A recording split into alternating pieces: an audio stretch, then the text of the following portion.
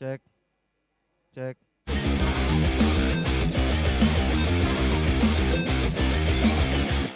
It's my game.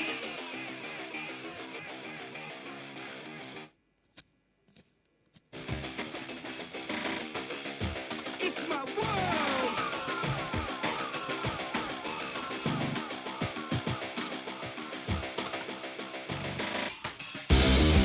Cek. Cek. Cek.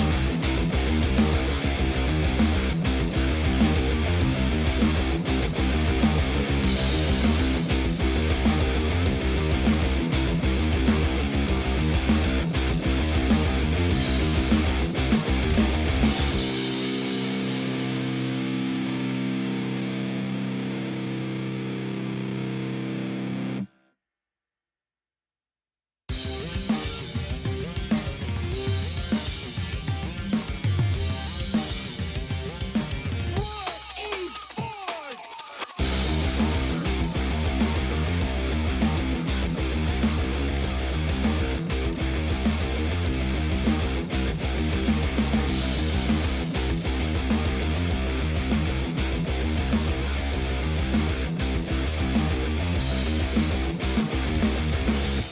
It's my game. It's my world. It's my community.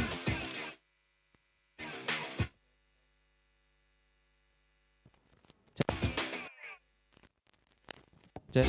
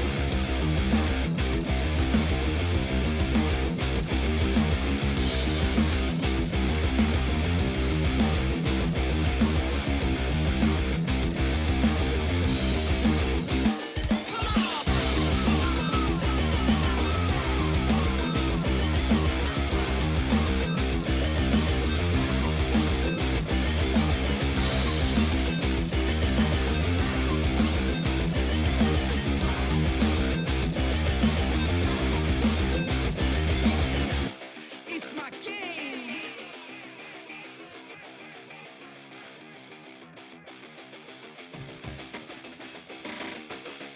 It's my world.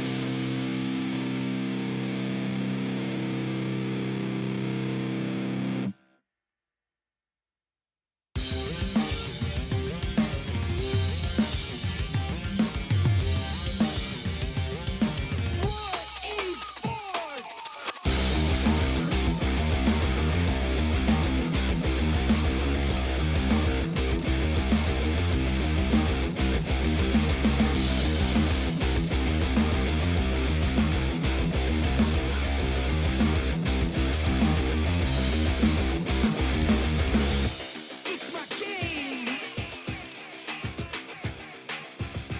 It's my world. It's my community. We believe in unity.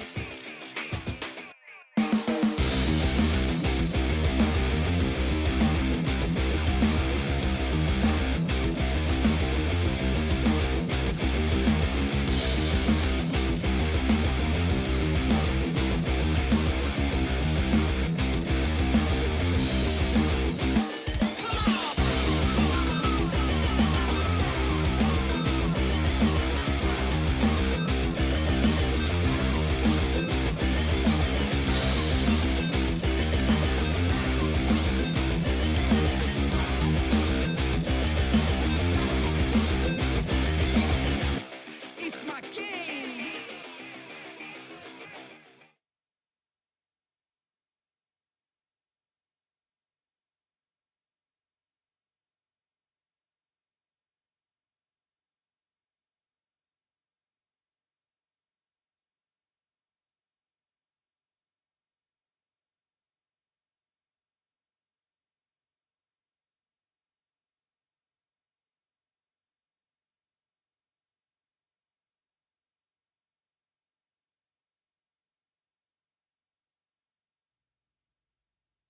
In Mobile Legends Bang Bang in World Esports Championship in 2022, and we have a few questions.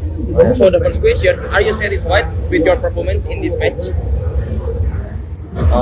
fine. I think the boys are quite happy, but they are not overconfident because our motive is to go straight into the finals. So for the next question, what is your key factor to help you to win in this match? Menangkan Momo lane, menangkan goal lane dan mid lane. Even you have won this match, do you think that you will improve for your next match? Cakap orang. Dah menang match ni, perlu improve tak untuk next match? Kita nak akan buat lagi the best lah daripada sebelum ni. InsyaAllah kita akan buat lagi power. So you will face other country in your next match, right? Will you use the same strategy on the next game? Maybe tidak. Kita akan gunakan strategi lain. Sebab setiap team ada strategi orang, so kita orang ada strategi untuk counter orang. So for the last question, what is your biggest challenge to beat your opponent? What the biggest challenge to beat an opponent? Team mana yang bagi dia? What the big The biggest opponent to beat the opponent is about we studied them. We need to Melayu je. Kita orang nak kena beat diorang daripada segi strategi dengan drafting itu je lah kot. Tadi macam panjang. Okay, that's all for my question. Thank you for your time, and I hope the best for your competition. Thank you so much. Thank you.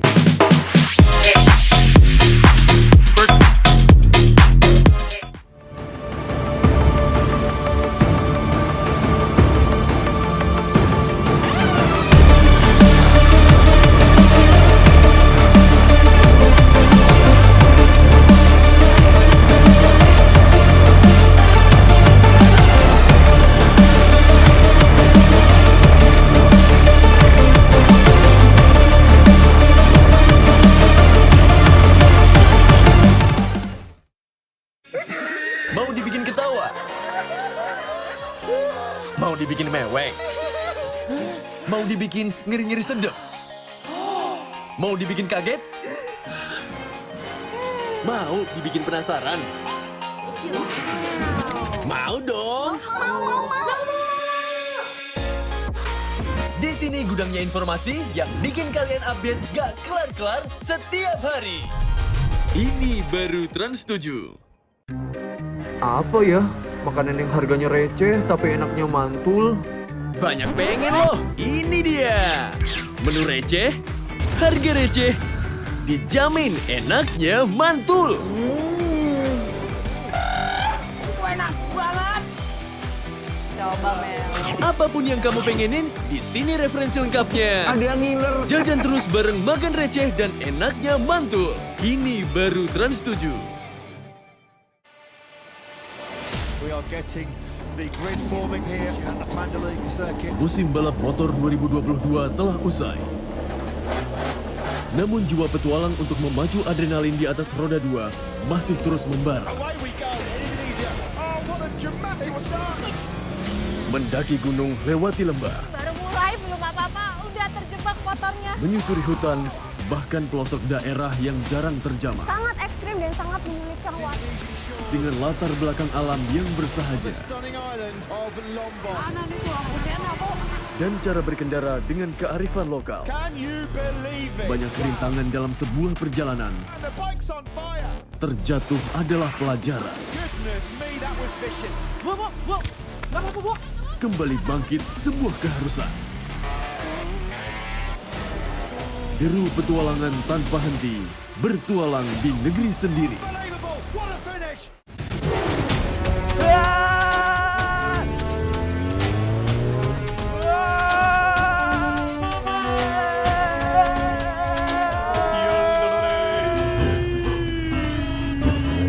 Aduh, drama terus. Nonton nih, komedi yang nyegerin. Lucunya gak habis-habis. Ngelospol. Capek hati drama mulu. Mending dibawa happy.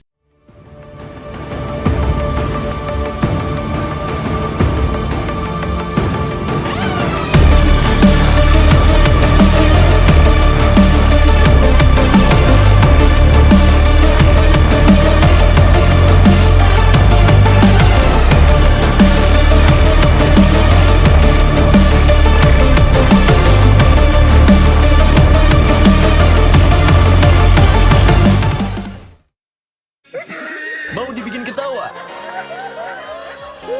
Mau dibikin mewek? Mau dibikin ngeri-ngeri sedep? Mau dibikin kaget?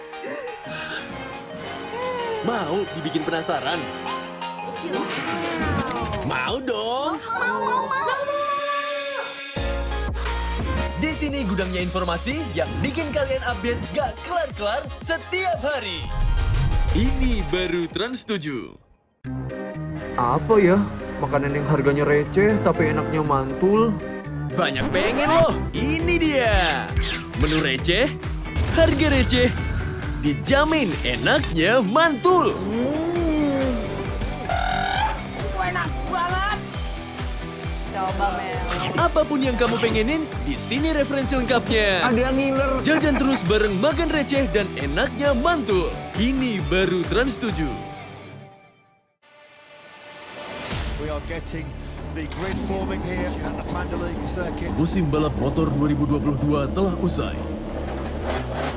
Namun jiwa petualang untuk memacu adrenalin di atas roda 2 masih terus membara. Away we go in Indonesia. Oh, what a dramatic start. Mendaki gunung lewati lembah, Baru mulai belum apa-apa, udah terjebak motornya. menyusuri hutan, bahkan pelosok daerah yang jarang terjamah. Sangat ekstrim dan sangat menyulitkan waktu. Dengan latar belakang alam yang bersahaja Stunning island of Mlbb. Mana nih tuh lampunya kok? dan cara berkendara dengan kearifan lokal. Can you believe it? Banyak rintangan dalam sebuah perjalanan. And the bike's on fire. Terjatuh adalah pelajaran. Goodness me, that was vicious. Kembali bangkit sebuah keharusan. Deru petualangan tanpa henti, bertualang di negeri sendiri. Unbelievable. What a finish.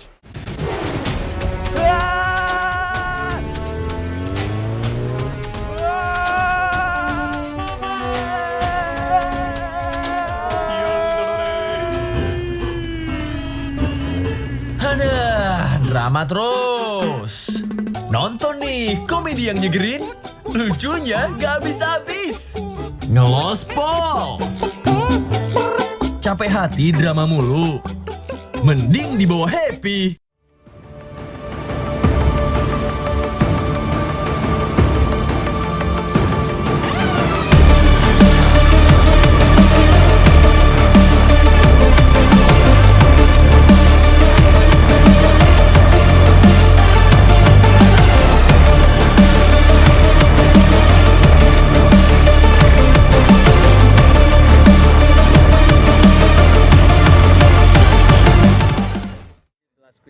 What is your biggest challenge to beat your opponent?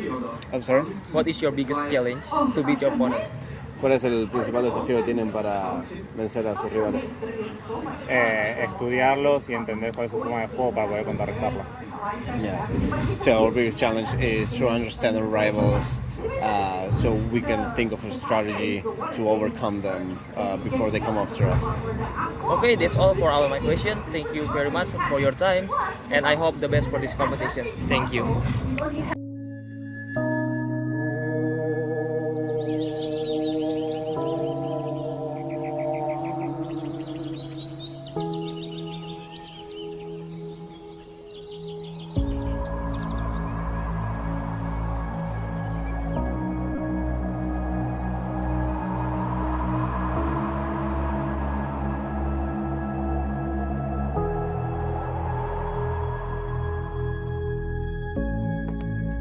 Okay, so here we have Gabian for Onyx Sport, and I have a few questions to ask.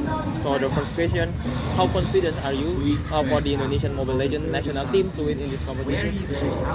Yang pastinya yakin banget, soalnya kayak aku juga sering lihat kayak beberapa turnamen kayak mereka mainnya gimana, dan yang gak kalah jagonya sama tim-tim negara lain, jadi harus menang. So what do you expect for e-sport Indonesia?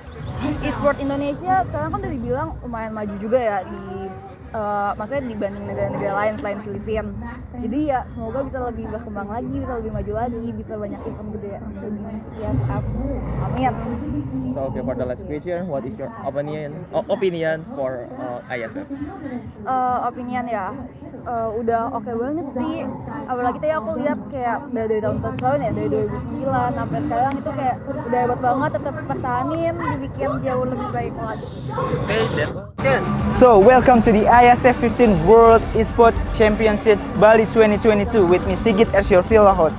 So, this is the second day of the Iesf 15 World Esports Championship Bali 2022, and we still have a lot of interesting match and games in the game category of eFootball, Tekken 7, CSGO, Dota 2, and also Mobile Legends Bang Bang. You can see full match schedule on our Instagram at the ISF_official and also garudaku.id.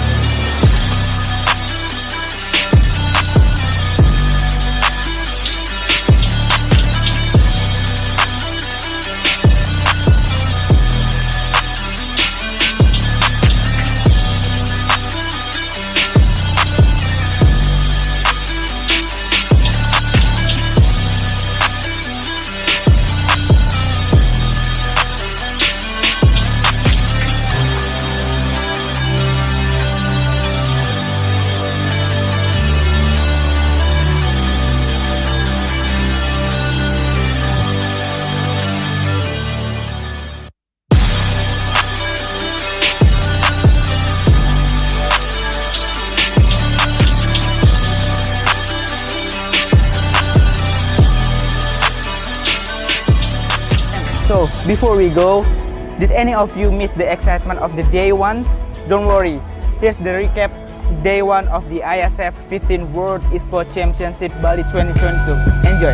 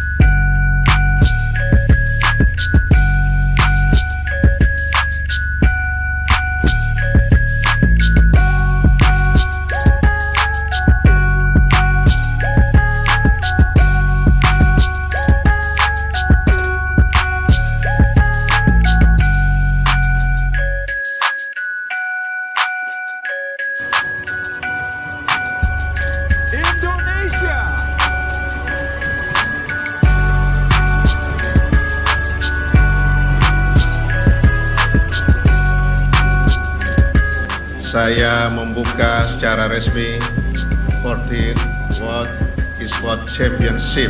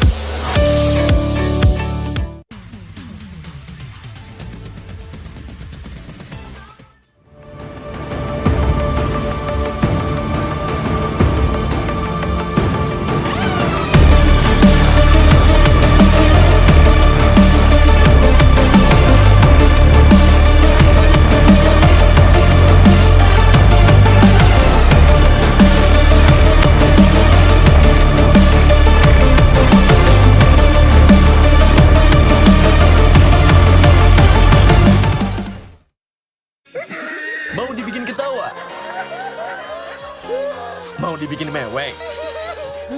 Mau dibikin ngeri-ngeri sedep? Mau dibikin kaget? Mau dibikin penasaran? Mau dong! Di sini gudangnya informasi yang bikin kalian update gak kelar-kelar setiap hari. Ini baru Trans 7. Apa ya? Makanan yang harganya receh tapi enaknya mantul. Banyak pengen loh, ini dia. Menu receh, harga receh, dijamin enaknya mantul. Enak banget. Coba Mel. Apapun yang kamu pengenin, di sini referensi lengkapnya. Ada yang ngiler. Jajan terus bareng makan receh dan enaknya mantul. Ini baru Trans 7. We are getting the grid forming here at the Mlbb circuit. Musim balap motor 2022 telah usai.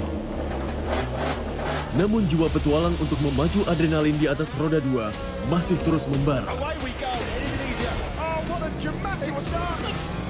Mendaki gunung lewati lembah, Baru mulai belum apa-apa, udah terjebak motornya. menyusuri hutan, bahkan pelosok daerah yang jarang terjamah. Sangat ekstrim dan sangat menyulitkan waktu.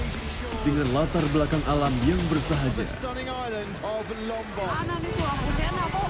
dan cara berkendara dengan kearifan lokal. Can you believe it? Banyak rintangan dalam sebuah perjalanan. And the bike's on fire. Terjatuh adalah pelajaran. Goodness me, that was vicious. Kembali bangkit sebuah keharusan. Deru petualangan tanpa henti, bertualang di negeri sendiri. Unbelievable. What a finish.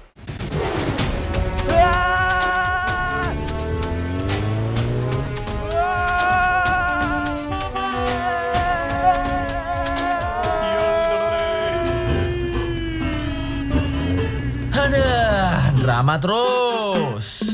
Nonton nih, komedi yang nyegerin. Lucunya gak habis-habis. Ngelospol. Capek hati drama mulu.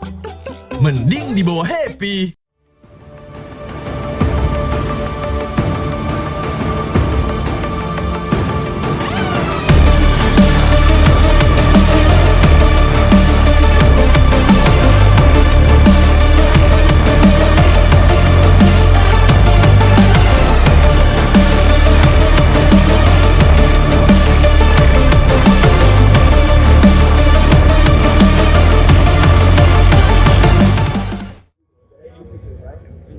Even you have won this match, do you think that you will improve for your next match?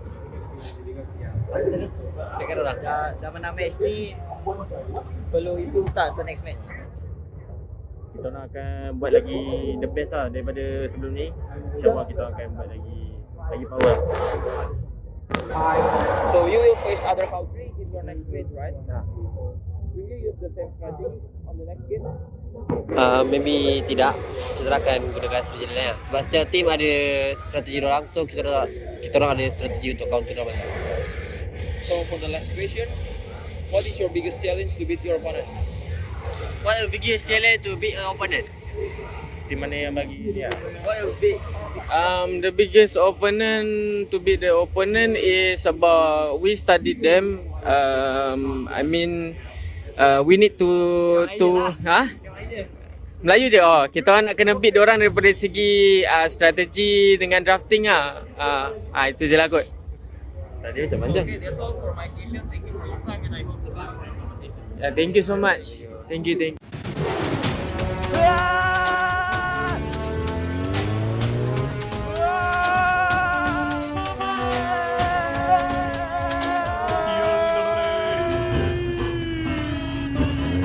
Aduh, drama terus.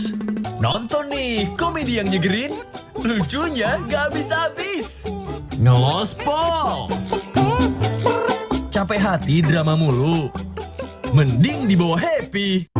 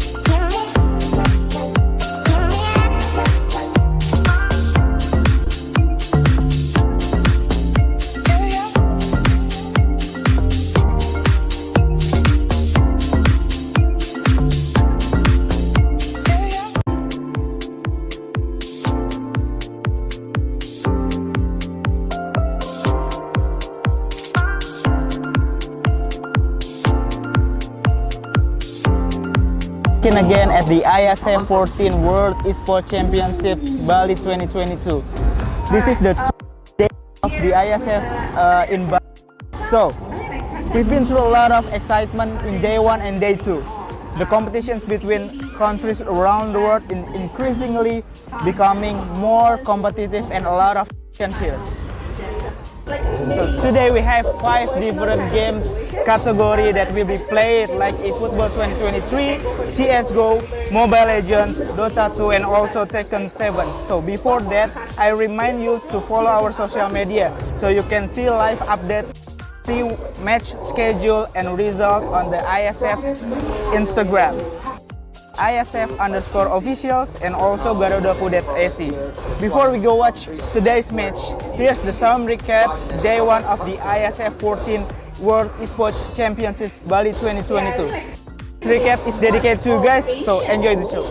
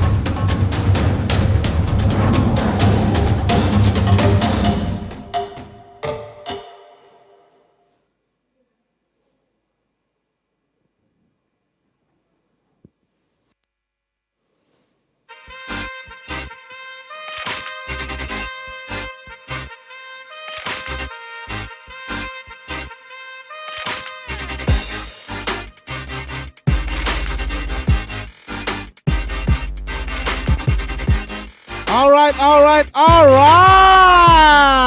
Welcome back again on Iesf 14 World Esports Championship Bali 2022. Right now we are still on the air stage for Mobile Legends Bang Bang. Okay, guys, before I start, invited both of the teams, I would like to give you information about the event itself.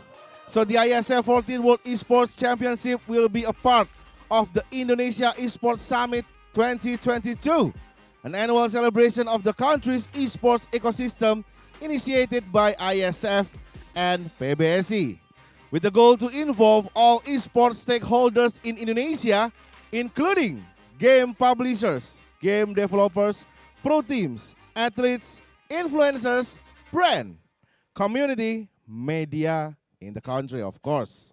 And now here we have more than 600 international athletes, 106 countries, 596 offline match. An esport event with national teams competing offline, and this is the last outdoor esports competition in Southeast Asia. With 4 marvelous, gorgeous thematic stages, we have Earth, Air stage, Ice stage, and Fire stage. And we have 6 games include CSGO, Dota 2, Mobile Legends Bang Bang, PUBG Mobile, eFootball 2023, and Tekken 7. Especially for CSGO, there is not only a CSGO male, but also we have the CSGO female tournament of this year. Alright guys, this is the first match of today, best of 3 series. Who's gonna go to the next round? Let us invite the team for the first match of the day.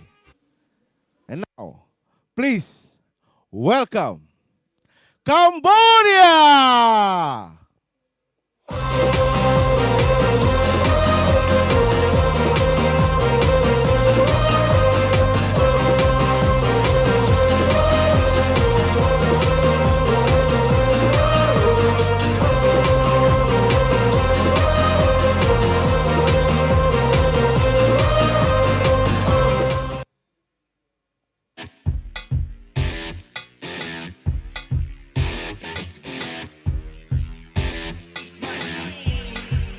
Yes. The boys is coming. Cambodia. All right.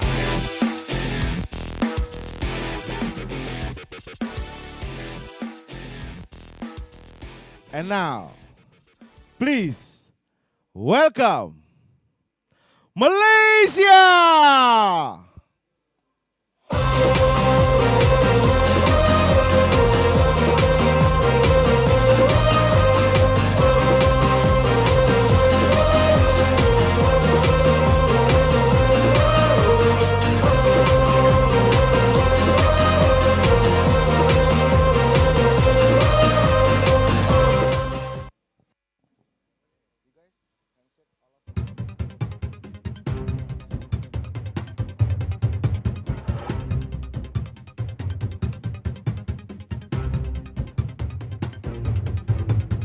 All right, this is pasukan Malaysia.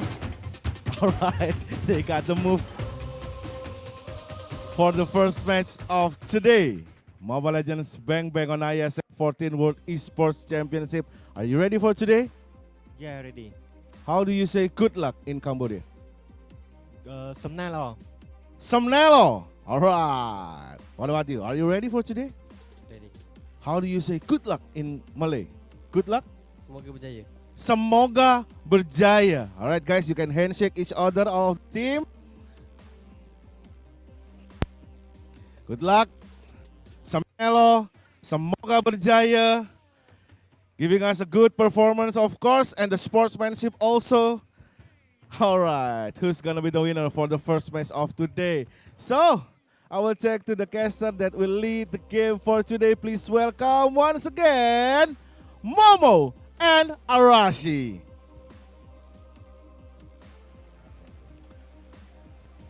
Thank you very much for that amazing welcome. Mr. Uncle Jer. It's your Jer. caster speaking. It's Arashi and Momo-chan. Hello, everyone. Put in the combo name in the comments if you want to. But we are back on this beautiful day in Bali for IESF 2022. And it's the first match between Cambodia and Malaysia. Yet Yes. another Southeast Asian battle. Yes, it's an upper bracket match for today.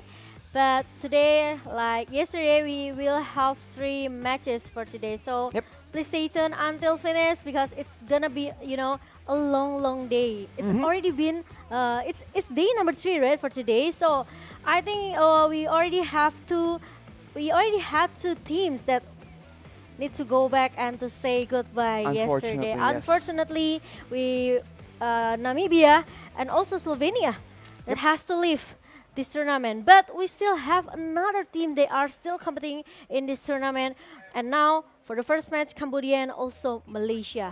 Both of the team look very strong, especially Cambodia, even though they met Namibia in the first day, but Malaysia actually almost got their first 3 games when they beat Vietnam?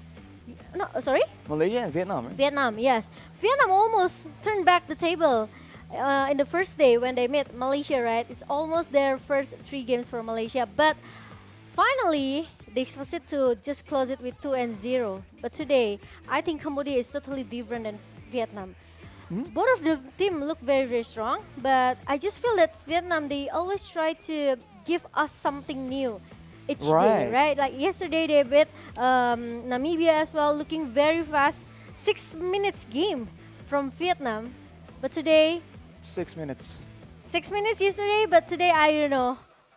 We have to see. It's a completely different situation. Mhm. But before that, the IESF 14th World Esports Championship is supported by wonderful Indonesia, Kemenpora, NOC, and KONI. Yeah. And of course, a big, amazing, massive thanks to all our sponsors: JHL Group, JHL Auto, Nusa Pay, Das, Gudang Crypto, Pertamina, Yeah. Taiwan Excellence, Hydro Coco, IndiHome, Telkomsel, HIN, Episode Hotel, Merusaka Nusa Dua, our amazing venue, of course, Minaski Global, Indonesia Football E-League, ESID, and Lemon ID. Yeah, and thanks for our media sponsor, media partner here. We have Net TV, Trans7, Deticom, Esport ID, Video.com, Dunia Games, and also we have Dance TV and Dance Play, Merah Putih, Bola Score, and also Kami Bijak.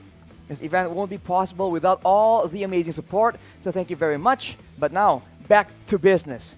This match, there's a lot of aggression you can predict going to happen. Yeah. We saw that Malaysia against Vietnam, it's a bit of a slugfest, but Cambodia sometimes, occasionally, comes out with something completely unexpected. Completely different, What yeah. they can expect, though, is this amazing prize pool, a total of $100,000. Oh yeah, look at Money. that money.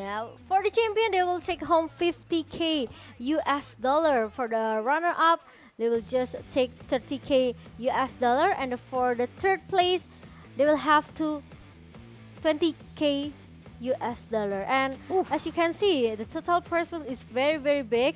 This is the World Championship 2022 from the ISF for the tournament format. We already have the 8 teams that will be played in the double elimination system here. But now we only have few left.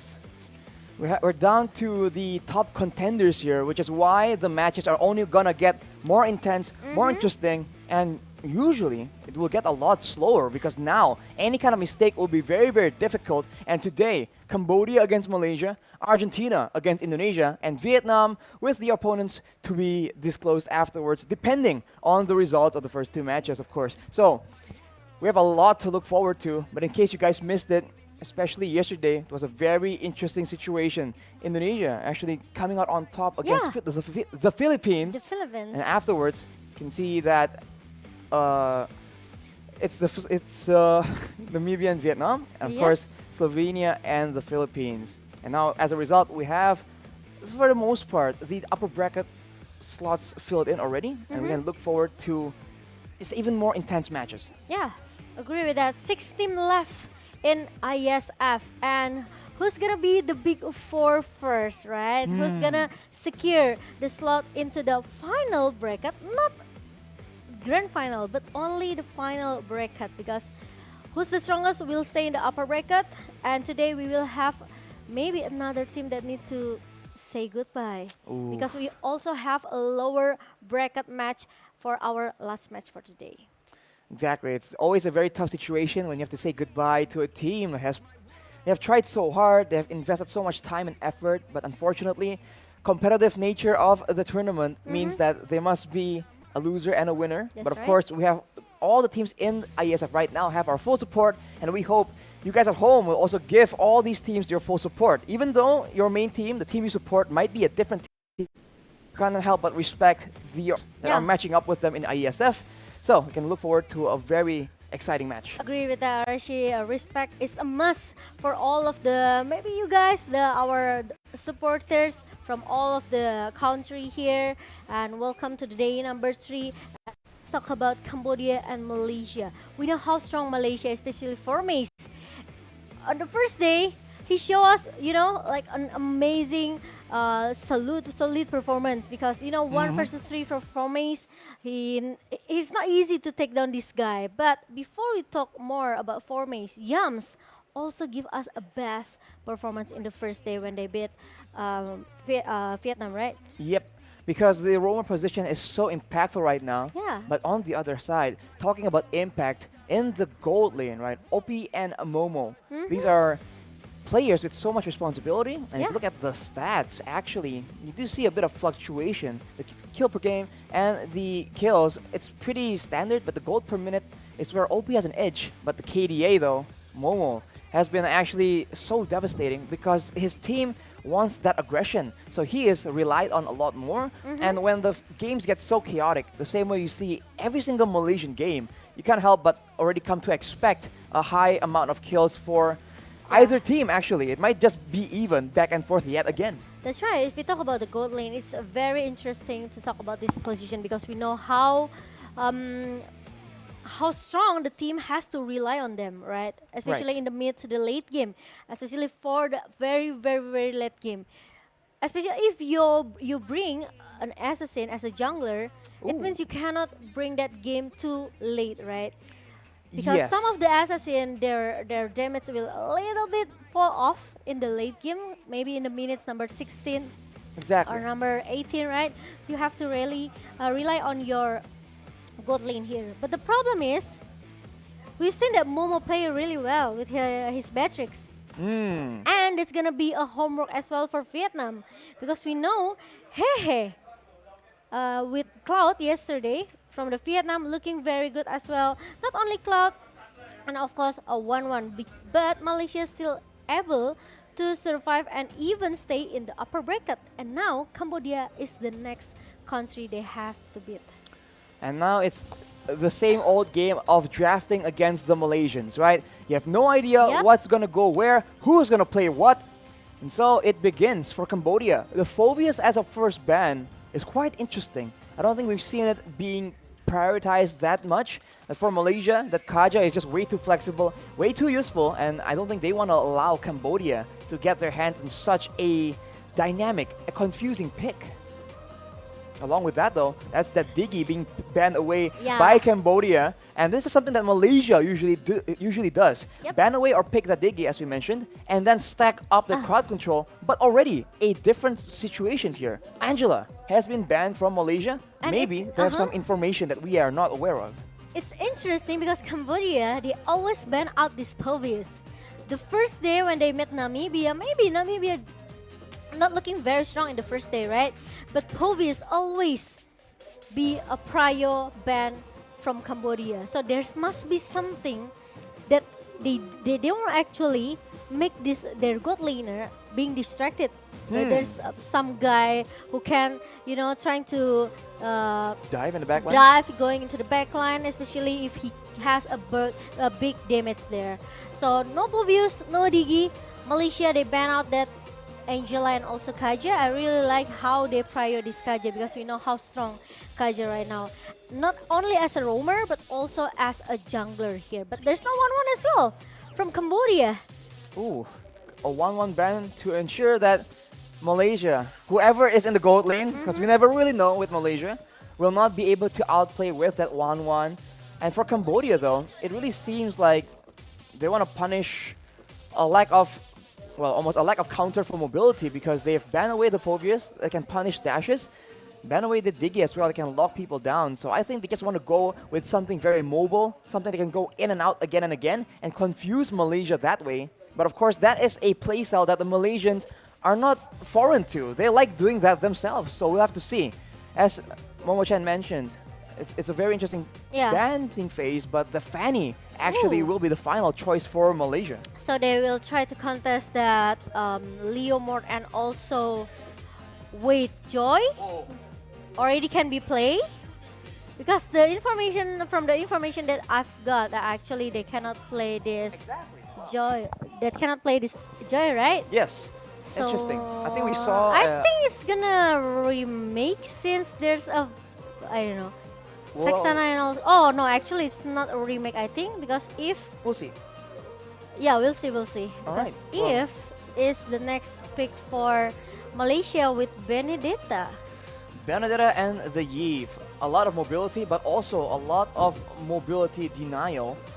And for Cambodia, what will be their situation here? Now the Phobias ban makes sense because if they want to play that Joy, that is a lot of dashes that can be absolutely punished. So for the side of Malaysia, are they going to go for heroes that can stop that kind of mobility? We'll just have to see. For Cambodia, pairing up this Joy with a lot more crowd control with heroes that can dash alongside that Joy will be very beneficial for those big dives. Yeah, I agree with that. But with the shadow pick towards Bruno, I'm not really agree with that because Malaysia, they have this Benedetta to dive into the back line. But Cambodia need a good lane that can try to maybe at least have enough damage, have an A damage that can hold up the presence of a Benedetta here because we know how aggressive Benedetta with the Phantom Slash and also the Electric Final Blow, right? So I think with Beatrix in the hand of Cambodia for OP, as long as this Beatrix has a good positioning, I think she's fine without have to worry that Benedetta will try to dive and take her down. But yeah, Leo Mort pick from Cambodia, so it's gonna be Joy for mid lane, I think. We'll see. Whenever a new hero pops up, we never really know where they usually go, right? Depending on the kit, there could be several options available. But if you talk about Cambodia banned out this pelvis just because they want to take this Joy. Actually, there's one more counter for Joy. Oh, tell us, Momo-chan. It's Min-sitter. Oh, you're Right? right. It's also a very solid engage tool if the Cambodians or the Malaysians want to opt for that. We'll have to see though. We haven't seen it that much recently. But for the Malaysians, having that Leslie though, that's a lot of burst damage. And that means that they are banking quite a bit in the late game, Yeah. which is a bit uncharacteristic. They have long range from their mage and from their gold laner, and they usually scale well with items. Or So maybe they now- want to pick something else that can have an early damage, such as, maybe Ling from Chiku. Ooh. Or maybe they can play another 2 marksmen like Philippines yesterday. Now we're talking. The possibilities for the current meta is Yeah. very, very confusing. But you really have to comfort to do that meta. Yeah, you If need you're to not actually have practice, Yeah, if for sure. you're not comfortable enough with that 2 marksman meta, I think it won't work. But on that note though, Mathilda and Atlas banned it from Malaysia, so they understand that their backline is a lot more vulnerable compared to Cambodia's. And for Cambodia, banning away the Grok for the CC immunity and also banning away the Akai for the disengage. So Cambodia wants blood for sure. Will Malaysia contend, or are they gonna get that Min-sitter? Momo-chan, Look what what I a prediction! On point. It reminds me on Harrod actually. Harith. Harrod. Never seen him again in the Land of Dawn, but every hero that has a dash power here, Min-sitter always be the counter. Especially Joy is very, very strong right now because he's quite new, right? Joy, she's very new. So if Malaysia they don't counter this Joy, it's gonna be a disaster. It's gonna be very, very dangerous for Malaysia. So I really like this Min-sitter pick. But the thing is, Min-sitter, it's in my humble opinion, I just feel that he doesn't have enough movement speed, right? He's very, very slow and he really needs to be very tanky. Of course. Yeah. Right now he is the only main hero, but hang on a minute. Malaysia might be going for 2 tanks, 2 hooks as well. Interesting, considering the fact that they, at a glance, want to kite back. And Momo-chan was talking about the speed. Cambodia with the Rafaela as well. That's movement speed and slow for Wait. Malaysia. Is it gonna beat Min-sitter jungler? Or No is it gonna way. be Benedetta jungler? I think Benedetta makes more sense. Makes but more sense? This is Malaysia. Yeah, yeah. This is Malaysia. We talk about Malaysia, right? They always comes up for us with a new story or maybe a different things here. But Franco, like what Arashi mentioned it earlier, it's very interesting, and there you go. They lock it already, Arashi. It's Wow. gonna be Franco. It's gonna be a Franco and a Min-sitter, and it seems like Leslie Benedetta. Oh, wait, what? Chiku? Franco jungler? Hold up, wait, hold on. This is not okay. What is going Wait, on I here? really like the playstyle from Formace, right? You know how I idol Formace. It's been Right. like a long time already. You're a big Formace if fan, you yes? talk about Philippines, I really love Oh My Venus, right? But for Malaysia, I will go for Formace because I know how strong he is, how the capability of him to trying to manipulate the game. I mean, we saw it We saw it He was yesterday going on the first 1v2, day. 1v3, And- you name it. He does it all, man. I know, right? And he's very, very, I can say maybe amazing player here. But if we talk about Benedetta, yes, I'm agree with you. Maybe it's good for the jungler position, but in the hand of Formace, I have no doubt. We'll about have to it. see. I mean, it's a very strong laner with great wave clear Yeah. as well. But ladies and gentlemen, let's get straight to it. Game number 1 between Oh my Cambodia God. and Malaysia. And as we suspected, it's a Franco in the jungle from Chiku. What in the world is going on? Wow. Wow, okay. I guess with Malaysia, it is what it is. It is what it is. There's no point being surprised anymore. But now, But look at I'm that quite already. surprised, yeah. Ty actually trying to make a bit of a distraction, but he might just get punished. Chiku and Yums going in aggressively, and Ty will be able to dash away on that Rafaela. But unfortunately, it does seem like Yums is going to be attacked by Deja. But everyone backs away. It's just all good. But Ty will be recalling, and that will be Malaysia just having a lot of pressure in the early game. But I think the concern here for Chico on that Franco is the farming. Because with that bounty hunter emblem, he's gambling on actually getting very fewer camps and actually ganking a lot more. It fits the Malaysian playstyle, but we have to see if Cambodia has an answer. Yeah, let's see. It's quite, maybe a little bit tricky here because they will bring that Franco jungler. It's new for me, to be honest, but I really like that Min Sitar pick here. So we will see what will Malaysia do with this Franco jungler. But Dija will comes and try to clear the minion as soon as possible. And Formis, I think he can still trying to clear the top lane without any concern that coming from the Cambodia team here. And Boom still able to let the passive playstyle coming from Formis here, because Formis seems need to get the level 4 first. Right, with level 4, Formis becomes a completely different hero. He does the combo with the Petrify and the Electro Final Blow, but for now, it just seems like it's a very wave management, wave-heavy situation. But look at that fight, Chico guys getting bursted down. First blood picked up by Deja on that new hero, on the Joy, but that will be Moon trading back a kill. The turtle, though, gets stolen in the middle of everything by Lutu, and the Malaysians, they want vengeance. They keep going in, and Yums is chasing down Boom. Boom gets taken down, and then everyone else follows suit. That's a double kill for Yums and the Malaysians. Assert their dominance. Wow, and let's see. Malaysia, they still able to get the third kill here, especially for Yums, right? With that 2 kill. This is what I see from Deja. Now, is he still level 1? No, I think he has. Oh, it's level 4. Okay, sorry.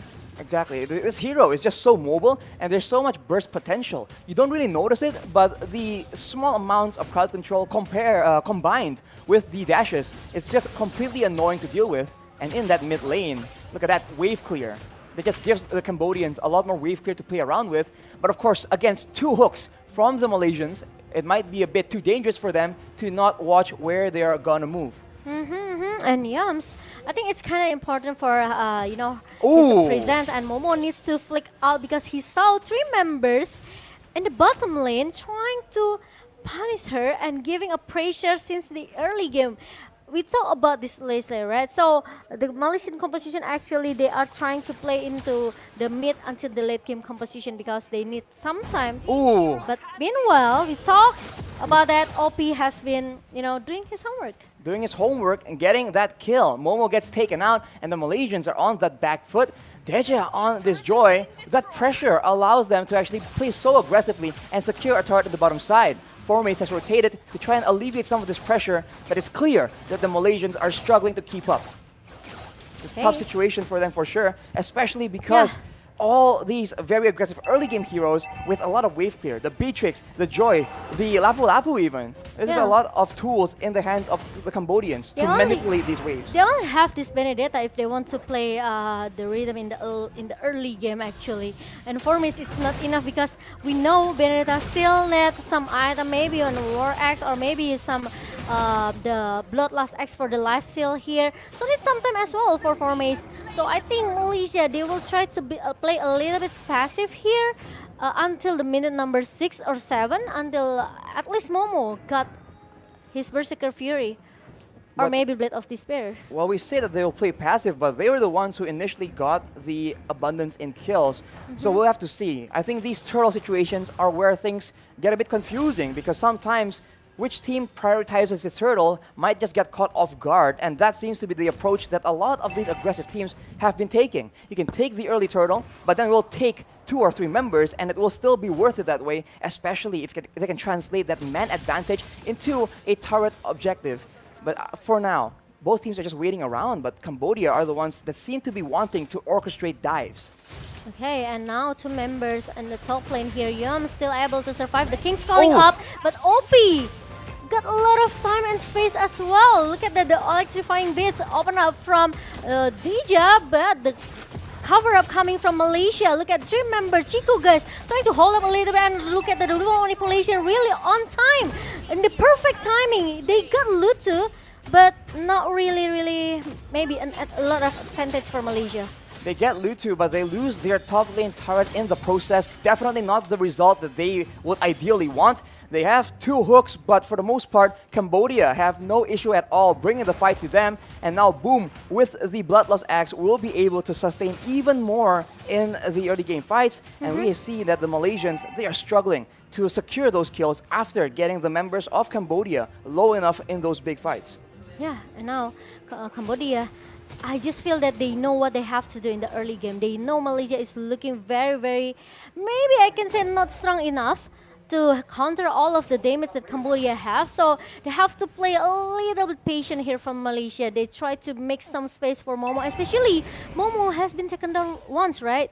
So they need some space for Momo to at least get his item until he's ready for the team fight. Lutu getting poked down by the snipes from Leslie, but Iron Hook lands, and right now the Malaysian trying to strike back with the real manipulation. Chiku picks up 1 kill, but the turtle will be taken by the Cambodians. Is that enough to make it worth it? We'll have to see, because Tai is also being chased down, and Chiku has some plans here. The Iron Hook does not land, but I think the Malaysians might make a play for the purple buff. Aggression all across the board right here. Yeah, and if I'm not mistaken, I think Chiku used his retribution just now. He did. Oh, okay. And yes, there's no retribution for both of the jungler because they secure their turtle objective, and now Momo, he needs to focus. He needs to, buying a lot of time to get his item. Deja, and goes in with the electronic beats, but he gets taken now. Too aggressive, and Yums is still left for now as Deja goes in, ignoring everyone else. Moon is running for his life, but he will be able to get out of that situation. Chiku just hovering around, threatening to engage with the Iron Hook, and Cambodia will be staved off, but only for now. Yeah, only for now. Now, for me, it's 1 versus 4. Petrify for 2 members here. Nan, an electric blow pops up, but the damage from OP is just way too strong. And now, boom, dive too much, going into the turret in the mid lane. Oh, but look at that. That was really a good point coming from Cambodia here. Yums down, and Chiku, I think he cannot do that much because Momo, finally with the backups coming from Momo, at least it makes Moon can try to survive a little bit here. What an engage coming in from Boom on the Lapu-Lapu, just going in very aggressively and even juking out, surprising the Malaysians with that flicker. That is insane. Also the combo with the Braver Fighter, right? To think that in the beginning, Formace was able to get a huge Electro Final Blow with that Petrify. That really started off the fight in favor of the Malaysians, but the Cambodians, they just counter straight back. Agree with that, and it looks very strong for Cambodia, especially in the first maybe 10 minutes. And OP, he got really a good KDA 500 with a level 12 right now. If you compare to Momo, there's a 3 level different gap. 3 level difference. It's definitely significant. But of course, OP is expected to be winning in this early game. The late game is where Momo is going to take over with that true damage. Up to 2k. And against the team of Cambodia, there are 2 fighters. So the true damage will be so useful if they can actually stall the game long enough. Because Cambodia is going for the Lord. They'll be free, uncontested. And Malaysia, it seems like they're just trying their best to damage control. They finally secure a turret as well. Yeah, they maybe can try to, do a split push strategy here for Momo. Especially, they cannot contest the first Lord, but it's only the first Lord. So Malaysia, they should able to just knock it off very fast. But the thing is, I think Cambodia, they don't want to let this Lord become a giveaway Lord. Well, on that note though, Formace very aggressively is here, still trying to make sure that he asserts the dominance. He threads the back line and Yums lands a hook. It's a stun onto Tai, but it won't amount to much. Malaysians are a bit gun-shy right now due to that gold difference. And Deja, as you can see, not a lot of counters available, is moving in and out, and the Iron Hook does not land as the Cambodians will be able to take away 1 more turret from the Malaysians, moving over to the mid side where Formace will be forced to retreat. Oh, okay, it's interesting because 2 turrets down in the top lane and also the mid lane, and now Lord is still going into the bottom lane. It's gonna be a disaster for Malaysia. 6 turrets for Cambodia. Meanwhile, Malaysia, they're still having this high ground defense that they're coming from Iesf, but I think Cambodia want to force a team fight here. Nigrir's Passion will do so much damage, but the real manipulation actually takes out an OP in the situation. Oh, wow. Boom gets taken out. That's a shutdown for Moon. 3-0-4. That is the Malaysian striking back with the high ground advantage. Cambodia a bit too overzealous to end the game, losing two very important members in the process. And now this is the momentum shift that the Malaysians have been waiting for. Goal difference reduced to only 2K. Oh wow, now Malaysia, they are trying to catching up all of the, I can say maybe, disadvantage they have right now, right? With the 2K goal difference in the hand of Cambodia, Malaysia, they refuse to give up. It's just the first game, yeah? And they still have a chance, right? Oh, a lot of absolutely. chance for this best of 3 series for Malaysia. And this is what they need. Momo need to be in the perfect position, right? Yes. Moon need to stay in the safe position as well. So this two combo between Momo and Moon, it should be work for Malaysia. If they lose Momo or Moon, I think it's gonna be a disaster because they only have Yams and Chiku as a frontliner. Moon though is being targeted. Iron Hook does not land from Chiku. He is struggling to get the valuable pickups that he needs. The snipe though exposes the Cambodians, but the Malaysians will not be able to find a big fight. On that point, Momo, as you mentioned, when Deja can get into that back line, that is where they get so much Agree. more benefit because Moon as well as Momo just can't have the space to operate to deal out that damage. Yeah, Malaysian really need to cover this Moon because we know how strong the real world manipulation. It's only a suppress ability that can shut the ultimate down, right? Other than that, Moon will be so free using his real world manipulation. So it's gonna be a homework as well for Cambodia. But I think the second Lord, Malaysia wants to try to take a chance to just contest it. Four has rotated, but look at that. That's an in-game from the Cambodians. But the look up from the Lord actually benefits the Malaysians. Like the final blow in the back line from Formaze, and Moon does a lot of damage. But oh no, OP is still alive, doing a lot of damage, and that will be the Malaysians dropping one by one. Momo, the only one left as the Cambodians claim victory in that massive team fight. Now Momo really needs to recall because look at that. The minion is going into the base of Malaysia. Momo needs to clear as soon as possible because the 3 member from Cambodia seems they want to focus on the base. 0 seconds jumps will spawn and the waves will not reach the base in time. Now the Malaysians have a chance, but look at that damage onto Momo. Bandit's Rage, there's just a lot of damage in the hands of OP that they cannot ignore. The Malaysians are able to survive, but that's for now. The Lord is marching down in the bottom lane as well. The Cambodians definitely want to make use of this huge momentum shift, and they might just be able to do it. But of course, the Malaysians are in their base. They have a chance here. Yeah, especially you bring this joy into the late game composition. I think conceal. it's not good for Malaysia. That's a concealed play from the Cambodians. They are trying to get a decisive fight, but they won't be able to find it as the Malaysians zone away. Ruined Manipulation is too far back in the back, and we can see that Yums gets taken out, and it's still a really back and forth situation, but the Cambodians are able to take out Yums, so there's no engage, no front line for the side of the Malaysians. Yeah, the ultimate type pops up going into the hand of OP, and now Cambodia, they are trying to force themselves going into the top lane here, trying to take the best turret of Malaysia, and they succeed.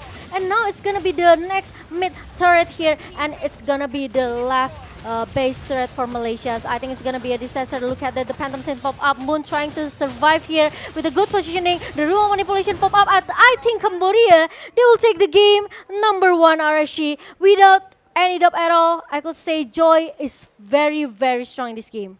Insane amounts of damage coming out so fast from the side of Cambodians. And the Malaysians, they're usually at home in those fast-paced situations. Unfortunately, they are forced to accept defeat in game number 1. Yeah. And Cambodia, against all odds, against the Malaysians, they have prevailed. Yeah, they try so hard actually because they have this high ground defensive that coming from Iesf with the roll one manipulation. But the thing is, it's not gonna stay that too long, right? After the remote manipulation being popped up, there must be like some suppress ability. Just need to knock up him and try to cancel the ultimate, right? But the problem is Cambodia, they already have a lot of damage here. They already have a massive damage coming from OP with this Beatrix. So they don't need the suppress ability. They just need to dive in and trying to make this Moon very, very low. And this is what makes Moon actually cannot maybe have a war really comfort for him. I mean, the best crowd control is death, as a lot of people say. Agree. If you take a look in the early game, it does seem like the Malaysians have some momentum, but then the Cambodians, they just take over. They got the first momentum actually with the 3-1 trade kill point here. But the problem is once Momo down, it's just like a snowballing moment for Cambodia. It's really a good petrified coming from Mace. But after that, you know, Cambodia just answered it with the flicker and also the braver fighter that come from Boom, and it changed everything. Yam's down, but the problem is, look at that, Moon. He's being punished. He got a lot of poke damage coming from OP. That's the problem. Malaysia, they don't have anyone can dive going into the backline comfortably because they only have 4 mates. It means 4 mates need to be very, very tanky and have a massive damage at the same time. And it's not easy for Benedetta when it comes to the hybrid Priority. build, right? Hybrid build, yes. Right? Yes, and hybrid priority as well. Because we know that 4 mates, he also realized these Yams and Chiku guys cannot be a true frontliner, cannot be really a proper tank, in my humble opinion, because we know that Chiku, once the Iron Hook missed, he cannot do anything. He needs to reset it again. He needs to wait until the cooldown for the Iron Hook comes back. And Yams, with the King's Calling, that's the only way how they stop Joy with the Rhythm of Joy. So I think once Yams done, it means nothing for Malaysia. Deja is definitely one of the main issues here, but the match MVP will be OP. 0, 1, and 2. Oh, sorry, 8, 1, and 2. With a 900 GPM, he was doing a lot of damage from relative safety. We can see that there's only one fight where Moon was able to actually target him using the real world manipulation.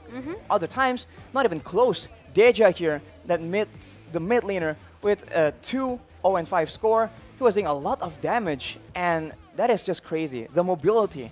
It's like it's Harith on steroids, man. He can just go in all the way in the back. And you can see that despite having the King's Calling, despite having a Franco that can suppress these mobile heroes, he is able to just go in, and there's no solution at all from the Malaysians. Actually, the mid sitter pick is very, very a smart move from Malaysia, because it's only here that maybe effectively counter this Joy, right? But the problem is they bring Leslie. That's the only problem. Leslie need really, really some time to farm and at least get his 2 items here for Momo, right? Yep. Meanwhile, Cambodia, they have a lot of composition in the early game. They have a Batrick, they have Ravella especially, right, with the Holy Healing. They need some Dominance Ice, or maybe you know, a lot of items that can try to stop or maybe lower the lifesteal coming from this Ravella. Deja, with the Rhythm of Joy, it makes Malaysia, they just need to punish the Yams as a frontliner. Once there's no King Callings, the Joy will be very glad maybe with all the ability that he has. With his Rhythm of Joy, with the electrifying beats, we know if Joy hit the beats perfectly, it means a lot of massive damage that he can have. A lot of damage and a lot of mobility as well. Agreed. And as you mentioned, Momo-chan, Yums has to do so many things. Engage, right? Deter any attacks and use the King's Calling. It's just way too much for one person, and maybe they have to shift the jobs around for the side of the Malaysians, because as we saw earlier as well, the wave clear game, Malaysians were struggling really hard to match the control from all these different lanes. And to make matters worse, with a Rafaela in the hands of the Cambodians, the speed across the map, the Cambodians were always the ones who are proactively making those movements first. The Malaysians are always forced to react. And even when they arrive later, they get cut off because Deja on that Joy, as you mentioned, the mobility is quite insane. I'm not sure if that's even fair. In my opinion, I think there needs some crowd control here for Malaysia. For sure. If they bring Clean or maybe bring Brody Tan with the corrosive strike, I think that's much effective for Malaysia to at least hold Cambodia in the early minutes, right? In the first maybe 6 until 8 minutes, I think Brody's still able to do that.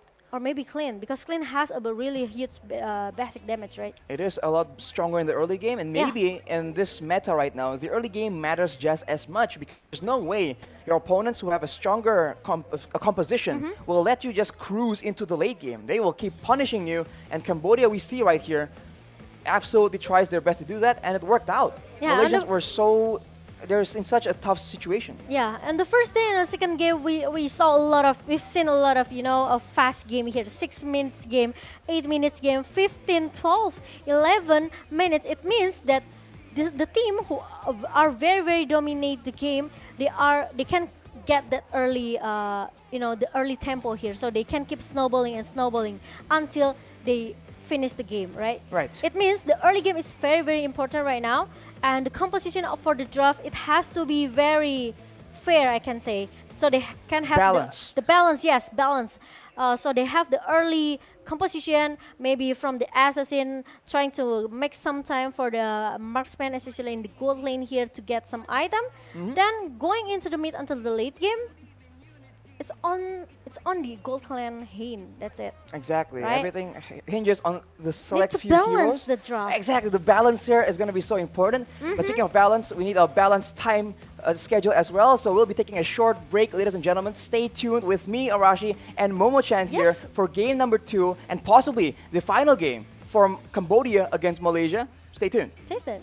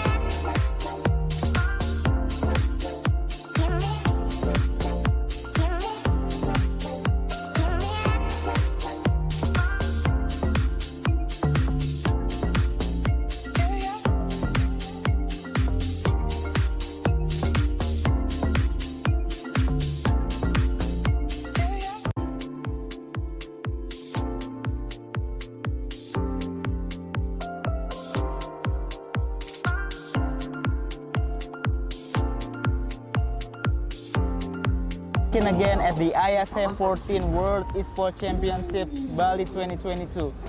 This is the day of the Iesf in Bali. So, we've been through a lot of excitement in day 1 and day 2. The competitions between countries around the world is increasingly becoming more competitive and a lot of action here.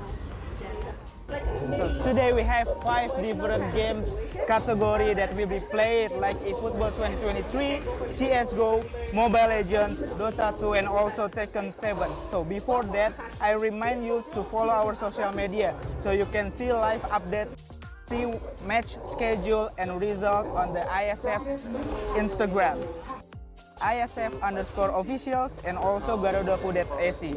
Before we go watch today's match, here's the some recap day 1 of the Iesf 14 World Esports Championship Bali 2022.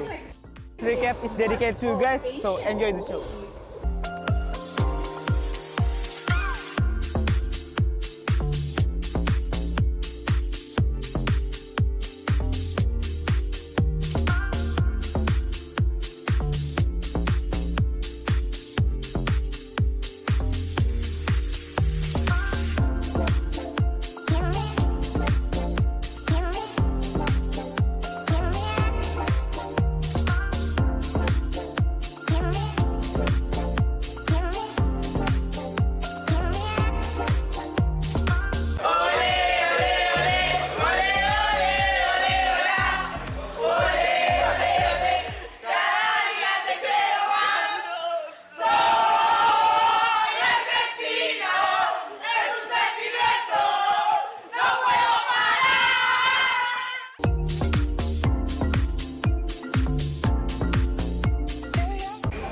Nah, setelah hari ini kita bahas berbagai macam match, mulai dari match yang ada di Ice Stage ataupun yang ada di Fire Stage. Sekarang saya mengajak kalian untuk relax terlebih dahulu, di mana saat ini saya berada di booth area. Di sini banyak banget berbagai macam activation yang disediakan oleh booth-booth, baik itu booth dari sponsor ataupun booth-booth dari partner-partner PBSI dan Iesf. Seperti yang ada di belakang saya, ini ada Garudaku Zone, di mana seperti yang kalian lihat, di sini banyak banget area-area permainan, ada racing simulator, ada juga mesin capit yang bisa mendapatkan hadiah item-item Dota, atau di sekelilingnya banyak sekali game-game atau booth-booth dari developer lokal. Nah sekarang saya mengajak kalian untuk kita keliling-keliling di area booth. Mungkin buat kalian yang mau nonton dan mau datang ke acara Iesf World Championship ini, kalian bisa tahu nih, kalian mau ke booth mana dan mau menikmati activation di booth mana aja. So, ayo gue ajak kalian untuk keliling-keliling terlebih dahulu.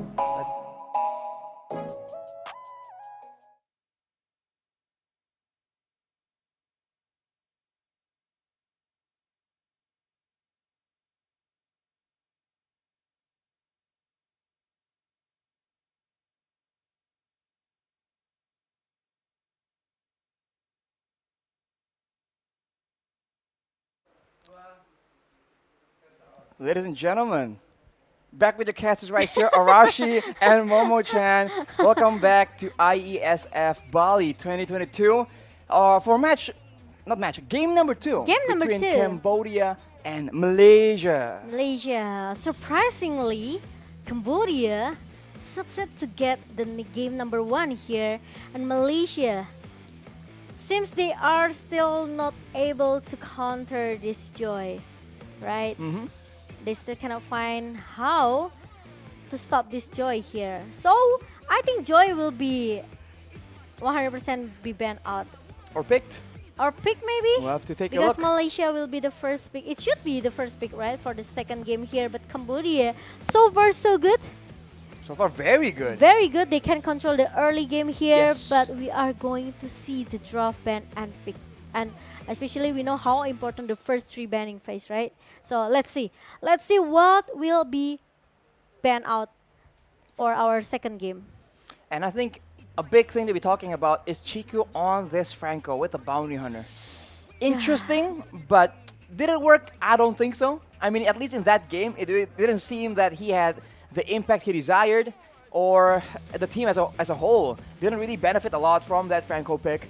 And of course, being a team that wants to go early in the early game, it's going to be very tough for them to try and use a hero that's not really meant for the jungle position. Maybe they'll double down and will be proven wrong because the casters are always wrong, right? The caster curse, the caster curse is very much real. But the first ban for Malaysia will be that Angela yet again. Now I'm really wondering if during scrims or something like that, they have some insider info because the Angela, we haven't really seen being that prioritized, but maybe either Malaysia have a certain priority, or if Cambodia actually has a secret strat we have not seen just yet. Maybe they don't want to make a Ling and also Angela combo, or whoever that can be combo by Angela as well, right? So they don't want to take a risk. They just ban it out. Or maybe this is what you thought, RRC. Malaysia, they have a chance to take that the joy out, right? So I think it's an advantage for Malaysia, especially they became the first pick here. And I think it will be Cambodia. Maybe can ban out that joy in the third ban. The joy. Will Cambodia have a solution The ready? joy. Will they, I don't know, will they think it's that dangerous, or will they, having used it already, have a counter prepared in mind? Right now, it's going to be the 1-1 again to ensure that the Malaysians will not be able to kite back efficiently. Of course, in game number 1, it's due to the joy diving in the back line.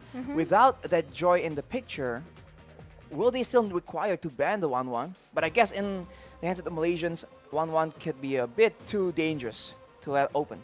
Agree. No 1-1, no Kaja as well, because we know how strong Kaja is with the divine judgment here. It cannot be cancelled, and there's no Digi as well. Maybe Malaysia, they want to take this Atlas. No Digi. Maybe there's a lot of crowd control that can be picked by Malaysia for our second game, at least trying to force this game going into the third game. That certainly is the usual idea, especially for the Malaysians. This crowd control like Atlas and Digi dynamic definitely is something to think about. For Cambodia though, they have this Kaja banned out, so will they go for yet another dynamic high mobility team composition? Because the Phobias will be banned away from Malaysia as well. Oh, it's interesting. Like you said, Momo-chan, it's pretty prio. Yeah, so the counter for your joy is Phobias and also Minsitar. They don't have to worry about the Minsitar. We saw it in the first game. They only need a burst and also maybe a huge damage to take that Minsitar down. So they can try just secure it. Oh, but there you go, Joy ban out. Joy banned and the out third ban. in the third place by Cambodia. Like I Now said for it earlier. Malaysia, what will they opt for? Because the Joy is no longer in the picture. What else is that priority, that flexible and that dangerous? We'll have to see. A lot of options are available. Martis can be something that Malaysia will be able to use, but it will be that Beatrix actually taking it away from the hands of OP, who was able to use it or even abuse it in game number 1. Right now for Malaysia, if they can get that wave clear game down on point, that might be the edge they need to take over that early game. But Beatrix, no Leomord? Beatrix, I think it's more respect pick as well from Malaysia because they know how strong Beatrix in the hand of OP from Cambodia. And they don't want to let it happen again, same as like game number 1. And there's a Valentina. Wow, it's even scarier, I could say. It is. Right? Because if Malaysia, they took this Atlas, means Cambodia, they has a chance as well to do the same thing with the Foteling. Well, it will be a Brody though, so See? This is what I said. a lot of priority to burst damage to pick off for Cambodia. And with that Valentina, the wave clear game is going to be very good in the mid lane. And of course, the flexibility to use the ultimates from the Malaysian side will be quite important. The Brody though, I think is also very interesting. I don't think we've seen it so far in Iesf. Yeah, this is the first pick in Iesf zone. And Malaysia, they can take this Benedetta for 4 mace. The guy who can go dive into the backline with the Petrify as well, right? Petrify this Brody. At least make him to stay for 2 seconds. Then after that, use the ulti from the blow. He also have the eye for an eye to make sure that the curse of strike from Brody is not connect to him. Or but it's gonna be Lapu Lapu. Oof, that is gonna be Lapu Lapu in the hands of Formes though. We've seen the impact that they can have in the early game, and even from Cambodia in game number 1, that Lapu Lapu is so dangerous, especially with the right composition, with the right backup, because you can see that in one fell swoop with the use of one ultimate, he can zone away the rest of your back lines. For Cambodia, they will go for, well, they're hovering over this Lolita. It makes sense though. Charging up that Numeron Blast will deter the rest of Malaysia to follow up on a big engage if Formace or even Yums goes for that big dive.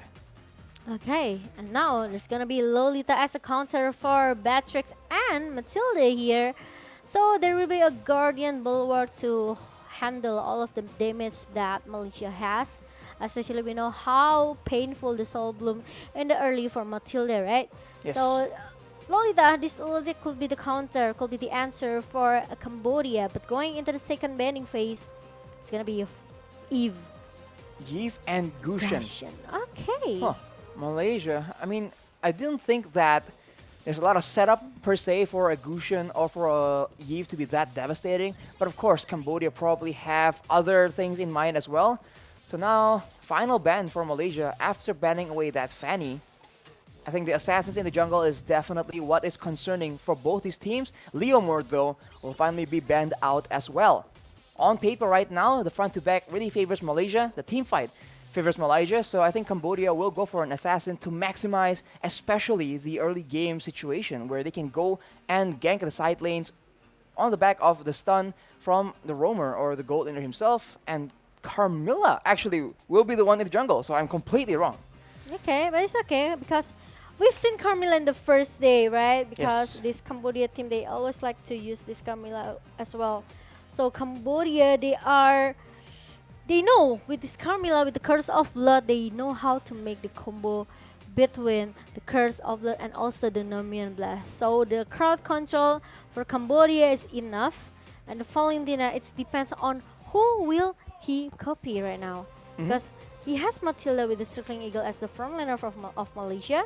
He can copy that, but now Shadow picked to Akai with a heavy spin. It's gonna be another option as well for Valentina in the hand of Cambodia.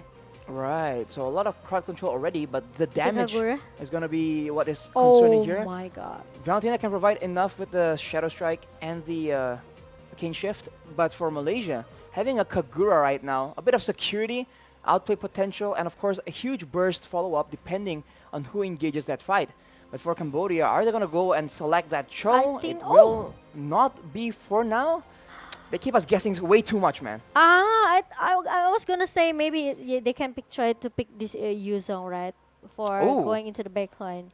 But I think they don't have to worry about the backline from Malaysia because they are going into the dive, trying to break the frontliner of Malaysia here with the direct Shadow pick, but it changed again into Paquito. The Paquito actually gets locked in by Paquito. Cambodia. All right, so a lot of burst damage, a lot of utility NCC in the hands of Cambodia. It will be on Malaysia to try and survive in the early game. Bring it to those big team fights where the AoE from the Lapu Lapu, from the Kagura and the Beatrix can be very important, and using that Akai to secure the neutral objectives in the meantime. Solid game plan for both these teams. It all comes down to execution. Yep. But I must say, Malaysia, usually being the aggressors, I think will have a bit of a read on how Cambodia wants to approach these situations. Yeah, I thought that they will pick another else here, but seems Boom with the Paquito is enough for Cambodia at least, trying to steal someone from the backline here, from the composition from the Malaysia. Meanwhile, we know that Kagura has an escape capability and also the non-immune, right, with the umbrella here. So I think Exactly. if Kagura still able to survive from the Paquito, I think Malaysia is still able to get this game number 2. Let's find out if will it be the final game here, or will it be an equalizer for Malaysia? Ladies and gentlemen, game number 2 between Malaysia and Cambodia. We'll have to see. Let's get straight into it, Momo-chan. As in the early game, the junglers, of course, are starting on their buffs. The rotations will be very important in this game. Okay, we'll see. But the thing, there will be not an aggressive play coming from Cambodia, even though they have this Valentina, they have this Lolita. even have this Luto with the Carmilla, right? Yep. They're still need to waiting until level 4, especially with the Carmilla with the Curse of Blood. It will be very, very flexible for the team fight here. Meanwhile, Momo got a lot of poke damage from OP with his Brody. This is what I said in the first game. If Malaysia, they bring at least Melissa or maybe Brody, it could be a different story though. Ooh, Thai being very aggressive on the Lolita though. This is the power that Lolita has in the early game, being deceptively tanky and also doing a healthy amount of damage on top of a very reliable crowd control tool. But for now, both teams are still just farming around, but Lutu, as you can see, already trying to get a bit of an advantage. Yums gets taken very low, but as you mentioned, Momo-chan, it will be waiting for level 4 for both these teams because the ultimates are going to be so game-changing. And actually, that means that the teams who have a better wave clear can get the EXP advantage and get level 4 first and maybe force a fight when they have that level advantage. It could be in the hand of Cambodia. They have this Paquito, they have this Valentina as well, right? So it's easy for them to clear the minion as soon as possible, but Chiku, it goes with a heavy spin, but unfortunately Thai is able to get out. He is forced to burn that flicker though, but now here is the main objective and the heavy spin is no longer available. Malaysia looking for a chance to go in. Thai is getting bursted down without any flicker to escape, and the biggest fighter is being used. On the other side of the map, solo kill is done, but the Numinous Blast is being charged up. Hits onto 2 people, and the stolen. The heavy spin actually is being used, and you can see that the turtle is taken by Chiku, and the Malaysians claim that victory, taking out Lutu. And in the bottom side, also getting 1 more kill. Everything going well for the Malaysians so far. yeah, it's a huge advantage. They got the turtle, they got 2-point kills here in the early game. But remember, Lutu still has that Curse of Blood. Maybe Cambodia, they are not too all in the turtle fight just now. Soaking Eagle being used, and Opie right here tries to outplay it as much as possible. Tai comes in for the backup, and the Bulwark blocks off most of the damage, but that is going to be torn apart memory, taking away the life of Yums, and that will be the Cambodians coming out on top of a great outplay, but already action starting again on the other side of the map. Formace trying to take out Boom under the turret. It might be too dangerous though. Paquito has a lot of outplay potential, and both these laners back away. And now, I think Cambodia already got some pressure a little bit from Malaysia in the early here, but I really like the positioning from OP here. He knows that he's gonna be the prior target from Malaysia, you know, with this Brody, especially if you let him to snowballing since the early. I think it's gonna be a disaster. Oh, heavy spin by Chiku though, pushes Lutu away. Numinous Blast is casted out, it stuns him, but won't be enough. Nibiru's Passion takes out Lutu, and OP is very, very low. He will be able to escape with his life, but not for long. And right now, Tai is alone, 1v3, as Deja comes in to try and make a difference, but the Yin Yang overturn will not be quite enough as Chiku gets taken quite low. Unfortunately for Cambodia though, Malaysia comes out on top yet again. Again and again, but now Boom still seems to want to take the turret objective as soon as possible here. Meanwhile, we are going to see the replay where the Harvest been connected, but there's still a Numian Blast and also the Guardian Bulwark. They tried so hard to defend and to cover the teammates from Cambodia in the bottom lane, but unfortunately, it's not working because Luto and also Opie got punished. Oof. Tough situation for both these teams right here, but the next neutral objective is up, so it's back to the fighting situation as Chiku waits very strategically in a bush. Will he be able to go for the catch though? Ooh. Heavy spin is used as OP flickers out.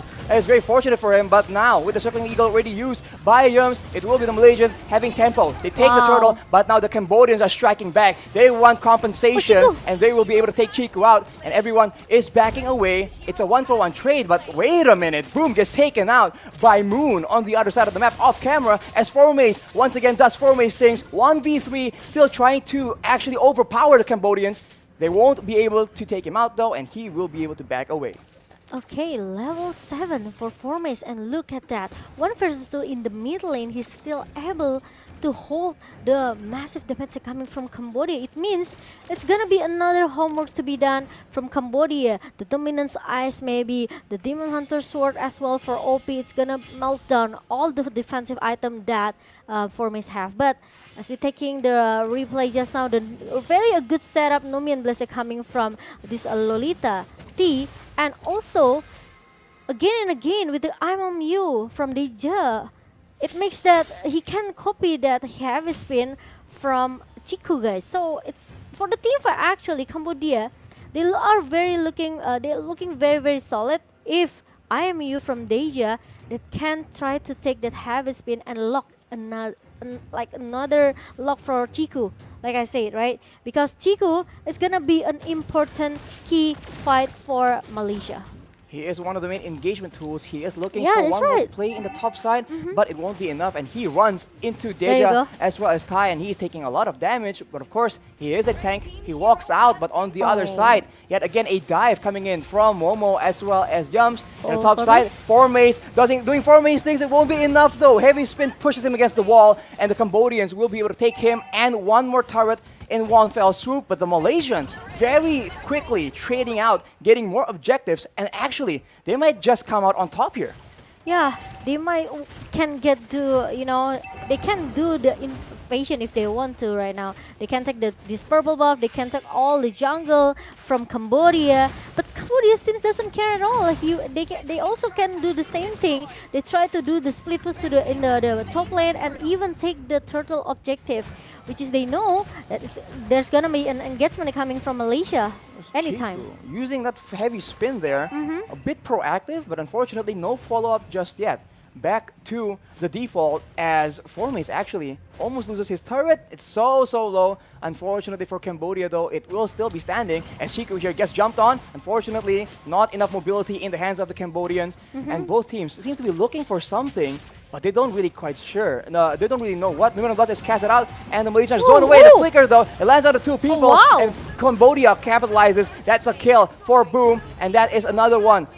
Chiku and Yums gets taken out, but look at that Formace. Again with the Formace things, 1v3. It will not be enough though. Oh, there it is. OP will be able to take him out, but that was very, very close, and Cambodia has eventually taken something back from Malaysia. There you go. This is what I said. The crowd control from Cambodia. They are very, very strong. They have this stun ability coming from OP with the corrosive strike. Let's take a look to the replay just now. The good setup from the Numian Blast coming from T. It changed everything.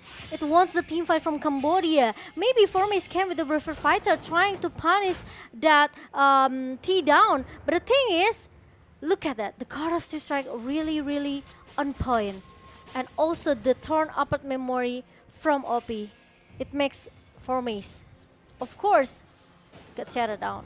That's a shutdown for OP, and I think it's in great hands because OP can definitely do a lot of damage. But here's a circling eagle being used as Tai gets pinned against the wall with the heavy spin. But no, they turn around to Lutu. But Tai looks for a Numenor Blast. It does not land, however. Nimbru's Passion from Momo will zone everyone from Cambodia away. But look at Formace. He's looking for a play. Bravest Fighter being used right now, but he is kited away again and again. But the Cambodians, they're looking for a flank of their own. Boom's in the backside, trying to go for the priority members in the back line. It will be Youngs for now, but both teams escape with no casualties. Yes, both of the team disengaged for the team from the team fight just now.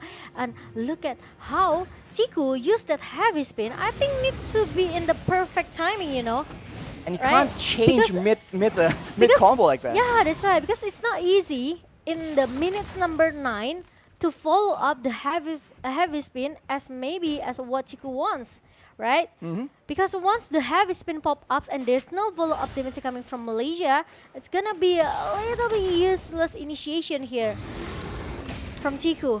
I think the Malaysians definitely require a bit more coordination because they have combo, right? They have a big combo that can be very devastating if they can actually land it on multiple members. And especially Cambodia can turn back the table with the Numin the setup from T. Exactly, that Numenor Blast has been so dangerous as Boom finds Chiku, and Chiku looking for an opportunity here, but the Lord is still a bit too healthy, and right now, at any moment, both these teams can engage for a big fight unless they want to risk going for a 50-50 retribution battle among the junglers. So take a look right now. There we go. Heavy spin. Numenor Blast both being used at the same time. But that is a lot of damage coming in from the side of the Cambodians. They're taking out the members of Malaysia one by one. It's a 2-for-2 for now though, as Chiku is still in the front doing a lot of damage, and Formace as well as GMs trying to go back and provide a bit of support, and Boom goes in with the jabs, with the knockout strikes, but unfortunately it won't be enough. A 2-for-2.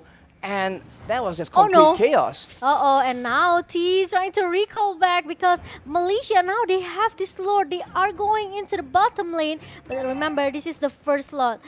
Cambodia, they are trying to force the team fight because they know they lose the objective easily just because this Akai have the heavy spin and also the retribution that on point from Chico, right? So Yes. it's easy for Malaysia to just take all of the objectives that they want. So once Cambodia lose the objective here, they have to force the team fight.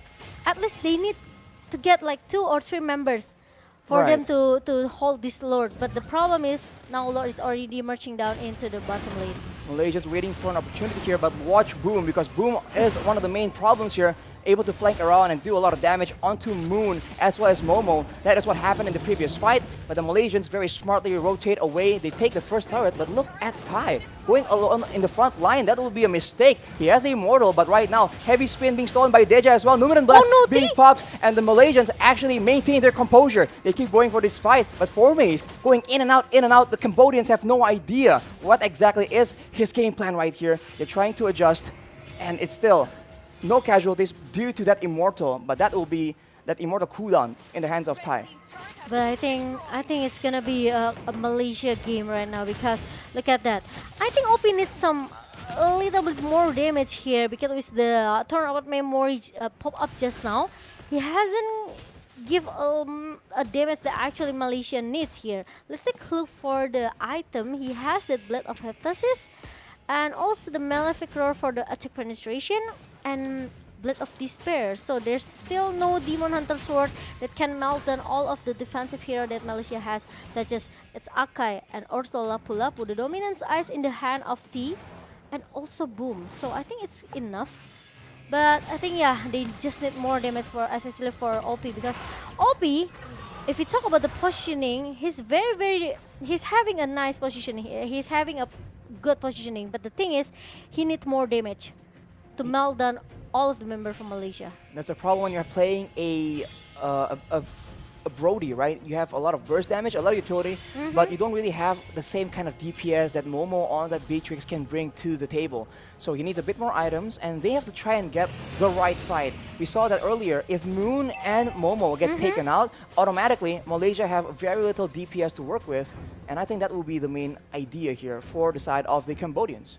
Yeah, and now I think they're going to take the Lord. It's gonna be an important Lord for both of the teams. Malaysia, they can do a straight push with the second Lord, but Cambodia also can turn back the table because this Lord, if they get this Lord, it will go into the top lane. Heavy spin being used, though. Luto is stuck there with the Mirror's Passion. That's a lot of damage, but there's a Lumen Blast being used by the side of the Cambodians, and they go in all together. But the kite back from the Malaysians is solid, and now here comes Formace. They have to be very, very careful. He's going in with the bravest fighter, and everyone else goes in at the same time. Tonopart Memory doesn't do enough damage to take out all the Malaysians. But Formace is so low. He is down. Double kill for OP, and that is very, very good. Deja is still looking for a bit more, and the Malaysians are forced to retreat. It's a 2-4-0, even though there was an amazing flank from Formace. At least it's enough for Cambodia to hold Malaysia for a little bit.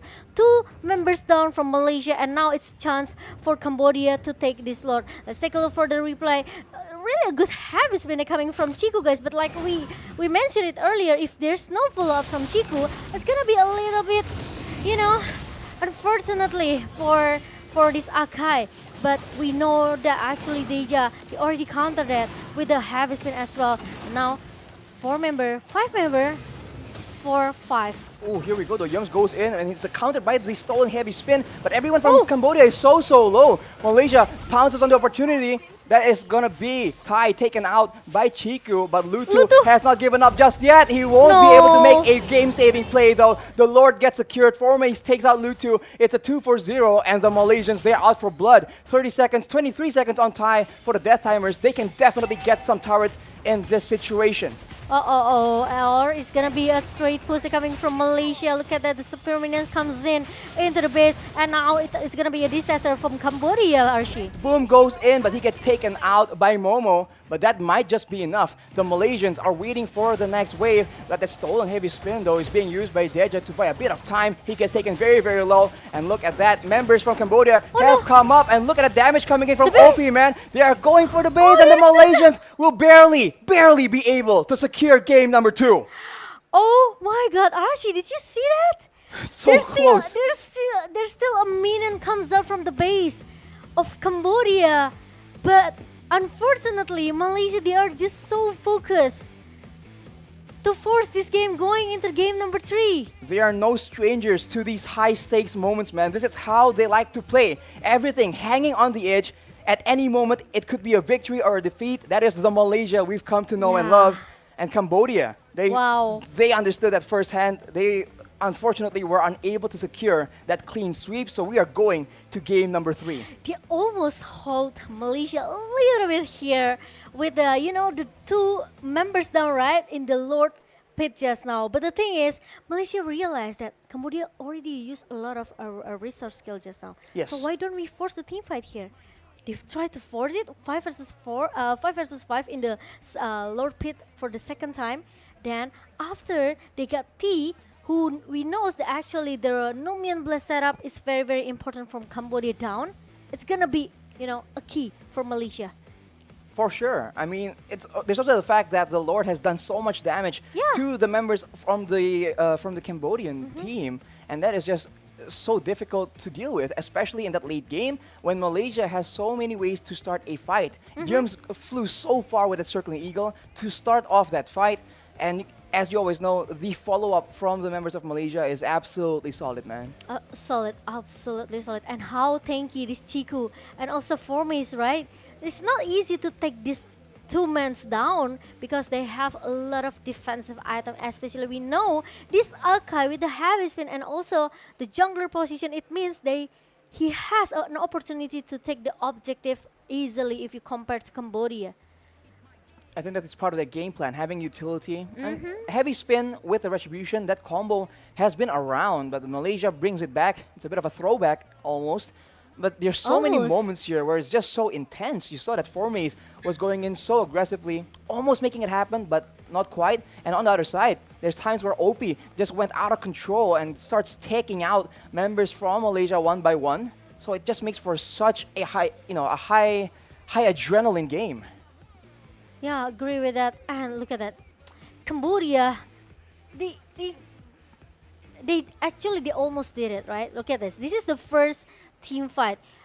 Malaysia, they took the Lord actually, but they can take the Lord, but Cambodia, they know they have enough damage from OP, right? With the cursive strike and also the turn up at memory. But the thing is, they don't have enough frontliner to hold the damage coming from Malaysia. Deja, after he used that heavy spin, he only have the Arcan Shield to just terrify all the members from Malaysia here. And this is a bad positioning for Cambodia because Malaysia forced to have a huge team fight as well after 2 members down from Malaysia. And once Cambodia lose 2 members, T and also Lutu, it's gonna be a straight push coming from Malaysia. Look at that. There's still a minion goes from the base, right? There is. I mean, it was very, very close, and we saw that Deja tried to use that heavy spin to try and push the minions away, but it won't be enough. So again, Momo. Back to the drawing board, but the match MVP, Momo? Yes. Momo-chan? It's not me. Oh, it's Momo plus... It's Momo from Malaysia. From Malaysia. Yes. There's a lot of damage here, despite the fact that Boom was constantly looking out for him. Boom has his number, man. Yeah. Every single fight, the Paquito was just out for the hunt. The player spotlight, though, Momo-chan, Nick, we say more. I think if we talk about the MVP, of course it goes to Momo, right? But spotlight here, we have to give it to Chico because without the heavy spin, without the retribution, maybe Malaysia they won't have so much upper hand such as gold and also level here because with the turtle objective, with the Lord objective, it buy about a lot of time for Malaysia. But for me, it's because of the Formis as well. You know, he cut the lane, he cut the minion, and he also do the line management here. So with the Formis, I think it's gonna be a little bit hard team fight from Malaysia, especially they only have this Akai as a frontlaner. And even though Yams built a defensive item here with the dominance eyes and also the oracle, but his priority is going to take down the backline here. This is why he died 4 times, right? Because he needs to cover the Malaysian team here, but he also needs to prio OP who stay in the backline. I So think the his circling job- Egan, yeah, the circling Egan goes to OP, but I think we know it's not easy. Once you dive in, you cannot get out, right? Because Exactly. you only has to use that guiding wind with in the 2 option. You have to save yourself or you want to save your teammates. I think that is his job here, right? Yep. With the team being so aggressive, it's about going in and using that guiding wind aggressively, Yeah. bringing your dive members to the front so they can actually have a better time diving towards the Cambodians, which is why you see when the Cambodians are trying to just gain distance, they were chasing so well. But I guess, you guys at home want to chase that final game as well, but unfortunately we will be taking a short break. Okay. It has been me, Arashi, and Momo-chan, and we will be right back, ladies and gentlemen, so stay tuned. Don't go anywhere.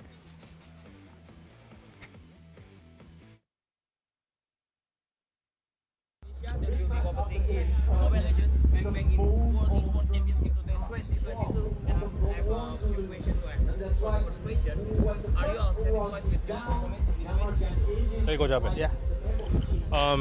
Pakai bahasa English. So for this match, I think we will take this. So happy, but we're not too satisfied. Our to win the whole championship.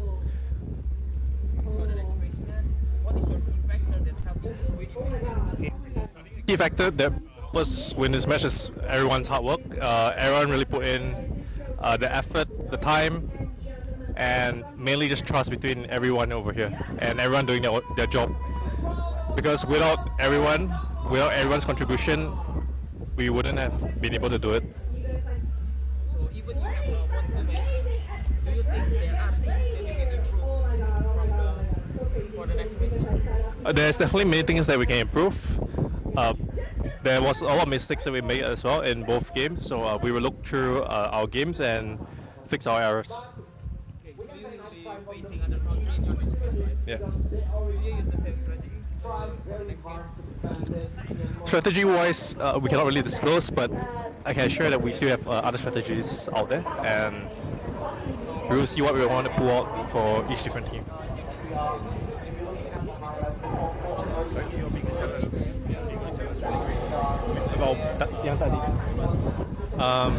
The biggest challenge was because I think Philippines is the favorites, and there's a lot of pressure because our players are all new, and this is our first time representing Indonesia itself. So I feel like the biggest challenge is just the pressure itself.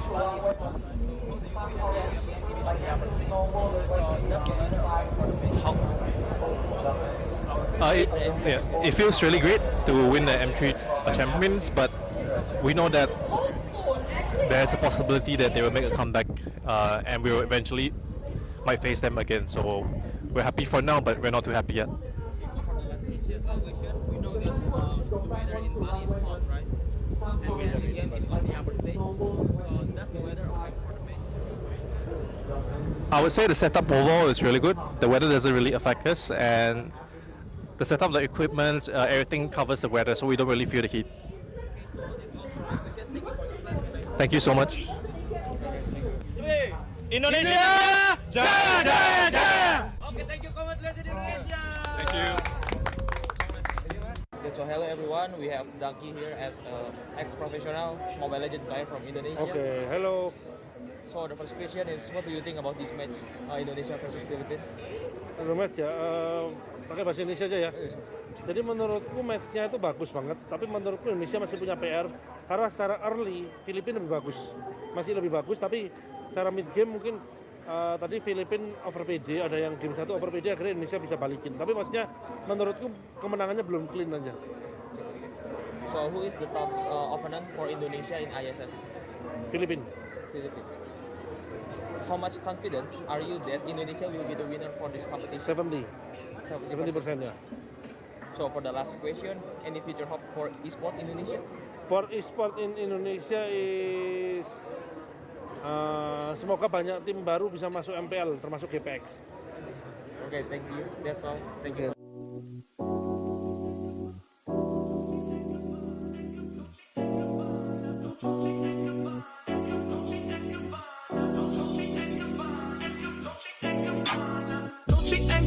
Gabbana, Fendi and Adana. Karen, they be sharing all their money, got me wearing fly. Girl, but I ain't asking. They say they love my ass and 7 G's to religion. I say no, but they keep giving, so I keep on taking. And no, I ain't taking. We can keep on taking. I keep on demonstrating my love, my love, my love, my love. You love my lady lumps, my hump, my hump, my hump. My humps, they got you.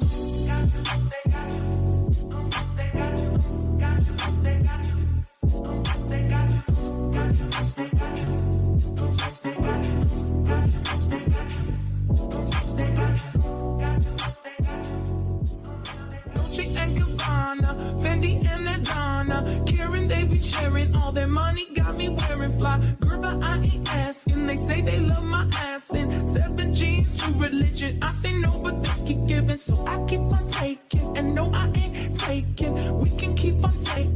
I keep on demonstrating my love, my love, my love, my love. You love my lady lumps.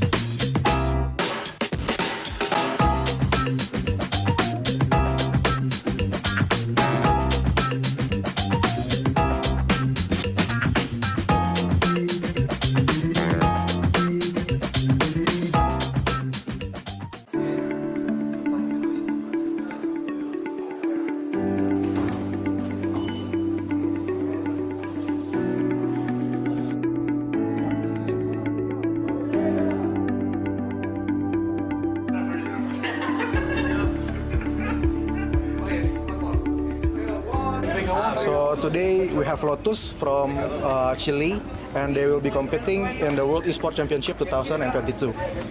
So Lotus, how was your trip from Chile to Bali, and what is your impression of the place?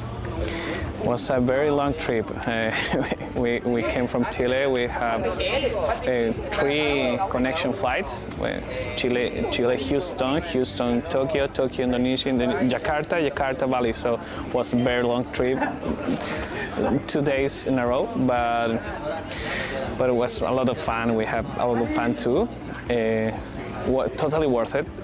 Bali is a very beautiful place, so we are so happy to be here. We are delightful right away. So first, how was your trip from your country to Bali? What is your impression about the place? So about my trip, it was a little bit tiring, of course, from Saudi Arabia to Bali. Very long journey, but in the end, it worked out. Everything was fine.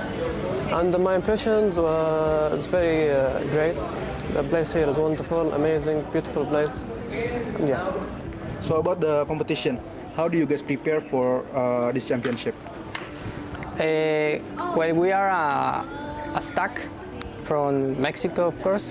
Everyone has their own team, but we kind of practice with scrims a little bit 2 weeks ago. Okay. So for this tournament, which team or participant do you think will be your biggest rival? So I think our biggest rival will be from our same region, Philippines. We're in the same group. I think they're pretty strong, and I'm hoping we can have a good match. So you've traveled so far from Maldives to Bali, Indonesia. What is your target in this competition? Actually,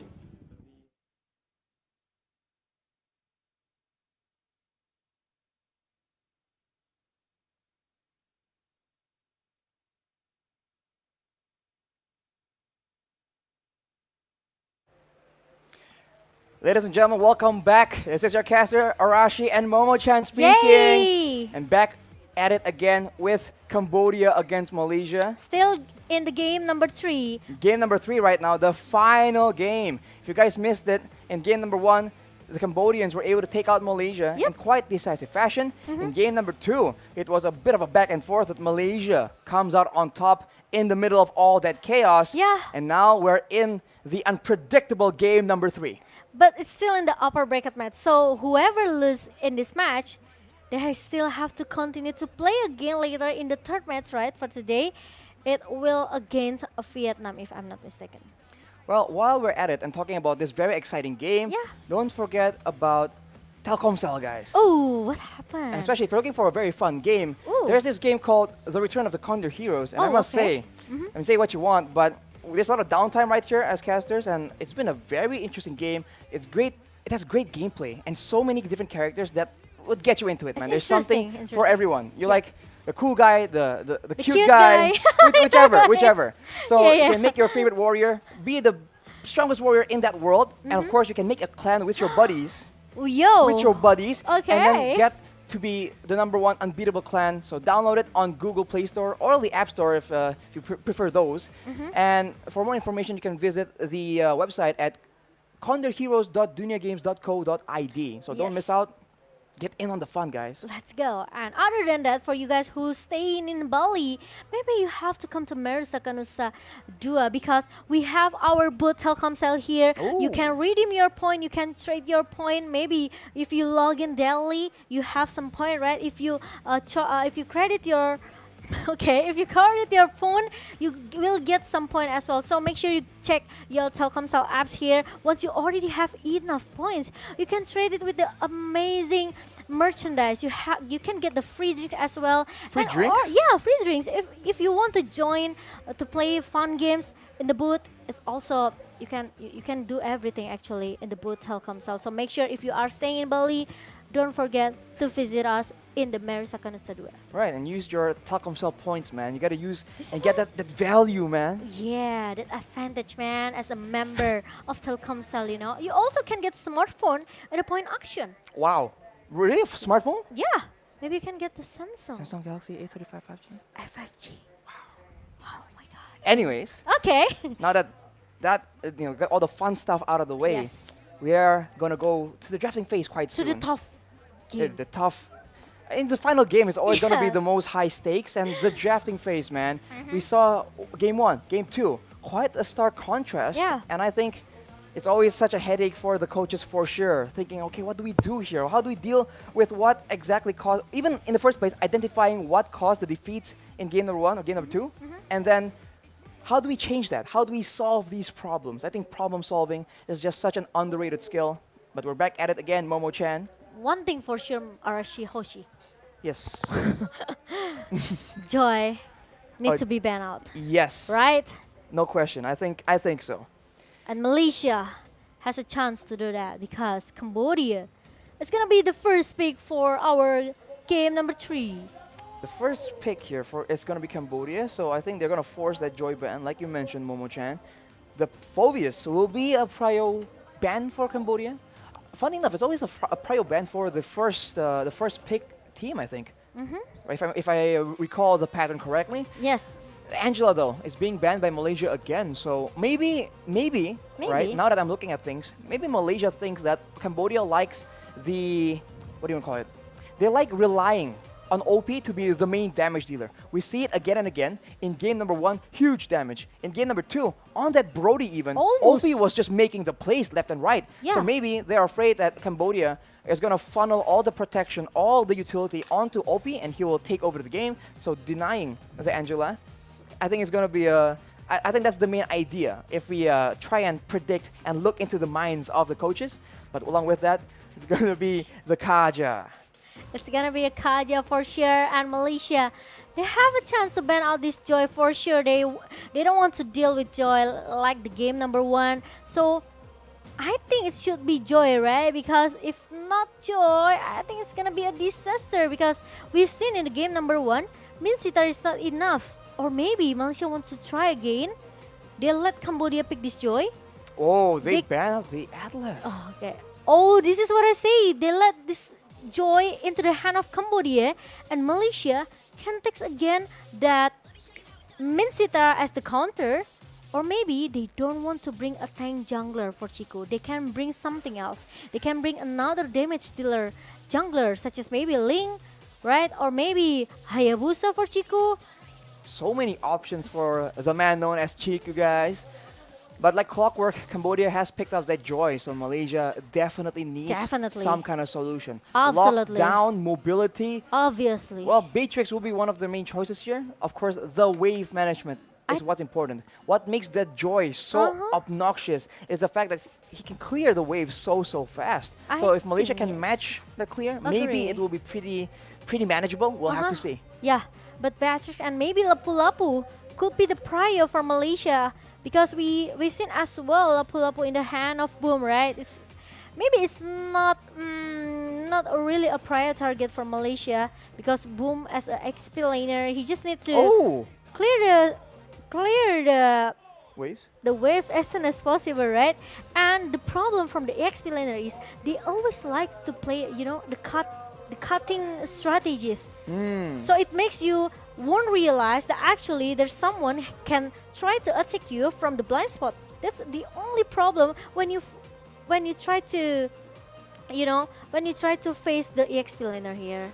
Right, these EXP laners, they just have so many ways to try and roam around and translate their lane advantage. So I think that is a very important part of the game. Yes. But as you predicted, Momo-chan, what is going on here? Momo-chan has predicted the Lapu-Lapu as well, and early on you predicted Mincetar as well. So you're just in sync with Momo from Team Malaysia. No, actually, I got my coffee. Get your coffee. It gives you superpowers. I get my coffee and my fan, so it's not as that hot as before, right? Okay, but let's back to the draft. Lapu-Lapu and also Bruno. I like this Bruno pick, but the problem is he's only. Leomord. Oh, sorry, Leomord. Because Right. Leomord and Bruno, I like that Bruno pick because Bruno, he has that one escape capability with the. He has a slide. The flying tackle. Are you watching Viva? The flying tackle from Messi. Sorry, but yeah. Hang on. Hang on. Weird transition, but go on. Yeah, but Bruno, that's the only way. But we know with the flicker spell here from Bruno, he should be able to survive. Even though Malaysia, they have this Lapu-Lapu, they have the real one manipulation that can give a slow effect for members of Cambodia.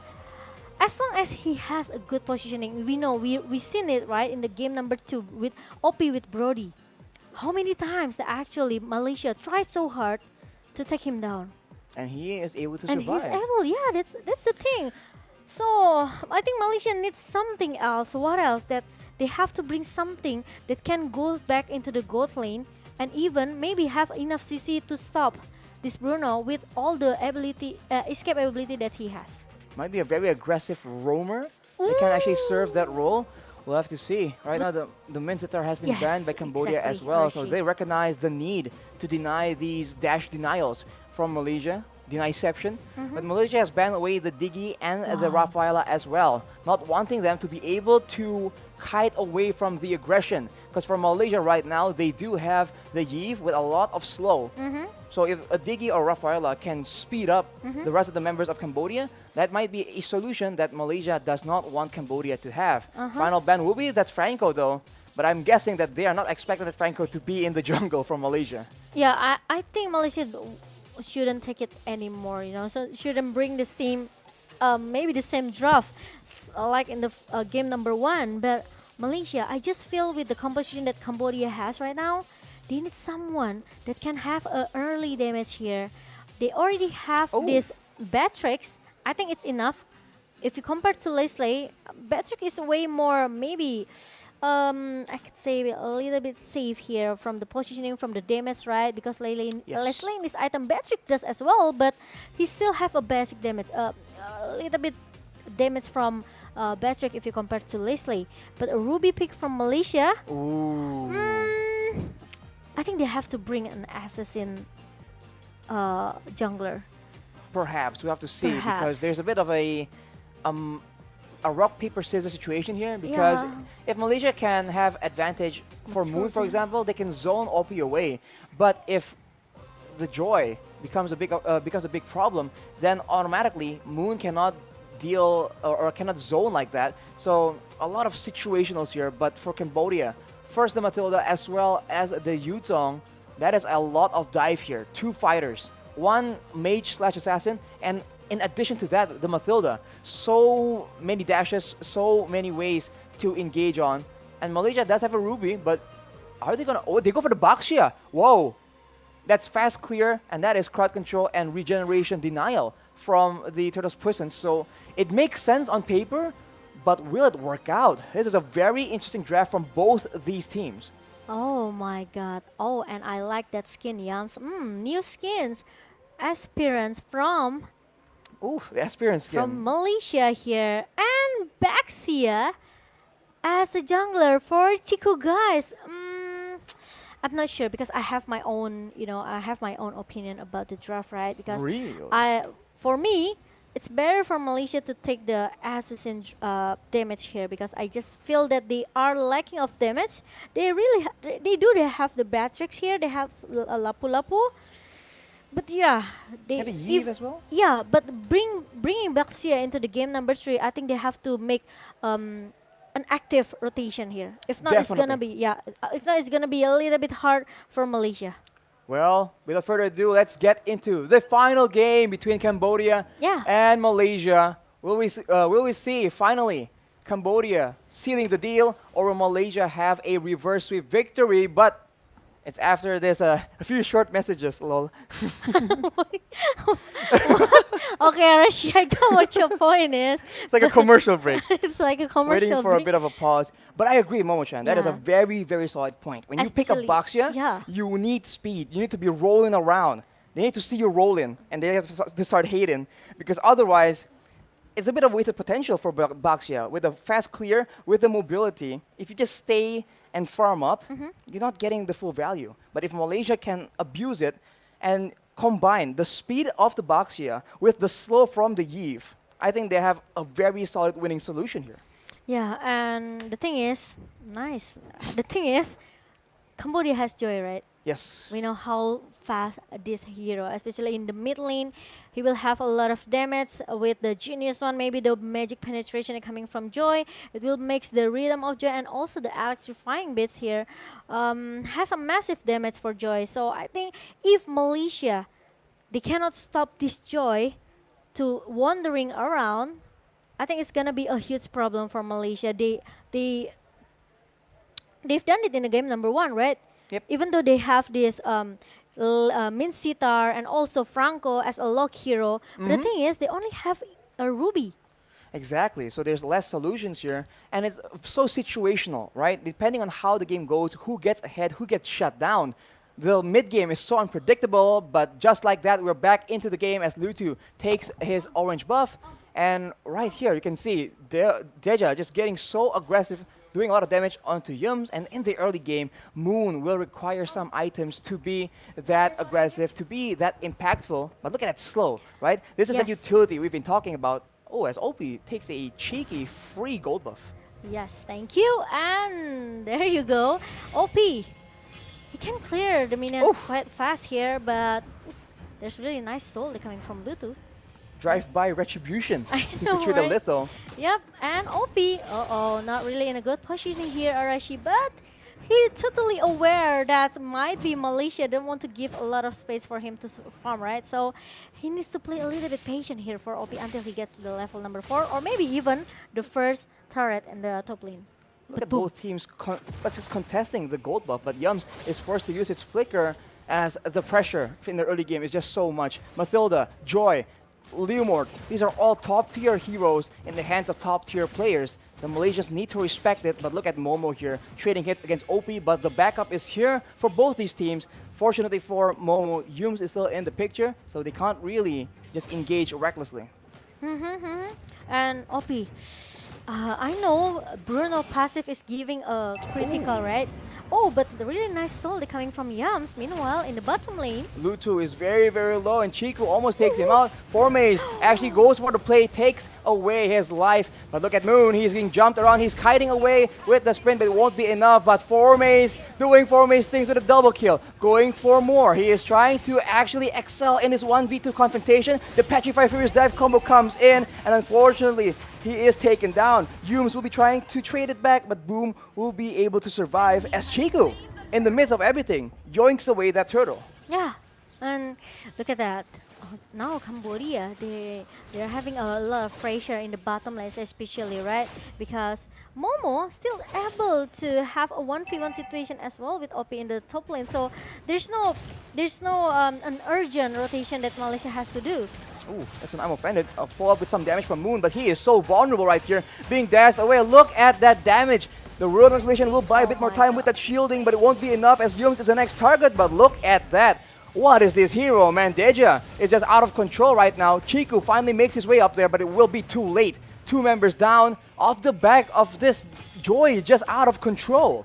This is what I say, right? For Joy, you try to take a risk by letting Joy, and it's gonna be a dangerous situation for Malaysia. Circling Eagle has been used, and now Momo is still the main target, but he will be surviving for not long. But the Amapanda is being used, and the Malaysians are trying to strike back. But look at Deja, man. How is Malaysia supposed to catch him? Someone needs to stop this man. This is illegal.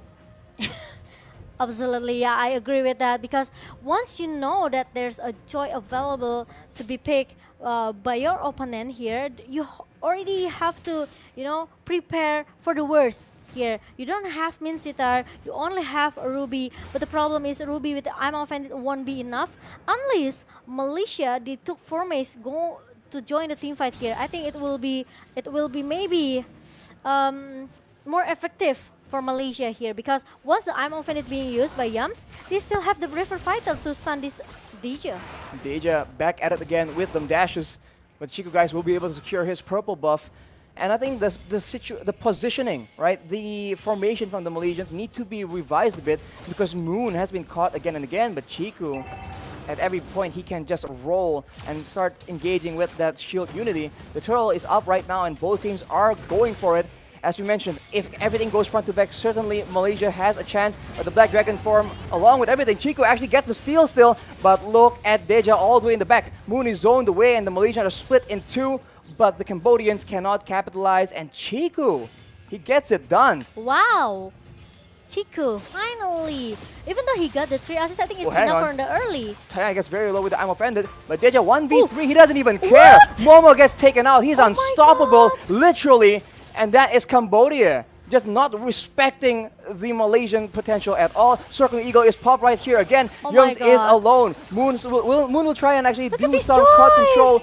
But look at Joy, not even taken low in the middle of all this. And Chico will not be able to protect his top side turret. He will be jumped on right here. Very, very tanky, popping the Prickle's Poisons to do a bit of damage, but he will be taken out as well. The power in the early game by the Cambodians, absolutely insane. And especially, they bring this Matilda, right? So the additional shield and also how the guiding wind work perfectly for Cambodia, it makes them very, very confident in all the skirmish and teamfight that Joy has, right? The electrifying beats, it's immune all of the CC that actually Malaysia have. So the I'm offended from Yums or maybe slow effect from Moon, it won't affect this Joy at all, right? They require damage. Maybe damage is the only crowd control that can work. Yeah, and he also has the additional movement speed from the electrifying beats. And it's when you meet Cambodia, please just ban this Joy. I mean, in general, I think this Joy is just so obnoxious and there's no real easy solution. Not yet, at least. But Formis now has the Bloodlust Axe, so he has a lot more sustain. Chiku actually has the Blade Armor, so gonna be a bit more tanky. But look at Deja. He's just so... He doesn't really have any care in how he positions and how he moves. He just goes in and out, and it doesn't matter. There's nothing Malaysia can do until maybe later on the damage coming in from Momo can maybe burst him down. The turtle is now spawning and both teams are looking for it. Malaysia was able to steal it before, but now Cambodia has a lot more control. They might just go and try and take Chiku out before trying to secure the turtle though. Retribution battle being won by Chiku yet again, but look at the dive. Cambodia is all over the back line. The Petrify hits 2 people. Chiku, but he gets taken out. The knockup now takes out Yums, and Cambodians actually are falling back. That's some DPS coming in from Chiku and Moon. Yes, but Boom is gonna be the threat for Malaysia. Meanwhile, Momo is just focusing to get the objective in the top lane as soon as possible. And did you realize, Arashi, Deja, he brings the Vengeance spell. So he will have more damage, deals 50 points damage here, plus 25% of the damage as magic damage to the enemy. So extra damage, and we talked about this. He is so mobile, and he has so much damage. There's no real requirement, and of course the damage reduction. We said that the only real counter right now, the only real crowd control might be death, might be just damage and burst damage. So with the Vengeance, that just counters that option as well. So it's a very intelligent choice by Deja on the side of Cambodia. Yeah. He got the speed, he got the magic damage here, he got the magic reduction from the Vengeance. I think it's enough for Deja. This is what are you looking at, Arashi? You are looking for the answer, right? Why he's very, very strong because of the spell as well. Well, but he won't be in the bot side, and boom, will get ganked. And the Malaysians will take away a turret, but look at Deja already on the way, on a mission. Unfortunately though, it will be a bit too late as Chiku goes in. He actually doesn't really care, walks around, and the crowd control, the poke damage. You can see the itemization, the power spikes for the Malaysians is starting to come through. And if the game goes long enough, it might be dangerous as Momo. You cannot stand alone, and I guess it's a tough situation because even if you try and babysit and guard Momo against this Joy, it's almost pointless. I know, exactly, Arashi, I agree with that. But Unreal. An unlegendary for Deja, it means that he's 8-0, Momo-chan. This is why, you know, maybe like you said earlier, Arashi, this Joy, maybe we haven't found the counter yet, right? Okay, maybe if we talk about Minsita, it's not easy to use Minsita as well because it has a little movement speed here. But as the fight comes in the Lord Pit, Archie, Chiku goes in for more plays, but Yums is also trying to do a lot of crowd control. Chiku will be too low to attempt to steal. The Black Dragon form has been used, and Chiku will not be there to steal that Lord. Lord is taken by OP, but it's still all right. The Malaysians are trying to get compensation. Lutu will be the only one they can take out. It's a 2-for-1, and they have lost the Lord to Cambodia. Malaysia need to try and make something happen. Yeah, because as we've seen for the replay here, Chiku, he comes in with the Baxia Shield unity, try to break everyone, actually, especially the frontliner of Cambodia, right? But the problem is, once the Black Dragon form pop up coming from Malaysia, the thing is they don't have enough damage to follow up Chiku and also Boom here, because Boom he wants to take someone at the backline, especially it's Moonred and also Momo. So the problem is once the Black Dragon form pops up from Cambodia, Malaysia, they have to back off a little bit here. They don't want to take off they want to force the team fight because they know the Furious Death can knock them out. Now the Cambodians are going for the turret, but the Malaysians are able to actually stave off that aggression, losing relatively low amounts of turret HP. And for the most part, the Cambodians did not go for the 3-wave push at the same time. So I think they missed out on a lot of utility using the empowered minion waves. But right now, the Malaysians are still on the back foot for sure. They lose a turret despite all that, but the middle turret, one of the more important ones, is still standing. Not for long though, as I think the Cambodians will try and do something. Yeah. And what will they do actually, especially for Malaysia, right? Because now Cambodia, look at that, Boom with the Black Dragon form trying to eat Momo's down in the Petrify though. Momo gets taken low and he gets taken out. Lutu will be the one picking up that kill, but now the Malaysians trying to strike back. Look at Formays doing damage, but look at Deja! In and out. Look at the regeneration. That is unreal. He is legendary right now with 9 kills. And what is that? He is regenerating so much. There's no chance for Malaysia to strike back. 3 members down. It's a 3-for-2, but it's just looking very bleak for Malaysia. Where is the counterplay? It reminds me of Bronze yesterday. Did you remember? Right, the amount of sustain is insane. The lifesteal, and look at to the replay just now. The team fight actually is already, you know, been set up by Cambodia, right? With the Black Dragon family coming from Boom. Boom was down, but the thing is, Momo down at the first line here. So when Deja comes with the electrifying bits and also the Rhythm of Joy, no one can stop him down because all of the ability is already being used when they want to shut down Boom with the Black Dragon form. He goes in, he regenerates HP instead of losing it. What is going on? That can't be legal, man. And especially they bring this Matilda, right? So it's easy for Cambodia to just go in and go out whenever they want. They can try to avoid the team fight from Malaysia. Oh, big combo here with the Nibiru's Passion. That will be Boom taken out. That's already a very solid pick, but the Malaysians need to be very careful. Joy, Deja on that Joy is just way too strong right now, but they can have advantage here in numbers when they're trying to contest for this next Lord. Formace and Moon already trying to deal some damage, deal some poke damage, but the Lord will be taken very low. It will be secured by Chiku, but the Cambodians want blood. They go in and Momo gets taken out almost instantly, and Deja is not done just yet. Chiku is the next target. The real manipulation is popped up, but it won't even matter. Formace tries to make a play happen on the backside. He does a lot of damage, but it won't be enough. Right now, he's not done. But I think Deja goes in for a big flank here. Very, very interesting. Unfortunately, without any waves, it won't be enough just yet. Malaysia needs some damage items. Deja cannot keep getting away with this. I know, the dominance as won't work anymore, I think, for Malaysia. But look at that, another team fight, Arishi. Yums with the ammo pendant, it won't be enough. He is getting jumped on by both Boom as well as Deja. What? That is Deja, legendary, and he is still not waiting. Boom will take away Moon's life as well. Formace is the only one that's durable enough to survive in these situations, but the Cambodians just keep ignoring him. They're just walking away. I know, right? And now the Lord is matching down into the top lane. It's gonna be a distraction for Cambodia. They have to clear this Lord first before if they want to continue to join. But look at the electrifying bits pop up from DJ trying to shoo Formace away. Don't disturb Cambodia because they want to clear the Lord as soon as possible. Once after that, they're going to reset it again and they're going back into the business, Archie.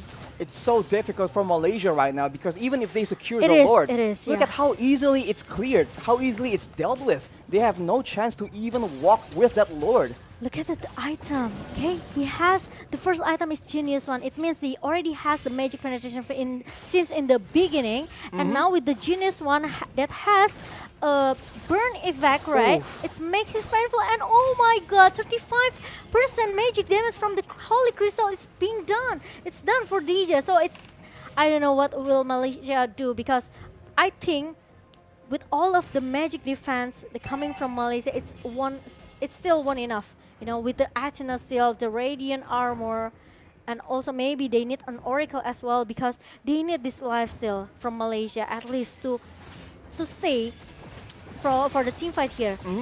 Speaking of the glowing wand though, Moon has one as well. So the power spikes is coming up for the Malaysians. We are at 15 minutes. You can consider this slightly towards the late game. And with enough damage, Deja needs to be more and more careful in how he wants to approach these fights. So maybe they can be a mistake that the Malaysians can take advantage of. Right now, surprisingly, the Malaysians are the one with a bit of control. And the problem is, it's not only Deja the problem though. Yes, Lutu, Boom, OP. So magic and physical as well, Momo-chan. A good mix of items that you need to survive from this damage. There are so many targets for Malaysia to be, you know, to be maybe focused. They have to choose which one they have to prior to be taken down here. Is it gonna be Deja or is it gonna be OP who has a perfect positioning until now, right? And the next Lord is gonna be the answer for both of the teams. 1-for-1 Lord, and now it's gonna be the third Lord in our 15 minutes a game.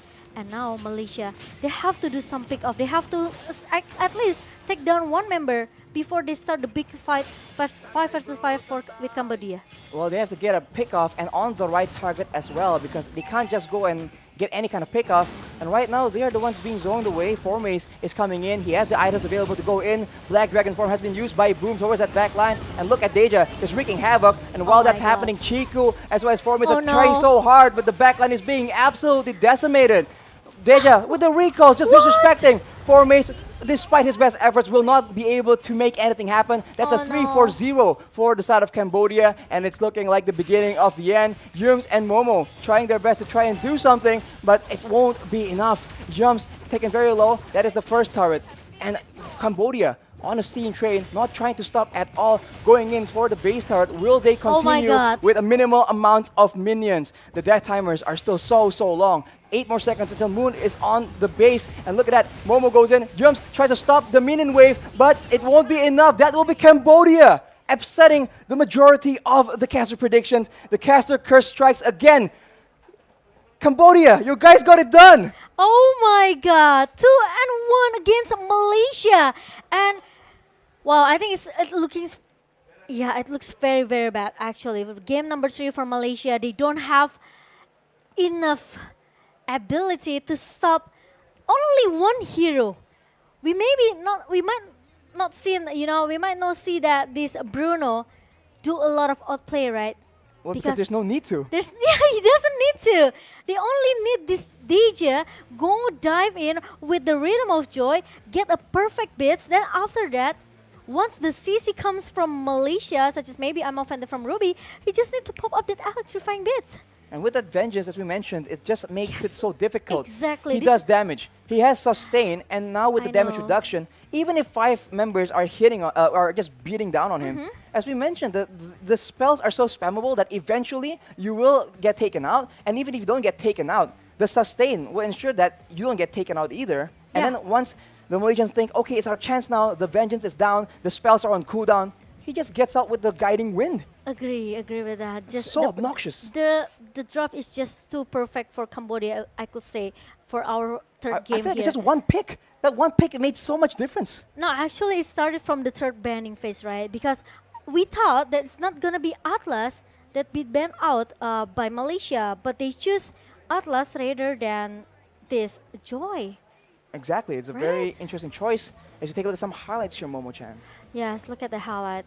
Actually, it's not really active though for this Joy to giving some punishment for Malaysia in the beginning since in the early. But when it comes to minute number 3, minute number 5, this stage is really unstoppable. Look at that, the vengeance pop up. Then after that, he has the genius one as a magic penetration, more damage for this Joy. It makes Joy really free. And this is the 1 versus 3 in the mid lane. He even dived into the mid turrets. He's level 7. How is he doing this? And even got the monster kill. He stopped Yums and I can say maybe everyone from Malaysia. This is why it's very hard when you let Joy into the hand of your opponent and you don't have, and we've seen, right, in the game number 1, Min Sitar is not enough. It's not enough at all. I think you need maybe suppression even, just to ensure that it's not just denying the dashes, but stopping him from doing damage whatsoever. Because even without the dashes, how the spammable nature of that hero with a concentrated energy allows Deja right here to just sustain so much more than a marksman. I think the DPS and the sustain is higher than a late game marksman with a House Claws. I think they need someone that has a stun CC, something like. They need a stopper because what makes actually Joy looks very strong because no one can stop him, right? Exactly. I mean, Cambodia banned out the Franco as well because of that. Because of that, and the Min Sitar really a good to ban out the coming from Cambodia. The last 2 ban, right? It makes this Joy really free. Look at that. He dive into the front lane of Malaysia, and he can destroy everyone that he wants. It's unreal. Look at It's him. very Pokes the Vengeance, goes back in. He He gains even- HP. He's diving a turret against 3 people, and he gains HP. Hello? Yeah, I know. It's just unreal, right? Already. Is this functioning as intended? It's so confusing to look No, at. It doesn't seem like it's supposed to happen. This hero is just too broken, because For this now. is the new. For now, maybe we are waiting for the nerf for Joy. But yeah, the distraction that comes from Boom as well. It's what makes Malaysia they are Yes. just being pushed away by Boom. That's it. Or by right? Lutu on the Leomord. Don't That's right. forget, these are very strong heroes in the hands Yeah. of Cambodia. Exactly. The immune of the CC and also the Matilda with the guiding wind. It makes Cambodia hero. They can just dive in wherever they want. They can go out wherever they want as well. Once they done with the business, they just pop up the guiding wind and we leave. Adios. We leave. Yes. Bye. Adios, my friend. But yeah, I think It's so sad as well because Malaysia, they were putting up a great fight. Chico was able to get those objective steals as well, but unfortunately, look at that. Without that at all. again, watch that game again and see how he's playing and tell me this score makes sense.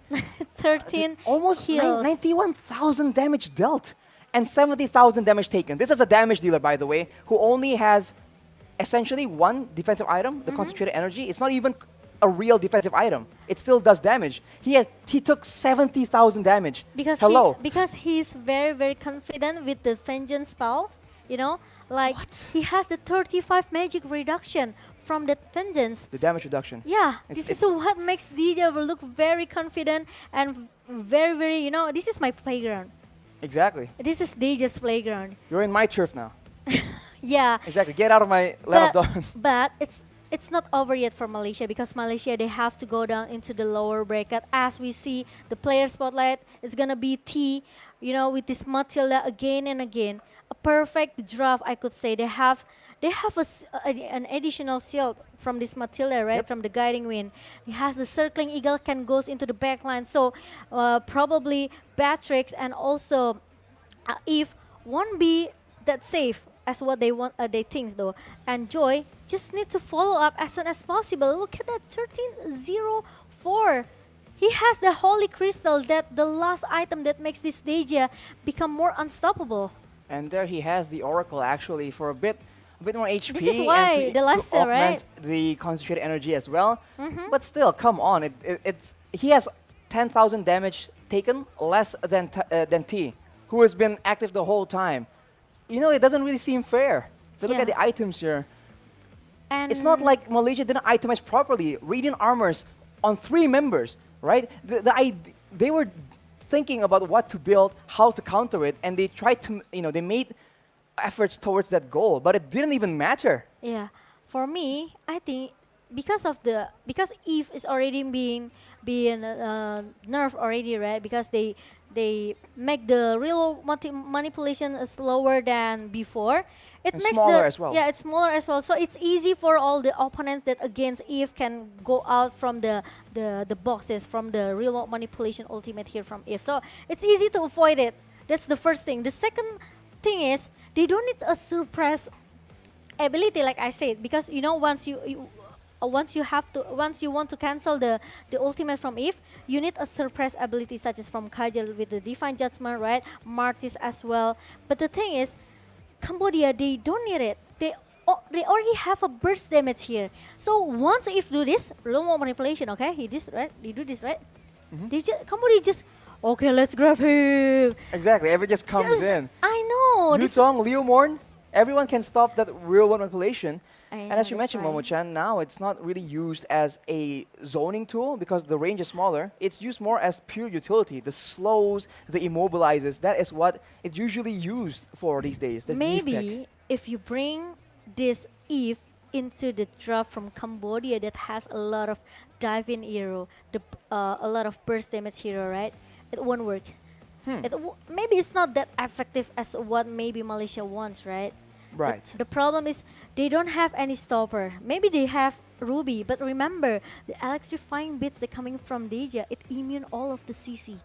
Exactly. When you only have, and as always, we talked about this a lot again and again on the desk right here. If you have only one solution, then there is one solution to your solution. But if you have multiple solutions, now your opponents need to keep thinking, need to be on their toes, right? Yeah. If you were Deja and now there's like 4 suppressors, let's say, okay, Franco and Kaja and whatever. Now you're thinking, okay, I need to watch for all 4 of these. At any moment, someone might flicker and catch me. Yeah, But if there's only one stun, then you just wait, you just keep your focus on that one spell. If it comes out, you go for the immunity. Agree. Boom, bing, bang, bada boom. Bing bam bada bam. But hold up, I think our host is ready to do some interview for our Cambodia team. All right. Uncle Gare, let's take it away with the interview.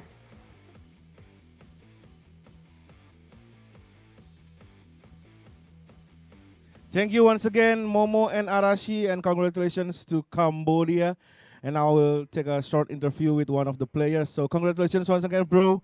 Good job, good game. And I would like to ask you about what is your first impression about Bali? It feels great to be here. Yes. Is that good? Have you found like your favorite food in Indonesia? Yeah. Already try? What kind of food? Fried rice. Fried rice. Okay. The second one is, what do you think about Joy? When you guys got Joy like 100% win rate, how do you think? It's my confident hero, and it's so overpowered. Yes, that's it. Okay, so Joy is so overpowered that he thinks that that was one of your signature, and he's so confident when he used Joy as a main hero of the game, and they beat Malaysia 2-1. So guys, after this, we will have the second match, another big match for today on Mobile Legends Bang Bang Iesf 14 World Esports Championship Indonesia versus Argentina. So it will be Bambang Pamungkas versus Lionel Messi. But we'll have a short break after this. Still on Iesf 14 World Esports Championship 2022 Bali.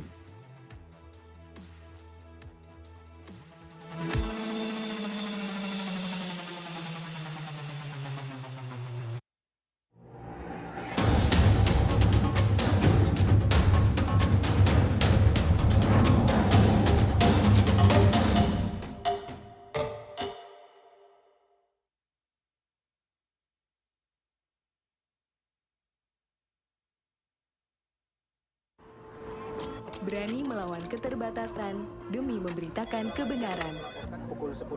Terus berjalan menghadapi perubahan, berinovasi menjawab tantangan zaman. Menjadi tempat informasi terpercaya yang cepat, berimbang, dan akurat. Tak sekadar memberi wawasan, namun juga membuka pikiran. Orang cerdas, membaca tuntas, hanya di detik.com.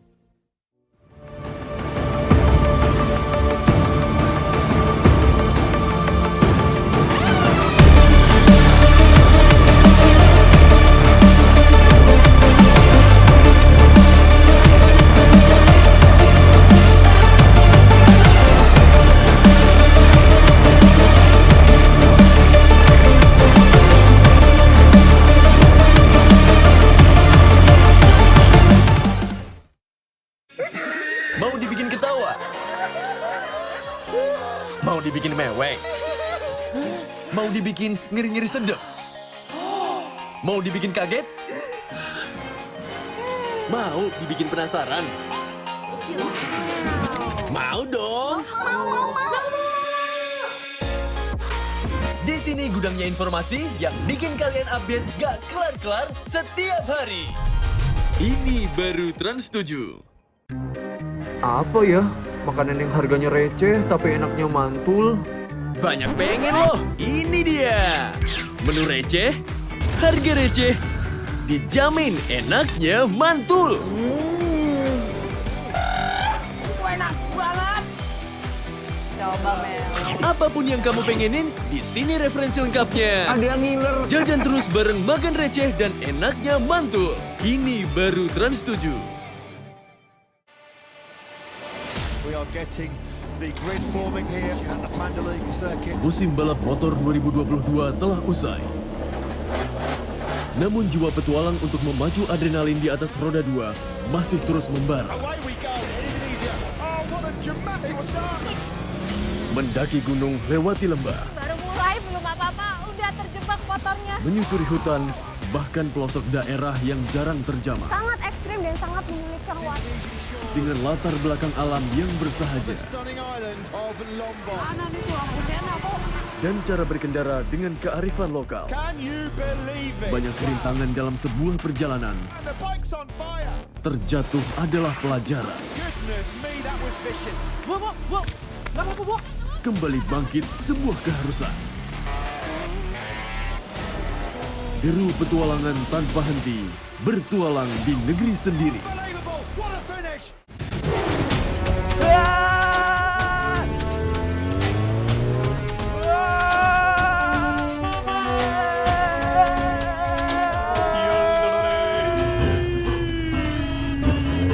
Aduh, drama terus. Nonton nih, komedi yang nyegerin. Lucunya gak habis-habis. Ngelospol. Capek hati drama mulu. Mending dibawa happy.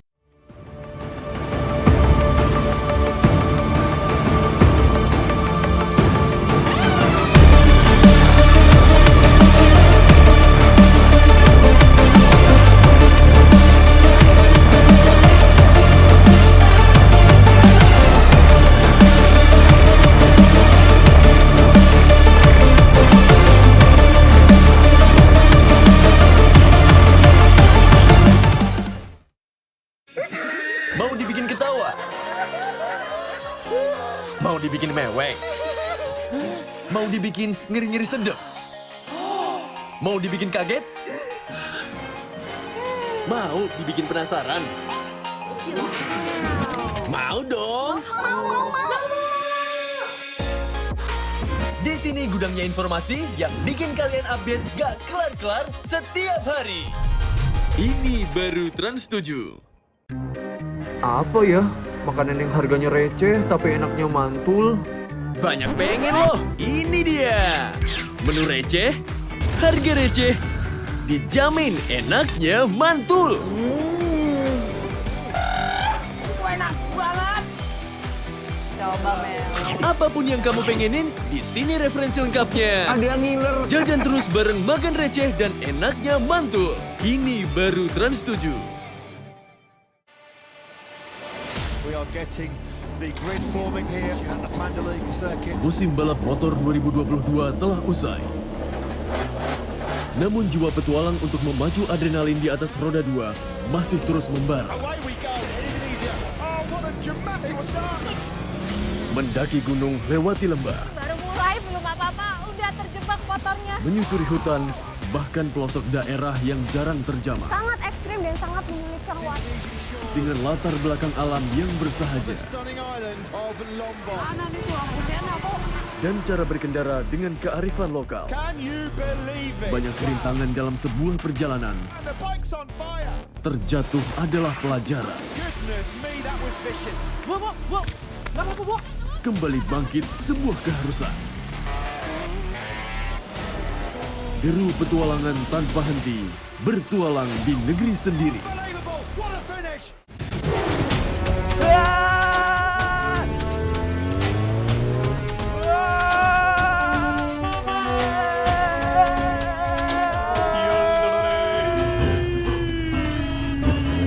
Aduh, drama terus.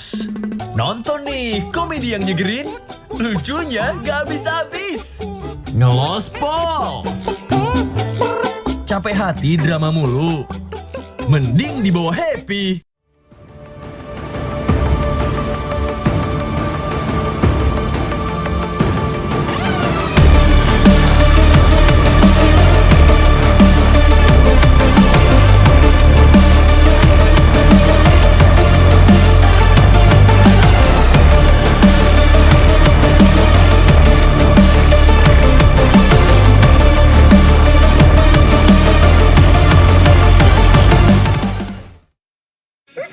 Mau dibikin ketawa?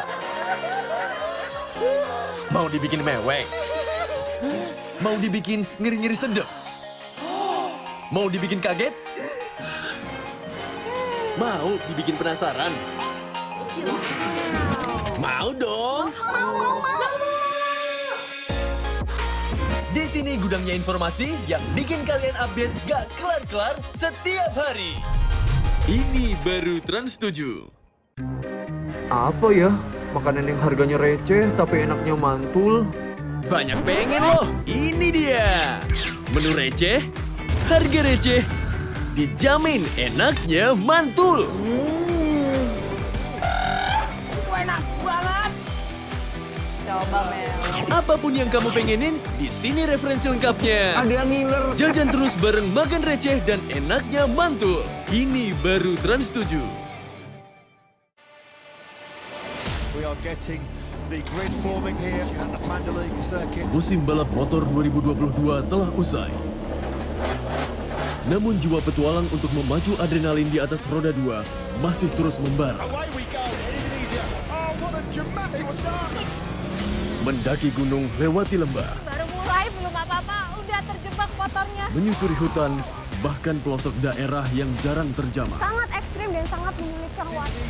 Dengan latar belakang alam yang bersahaja Stunning island of Mlbb. Mana nih tuh aku dan cara berkendara dengan kearifan lokal. Can you believe it? Banyak rintangan dalam sebuah perjalanan. And the bike's on fire. Terjatuh adalah pelajaran. Goodness me, that was vicious. Kembali bangkit sebuah keharusan. Deru petualangan tanpa henti, bertualang di negeri sendiri. Unbelievable. What a finish.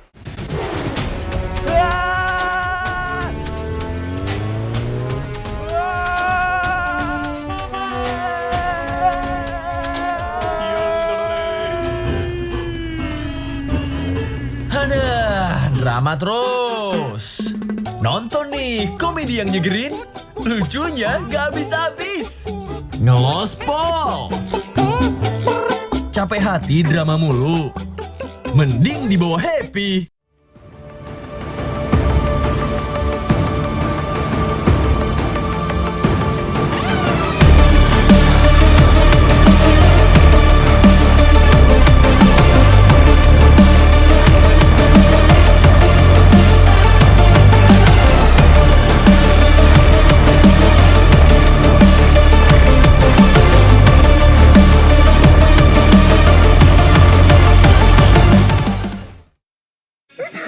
Mau dibikin ketawa? Mau dibikin mewek? Mau dibikin ngeri-ngeri sedep? Mau dibikin kaget? Mau dibikin penasaran? Mau dong! Di sini gudangnya informasi yang bikin kalian update gak kelar-kelar setiap hari. Ini baru Trans 7. Apa ya? Makanan yang harganya receh tapi enaknya mantul. Banyak pengen loh, ini dia.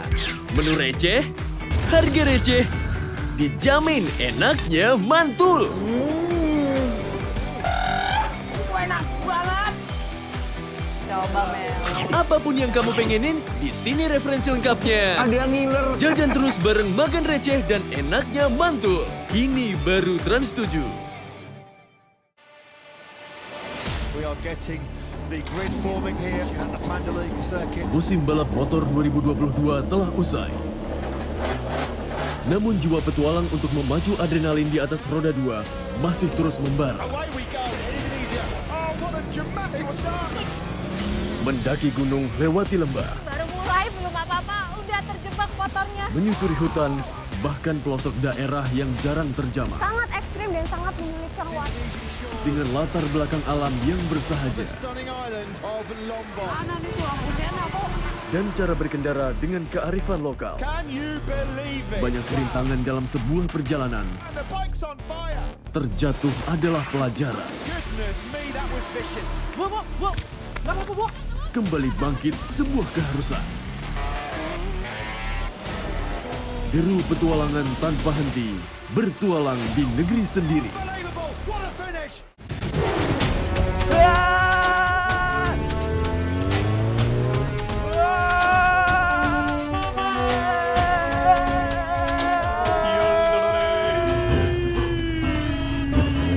Aduh, drama terus.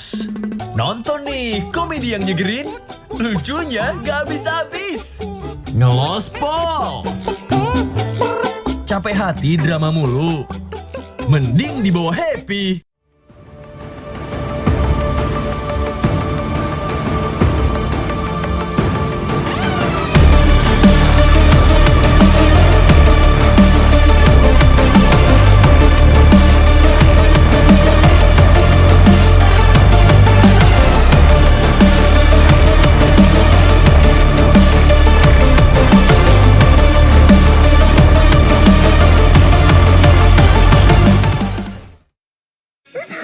Mau dibikin ketawa?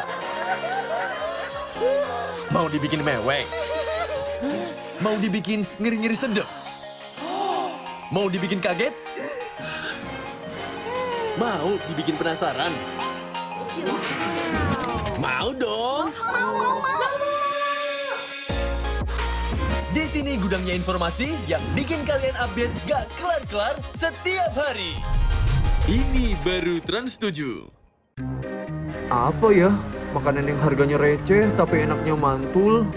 Banyak pengen loh, ini dia.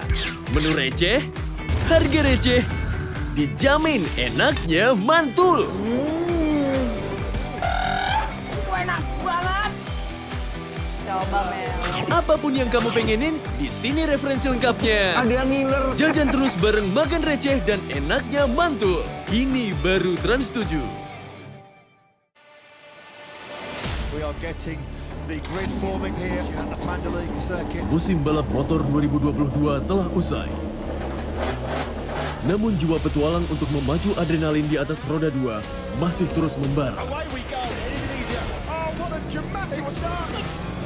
Mendaki gunung lewati lembah, Baru mulai belum apa-apa, udah terjebak motornya. menyusuri hutan, bahkan pelosok daerah yang jarang terjamah. Sangat ekstrim dan sangat menyulitkan waktu. Dengan latar belakang alam yang bersahaja Mana nih tuh Husena kok? dan cara berkendara dengan kearifan lokal. Can you believe it? Banyak rintangan dalam sebuah perjalanan. And the bike's on fire. Terjatuh adalah pelajaran. Goodness me, that was vicious. Kembali bangkit sebuah keharusan. Deru petualangan tanpa henti, bertualang di negeri sendiri. Unbelievable. What a finish.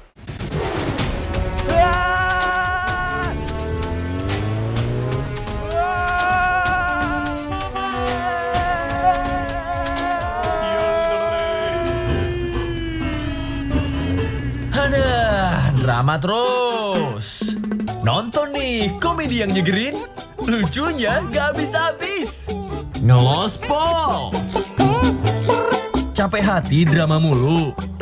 Mending dibawa happy.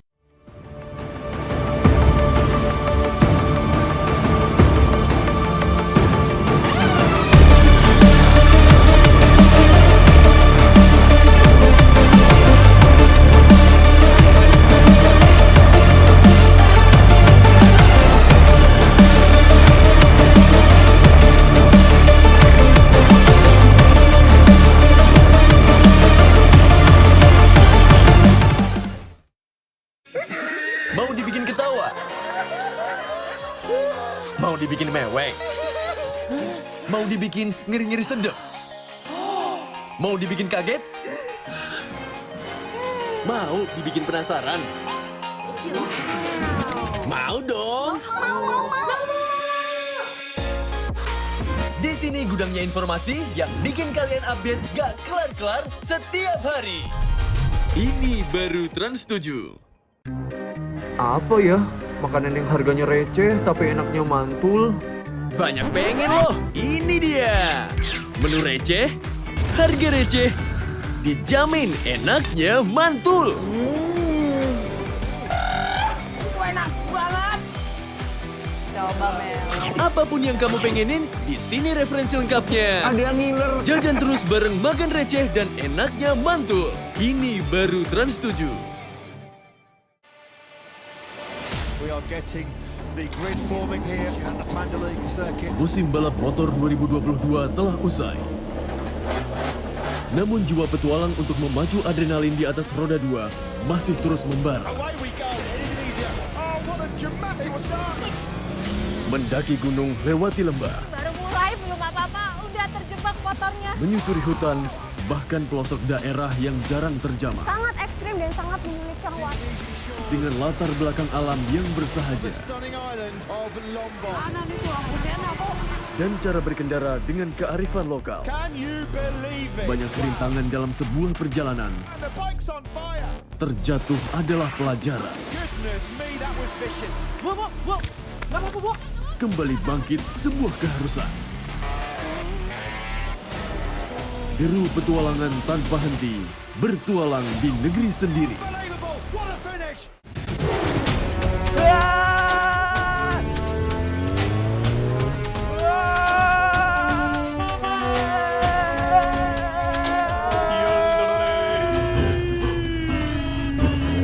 Aduh, drama terus. Nonton nih, komedi yang nyegerin. Lucunya gak habis-habis. Ngelospol. Capek hati drama mulu. Mending dibawa happy.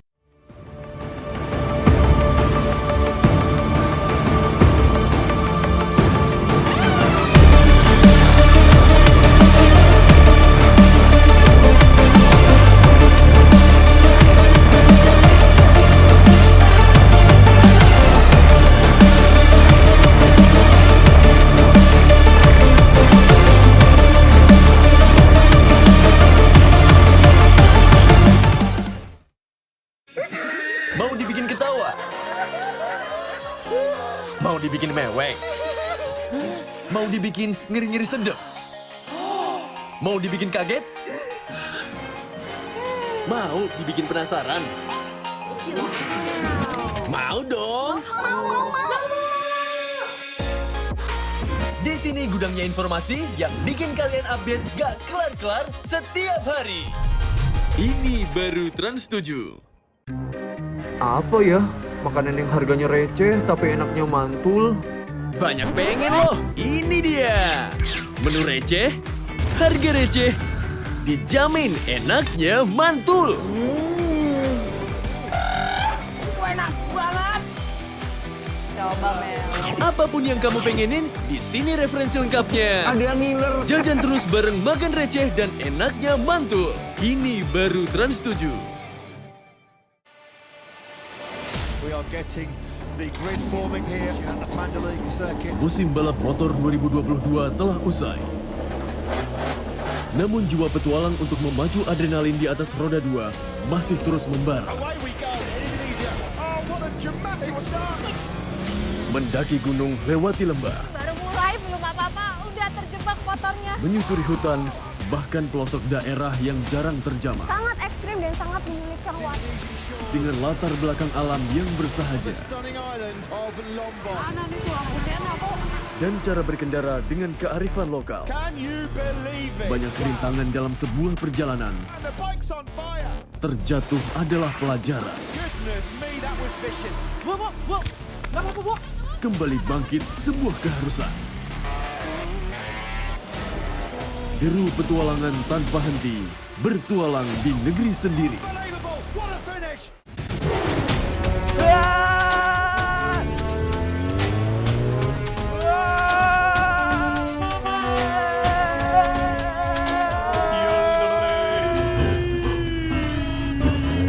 Aduh, drama terus. Nonton nih, komedi yang nyegerin. Lucunya gak habis-habis. Ngelospol. Capek hati drama mulu. Mending dibawa happy.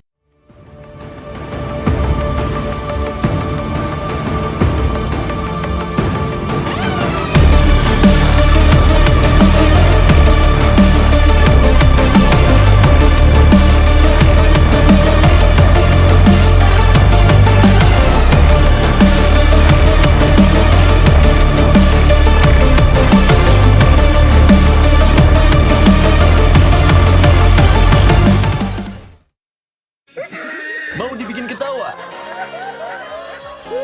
Mau dibikin mewek?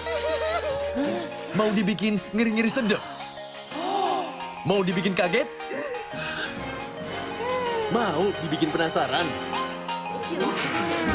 Mau dong!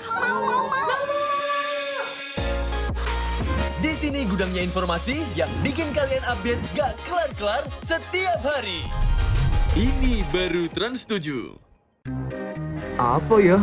Makanan yang harganya receh tapi enaknya mantul. Banyak pengen loh, ini dia.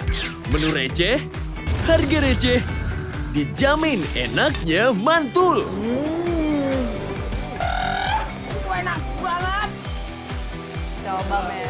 Apapun yang kamu pengenin, di sini referensi lengkapnya. Ada yang ngiler. Jajan terus bareng makan receh dan enaknya mantul. Ini baru Trans 7. We are getting the grid forming here at the Mandalika circuit. Musim balap motor 2022 telah usai. Namun jiwa petualang untuk memacu adrenalin di atas roda 2 masih terus membara. Away we go in Indonesia. Oh, what a dramatic start. Mendaki gunung lewati lembah, Baru mulai belum apa-apa, udah terjebak motornya. menyusuri hutan, bahkan pelosok daerah yang jarang terjamah. Sangat ekstrim dan sangat menyulitkan waktu. Dengan latar belakang alam yang bersahaja Stunning island of Lombok. Mana nih tuh aku kok. dan cara berkendara dengan kearifan lokal. Can you believe it? Banyak rintangan dalam sebuah perjalanan. And the bike's on fire. Terjatuh adalah pelajaran. Goodness me, that was vicious. Kembali bangkit sebuah keharusan. Deru petualangan tanpa henti, bertualang di negeri sendiri. Unbelievable. What a finish.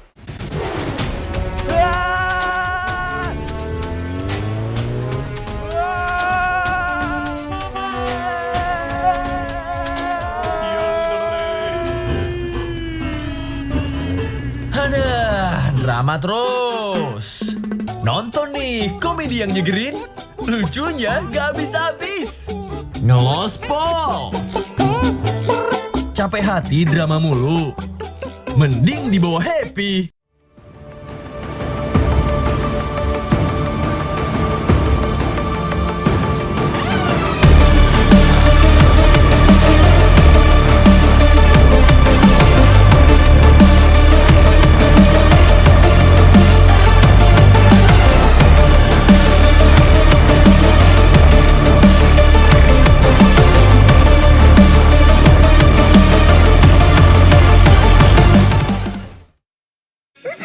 Mau dibikin ketawa?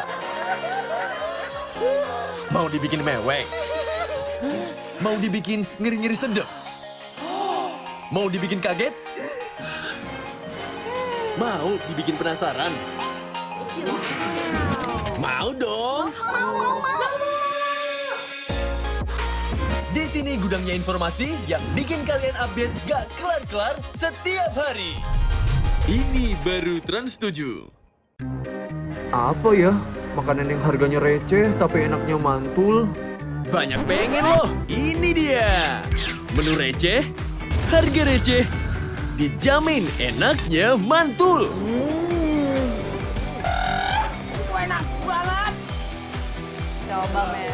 Apapun yang kamu pengenin, di sini referensi lengkapnya. Ada yang ngiler. Jajan terus bareng makan receh dan enaknya mantul. Ini baru Trans 7. We are getting the grid forming here at the Mandalika circuit. Musim balap motor 2022 telah usai. Namun jiwa petualang untuk memacu adrenalin di atas roda 2 masih terus membara. Away we go in Indonesia. Oh, what a dramatic start. Mendaki gunung lewati lembah, Baru mulai belum apa-apa, udah terjebak motornya. menyusuri hutan, bahkan pelosok daerah yang jarang terjamah. Sangat ekstrim dan sangat menyulitkan waktu. Dengan latar belakang alam yang bersahaja Stunning island of Lombok. Mana nih tuh aku kok. dan cara berkendara dengan kearifan lokal. Can you believe it? Banyak rintangan dalam sebuah perjalanan. And the bike's on fire. Terjatuh adalah pelajaran. Goodness me, that was vicious. Wow. Gak apa-apa, Bu. Kembali bangkit sebuah keharusan. Deru petualangan tanpa henti, bertualang di negeri sendiri. Unbelievable. What a finish.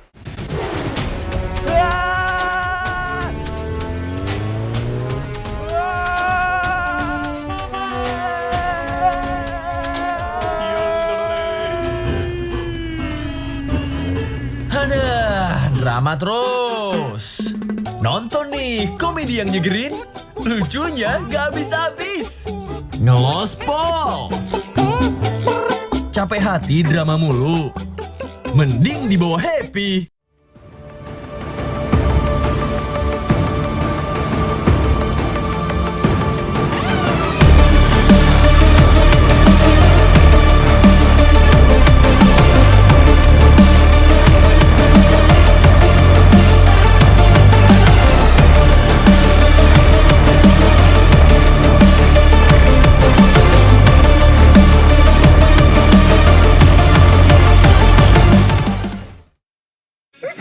Mau dibikin ketawa?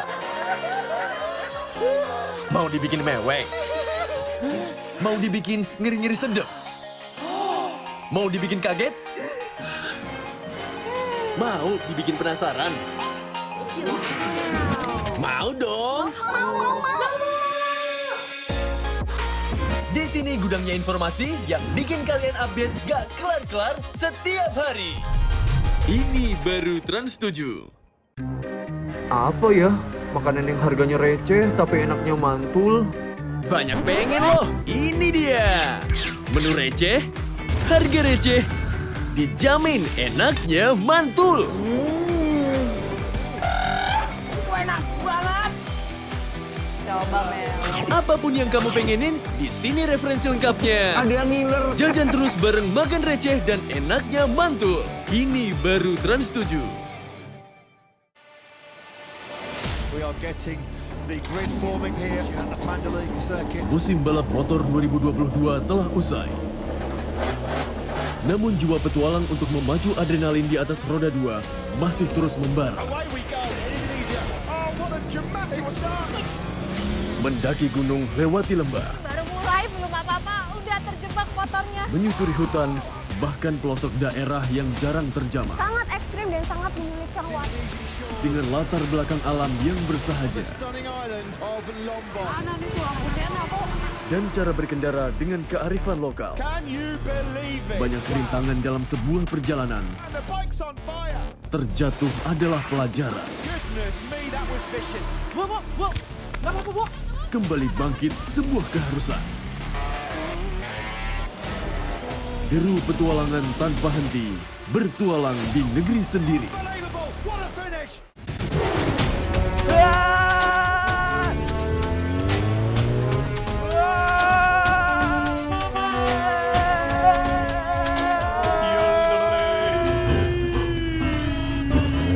Aduh, drama terus. Nonton nih komedi yang nyegerin, lucunya gak habis-habis. Ngelospol. Capek hati drama mulu, mending dibawa happy.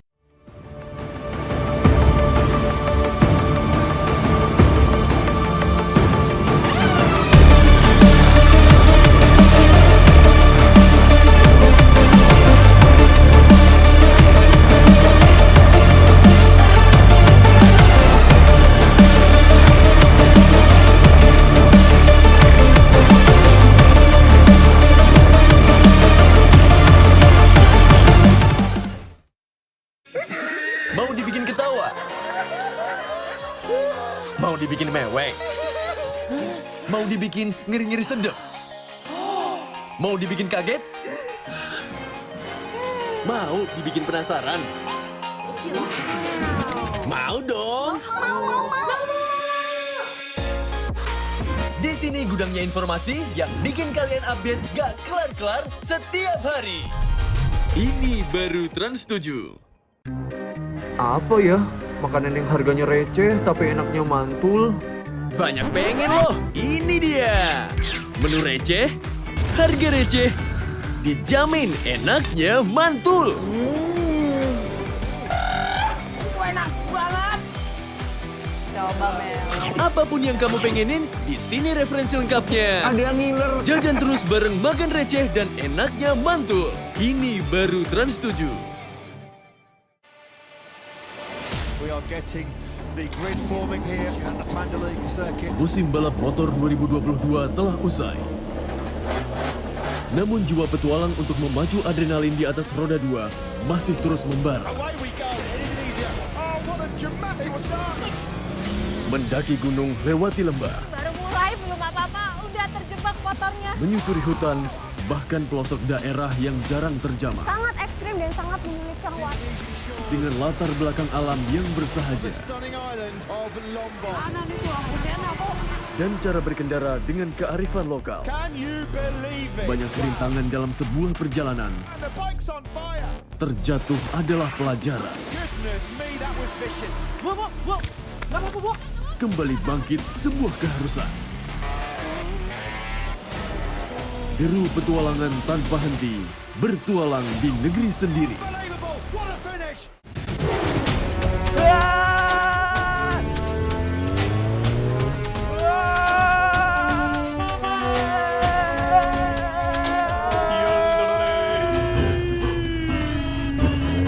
Aduh, drama terus.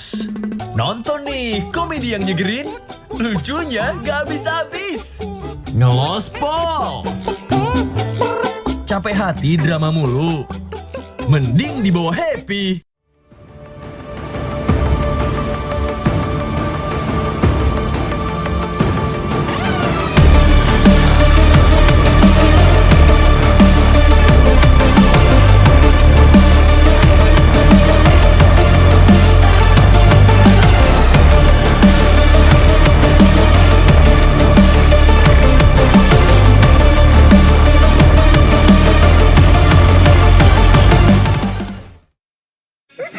Mau dibikin ketawa? Mau dibikin mewek? Mau dibikin ngiri-ngiri sedep? Mau dibikin kaget? Mau dibikin penasaran? Mau dong! Di sini gudangnya informasi yang bikin kalian update gak kelar-kelar setiap hari. Ini baru Trans 7. Apa ya? Makanan yang harganya receh tapi enaknya mantul. Banyak pengen loh, ini dia. Menu receh, harga receh, dijamin enaknya mantul. Enak banget. Coba Mel. Apapun yang kamu pengenin, di sini referensi lengkapnya. Ada yang ngiler. Jajan terus bareng makan receh dan enaknya mantul. Ini baru Trans 7. We are getting the grid forming here at the Mandalay circuit. Musim balap motor 2022 telah usai. Namun jiwa petualang untuk memacu adrenalin di atas roda 2 masih terus membara. Away we go in Indonesia. Oh, what a dramatic start. Mendaki gunung, lewati lembah, Baru mulai belum apa-apa, udah terjebak motornya. menyusuri hutan, bahkan pelosok daerah yang jarang terjamah. Sangat ekstrim dan sangat menyulitkan waktu. Dengan latar belakang alam yang bersahaja Stunning island of Mlbb. Mana nih tuh lampunya kok? dan cara berkendara dengan kearifan lokal. Can you believe it? Banyak rintangan dalam sebuah perjalanan. And the bike's on fire. Terjatuh adalah pelajaran. Goodness me, that was vicious. Kembali bangkit sebuah keharusan. Deru petualangan tanpa henti, bertualang di negeri sendiri. Unbelievable. What a finish.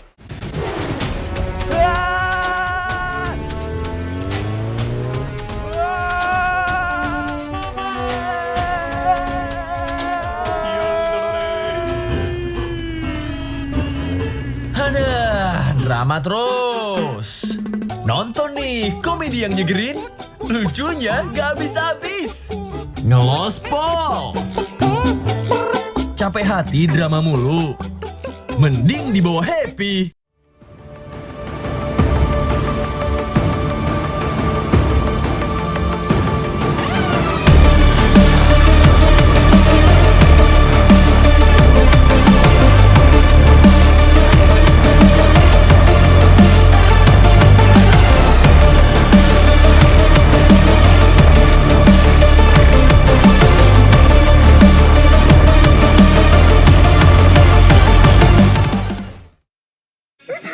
Mau dibikin ketawa?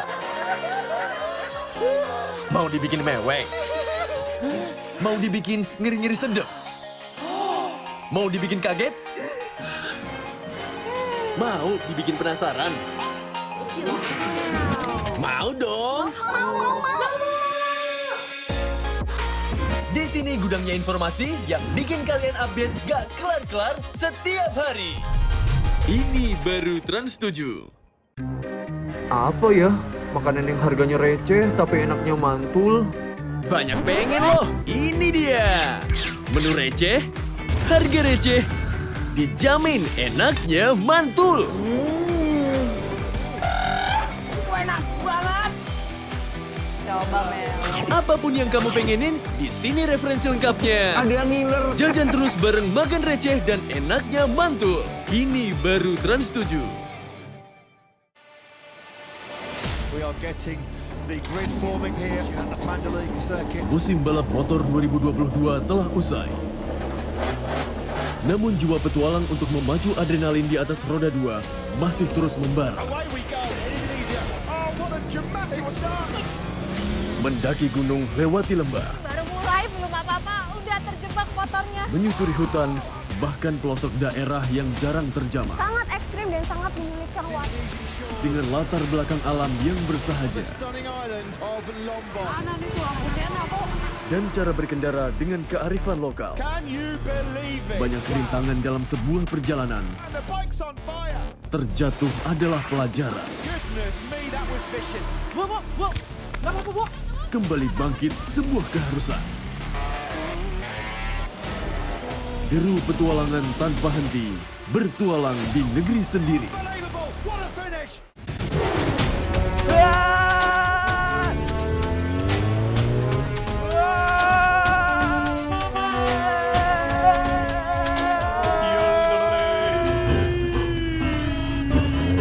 Ada drama terus. Nonton nih komedi yang nyegerin, Lucunya gak habis-habis. Ngelospol. Capek hati drama mulu. Mending dibawa happy.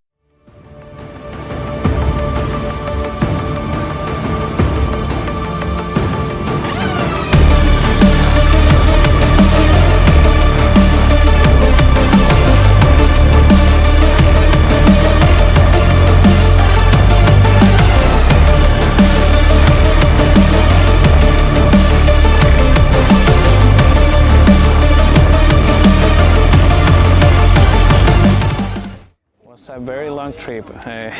We came from Chile. We have 3 connection flights: Chile, Houston, Tokyo, Indonesia, Jakarta, Bali. So it was a very long trip, 2 days in a row. But it was a lot of fun. We had a lot of fun too. Totally worth it. Bali is a very beautiful place. So we are so happy to be here. We are delightful right away. So first, how was your trip from your country to Bali?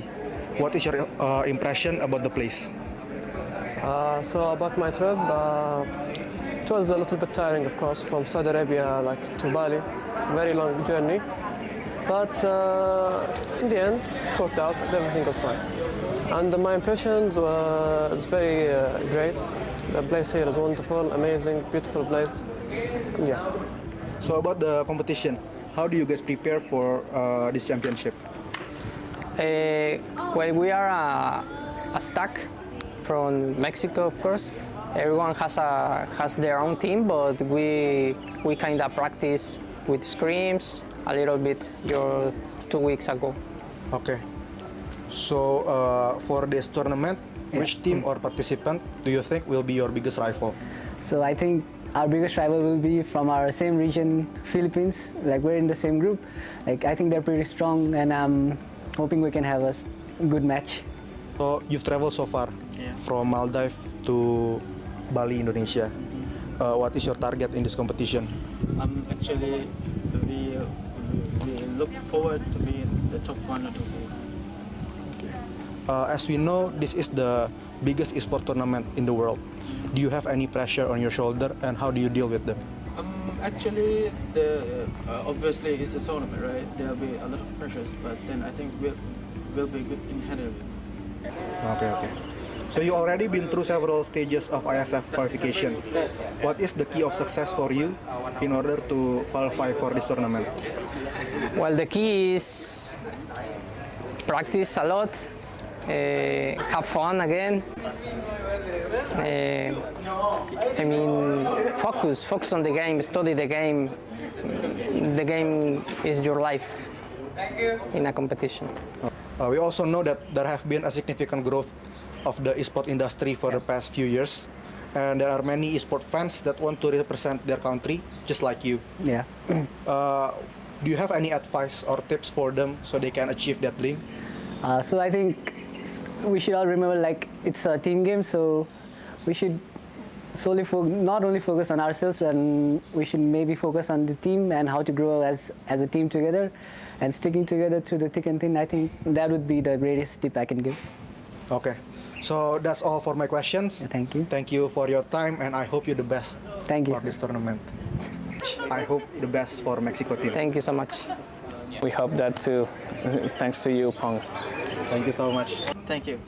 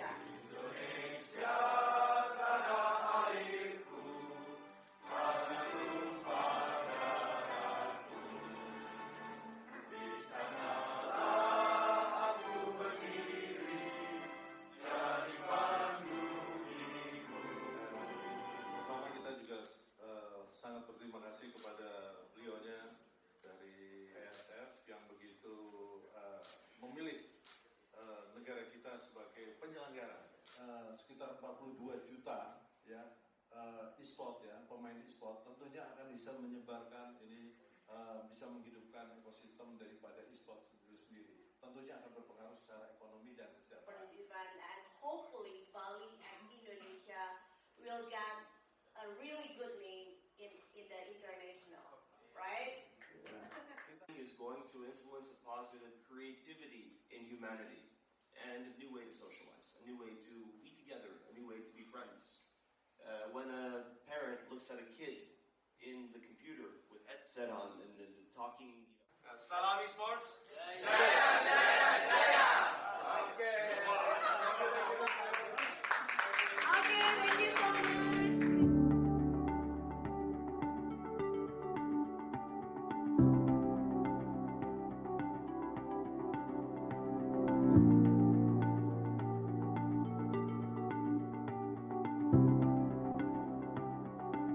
Okay. Let's go Bali. Let's go Bali. Let's go Bali.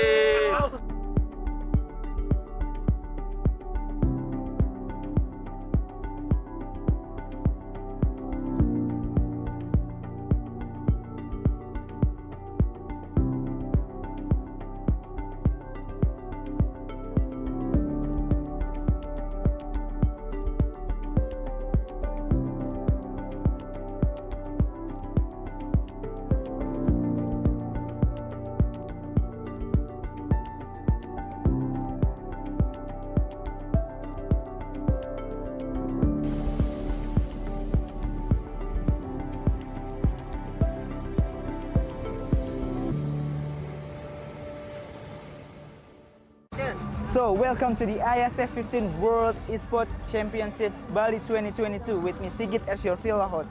So, this is the second day of the Iesf 15 World Esports Championship Bali 2022 and we still have a lot of interesting match and games in the game category of eFootball, Tekken 7, CSGO, Dota 2 and also Mobile Legends Bang Bang. You can see full match schedule on our Instagram at the ISF_official and also garudaku.se.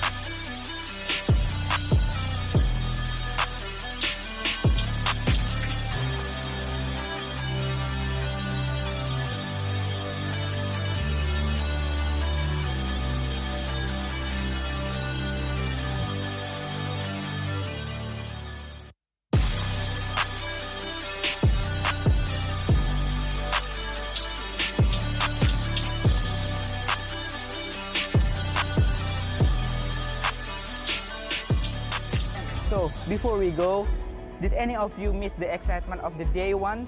Don't worry, here's the recap day one of the Iesf 15 World Esports Championship Bali 2022. Enjoy!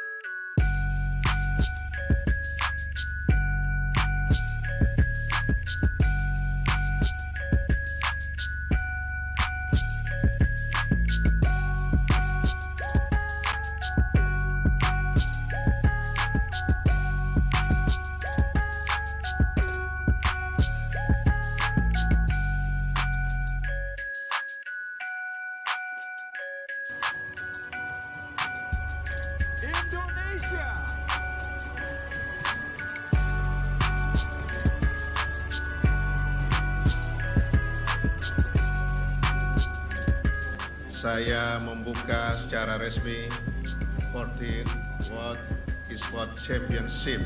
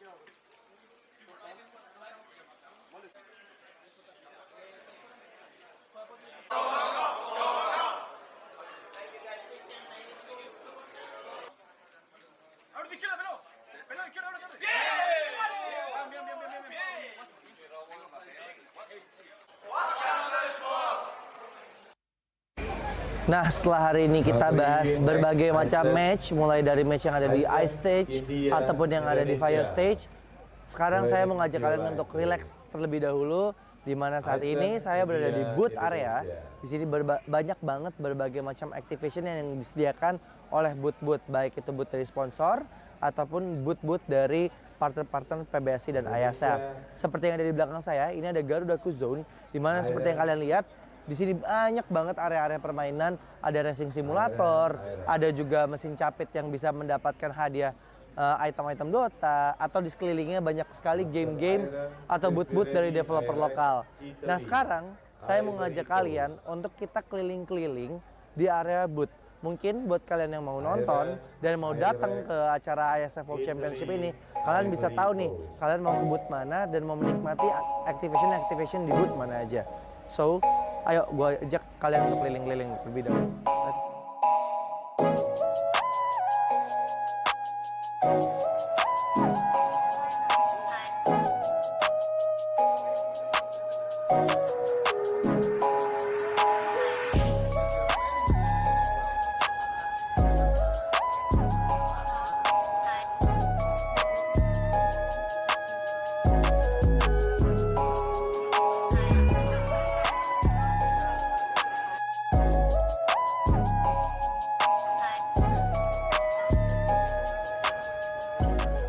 Nah, sekarang kita lagi ada di booth-nya Battle of Guardian, di mana ini merupakan booth developer lokal asal Indonesia yang menciptakan fighting game pertama di Indonesia. Nah, keseruannya nih di sini kayaknya kita bisa main game nih. Kita bisa mencoba trial untuk main game Battle of Guardian. Nah, gue juga penasaran ada apa aja sih di booth Battle of Guardian. Jadi yuk kita coba aja samperin langsung ke booth-nya Battle of Guardian. Let's go.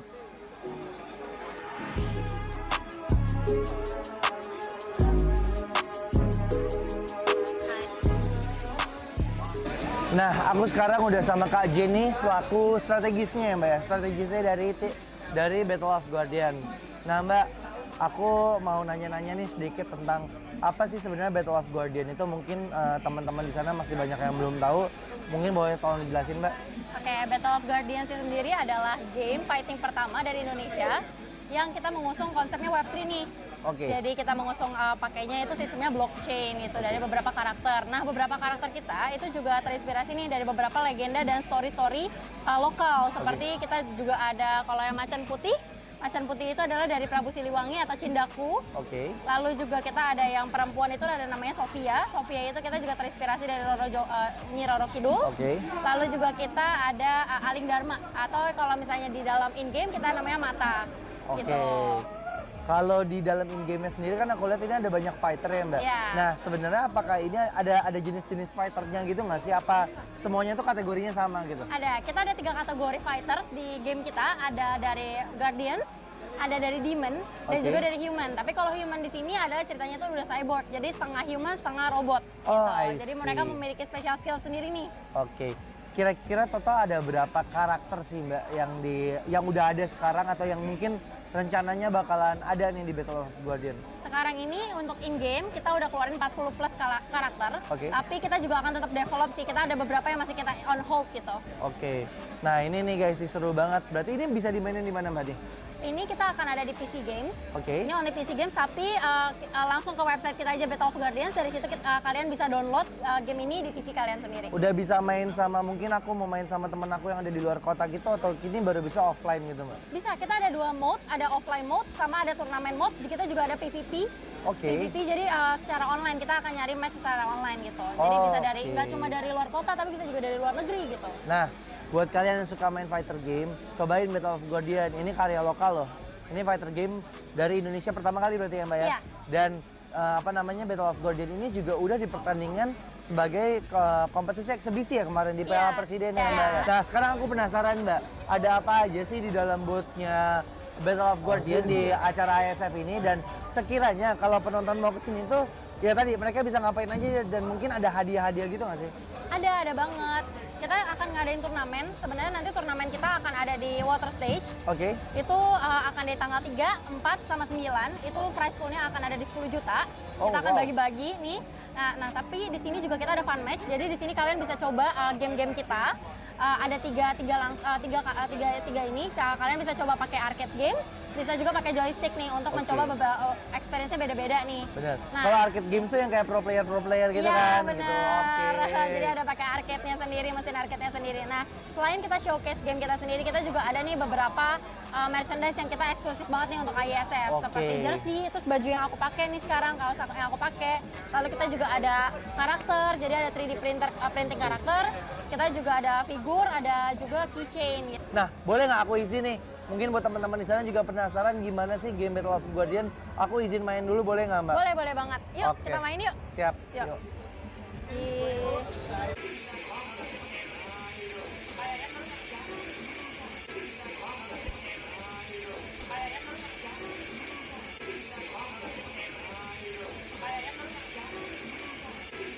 Mbak Jen, thank you banget udah ngasih kesempatan aku untuk main Battle of Guardian. Gamenya seru banget. Ini sih buat kalian yang suka main fight game bakal ketagihan banget ya Mbak ya. Oke kalau kayak gitu. Mbak Jen, aku pamit. Thank you ya Mbak Jen ya. Thank you. Oke.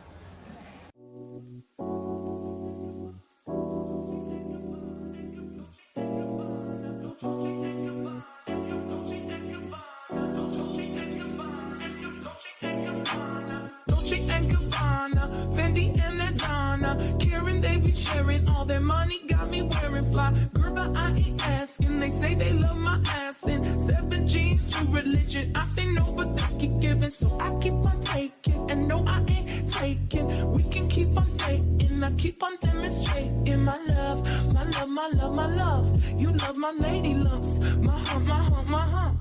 My humps, they got you. Got you, they got you. They got you. Got you, they got you. They got you.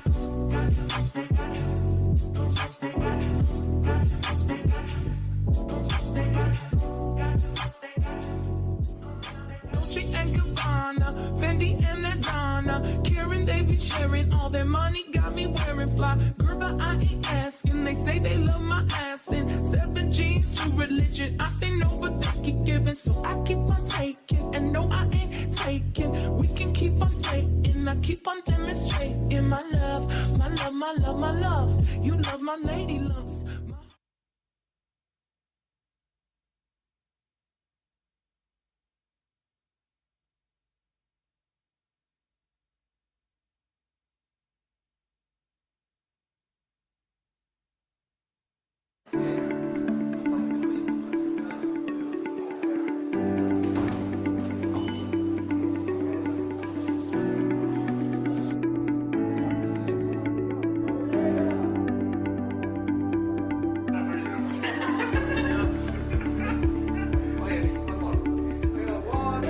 So today we have Lotus from Chile, and they will be competing in the World Esports Championship 2022.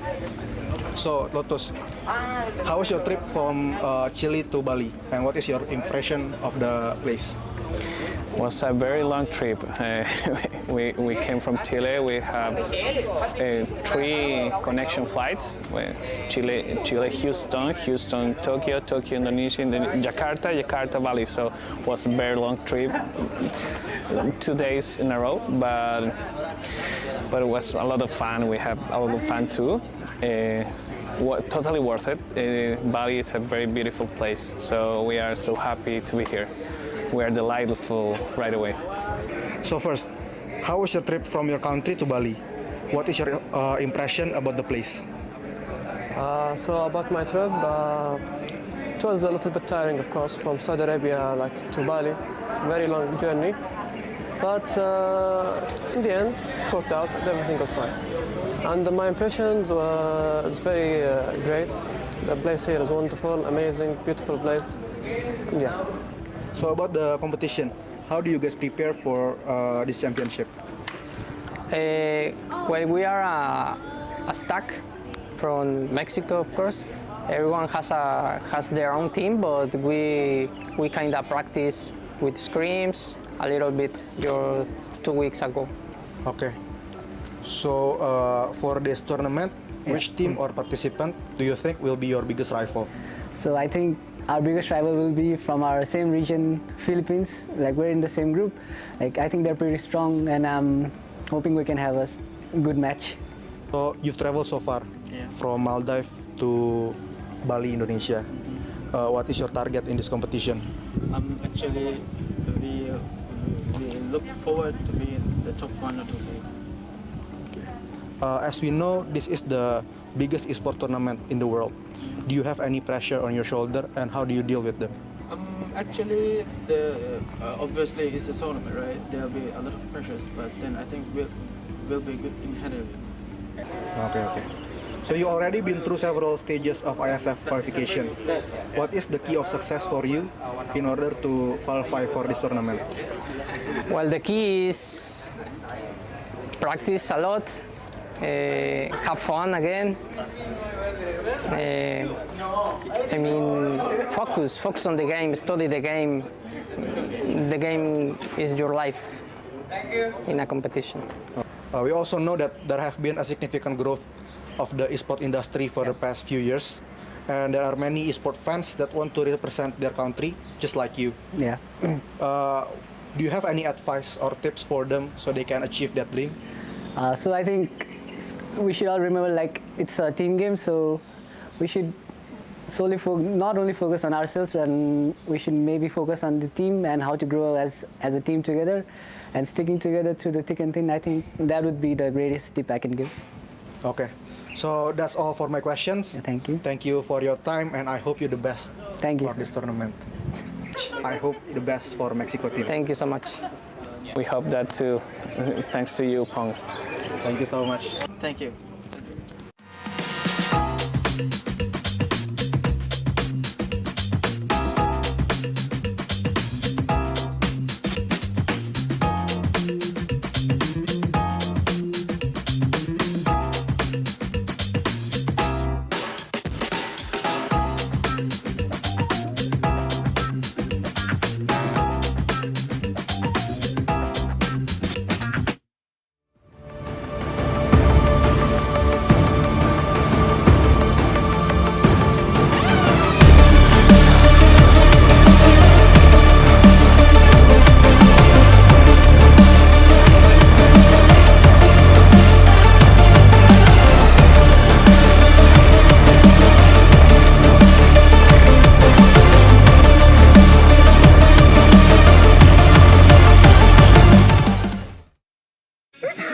Mau dibikin ketawa?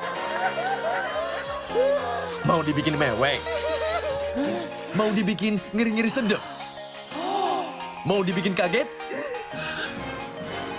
Mau dibikin penasaran? Mau dong! Di sini gudangnya informasi yang bikin kalian update gak kelar-kelar setiap hari. Ini baru Trans 7. Apa ya? Makanan yang harganya receh tapi enaknya mantul. Banyak pengen loh, ini dia. Menu receh, harga receh, dijamin enaknya mantul. Enak banget. Coba, Mel. Apapun yang kamu pengenin, di sini referensi lengkapnya. Ada yang ngiler. Jajan terus bareng makan receh dan enaknya mantul. Ini baru Trans 7. We are getting the grid forming here at the Mandalay circuit. Musim balap motor 2022 telah usai. Namun jiwa petualang untuk memacu adrenalin di atas roda 2 masih terus membara. Away we go in Indonesia. Oh, what a dramatic start. Mendaki gunung lewati lembah, Baru mulai belum apa-apa, udah terjebak motornya. menyusuri hutan, bahkan pelosok daerah yang jarang terjamah. Sangat ekstrim dan sangat menyulitkan waktu. Dengan latar belakang alam yang bersahaja Stunning island of Lombok. Mana nih tuh aku kok. dan cara berkendara dengan kearifan lokal. Can you believe it? Banyak rintangan dalam sebuah perjalanan. And the bike's on fire. Terjatuh adalah pelajaran. Goodness me, that was vicious. Kembali bangkit sebuah keharusan. Deru petualangan tanpa henti, bertualang di negeri sendiri. Unbelievable. What a finish.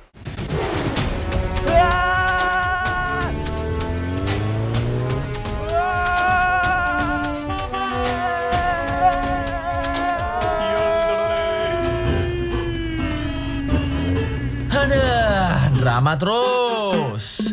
Nonton nih, komedi yang nyegerin. Lucunya gak habis-habis. Ngelospol. Capek hati drama mulu. Mending dibawa happy.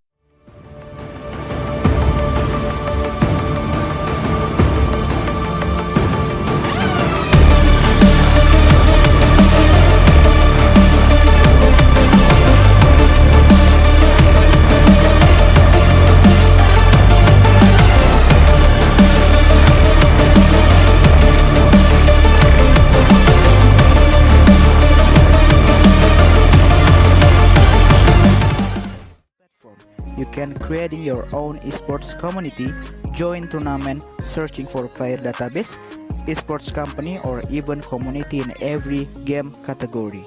All members that registered in this platform can join many various tournament in every game category like Dota 2, Tekken 7, Mobile Legends, PUBG, eFootball, FIFA, CSGO, Point Blank, and also Free Fire. Garudaku also has an esports academy for every non-professional players and professional players. They provide coaching clinics and all academy members can be lead to be professional players in every game category. Garudaku became one of the exhibitors at the Iesf 15 World Esports Championship Bali 2022. They had a very interesting activity here. Besides, they will teach you how to use their platform and become one of their members. They provide gaming corners. Visitors can use as long as they like to play many games in PlayStation 5. You can play Tekken 7, eFootball 2023, and FIFA 2023. On the other side, they collaborated with Racing Lab to provide a racing simulator that you can try at their booth. The attendee is very helpful to give guidelines on how to use racing simulator machine. This one is very interesting because they give me an experience using a racing simulator and make me feel like I'm the real racer. So, that's what I got from the Garudaku zone, and I really want to explore more at this exhibitor.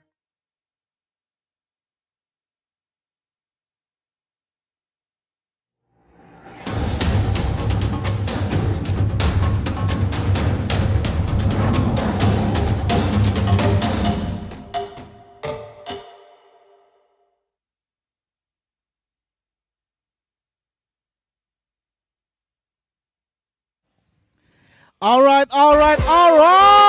Welcome back again with me, Gary Eka, on Iesf 14 World Esports Championship 2022 Bali.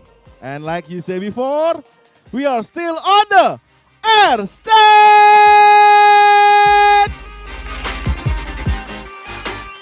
All right, guys, second match of the day, still on the Mobile Legends Bang Bang Iesf 14 World Esports Championship. We have another big match for today on upper bracket. But before we go into the match, I would like to give you another information about Iesf 14 World Esports Championship. Here we have more than 600 international athletes, 106 countries, and more than 596 offline matches. This is make the Iesf 14 World Esports Championship as the esports event with the most nationality competing offline and the largest outdoor esports competition in Southeast Asia with 6 games including CSGO, Dota 2, Mobile Legends Bang Bang, PUBG Mobile, eFootball 2023, and Tekken 7. And especially for the CSGO, there's not only a CSGO male, but we also have the first CSGO female tournament of the year. Alright guys, let us invite both of the team who will be competing on the second match for today. The first, please welcome the home of the Paulo Dybala, Lionel Messi, Argentina!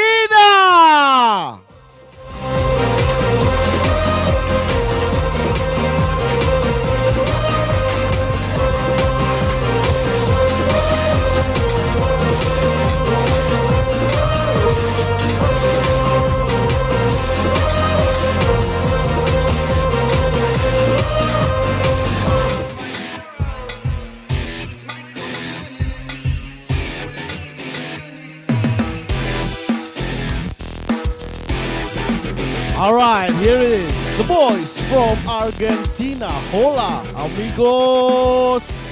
Let's go. They are very ready for the second match of today. And, of course, the second team, the home team. Please welcome Indonesia!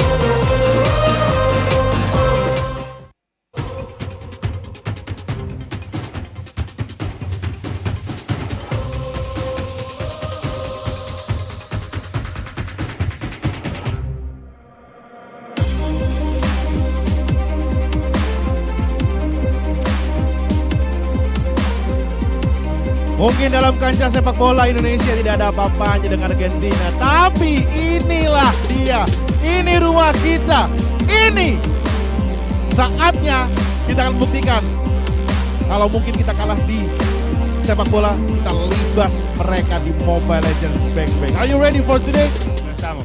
Los estamos. How you say good luck in Argentina? Buena suerte. Buena suerte ya teman-teman ya. Oke, ready? Hari ini gimana? Ready. Ready. Alright. This is the second match of Mobile Legends Bang Bang. Iesf 14 World Esports Championship between Argentina versus Indonesia. You guys can handshake each other.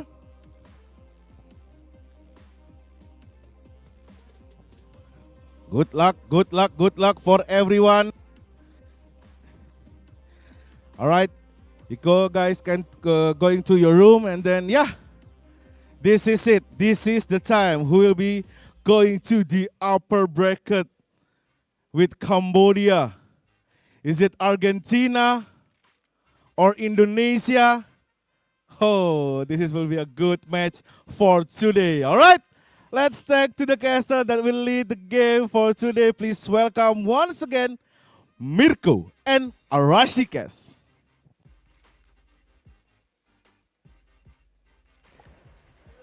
Thank you so much, Musgare, for the wonderful introduction as we are here on the caster desk for day number 3, Arashi. It's just going on super fast because of all the crazy matches. And hey, we got another one for you. Argentina versus Indonesia with Mirko, Arashi, and a whole lot of fun. Just a whole lot of fun here. I mean, Argentina has shown that despite being a very young region, it doesn't matter. They are here to compete, and they've shown discipline and creativity, and more than anything, discipline and that calculative approach to this game. So Indonesia has shown that they can do that as well. Now the question is, can Argentina adjust better or even more dynamically than Indonesia can? Because we saw that they were able to take down the favorites of the tournament, actually. Philippines was actually knocked down to the lower brackets by Team Indonesia. But obviously Argentina here coming in as, like you mentioned, a young region will still have a lot to prove. Sure, they did get a victory up against Slovenia, but now they're up against Indonesia. So I think it's kind of safe to say that currently, with Indonesia beating Philippines, they are the tournament favorites now. In a way, right? You got to beat the man to be the man, so Indonesia has done exactly that. And everyone else will have a chance to actually do the exact same thing. That is why the competition is just getting hotter and hotter right now. And it's a hot day as well in Bali, so the players must be feeling this competitive heat. For sure, right? That kind of pushes them, actually, to go even further, honestly, in this performance in the day as well, up against one another. Argentina, like you mentioned, a very young team, a very young country in Mlbb. In terms of Mlbb, but so far, we've seen that discipline. I really want to highlight the discipline here coming in from Argentina because that's something we don't usually see from a region that is still so new to Mlbb. We usually see that younger countries, in terms of the development of Mlbb, they tend to go for more team fights, more micro-heavy gameplay. But yesterday, we saw an Argentina that focused primarily on outclassing their opponents via macro, via rotations. I was about to say the exact same thing. This is why it's so impressive. And it shows, again, if you come in later into the stage, yes, you have less time essentially on the air of experience, but at the same time, you have seen and you have learned from all the mistakes and experiences that the other older teams have done. So, with out of nowhere, they showed very competent macro skills, which usually comes later on after the initial team fights, mechanics, etc. Before we get deeper into the matchup though, Arashi, ISF 14th World Esports Championships is supported by wonderful Indonesia, Kemenpora, NOC, and Connie. And we would love to give our special thanks to the sponsors right here with JHL Group, JHL Auto, NusaPay, DAS, Gudang Crypto, Pertamina, Taiwan Excellence, Hydro Coco, not forgetting obviously IndiHome, Telkomsel, HIN, Episode Hotel. We also have our beautiful venue right here, which we're having all the events on. Merusaka Nusa Dua, Mineski Global, Indonesia Football E-League, ESID, and Lemon ID. And of course, our media partners who have led so much support to the event. We have Net TV, we have Trans7, we have Detikcom, we have Esport ID, we have Video.com, we have Dunia Games, Dance TV, Dance Play, Merah Putih, Bola Score, and Kami Bijak. Well, there you have it, ladies and gentlemen. Everyone here to help ISF to be as great as it is currently. And we've seen some crazy games. We've seen some upsets. Indonesia winning 2-0 over Philippines. And just earlier today, Malaysia, one of the tournament favorites as well, falling to Cambodia 2-1. You can see it here, the official recap for day 1 and day 2. And one match from today. And it's looking really hot, like you mentioned. Cambodia will be progressing to the next stage in the upper brackets, to the upper bracket finals. And this match currently, Argentina versus Indonesia, will determine who's going to go up and face Cambodia up there as well. It's the first 2-1 in the tournament right here, if you can see, at the playoff brackets. And of course, we'll see if Argentina and Indonesia will be as close, because these are two teams that are very, very competent, and they absolutely have what it takes to beat each other. And that is what makes it so worrying for any supporter of Argentina or Indonesia. And also, if you're a team here, Indonesia, Argentina, with Papa Dog and Dreams, as you can see, the team versus screen, we need to talk a little bit about how dangerous it is for them if they do lose, right? Because obviously, they will still have another chance in the lower brackets. The big question is, well, not the big question, the big statement here is, for me, I don't think any of these teams want to go to the lower brackets because they will be facing Philippines, right? So here we are also going to take a look at the player head-to-head for Civ and Brands, two goal laners who have shown incredible class in both day 1 and day 2 so far of the tournament. Higher GPM for Civ, but the higher KDA for Brands. Maybe it highlights the difference, right? We talked about the difference of playstyles, macro versus micro. So far, the Indonesian team has had a more aggressive approach, whereas for the Argentinians, they are perfectly content just outmaneuvering, outsmarting their opponents. And that doesn't mean that they're necessarily afraid of fights, but it does show in the statistics. It does. GPM, actually, higher for Civ. As we all know, Brands in Indonesia, one of, if not the best farmers in the gold lane, gets that gold super high to get those items. But in this tournament so far, we've actually seen that Civ is a bit more efficient when it comes down to laning and farming, whereas Brands has been super active around the map, rotating and helping around the neutral objective fights. Well, that's a concern for Argentina. If Indonesia goes for that heavy-handed early game approach, can they still maintain that macro play? Because when it's easy to do if everything is going as planned, but when the going gets tough, when you get hit in the face, that's where your adjustments need to be on point and on the fly as well. So if Indonesia can push the pressure, right, make it very difficult for Argentina to adjust, that might mean the early game might be dominated by Indonesia. Oof. We'll see. I think both teams have shown that they can compete for that early game from their previous games here, but we are going to get ready to jump in to the draft right now, as we are going to see the faces as well of both of the country's representatives. Argentina on the blue side in the first game's draft, Indonesia on the red, and this hero, Joy, I just want to get this over with instantly. We're not going to see it anymore. The Cambodia-Malaysia match, that's the only time we'll ever see Joy in this tournament. I think that has to be the case, man. Any team that watched that game needs to understand how absurd this hero is at the current point in time. And I think for now, it just means that any team playing for the first pick will have a bit of an advantage because the second pick will always have to ban out that Joy. The Joy. I can't believe it, right? We were amazed, actually, at how much the Joy could do. She could tank, she could sustain, she could deal damage, and she is unkillable because she's so mobile. That, I think, is the most important one to highlight here. The most important thing to highlight when you're talking about Joy, because it doesn't really matter how tanky you are. If you're able to dodge everything with those dashes that reset, and if you're able to play with the rhythm properly, that passive, it's almost like it's 100% win guaranteed. I mean, you also have a lot of crowd control immunity, and if you take a Vengeance like Deja did in the first match, that just allows you to take even more damage. And with the nature of the hero, we can see that the sustain is completely absurd. I mean, I was yapping all about it after the first match. Now let's get straight with it. 1-1 and Iesf ban away. Indonesia wanting to ensure that there won't be any kite back shenanigans from Argentina. And Argentina wanting to make sure that they don't get slowed down, because that is what Indonesia needs to get their hands onto the Argentinian members.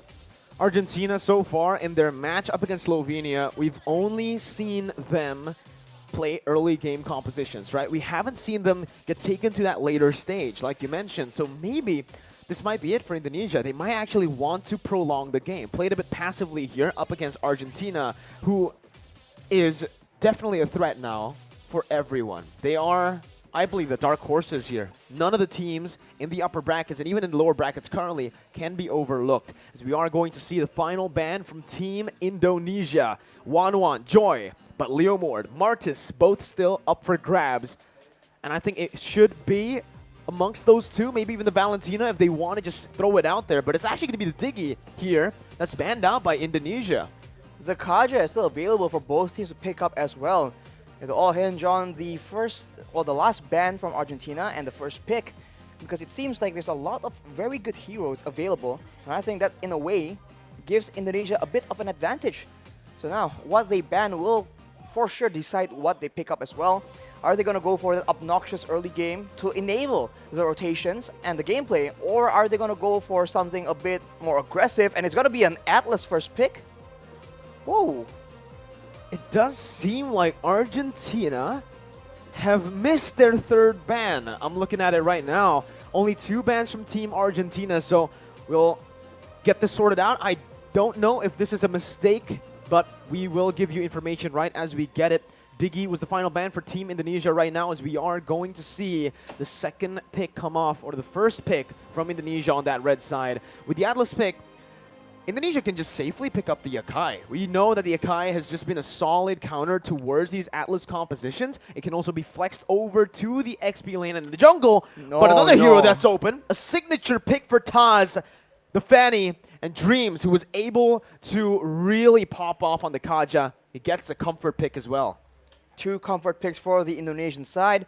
And we have to talk about Taz on that Fanny. Man. This man is an absolute menace. Mechanical skills for days on this Fanny pick. And we've seen a lot of teams respect Bennett against Indonesia.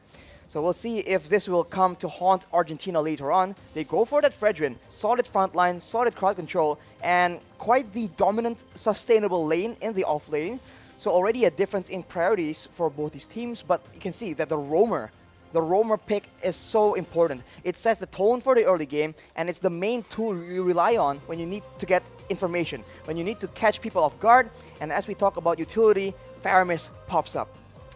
Man, this is a team fight composition that we have seen yesterday as well from Argentina. We saw that when Erwin gets his hands on the Atlas, those flashy plays do come through. With the addition of the Faramis to provide utility with that called Alter and a bit more sustainability to the team, it's pretty solid.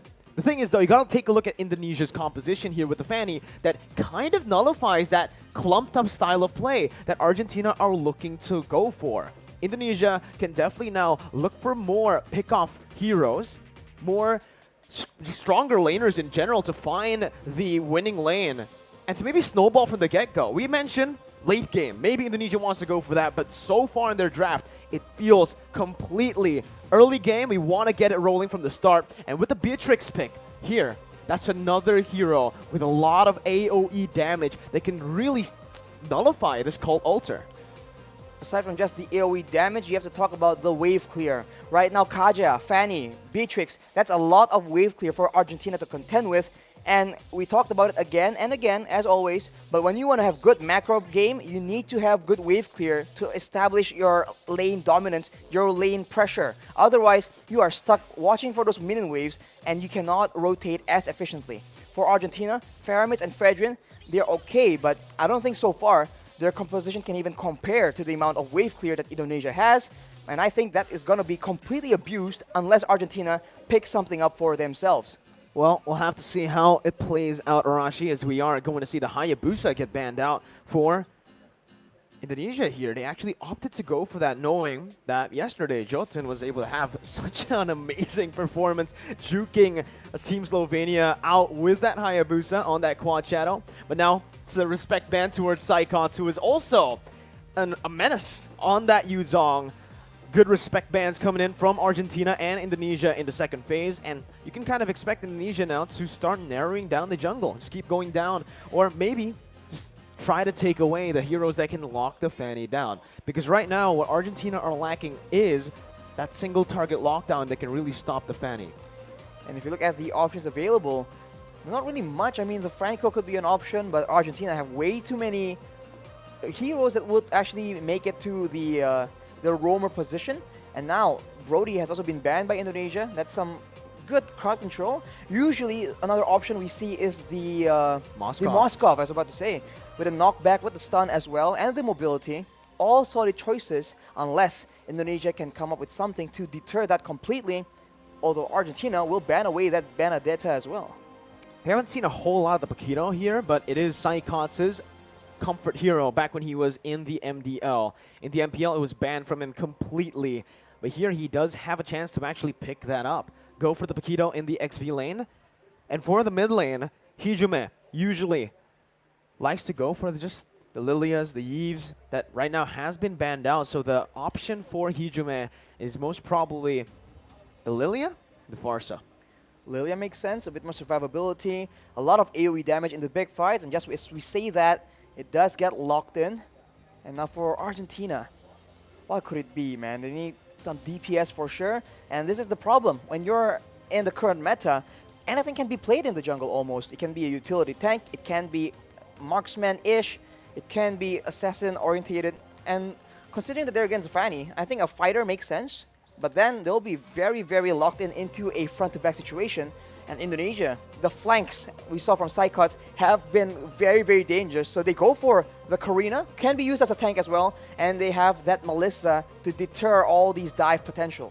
There you go. That's the answer we were waiting for, right? Up against a team like Indonesia with the Fanny, with someone that can just dive into that back line, you need someone to be able to cover. And looking at Team Argentina's composition before they picked the Melissa, wait a minute. Brands is hovering over the Roger currently. Grr, yeah, absolutely. But we'll see. Arashi. No way. Is this going to be, are they trying to pull off the double retribution strat? I'll have to say that so many teams have been doing this to the casters. Can you please stop? This is not okay, man. You're giving us a lot of false hope here. And I don't think it's gonna be that Roger. Unfortunately, they are hovering on the Lapu Lapu. Yet another dive hero, a good engage, and crowd control. More than anything, crowd control has been so critical in ensuring that your team gets that slight edge, especially when both teams are positioning, are maneuvering so well in that mid to late game. Zace, he just loves it, man. He loves playing with the casters there, with hover over the Roger. Zace. Come on, Zace. Don't give us hope. Pick it up, man. Come on, man. Maybe next time we'll see it. Do it. Maybe they're saving it for later. But here, up against Argentina with Karina, picked up by Jotun and Civ. I do want to finish what I started earlier, that statement. With the Melissa's go away, that provides easy cover. And she can be quite independent in that gold lane, where usually, again, Team Argentina can play and look towards that XP lane to get that winning lane. Exactly. I think we need to figure out, well, both teams need to figure out which lane are they attempting to actually get ahead. Because if it's the gold lane, cool. You have a solid mid game and you have solid advantage in the late game. But if you leave that EXP lane untouched, the macro game, the wave gameplay, the 1 and 4 split push strategy can be utilized to its utmost potential. And with Psychots, for example, in the XP lane, going up against Papdog as well, that is something that you do not want happening. Welcome to the land of Dawn, ladies and gentlemen. Team Indonesia here with Taz starting on the purple buff and Jotun on that Karina on the orange buff. Let's see here, Taz. One question I do have currently is what emblem is he going to go for? He opts to go for the high and dry. And now you can already see that it's going to be the mystery shop as well from Karina, as Erwin is going to get bursted down by the damage from the Fanny early on. And man, that is a lot of damage. That is what the high and dry is going to bring to the table. Taz is going to be very aggressively moving around, going for those 1v1s. And unless Argentina has solid control in the lanes, then they can actually, that's how they need to play to get the opportunities to shut down, to collapse onto Taz, who is going over aggressive. Here though, Jotun is going to have a bit of a rougher time in his jungle as Taz was able to pick up that kill. It is going to be a 1-kill lead early on so far, but that's something that can really get the snowball going for Team Indonesia right now as Dreams just gets out that perfect match. Jotun still is able to get level 4 a bit faster than Taz though, even after suffering that invade early on. Have to watch that there's no real counter to the engage coming in from Erwin with the Flicker Fatal Links combo. No Purifies, for example, but we'll have to see. Does Indonesia have a strategy in mind, a counter? Maybe through maneuvering to positioning. We have to see later in the mid-game. But for now, the Atlas cannot be as aggressive when it comes to these skirmishes. So we'll have to wait until about level 4. And now with the first turtle spawning, you can see action building up near that top side. Both teams are playing it a bit passive here early on, but wait a minute, a solo kill in the gold lane by Brands, the Indonesian king of marksmen there, as he is able to actually win out up against the damage. Taz, out of nowhere with Dreams, finds the Divine Judgment. Now Taz just going mad with the cables, and that's going to be Hijume who picks up a double kill. Papa Dog caught in his own jungle. Psychot just does some damage, puts him back, and forces him to recall. 2 minutes in, and it's Indonesia who has a pretty solid lead. Just like that, 2 kills on the table. That is how fast, that is the X factor we talk about whenever Indonesia is being mentioned. Out of nowhere, these plays will just keep happening, so Argentina need to be on their toes. The composition of Indonesia is all about that pickoff, so they cannot leave their member alone. I think we saw Meteoro use the Cult Altar, but it was just a bit too late, unfortunately, and that cannot happen again, because that is one of the core ways they have to counter Indonesia right now. 3 minutes in, that's a turtle secured for free by Indonesia. Psychot's in that XP lane as well, getting a pretty substantial lead with Brands doing the same. So far, all 3 lanes are controlled by Indonesia. And this is a good read as well. Brands knows something is up, knows that Erwin has been missing on the map for quite a long time, so he plays it safe. Meanwhile, Indonesia, Dreams and Hijume, they don't decide to rotate. They decide to just keep that pressure in the mid lane to, again, relieve some of that pressure from the other lanes. I'm just waiting for the time where Taz will start exploding out of nowhere, because right now it's a ticking time bomb, man. He is farming up. But once he feels that he has the necessary items, he's about to go absolutely wild. And as you say that, oh my goodness, Taz does so much damage. Hijume pops that black shoes to run away from Erwin's possible engage here. As Psychot's trying to make his way into that mid lane, just again opening up the map for the rest of his teammates. And that damage is absolutely absurd, man. Meteoro just disappeared. They're trying to do it onto Erwin right now with the Divine Judgment, but Erwin pops that perfect match. Very well timed to get out of the Divine Judgment. Taz on the Fanny right now, an absolute menace. And I don't think anyone from Argentina can deal with him 1v1. They need to find a way, a team fight, force him into these situations where the high and dry won't really have a lot of impact. He won't be able to actually get those solo kills, but it's easier said than done. As we say that, oh man, he used the Shadow Stampede. The Cold Altar HP is gone just like that, but Meteoro has the Flicker. You can see the kill pressure already from Taz on the Fanny. That's why it's a signature pick, and that's why usually we see it banned out. The called Alter, man, we talked about how it's only very situationally good against teams with limited amounts of damage, maybe big burst damage, so that the second life can be preserved for, for your team to actually have more impact. But when the called Alter HP gets taken out like that, it's too dangerous. Erwin with a perfect match again has to use it defensively. A very different Atlas gameplay for Erwin here today as Meteoro is going to be chunked low, goes in for Shadow Stampede, Dreams gets targeted down, but it's only the Roamer. A shutdown as Jotun puts Argentina on the board, but it's Taz who picks up a trade up top. Taz now going on to Papa Dog with a cutthroat as well. The Flicker ready to save Papa Dog, but it's still a solid trade, 1-for-1 right now. It's unfortunate that Hijumi was the one who actually fell in the engagement. He is the one with 3 kills right there. So it's not ideal. I think he chased a bit too much. But of course, we see again the damage potential coming in from Indonesia. A lot of poke damage. And if you get too low, Taz does not waste any time at all securing that kill, taking you out of the Land of Dawn. Now it just goes to the discipline game, right? They already have a pretty good lead, 3,000 gold. That's going to be building again. Taz looking for that play, jumps in just to bait out that cult altar, and now it's gone. Meteoro has nowhere to go. Bro. A brilliant decision by Taz as well. He didn't get turret aggro, so he just played around the minions, forced Meteoro to pop that cult altar. It's pretty impressive. Very impressive. And it's just too fast. If you wait for the right moment, you might get taken out before using it, but the Fatal Link is being used, Mirko. Only to Dreams right now, who is the Roamer, who can soak in a whole lot of damage, and now it comes down to Taz, who's able to rotate down below. Jotun finds a pick, Brands gets taken down. That's going to be a 2v1 situation. A 2-for-1 trade as well, but it is going to be equalized in that mid lane. Psychots, ooh, flickers forward, gets the double kill, and makes it a 3-for-2. That axe accuracy coming in from Psychots. A 3-for-2, not ideal, but I guess at this point, Argentina need to get themselves on the board right here. If they play a bit too safe, they're just waiting for the members of Indonesia to set up for the next play. And as we can see, it can come just like that. Divine Judgments, Bravest Fighters, and of course, Taz just slice and dice him all the way through in the back line. The damage, look at that. He went for 2 items early on. It's going to be the Heptaseas and also the Melthic Roar. So he knows that Argentina are going to start to pile up on that physical defense. Going for just physical penetration as early as 7 minutes in the game will basically mean he'll deal true damage. Not to mention he is up against essentially 3 heroes that can go tank, so it's a very smart adjustment decision in the item builds. And now with that lead, Indonesia is just pressuring away the members of Argentina from this turtle. They're still able to secure the purple buff, but right now, full control for Indonesia, unless Argentina does something unexpected. Erwin, with that flicker, we've seen him make the plays happen, but can he replicate the same success? 2 ultimates burnt out by Taz. What? Go away.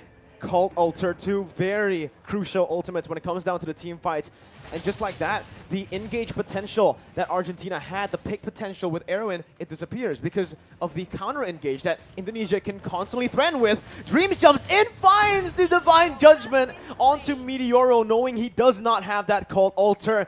And Brands picks him up like it's nothing. Dreams now opening up the map, going to be targeted down. Dreams going to be taken down by Argentina. A 1-for-1, but it is the mid laner taken down for the Roamer. Look at the mid lane though, the wave management coming in from the Indonesians. We've talked about this since the drafting phase, and Argentina is absolutely feeling it. Even when they get a kill, it doesn't look like they're getting any control, and look at the aggression. Papa Dog dove under the tier 1.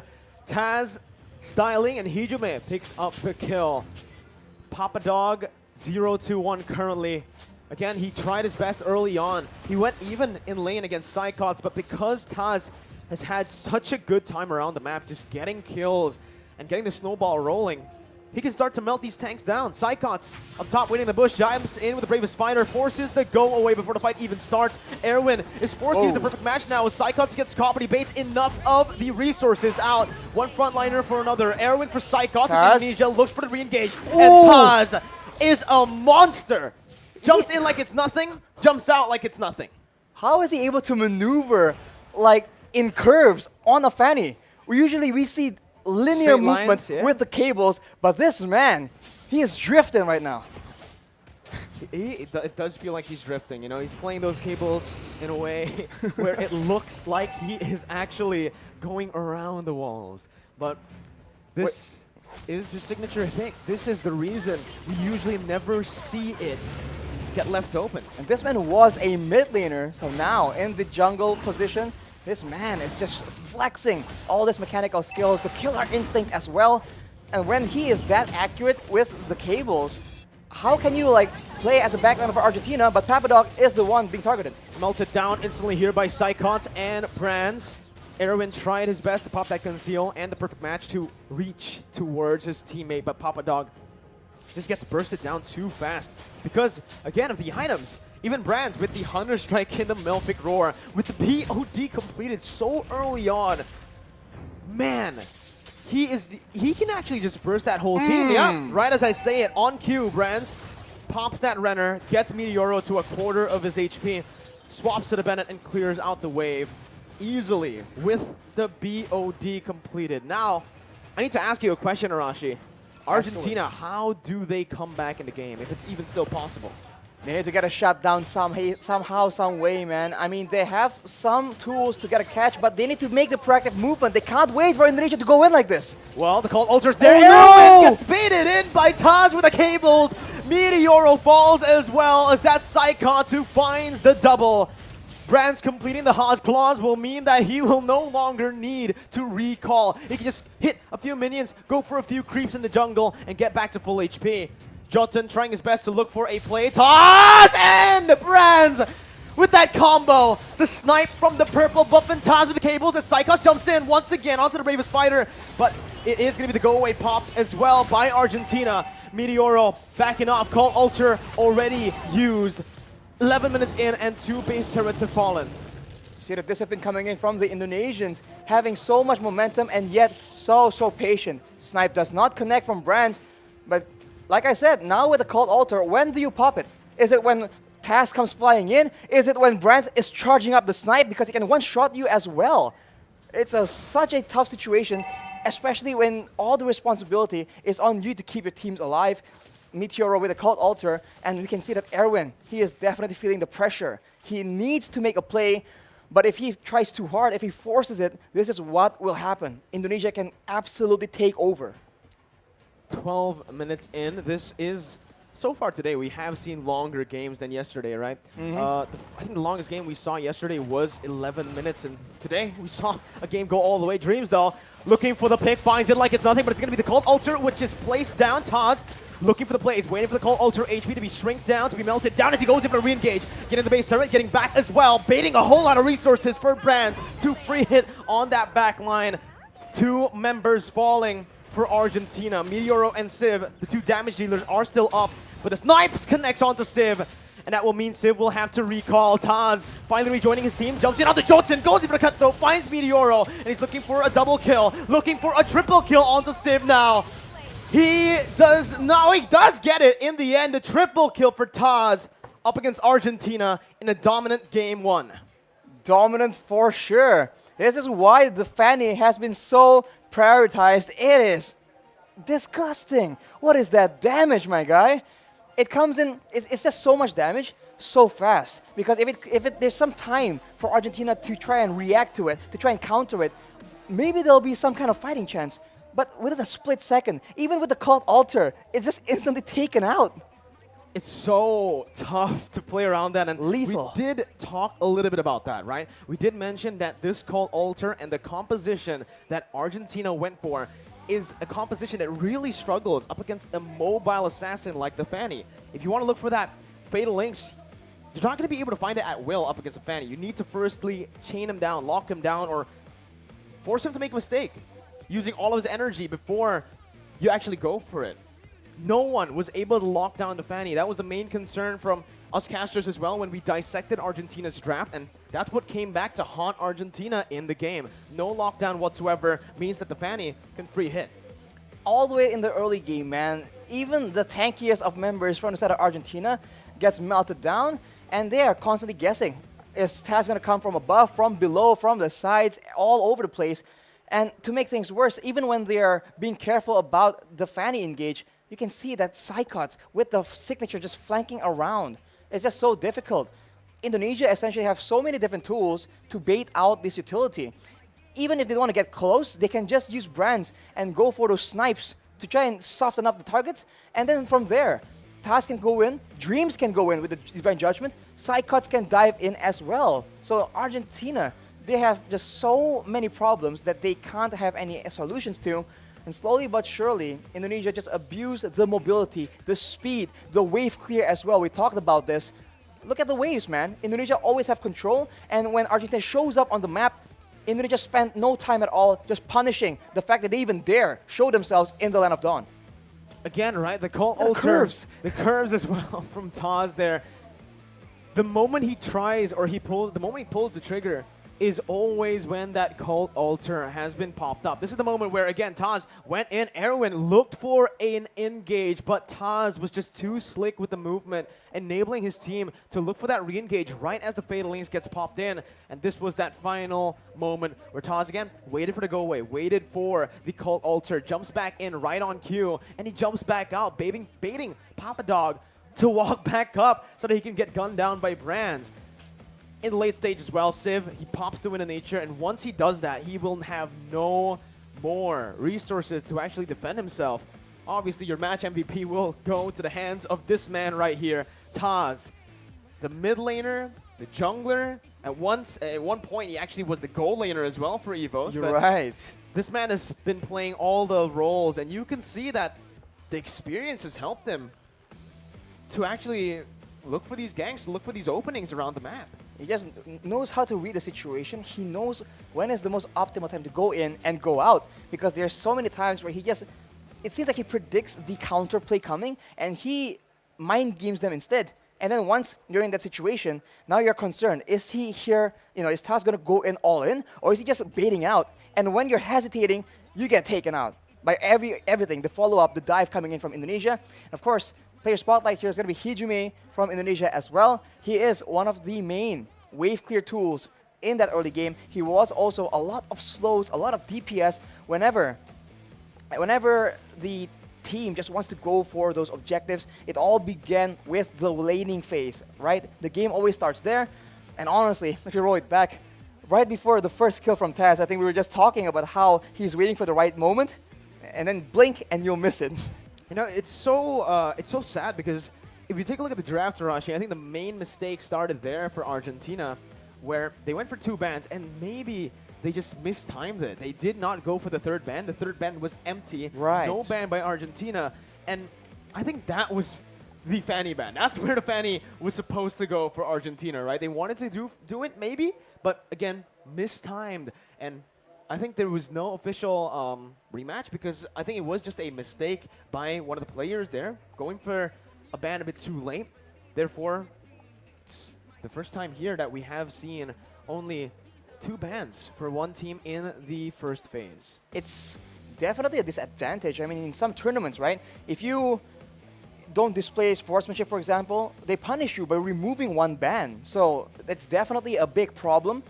And it's really unfortunate that that was the case for this game. But of course, there's still game number 2 where Argentina might just start mounting a reverse sweep. We have seen that happen.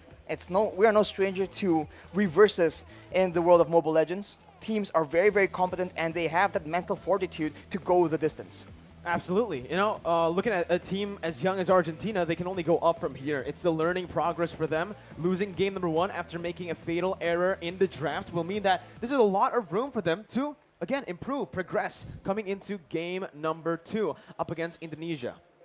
Exactly. I mean, if they want to try and go for the same thing, Indonesia right now, they're just showing so many different looks. And I think Argentina is the team that needs to just make all these adjustments, right? If they can't solve all the problems, they need to try and figure out which ones can they solve and what advantage can they get to get the best situation possible. Because it's no secret that sometimes, right, you're just forced to embrace the fact that there's just so many things that you can't deal with. Let's say the mechanical skills, the mechanical advantage from the players. But what can you adjust to get the best outcome? That is the main task for the coaches right now. That will all go back to the beginning, the drafting phase. Once we go from there, maybe we'll see the execution being amended as well. But so far, I think Argentina had the right idea. It's just maybe a bit too little too late. Let's take a look at it again, right? Fanny, Kaja, Beatrix as well, Lilia. I feel like all 4 of those heroes are comfort picks for all 4 of the Indonesian members. So again, Argentina will have a short break with Indonesia. Before we get into game 2, we will do so as well. As Mirko and Rashi will be back. So today we have Philippines that will be competing in Mobile Legends in World Esports Championship 2022, and I have a few questions to ask. So the first question, are you satisfied with your performance in this match? In this match against Slovenia? Yes. Yeah, I think we're very satisfied with our we're very satisfied in this match versus Slovenia. But in EVOS, I think we still have some things to work out. Yeah. Okay. So what is your key factor to help you to win in this match versus Slovenia? Key factor. Ano key factor? Factor. What's the key factor? The key factor is we work together. Yeah, we use our Mlbb strategy. Yeah. Do you think there are things that you can make improvement for the better match? More practice. Yeah, and adjust on cell phone use. So you will facing other country in your next match, Vietnam, right? So will you use the same strategy? Yeah, we still have more strategies we're not showing yet. We're gonna show it in our next match. Yeah. So what is your biggest challenge to beat your opponent? Biggest challenge. I think our biggest challenge is adjusting to the phones and the comms, because the comms is delay and the sound is very weak, and I think the biggest adjustment is the phone because we use iPhone in our country. Yeah. So how confident are you to win this competition? How confident are you in this? 100% confident. Yeah, 100%. So this is the last question. Who is the top enemy in this competition? We think I think Indonesia and Cambodia, Malaysia. Yeah. Cambodia and Malaysia. They are competitive. Yeah. So okay, that's all for my question. Thank you for your time, and I hope the best for you all this competition. Thank you. Thank you. Pilipinas! Lahat matatag! Okay, thank you. Congratulations, Philippines! Thank you. Support Philippines! Thank you! Thank you! Very much. Thank you. Indonesia that will be competing in Mobile Legends Bang in World Esports Championship 2022, and I have a few questions to ask. So the first question, are you all satisfied with your performance in this match? Saya jawab. Yeah. Pakai bahasa English. So for this match, I think we will take this. So happy, but we're not too satisfied. Our to win the whole championship.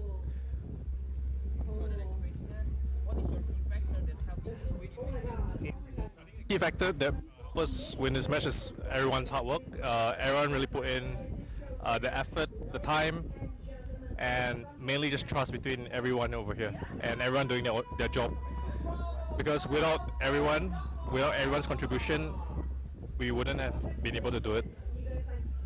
So even you have won the match, do you think there are things that you can improve for the next match? There's definitely many things that we can improve. There was a lot of mistakes that we made as well in both games, so we will look through our games and fix our errors. Okay, so you will be facing other country in your next match, right? Yeah. Will you use the same strategy for the next game? Strategy-wise, we cannot really disclose, but I can assure that we still have other strategies out there, and we will see what we want to pull out for each different team.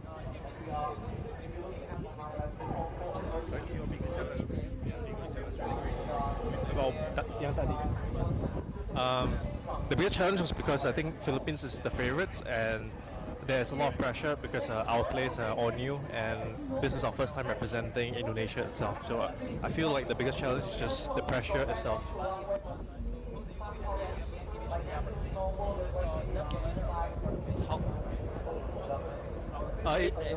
It feels really great to win the M3 champions, but we know that there's a possibility that they will make a comeback, and we will eventually might face them again. So we're happy for now, but we're not too happy yet. We know that the weather in Bali is hot, right? And the game is on the upper stage. So does the weather affect for the match? I would say the setup overall is really good. The weather doesn't really affect us, and the setup of the equipment, everything covers the weather, so we don't really feel the heat. Thank you so much. Indonesia, jaya, jaya, jaya. Okay, thank you, congratulations Indonesia. Thank you. Okay, so hello everyone. We have Daki here as an ex-professional Mobile Legends player from Indonesia. Okay, hello. So the first question is, what do you think about this match, Indonesia versus Philippines? Hello match ya, pakai bahasa Indonesia aja ya. Jadi menurutku matchnya itu bagus banget, tapi menurutku Indonesia masih punya PR karena secara early Filipina lebih bagus, masih lebih bagus tapi.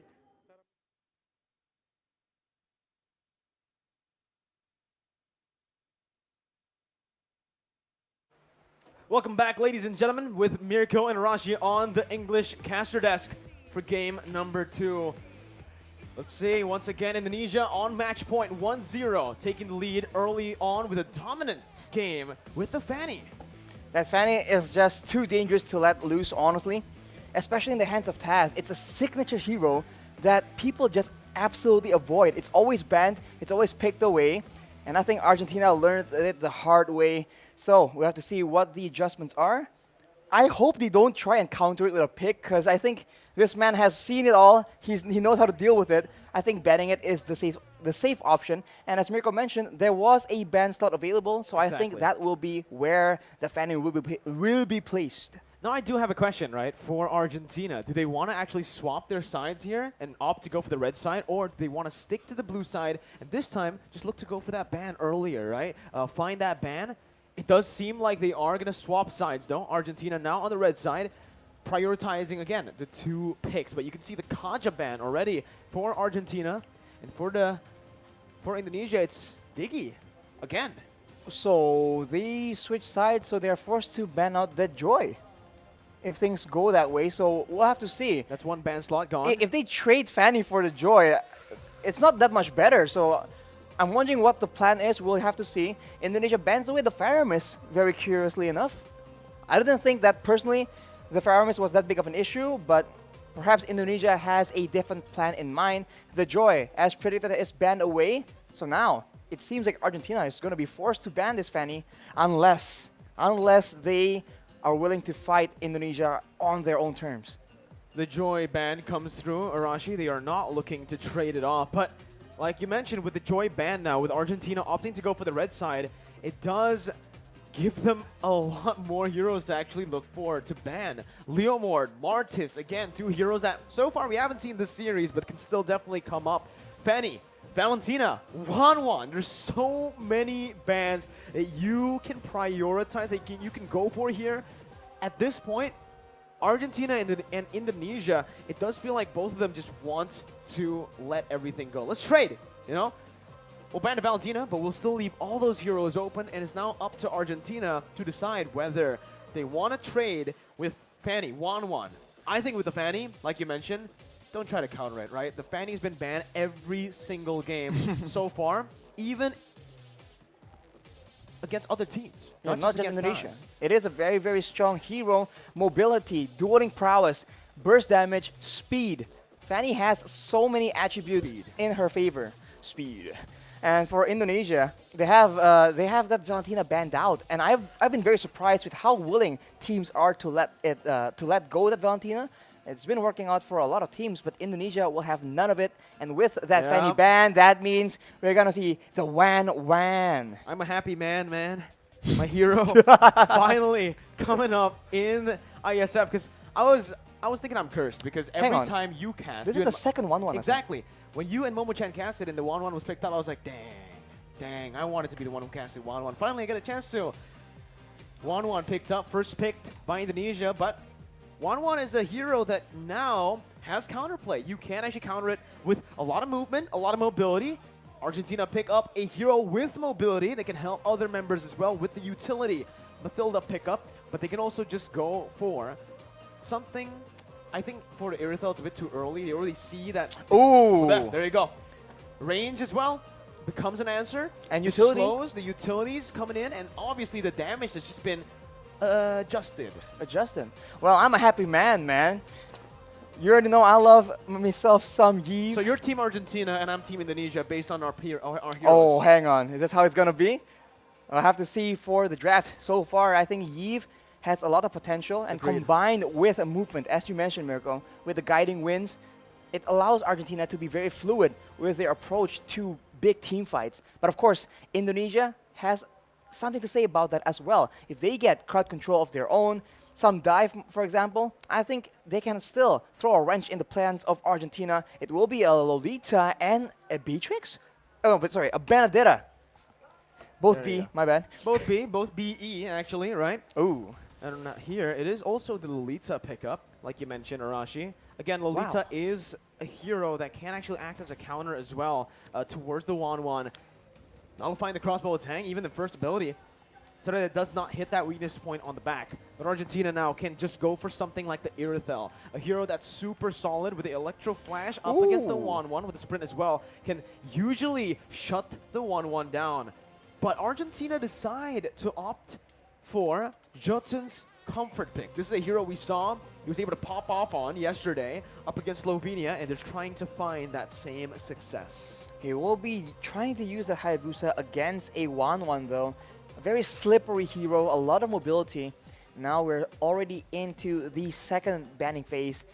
What will they ban away? Because for Argentina, it seems like speed is their go-to method of operation here. Indonesia has a lot more combos in the bag. They can go for the Electro Final Blow, Petrify combo, followed up by a Numinant Blast, or vice versa. So, I'm not quite sure. I think Indonesia will be trying to stop those big movements, and Argentina will be trying to deny any kind of disengage, and the Akai has been denied away from the hands of Indonesia. Let's see, with the bans, Akai becomes the option for Argentina right now. And that's the Irithel, like we mentioned, a solid counter to the Wanwan. I do feel like it might be a bit of a mistake from Argentina not to pick that Irithel earlier, because again, with that Irithel, it's almost a guaranteed winning lane in a 1v1. Wanwan is, oh man, if you bring Electro Flash and your sprint, you just can't lose. I've never been able to actually win out against an Irithel alone, right? You need help, and that's the thing. If Argentina picked it up, they could have actually created more pressure or opened up more for the other lanes. And they can force Indonesia to try and do things differently as well. As you mentioned, being able to force your opponents to play the way you want them to is a big advantage. It allows you to predict, to counter, to plan, especially towards that mid game. So Argentina will not have that advantage, and they will ban away the Gushin as well. I wonder what Taz is going to come up with right here. No Gushin, no Fanny. If he comes out with a crazy assassin, he's going to go head-to-head against Jotun on that Hayabusa. 3 respect bans over to Taz right now. And Indonesia, honestly, at this point, might just go for another gold lane ban, right? They already have the Irithel ban. We saw Civ actually play a whole lot of heroes from today and even from yesterday against Slovenia. He went for the Bruno. We saw him on the Beatrix as well. And just now, again, he was on the Melissa. So he's played 3 different heroes in 3 different games. Indonesia might want to nullify that, might want to go for it right now with the Beatrix ban. There you go. That's exactly what they go for. Argentina, oh! Whoa! Shadow picking the Natan, which is a very interesting move. Natan is a hero we haven't seen in a long time in the gold lane, especially up against a Wanwan that can really bully you, up against a Lolita that can soak in everything you've got, even with that entropy. Well, it becomes a pick that is risky. It's a bit of a mixed bag with Natan. A lot of mixed damage, right, with how he operates. And oh, he goes for he's a better the hero, shadow picks. We keep saying that this is not okay. Haha. It's moving around though. But let's go, Argentina. Make up your mind. We have to like comment on this. No, keep on juking Arashi, just like Messi. Let's just wait. But here we go. I'm honestly just wishing for a Bruno here, but he does go for the Clint. If it's not the Irithel, another hero that does extremely well in lane up against the Wanwan, it's that Clint, right? With the superior range and obviously the CC as well. Technically, the route that he has in his arsenal, it's just so good to go up against the Wanwan early on.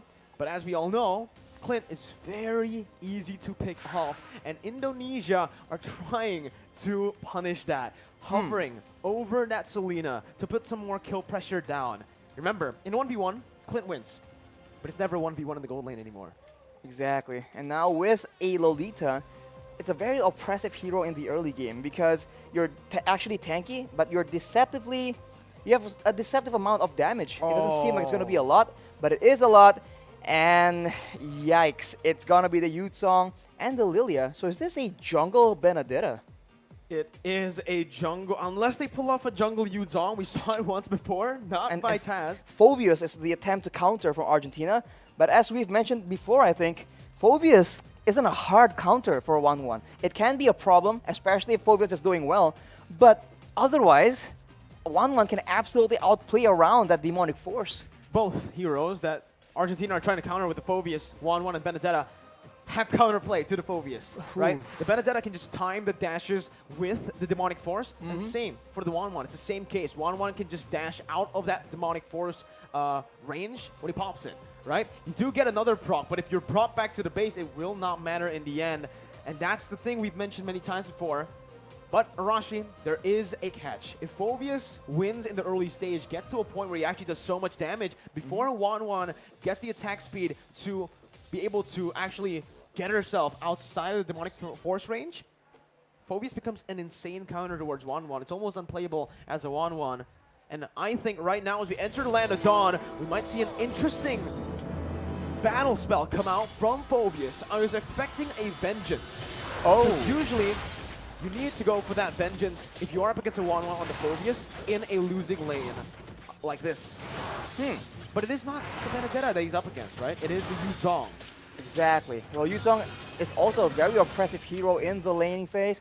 So we'll have to see that can Papadoc actually get an advantage? And if he does have an advantage, right, it's still up to the rest of the team to enable, to try and catch out the players before the Phoveus in the hands of Papadoc can actually make those crazy plays. So far, though, it is a slow laning phase, and it will all depend on, I think, the jungler.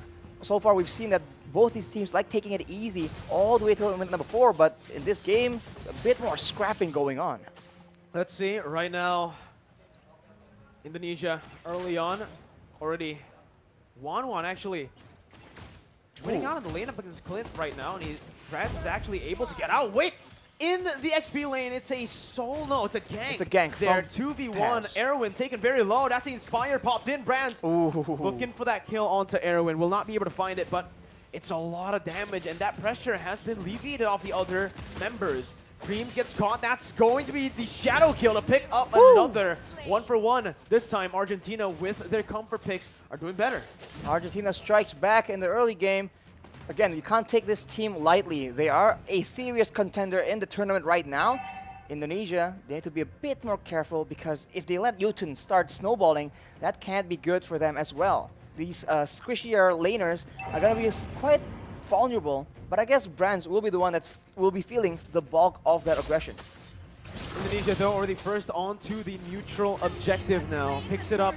No contest from Argentina, as Jotun doesn't have that purple buff. Without the purple buff, Hayabusa is going to find it very difficult to contest or even to gank. So for Argentina, it does feel like their win condition is solely on getting the picks early on. They can't really go for the neutral objective control. Dreams there with a cheeky invade, looking for that steal. But Taz on this Demon Slayer Benedetta. I wonder if he's going to go damage or tank. I think damage must be the way to go. He has that Demon Slayer emblem, so it's an interesting hero. Able to be built quite a few different ways, hybrid, tank, full damage. But right now, we keep talking about the lane management in game number 1 and game number 2 here. I think it's no different. Indonesia has so many wave clear tools to actually work around with. Psychots, Taz, as well as Hijime can all do that, but look at that aggression coming in, and they're not done yet. Jotun able to maneuver himself out of that position, but now he's going to get caught in the stun. Doesn't have the shadow kill to play with here. The guy as well, but a Numenal Blast forces Erwin to pop that circling eagle, leaving Jotun behind for Indonesia to take. Erwin trying to dish out damage back, but again, it's Indonesia that it really feels like Indonesia has Argentina's number in the rotation game.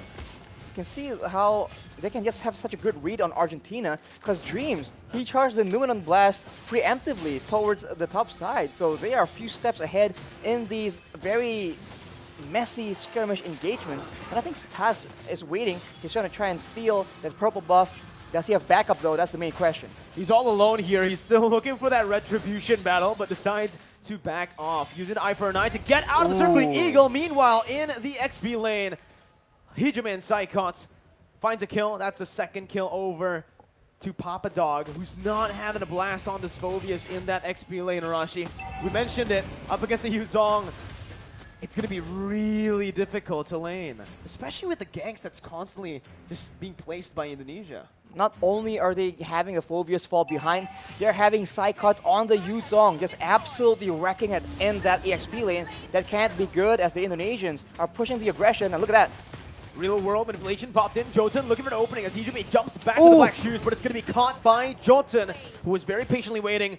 Giving a blast onto Civ and on towards Erwin as that's the crossbow attack opened up. Erwin taken low, still able to survive, but with Civ down, this means that not only is Indonesia winning in the XP lane, this Wanwan on the hands of Brands as well is ahead, which is not a good sign. Absolute disaster as far as the laning phase is concerned. And look at the babysit coming in. But on the other side of the map, that is Psychots just making a very aggressive play. It almost pays out in a kill. Unfortunately, not just yet. They're just pushing the tempo again and again. And Argentina, which lane are they supposed to make plays in? Because at every moment, they're getting out-rotated. And Indonesia is just in the bush, just waiting for them to walk in unsuspectingly. It's absolutely insane right now. 5-2. Batons jumped in all alone there. Looking for the purple buff, finds it and gets out. No punishment. It's actually going to be Indonesia who looked for the collapse under the tier 2. Real world inflation popped in, but Psychos jumped to the Furious Dive. Now, in the midst of it all, Erwin going to be taken low, but Dreams is still alive with the help of Taz, who jumps in with the final blow. Looking for another kill right now as he jumps out, and he buys enough time for Brands to pick up that top side tier 1. They didn't lose a single member in that dive. If you thought Argentina completely out-macroed Slovenia yesterday, this is a bit of a repeat because Indonesia is absolutely leagues ahead from Argentina. Unfortunately, Dreams was not taken out, and due to him being so low, it baits the rest of the members of Argentina, and Indonesia were able to punish that. And while all that is happening, the fight began without Brands, and doing that, Brands just didn't stay still. Goes for objectives, goes for more farm. And we talked about the 1-1 having a good lane. Brands is having an amazing lane, and in the late game, that cannot be good for the side of Argentina. 6th minute, 4-man dive, 4v5, Arashi. That's what made it super impressive. It wasn't a 5v5, it was a 4v5, and they still got out with the better trade. They still were able to take that purple buff unpunished. They were the ones actually punishing Argentina for stepping into their own jungle. They are treading the line so carefully. I mean, at any moment, any small misplay can lead to disaster in these very risky plays, but Indonesia is making it happen. That just shows, again, their skill and their class, and right now they are in the sides, in the wings, waiting for an opportunity. Psychots always being so crafty in the positioning game, but look at that. Jotun has the quad shadow, gets out, but it's going to be chunked by Hijime, who follows him under the turret with the black shoes, gets out. Real world inflation popped in, but that's going to be Tatu, who targets him down with the final blow. Forcing the flicker out, Dreams taken down in the back lines by Papa Dog as he jumps into the body force. Hijime falls as well. Indonesia, too over aggressive, finally punished here by Argentina, but Brands is looking for the crossbow attack. Pops in the end against Papa Dog, who gets the safety with the guiding wind. Taz still looking for his Psychots with the Black Dragon form now, still going for this fight. It's a 3v5, but Indonesia still are able to push Argentina back, but it does not change the fact that Argentina were able to find another 2 kills. They get another 2 kills, but we talk about the wave pressure again and again. You guys at home are probably so bored of hearing about it, but the bottom side, the minions have taken 1 more turret for Indonesia. You take a look at the items here, 4 Brands, Corrosion Scythe, having the Demon Hunter Sword as well. These thicker, tankier members on the side of Argentina are going to be suffering from that percentage HP damage from the Demon Hunter Sword, and it's only going to get worse from here on. That is 2 core items for 1-1. That's really not what Argentina want. It's the reverse. 1-1 with the Demon Hunter Sword, with the Corrosion Scythe so early on, and now I do believe he is building towards the Windtalker.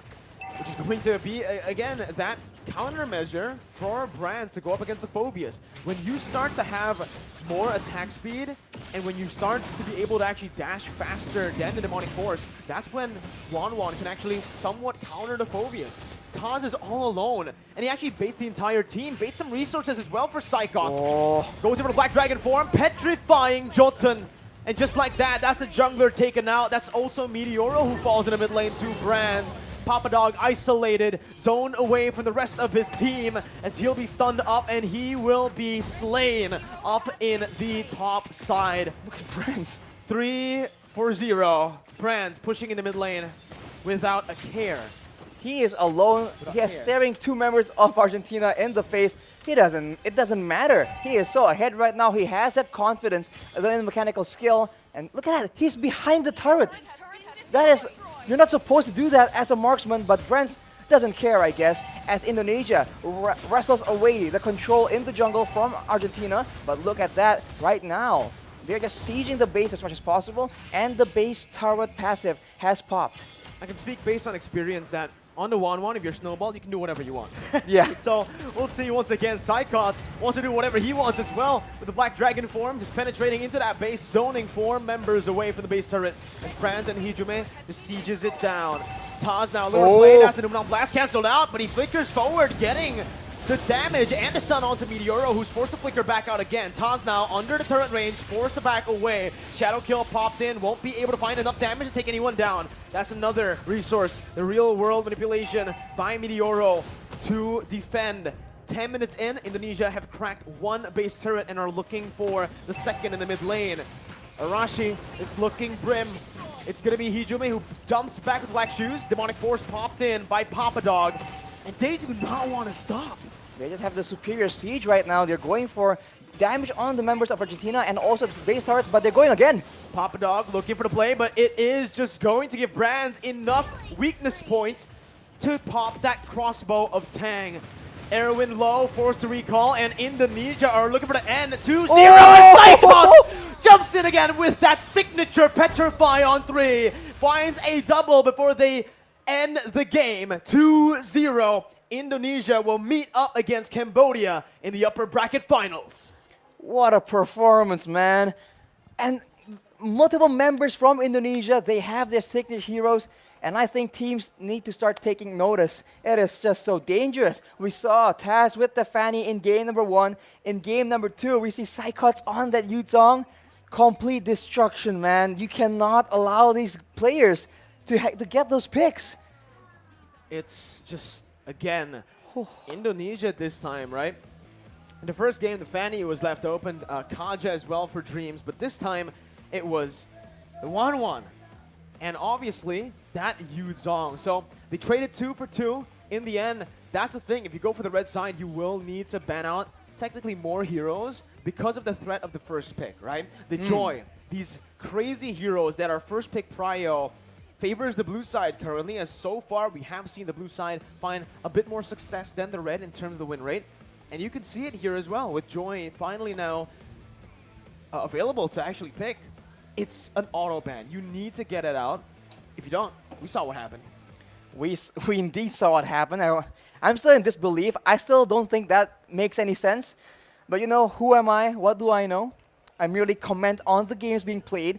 But that was a very solid performance from Indonesia. And unfortunately for Argentina, they are forced to admit defeat. Even though, when it comes to the macro, they have displayed that they have some of those predictions, strategies, tactics. But Indonesia is in a different league. At least that is what it seems like from this game. It was a very valiant effort, but I think it all started from, of course, the banning phase. But after that, it's also in the lane where the control, the pushing, right? Wave clear advantage for Indonesia just allows them to be always so far ahead when it comes to positioning. Of course, sometimes you see Jotun actually wait for an opportune moment, wait in a bush, but for the most part, right, in the majority of this game, Indonesia were the ones that were able to actually have those surprise plays, those crafty positioning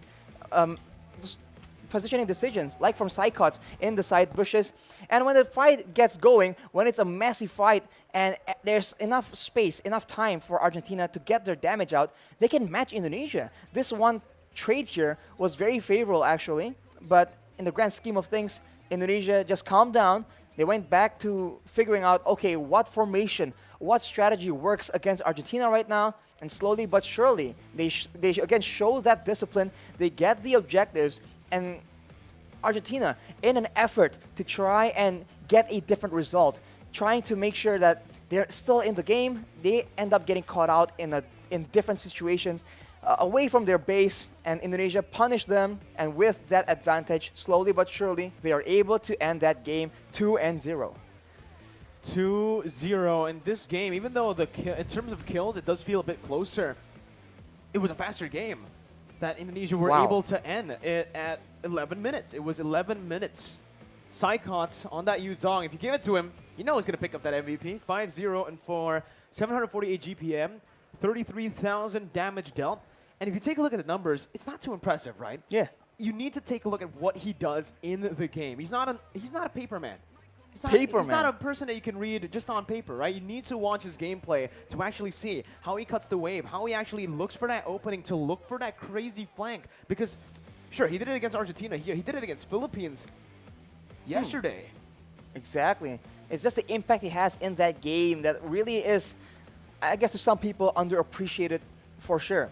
But the player spotlight is going to be Hijume on that Lilia. Like we said, the wave pressure, you don't see it. It doesn't completely win you fights. But being there, being to the location earlier than your opponents, being there, preparing the ambush in the bushes, it all adds up. The reason why Dreams was able to have so many surprising Luminant Blasts is also off the back of Indonesia having so much pressure in the lanes and in the rest of the map as well. You take a look at the items here. Taz was going for that tank Beradera. Absolute nuisance, man. No spell lifesteal from the Bloodlust Axe, but just tanking so much damage and getting out. He has almost no deaths on that beat Beradera, and that just allows the rest of the team to just go aggressively. 2-0 was the final score for Taz on that Benedetta, even though he was always the one engaging. He was always the one who was also just taking the turret aggro, actually. Or going 1v3. Going 1v3, 1v4, stealing the purple buff away, and obviously just doing what a jungler should, securing neutral objectives. And I do want to give a special shout out to Taz, right? You know, we've already seen Saikos get the MVP, Brands as well, and Hijume.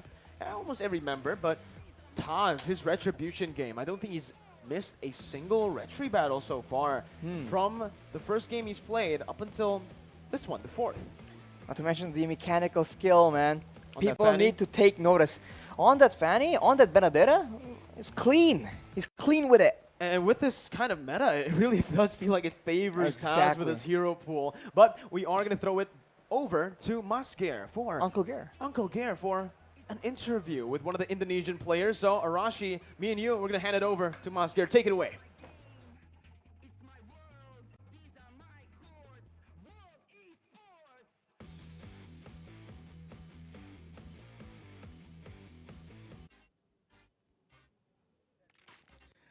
Bagimu negeri, jiwa, raga kami. Congratulations again once. Indonesia, kita tos dulu dong Tas. Mantap banget. Sudah berhasil menutup perlawanan Argentina dengan skor 2-0 di Mobile Legends Bang Bang Iesf 14 World Esports Championship 2022 Bali. Tas, gimana menurut kamu strategi yang sudah dilatih, yang sudah dijalankan?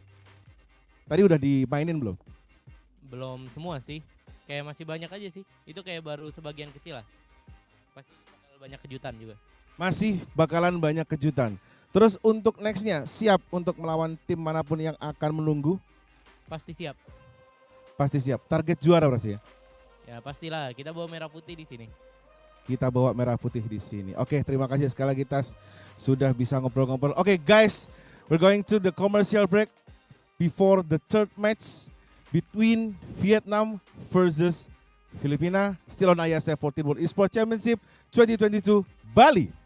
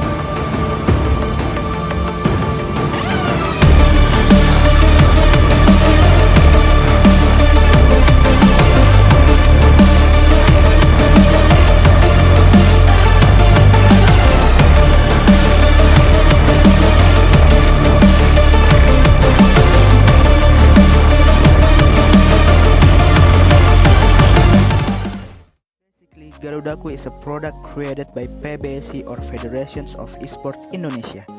Garudaku is one-stop solution for esports industry in Indonesia. In this platform, you can create your own esports community, join tournament, searching for player database, esports company, or even community in every game category. All members that registered in this platform can join many various tournaments in every game category like Dota 2, Tekken 7, Mobile Legends, PUBG, eFootball, FIFA, CSGO, Point Blank, and also Free Fire. Garudaku also has an esports academy for every non-professional players and professional players. They provide coaching clinics and all academy members can be lead to be professional players in every game category. Garudaku became one of the exhibitors at the Iesf 15 World Esports Championship Bali 2022. They had a very interesting activity here. Besides, they will teach you how to use their platform and become one of their members. They provide gaming corners. Visitors can use as long as they like to play many games in PlayStation 5.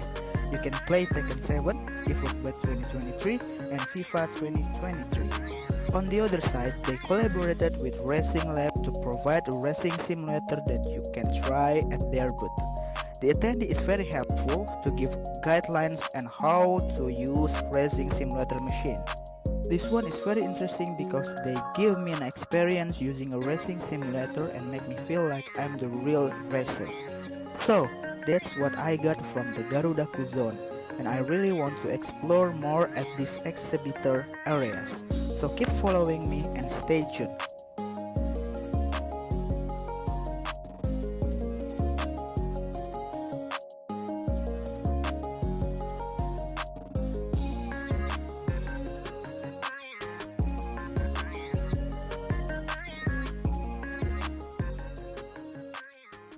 Hello everybody, we have Iesf here as a BA from Onyx Esports. Yeah. So I wanna ask you, so the first question is what do you think about this match Indonesia versus Philippines? Match yang tadi menurut aku seru banget sih, terus udah gitu kayak menegangkan juga. Okay, so the next question is who is the top of opponent for Indonesia in IESF? Menurut aku Filipina sih, cuma tadi Indonesia berhasil menang lawan Filipina kan. Cuma menurutku yang paling susah Filipina sih.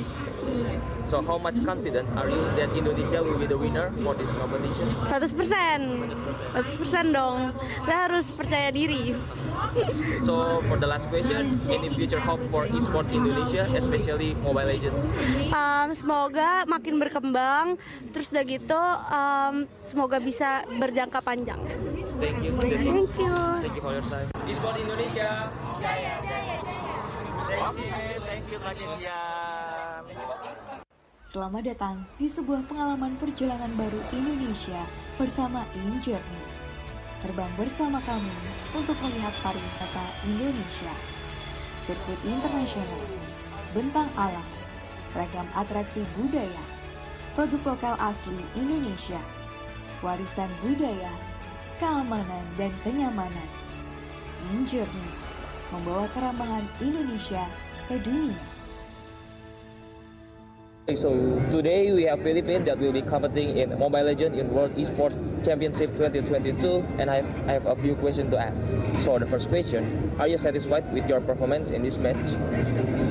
In this match against Slovenia? Yes. Yeah, I think we're very satisfied with our very satisfied in this match versus Slovenia. But in EVOS, I think we still have some things to work out.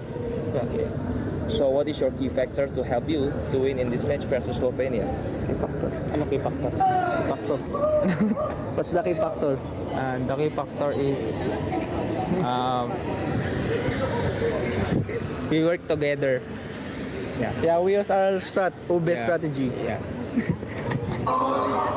Do you think there are things that you can make improvement for the better match? More practice. Yeah, and adjust on cell phone use. So you will facing other country in your next match, Vietnam, right? So will you use the same strategy? Yeah, we still have more strategies we're not showing yet. we're gonna show it to in our next match. Yeah. So what is your biggest challenge to beat your opponent? Biggest challenge. I think our biggest challenge is adjusting to the phones and the comms. Because the comms is delay and the sound is very weak. And I think the biggest adjustment is the phone because we use iPhone in our country. So how confident are you to win this competition? How confident are you in this? 100% confident. Yeah, 100%. So this is the last question. Who is the tough enemy in this competition? I think I think Indonesia and Cambodia, Malaysia. Yeah. Cambodia and Malaysia. They are competitive. So okay, that's all for my question. Thank you for your time and I hope the best for you all this competition. Thank you. Pilipinas! Lakad matatag! Okay, thank you. Congratulations, Philippines! Thank you. Support Philippines. Thank you. Thank you. Very much. Thank you. Indonesia that will be competing in Mobile Legends Bang Bang in World Esports Championship 2022 and I have a few questions to ask. So the first question, are you all satisfied with the performance in this match? Saya go jawab. Yeah. Pakai bahasa English. So for this match, I think we will take this. So happy, but we're not too satisfied. Our to win the whole championship. So the next question, what is your key factor that helped you to win this match? Key factor that was win this match is everyone's hard work. Everyone really put in the effort, the time, and mainly just trust between everyone over here and everyone doing their job. Because without everyone's contribution, we wouldn't have been able to do it. So even you have won the match, do you think there are things that you can improve for the next match? There's definitely many things that we can improve. There was a lot of mistakes that we made as well in both games, so we will look through our games and fix our errors. Okay, so you will be facing other country in your next match, right? Yeah. Will you use the same strategy for the next game? Strategy-wise, we cannot really disclose, but I can assure that we still have other strategies out there, and we will see what we want to pull out for each different team.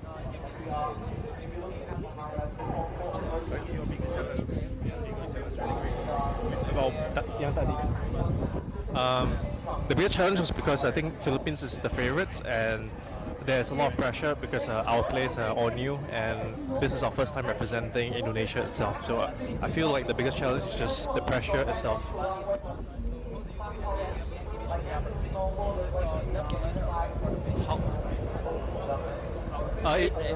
It feels really great to win the M3 Champions, but we know that there's a possibility that they will make a comeback, and we will eventually might face them again. So we're happy for now, but we're not too happy yet. We know that the weather in Bali is hot, right? And the game is on the upper stage. So does the weather affect for the match? I would say the setup overall is really good. The weather doesn't really affect us, and the setup, the equipment, everything covers the weather, so we don't really feel the heat. Thank you so much. Indonesia! Jaya, jaya, jaya! Okay, thank you. Congratulations, Indonesia! Thank you. Okay, so hello everyone. We have Daki here as an ex-professional Mobile Legends player from Indonesia. Okay, hello. So the first question is, what do you think about this match, Indonesia versus Philippines? Kalau match ya, pakai bahasa Indonesia aja ya. Jadi menurutku matchnya itu bagus banget, tapi menurutku Indonesia masih punya PR karena secara early Filipina lebih bagus, masih lebih bagus, tapi secara mid game mungkin tadi Filipina over PD, ada yang game 1 over PD, akhirnya Indonesia bisa balikin. Tapi maksudnya menurutku kemenangannya belum clean aja. So who is the top opponent for Indonesia in Iesf? Filipina.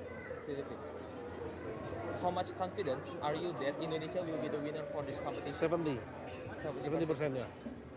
So for the last question, any future hope for esports Indonesia? For esports in Indonesia is semoga banyak tim baru bisa masuk MPL termasuk GPX. Okay, thank you. That's all. Thank you.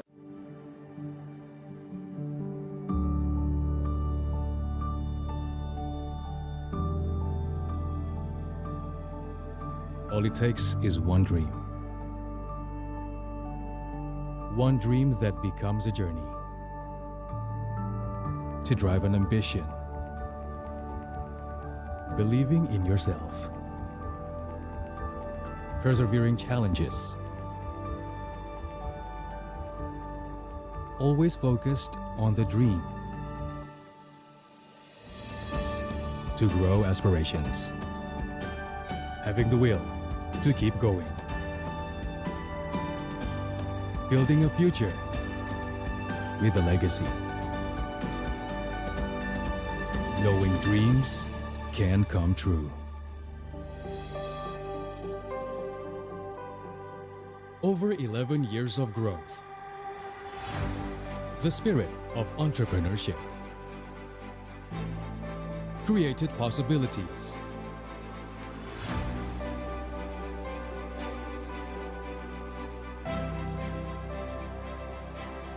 Realized new potentials.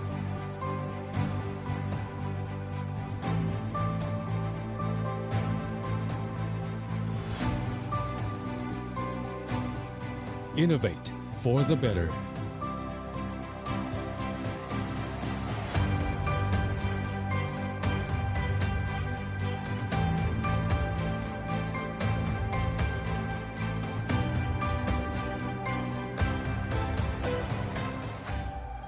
Expand horizons.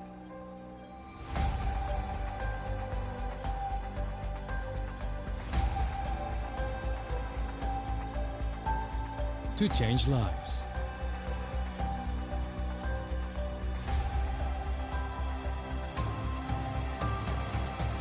To connect new ideas. To explore new grounds.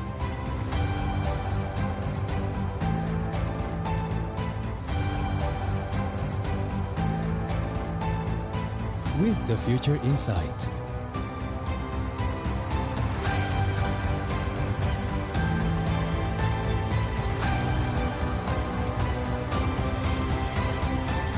Together.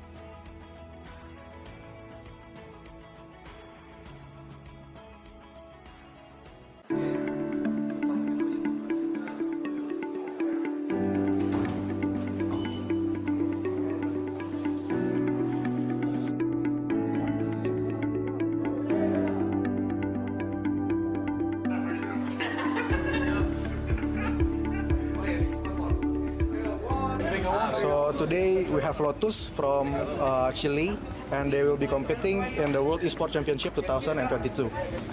So Lotus, how was your trip from Chile to Bali, and what is your impression of the place? Was a very long trip.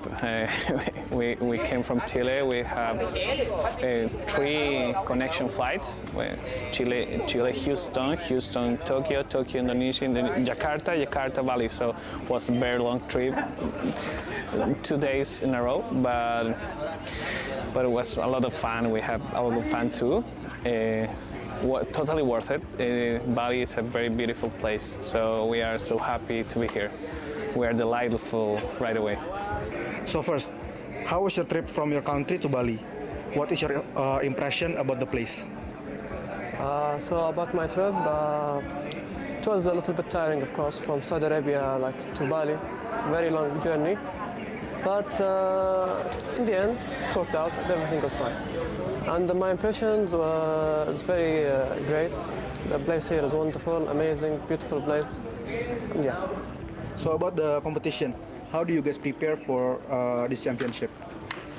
Well, we are a stack from Mexico, of course. Everyone has their own team, but we kind of practice with scrims a little bit 2 weeks ago. Okay. So for this tournament, which team or participant do you think will be your biggest rival? So I think our biggest rival will be from our same region, Philippines. We're in the same group. I think they're pretty strong, and I'm hoping we can have a good match. So you've traveled so far from Mlbb to Bali, Indonesia. What is your target in this competition? Actually, we look forward to be in the top 1 or 2. As we know, this is the biggest esports tournament in the world. Do you have any pressure on your shoulder, and how do you deal with them? Actually, obviously it's a tournament, right? There'll be a lot of pressures, but then I think we'll be good in handling it. Okay. So you already been through several stages of Iesf qualification. What is the key of success for you in order to qualify for this tournament? Well, the key is practice a lot, have fun again. Focus on the game, study the game. The game is your life in a competition. We also know that there have been a significant growth of the esports industry for the past few years, and there are many esports fans that want to represent their country, just like you. Yeah. Do you have any advice or tips for them so they can achieve that dream? So I think we should all remember it's a team game, so we should solely not only focus on ourselves, and we should maybe focus on the team and how to grow as a team together, and sticking together through the thick and thin. I think that would be the greatest tip I can give. Okay, so that's all for my questions. Thank you. Thank you for your time, and I hope you the best. Thank you for this tournament. I hope the best for Mexico team. Thank you so much. We hope that too. Thanks to you, Pong. Thank you so much. Thank you.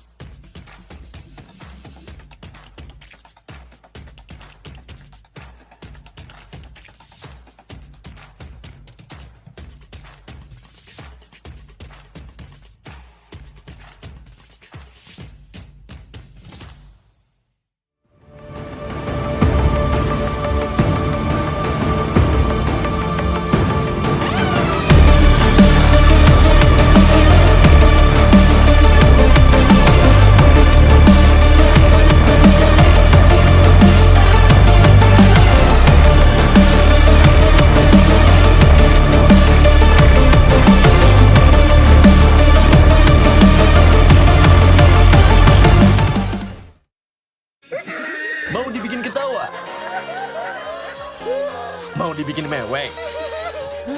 Mau dibikin ngeri-ngeri sedep? Mau dibikin kaget? Mau dibikin penasaran? Mau dong?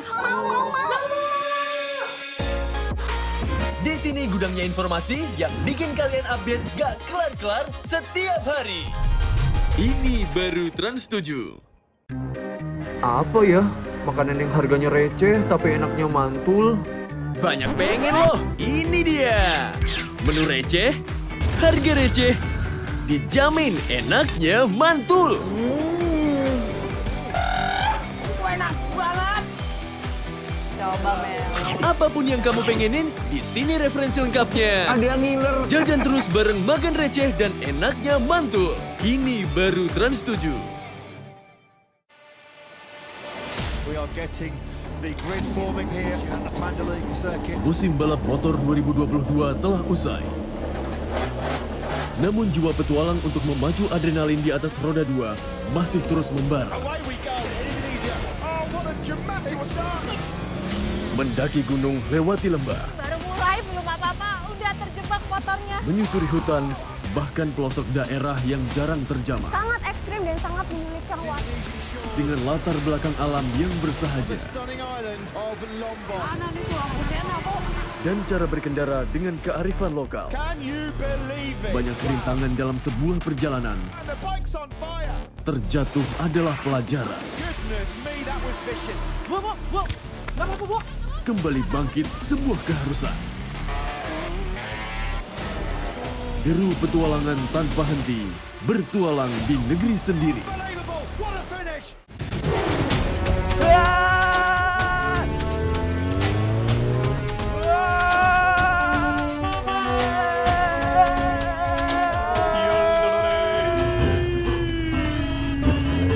Aduh, drama terus. Nonton nih, komedi yang nyegerin. Lucunya gak habis-habis. Ngelospol. Capek hati drama mulu. Mending dibawa happy.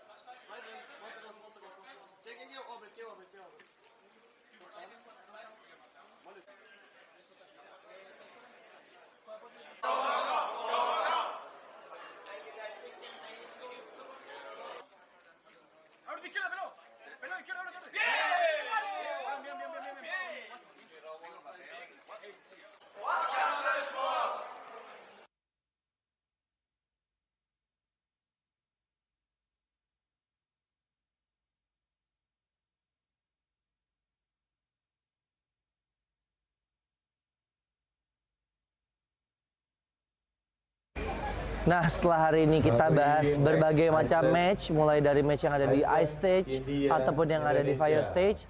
Sekarang saya mau ngajak kalian untuk relax terlebih dahulu, di mana saat ini saya berada di booth area. Di sini banyak banget berbagai macam activation yang disediakan oleh booth-booth, baik itu booth dari sponsor ataupun booth-booth dari partner-partner PBSI dan Iesf. Seperti yang ada di belakang saya, ini ada Garuda Zone, di mana seperti yang kalian lihat, di sini banyak banget area-area permainan, ada racing simulator, ada juga mesin capit yang bisa mendapatkan hadiah item-item Dota, atau di sekelilingnya banyak sekali game-game atau booth-booth dari developer lokal. Nah, sekarang saya mau ngajak kalian untuk kita keliling-keliling di area booth. Mungkin buat kalian yang mau nonton dan mau datang ke acara Iesf World Championship ini, kalian bisa tahu nih, kalian mau ke booth mana dan mau menikmati activation di booth mana aja. So, ayo gue ajak kalian untuk keliling-keliling lebih dahulu.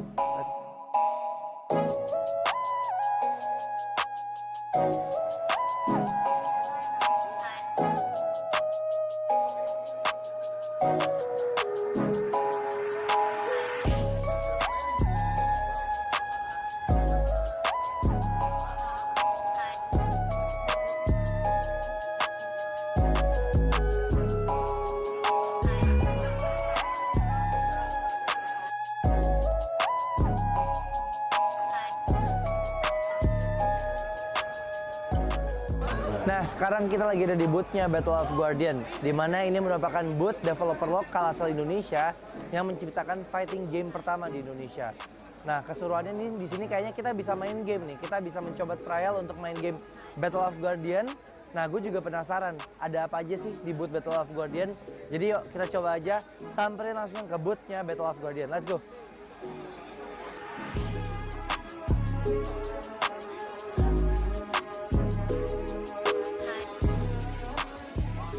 Nah, aku sekarang udah sama Kak Jenny selaku strategisnya ya Mbak ya. Strategisnya dari Battle of Guardian. Nah Mbak, aku mau nanya-nanya nih sedikit tentang apa sih sebenarnya Battle of Guardian itu. Mungkin teman-teman di sana masih banyak yang belum tahu. Mungkin boleh tolong dijelasin Mbak. Oke, Battle of Guardian sendiri adalah game fighting pertama dari Indonesia yang kita mengusung konsepnya Web3 nih. Oke. Jadi kita mengusung pakainya itu sistemnya blockchain itu dari beberapa karakter. Nah, beberapa karakter kita itu juga terinspirasi nih dari beberapa legenda dan story-story lokal. Seperti kita juga ada kalau yang macan putih. Macan putih itu adalah dari Prabu Siliwangi atau Cindaku. Oke. Lalu juga kita ada yang perempuan itu ada namanya Sofia. Sofia itu kita juga terinspirasi dari Nyi Roro Kidul. Oke. Lalu juga kita ada Aling Dharma atau kalau misalnya di dalam in-game kita namanya Mata. Oke. Gitu. Kalau di dalam in-game-nya sendiri kan aku lihat ini ada banyak fighter ya Mbak. Yeah. Nah sebenarnya apakah ini ada jenis-jenis fighternya gitu nggak sih? Apa semuanya tuh kategorinya sama gitu? Ada, kita ada 3 kategori fighters di game kita. Ada dari Guardians, ada dari Demon, dan Oke. juga dari Human. Tapi kalau Human di sini adalah ceritanya tuh udah cyborg, jadi setengah human, setengah robot. Oh, gitu. I Jadi see. mereka memiliki special skill sendiri nih. Oke. Kira-kira total ada berapa karakter sih Mbak yang udah ada sekarang atau yang mungkin rencananya bakalan ada nih di Battle of Guardian? Sekarang ini untuk in-game kita udah keluarin 40 plus karakter, Oke. tapi kita juga akan tetap develop sih. Kita ada beberapa yang masih kita on hold gitu. Oke. Nah ini nih guys, seru banget. Berarti ini bisa dimainin di mana Mbak nih? Ini kita akan ada di PC Games. Oke. Ini only PC Games, tapi langsung ke website kita aja Battle of Guardians. Dari situ kalian bisa download game ini di PC kalian sendiri. Udah bisa main sama, mungkin aku mau main sama temen aku yang ada di luar kota gitu, atau ini baru bisa offline gitu Mbak? Bisa, kita ada 2 mode, ada offline mode sama ada turnamen mode. Kita juga ada PvP. Oke. PvP jadi secara online, kita akan nyari match secara online gitu. Jadi bisa dari nggak cuma dari luar kota, tapi bisa juga dari luar negeri gitu. Nah, gue cobain Battle of Guardian, ini karya lokal loh. Ini fighter game dari Indonesia pertama kali berarti ya Mbak ya? Iya. Dan Battle of Guardian ini juga udah dipertandingkan sebagai kompetisi eksebisi ya kemarin di Piala Presiden ya Mbak ya? Nah sekarang aku penasaran Mbak, ada apa aja sih di dalam booth-nya Battle of Guardian di acara Iesf ini, dan sekiranya kalau penonton mau kesini tuh ya tadi mereka bisa ngapain aja, dan mungkin ada hadiah-hadiah gitu nggak sih? Ada banget. Kita akan ngadain turnamen. Sebenarnya nanti turnamen kita akan ada di water stage. Oke. Itu akan di tanggal 3, 4, sama 9. Itu prize pool-nya akan ada di 10 juta. Kita akan bagi-bagi nih. Nah, tapi di sini juga kita ada fun match. Jadi di sini kalian bisa coba game-game kita. Ada tiga ini. Kalian bisa coba pakai arcade games, bisa juga pakai joystick nih untuk mencoba beberapa experience-nya beda-beda nih. Benar. Nah, kalau arcade games tuh yang kayak pro player gitu kan? Bener. Gitu. Oke. Jadi ada pakai arcade-nya sendiri, mesin arcade-nya sendiri. Nah, selain kita showcase game kita sendiri, kita juga ada nih beberapa merchandise yang kita eksklusif banget nih untuk Iesf. Seperti jersey, terus baju yang aku pakai nih sekarang, kaos yang aku pakai. Lalu kita juga ada karakter, jadi ada 3D printing karakter. Kita juga ada figur, ada juga keychain gitu. Nah, boleh nggak aku izin nih? Mungkin buat teman-teman di sana juga penasaran gimana sih game Battle of Guardian. Aku izin main dulu, boleh nggak Mbak? Boleh banget. Yuk, Oke. kita main yuk. Siap. Yuk.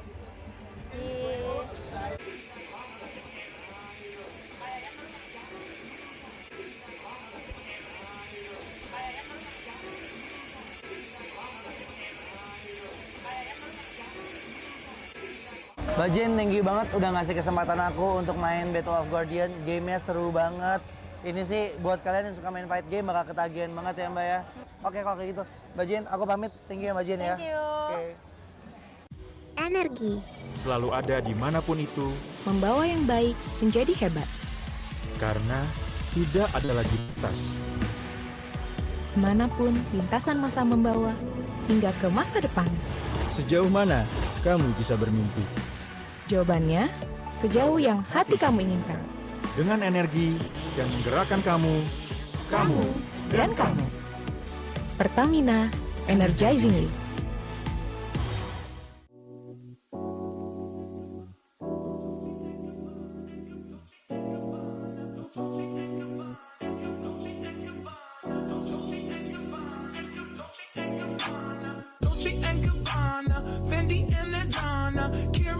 sharing all their money, got me wearing fly. Girl, but I ain't asking. They say they love my ass and 7 jeans, true religion. I say no, but they keep giving, so I keep on taking. And no, I ain't taking. We can keep on taking. I keep on demonstrating my love, my love, my love, my love. You love my lady lumps, my hump, my hump, my hump. My humps, they got you.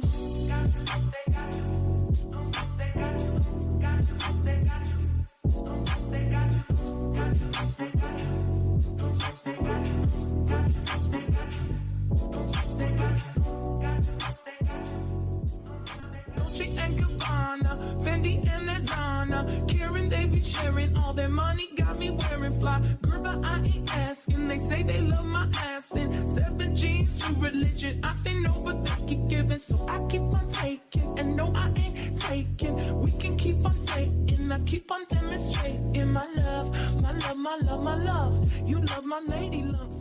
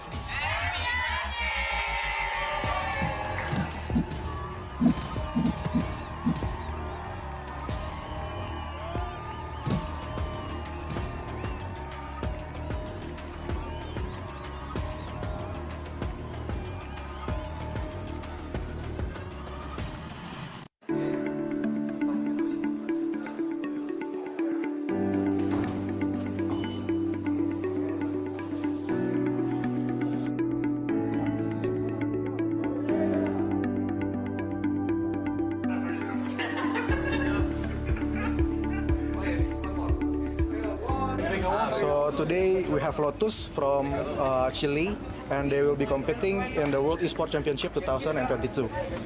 So Lotus, how was your trip from Chile to Bali, and what is your impression of the place? It was a very long trip. We came from Chile. We have 3 connection flights: Chile, Houston, Tokyo, Indonesia, Jakarta, Bali. So it was a very long trip, 2 days in a row. But it was a lot of fun. We had a lot of fun too. Totally worth it. Bali is a very beautiful place. So we are so happy to be here. We are delightful right away. So first, how was your trip from your country to Bali? What is your impression about the place? So about my trip, it was a little bit tiring, of course, from Saudi Arabia to Bali. Very long journey, but in the end, it worked out. Everything was fine, and my impressions was very great. The place here is wonderful, amazing, beautiful place. Yeah. So about the competition, how do you guys prepare for this championship? Well, we are a stack from Mexico, of course. Everyone has their own team, but we kind of practice with scrims a little bit 2 weeks ago. Okay. So for this tournament, which team or participant do you think will be your biggest rival? So I think our biggest rival will be from our same region, Philippines. We're in the same group. I think they're pretty strong, and I'm hoping we can have a good match. So you've traveled so far from Mlbb to Bali, Indonesia. What is your target in this competition? Actually, we look forward to be in the top 1 or 2. Okay. As we know, this is the biggest esports tournament in the world. Do you have any pressure on your shoulder, and how do you deal with them? Actually, obviously it's a tournament, right? There'll be a lot of pressures, but then I think we'll be good in handling it. Okay. So you already been through several stages of Iesf qualification. What is the key of success for you in order to qualify for this tournament?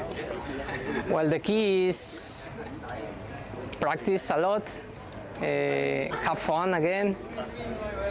I mean, focus on the game, study the game. The game is your life in a competition. We also know that there have been a significant growth of the esport industry for the past few years, and there are many esport fans that want to represent their country, just like you. Yeah. Do you have any advice or tips for them so they can achieve that dream? So I think we should all remember, like, it's a team game, so we should not only focus on ourselves, and we should maybe focus on the team and how to grow as a team together, and sticking together through the thick and thin. I think that would be the greatest tip I can give. Okay, so that's all for my questions. Thank you. Thank you for your time, and I hope you the best. Thank you for this tournament. I hope the best for Mexico team. Thank you so much. We hope that too. Thanks to you, Pong. Thank you so much. Thank you.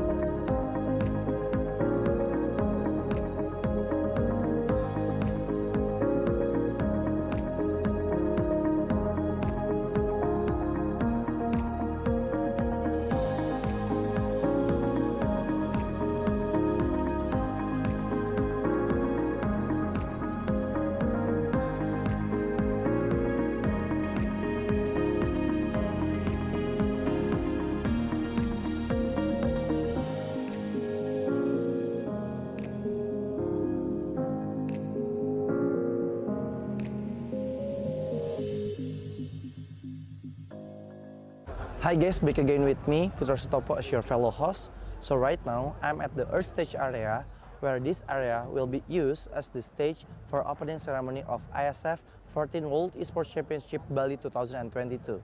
As you can see behind me, they are all practicing for the opening ceremony at 7 o'clock GMT plus 7. To be honest, I cannot wait to see the opening ceremony because there will be an amazing performance from Alfiref and other performers. So, for those of you who want to watch it, you can watch it through the Iesf official channel on Twitch TV. To be honest, you need to watch it, okay? So right now, I want to continue to see their practicing for the opening ceremony. Bye guys. Iklan Pop Mie, stuck gitu-gitu aja. Pop Mie, ransel, Pop Mie. Biar seru nggak terputus, Pop Mie dus. Topping cangki sama gurihnya itu sob. Beuh, yuk sob, sikat Pop Mie. Seru terus kuy. Iklan Pop Mie, stuck gitu-gitu aja. Pop Mie, ransel, Pop Mie. Biar seru nggak terputus, Pop Mie dus. Topping cangki sama gurihnya itu sob. Beuh, yuk sob, sikat Pop Mie. Seru terus kuy.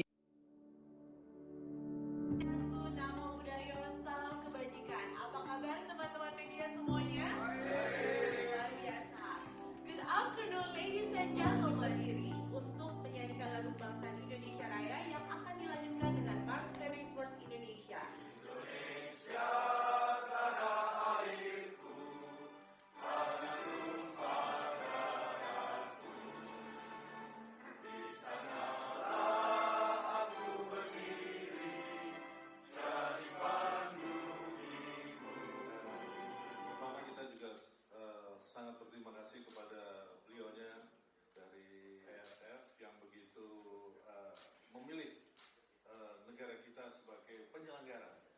sekitar 42 juta ya e-sport ya, pemain e-sport tentunya akan bisa menyebarkan ini bisa menghidupkan ekosistem daripada e-sport itu sendiri. Tentunya akan berpengaruh secara ekonomi dan kesehatan. For this event, and hopefully Bali and Indonesia will get a really good name in the international, right?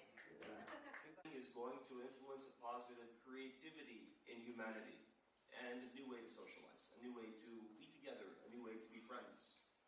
When a parent looks at a kid in the computer with headset on and talking. Salam Esports. Jaya, Okay, thank you so much.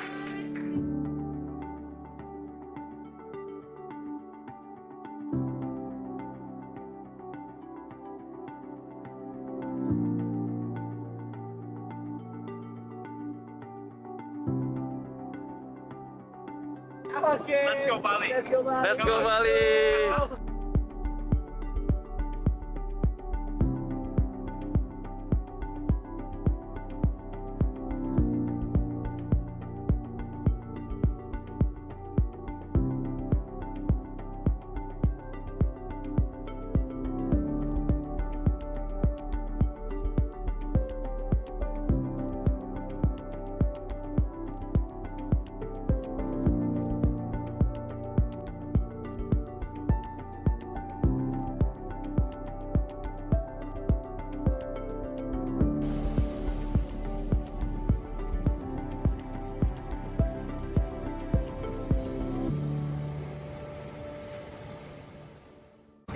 So, welcome to the Iesf 15 World Esports Championships Bali 2022 with me Sigit as your field host. So, this is the second day of the Iesf 15 World Esports Championship Bali 2022 and we still have a lot of interesting match and games in the game category of eFootball, Tekken 7, CSGO, Dota 2 and also Mobile Legends Bang Bang. You can see full match schedule on our Instagram at the ISF_official and also garudaku.se.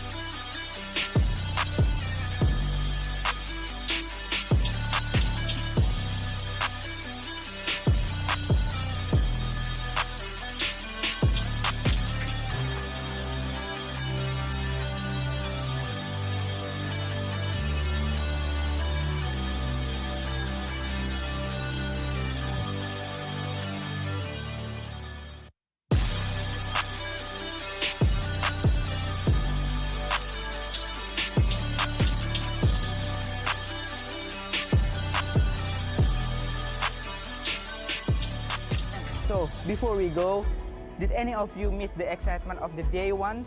Don't worry, here's the recap day one of the Iesf 15 World Esports Championship Bali 2022. Enjoy!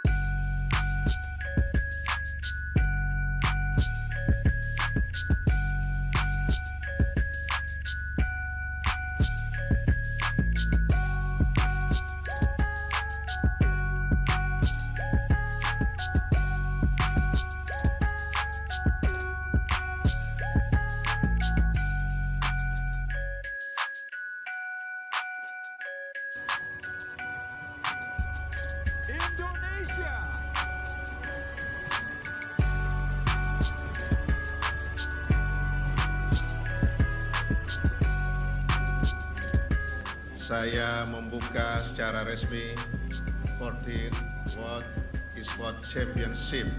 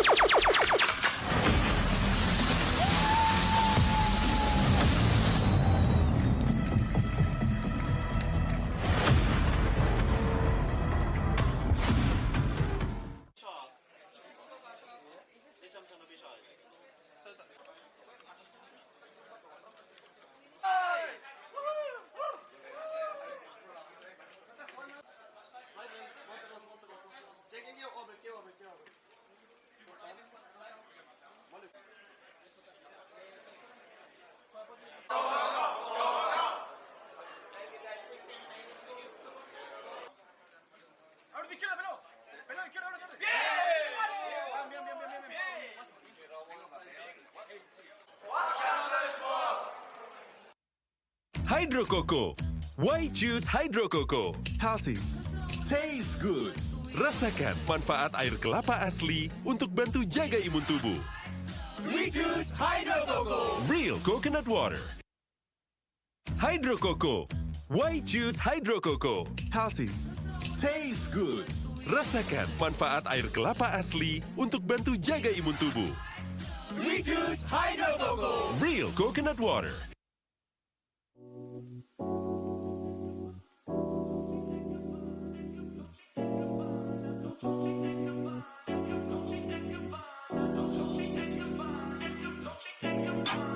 Dolce and Gabbana, Fendi and Adana, Karen, they be sharing all their money, got me wearing fly. Girl, but I ain't asking. They say they love my ass and 7 G's to religion. I say no, but they keep giving, so I keep on taking. And no, I ain't taking. We can keep on taking. I keep on demonstrating my love, my love, my love, my love. You love my lady lumps, my hump, my hump, my hump. My humps, they got you.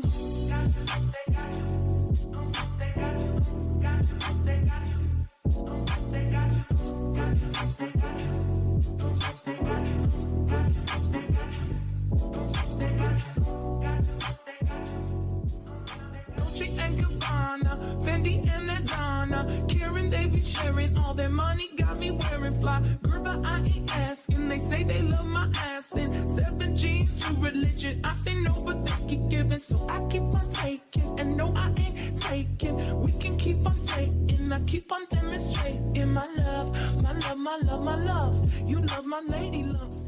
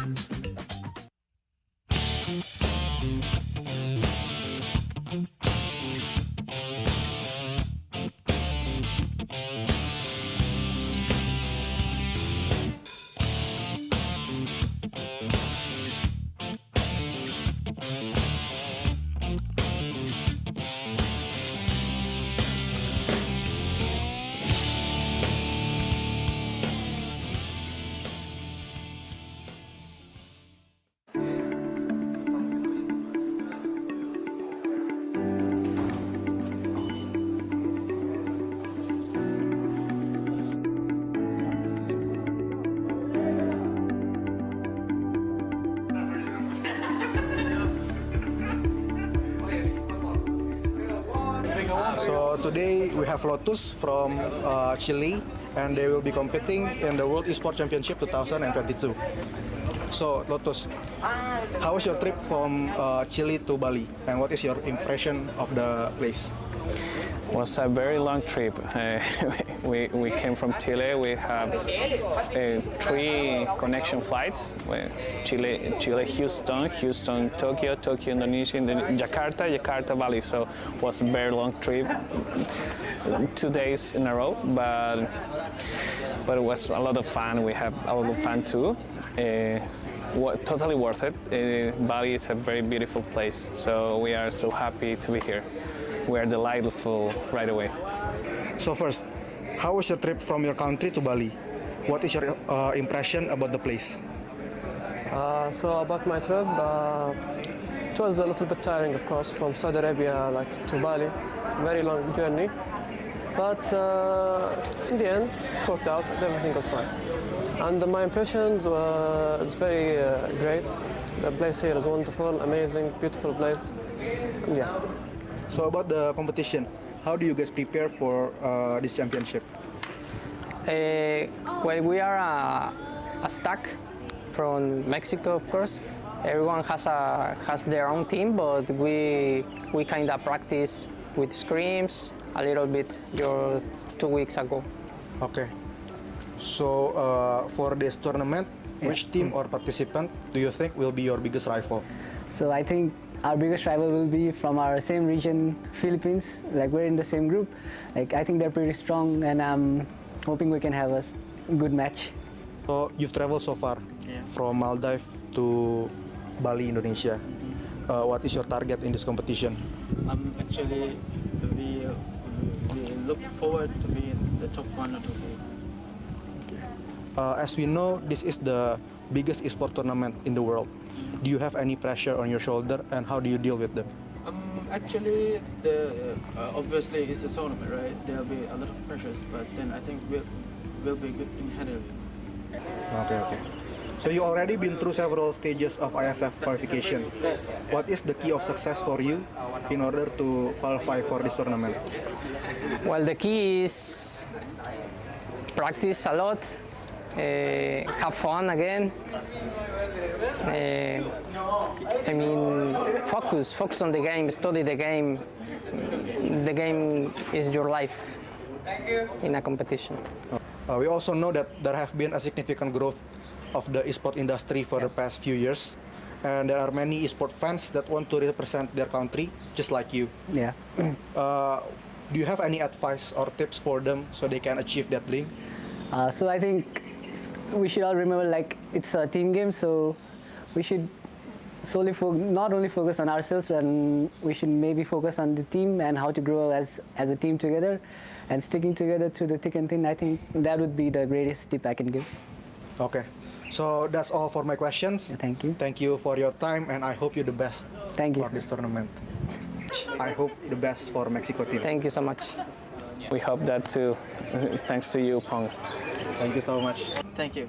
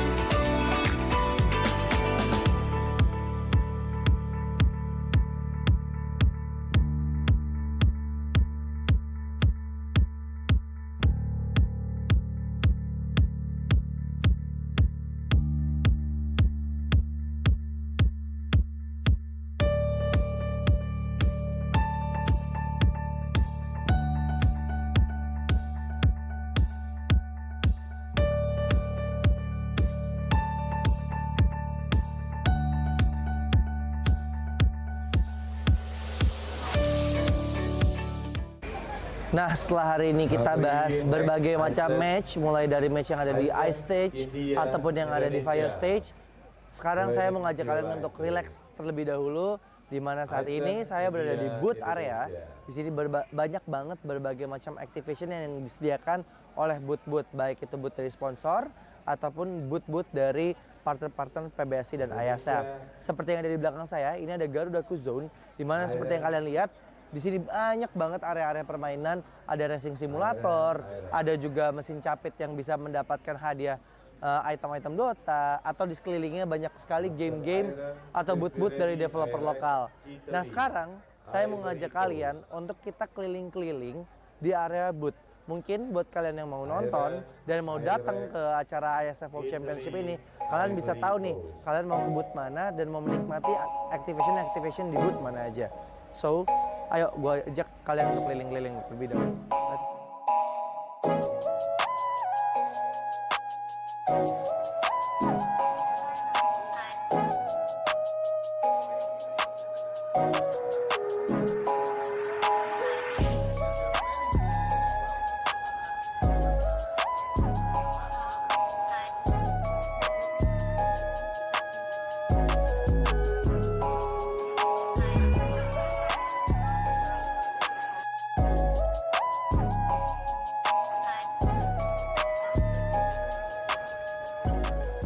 Nah, sekarang kita lagi ada di booth-nya Battle of Guardian, di mana ini merupakan booth developer lokal asal Indonesia yang menciptakan fighting game pertama di Indonesia. Nah, keseruannya ini di sini kayaknya kita bisa main game nih. Kita bisa mencoba trial untuk main game Battle of Guardian. Nah, gue juga penasaran ada apa aja sih di booth Battle of Guardian. Jadi yuk kita coba aja samperin langsung ke booth-nya Battle of Guardian. Let's go.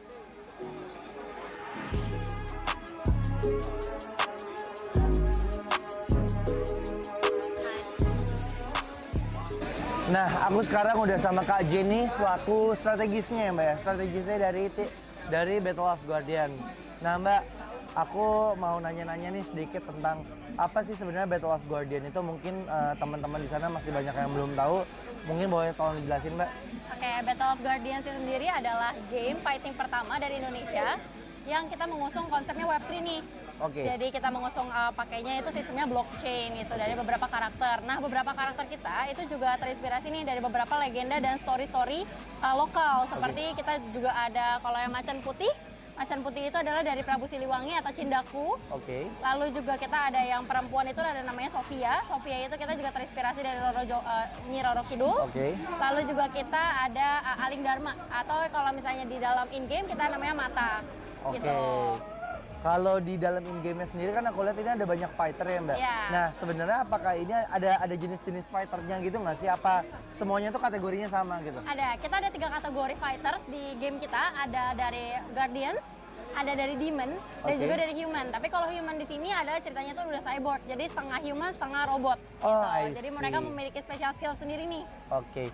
Kira-kira total ada berapa karakter sih Mbak yang udah ada sekarang atau yang mungkin rencananya bakalan ada nih di Battle of Guardian? Sekarang ini untuk in-game kita udah keluarin 40 plus karakter. Oke. Tapi kita juga akan tetap develop sih. Kita ada beberapa yang masih kita on hold gitu.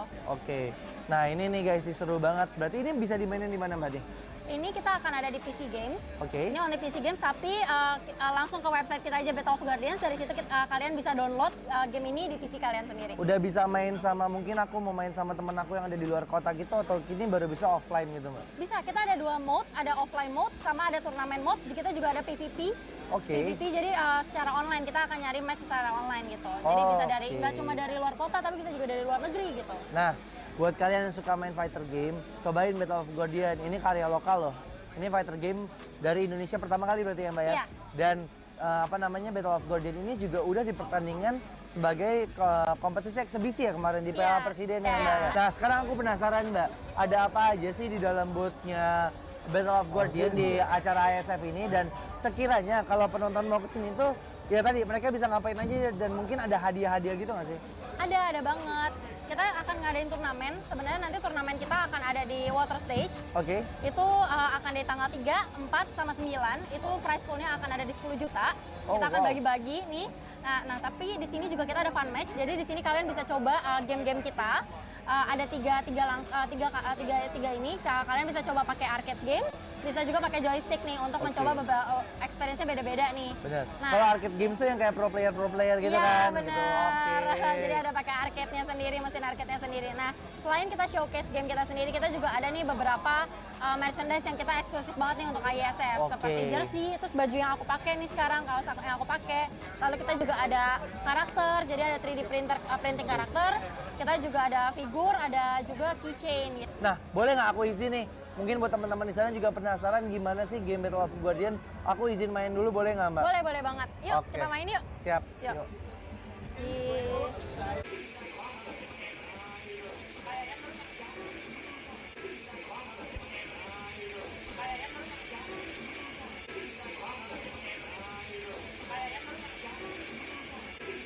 Mbak Jen, thank you banget udah ngasih kesempatan aku untuk main Battle of Guardian. Gamenya seru banget.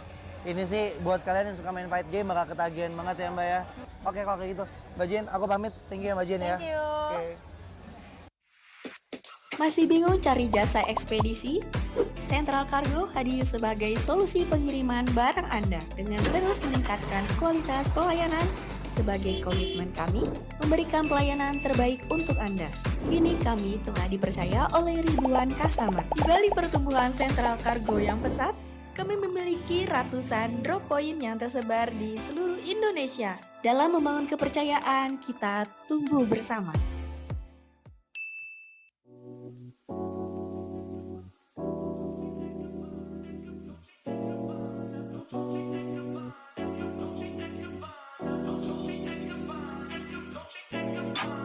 Dolce and Gabbana, Fendi and Adana, Karen, they be sharing all their money, got me wearing fly. Girl, but I ain't asking. They say they love my ass and 7 jeans to religion. I say no, but they keep giving, so I keep on taking. And no, I ain't taking. We can keep on taking. I keep on demonstrating my love, my love, my love, my love. You love my lady lumps, my hump, my hump, my hump.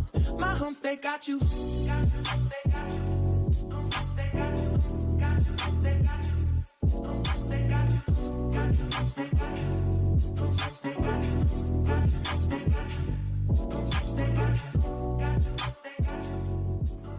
Dolce and Gabbana, Fendi and Adana, Karen, they be sharing all their money, got me wearing fly. Girl, but I ain't asking. They say they love my ass and 7 jeans to religion. I say no, but they keep giving, so I keep on taking. And no, I ain't taking. We can keep on taking. I keep on demonstrating my love, my love, my love, my love. You love my lady lumps.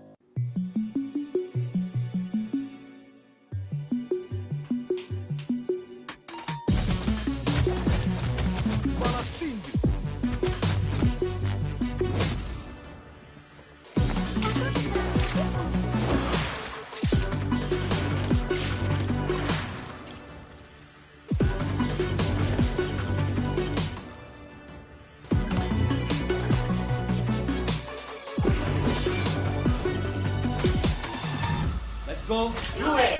Welcome to Mobile Legends!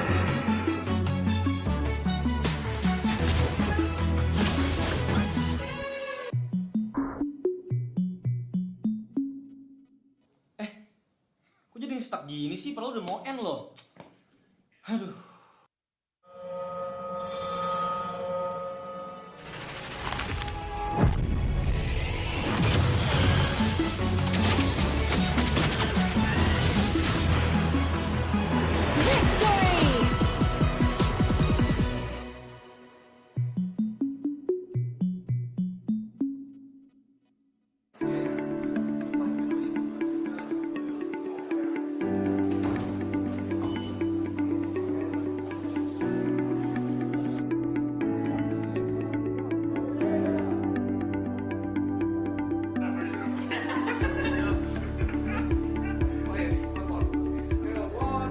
So today we have Lotus from Chile, and they will be competing in the World Esports Championship 2022. So Lotus, how was your trip from Chile to Bali, and what is your impression of the place? Was a very long trip. We came from Chile. We have 3 connection flights: Chile, Houston, Tokyo, Indonesia, and then Jakarta, Bali. So it was a very long trip, 2 days in a row, but it was a lot of fun. We had a lot of fun too. Totally worth it. Bali is a very beautiful place, so we are so happy to be here. We are delightful right away. So first, how was your trip from your country to Bali? What is your impression about the place? So about my trip, it was a little bit tiring, of course, from Saudi Arabia to Bali. Very long journey, but in the end, it worked out. Everything was fine, and my impressions was very great. The place here is wonderful, amazing, beautiful place. And yeah. So about the competition, how do you guys prepare for this championship? Well, we are a stack from Mexico, of course. Everyone has their own team, but we kind of practice with scrims a little bit 2 weeks ago. Okay. So for this tournament, which team or participant do you think will be your biggest rival? So I think our biggest rival will be from our same region, Philippines. We're in the same group. I think they're pretty strong, and I'm hoping we can have a good match. So you've traveled so far from Maldives to Bali, Indonesia. What is your target in this competition? Actually, we look forward to be in the top 1 or 2. Okay. As we know, this is the biggest esport tournament in the world. Do you have any pressure on your shoulder, and how do you deal with them? Actually, obviously it's a tournament, right? There'll be a lot of pressures, but then I think we'll be good in handling it. Okay. So you already been through several stages of Iesf qualification. What is the key of success for you in order to qualify for this tournament? Well, the key is practice a lot, have fun again. Focus on the game, study the game. The game is your life in a competition. We also know that there have been a significant growth of the esport industry for the past few years, and there are many esport fans that want to represent their country, just like you. Yeah. Do you have any advice or tips for them so they can achieve that dream? So I think we should all remember, it's a team game, so we should solely not only focus on ourselves, and we should maybe focus on the team and how to grow as a team together, and sticking together through the thick and thin. I think that would be the greatest tip I can give. Okay, so that's all for my questions. Thank you. Thank you for your time, and I hope you the best. Thank you for this tournament. I hope the best for Mexico team. Thank you so much. We hope that too. Thanks to you, Pong. Thank you so much. Thank you. Hi guys, back again with me, Putra Sutopo as your fellow host. So right now, I'm at the Earth Stage area, where this area will be used as the stage for opening ceremony of Iesf 14 World Esports Championship Bali 2022. As you can see behind me, they are all practicing for the opening ceremony at 7 o'clock GMT+7. To be honest, I cannot wait to see the opening ceremony because there will be an amazing performance from Alfiref and other performers. So, for those of you who want to watch it, you can watch it through the Iesf official channel on Twitch TV. To be honest, you need to watch it, okay? So right now, I want to continue to see their practicing for the opening ceremony. Bye guys. Ada sebuah cerita tentang mereka yang bangkit dari keterpurukan, melawan keterbatasan, merajut karya untuk berdaya bersama, membuka jalan kemudahan dan rasa percaya akan masa depan. Di tengah tantangan, mereka suarakan harapan, bergerak untuk perubahan. IndiHome, aktivitas tanpa batas. Namo Buddhaya, salam kebajikan. Apa kabar teman-teman media semuanya? Luar biasa. Good afternoon ladies and gentlemen. Berdiri untuk menyanyikan lagu kebangsaan Indonesia Raya yang akan dilanjutkan dengan Mlbb Sports Indonesia. Indonesia tanah airku, tanah tumpah darahku. Di sanalah aku berdiri.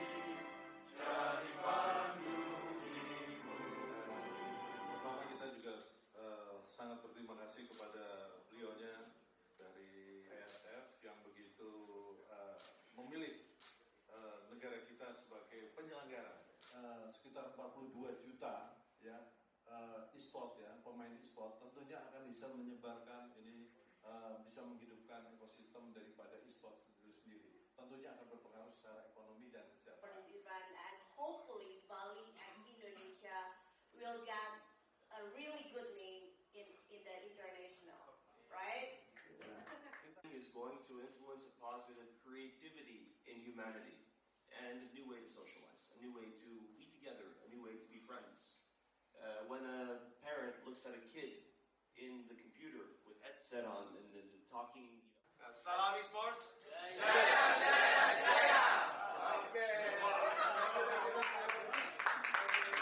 thank you so much.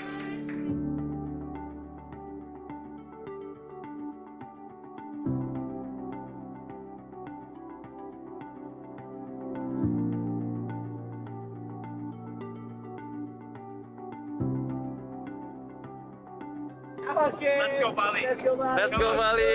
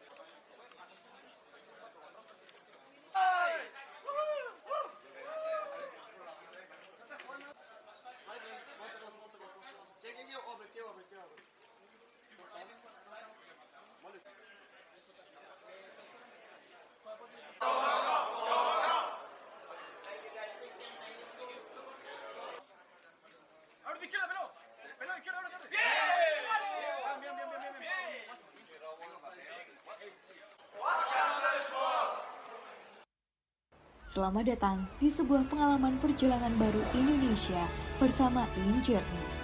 Terbang bersama kami untuk melihat pariwisata Indonesia, sirkuit internasional, bentang alam, ragam atraksi budaya, produk lokal asli Indonesia, warisan budaya, keamanan dan kenyamanan. InJourney membawa keramahan Indonesia ke dunia. So, welcome to the Iesf 15 World Esport Championships Bali 2022 with me Sigit as your field host. So, this is the second day of the Iesf 15 World Esport Championship Bali 2022 and we still have a lot of interesting match and games in the game category of eFootball, Tekken 7, CSGO, Dota 2, and also Mobile Legends Bang Bang. You can see full match schedule on our Instagram at the ISF_official and also garudaku.se.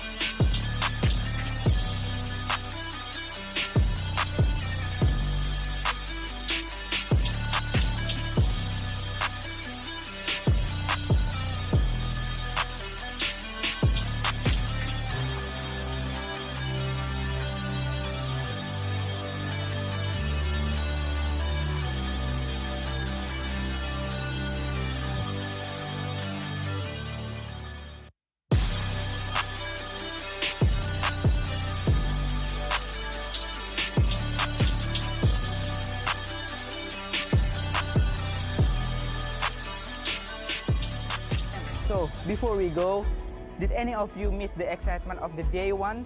Don't worry, here's the recap day one of the Iesf 15 World Esports Championship Bali 2022. Enjoy!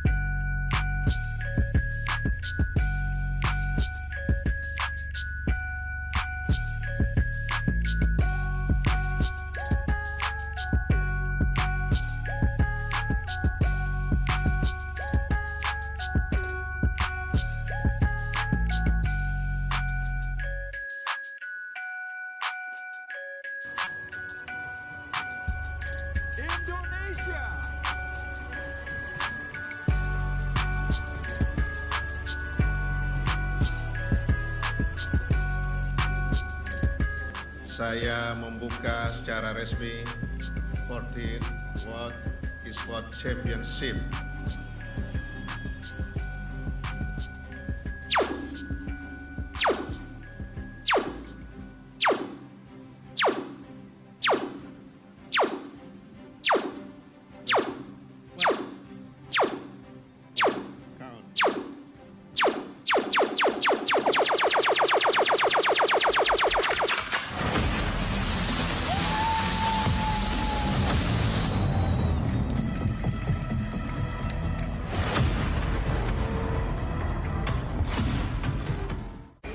Nah, setelah hari ini kita bahas berbagai macam match, mulai dari match yang ada di Ice Stage ataupun yang ada di Fire Stage.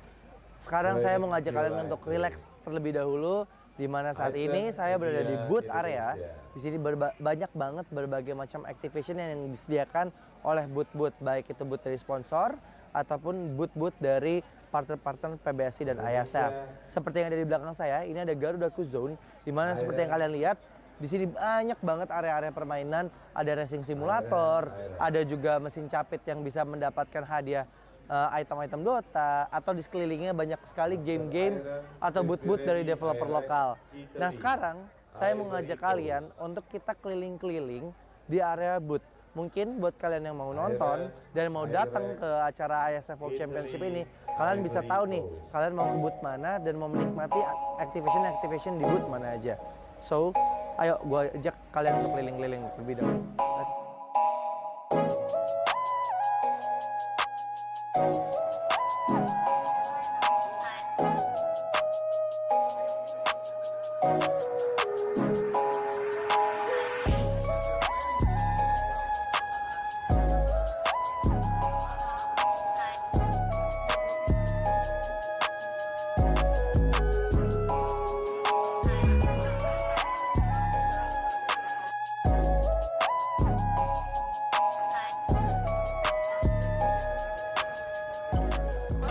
sekarang kita lagi ada di booth-nya Battle of Guardian, di mana ini merupakan booth developer lokal asal Indonesia yang menciptakan fighting game pertama di Indonesia. Nah, keseruannya nih di sini kayaknya kita bisa main game nih. Kita bisa mencoba trial untuk main game Battle of Guardian. Nah, gue juga penasaran ada apa aja sih di booth Battle of Guardian. Jadi yuk kita coba aja samperin langsung ke booth-nya Battle of Guardian. Let's go.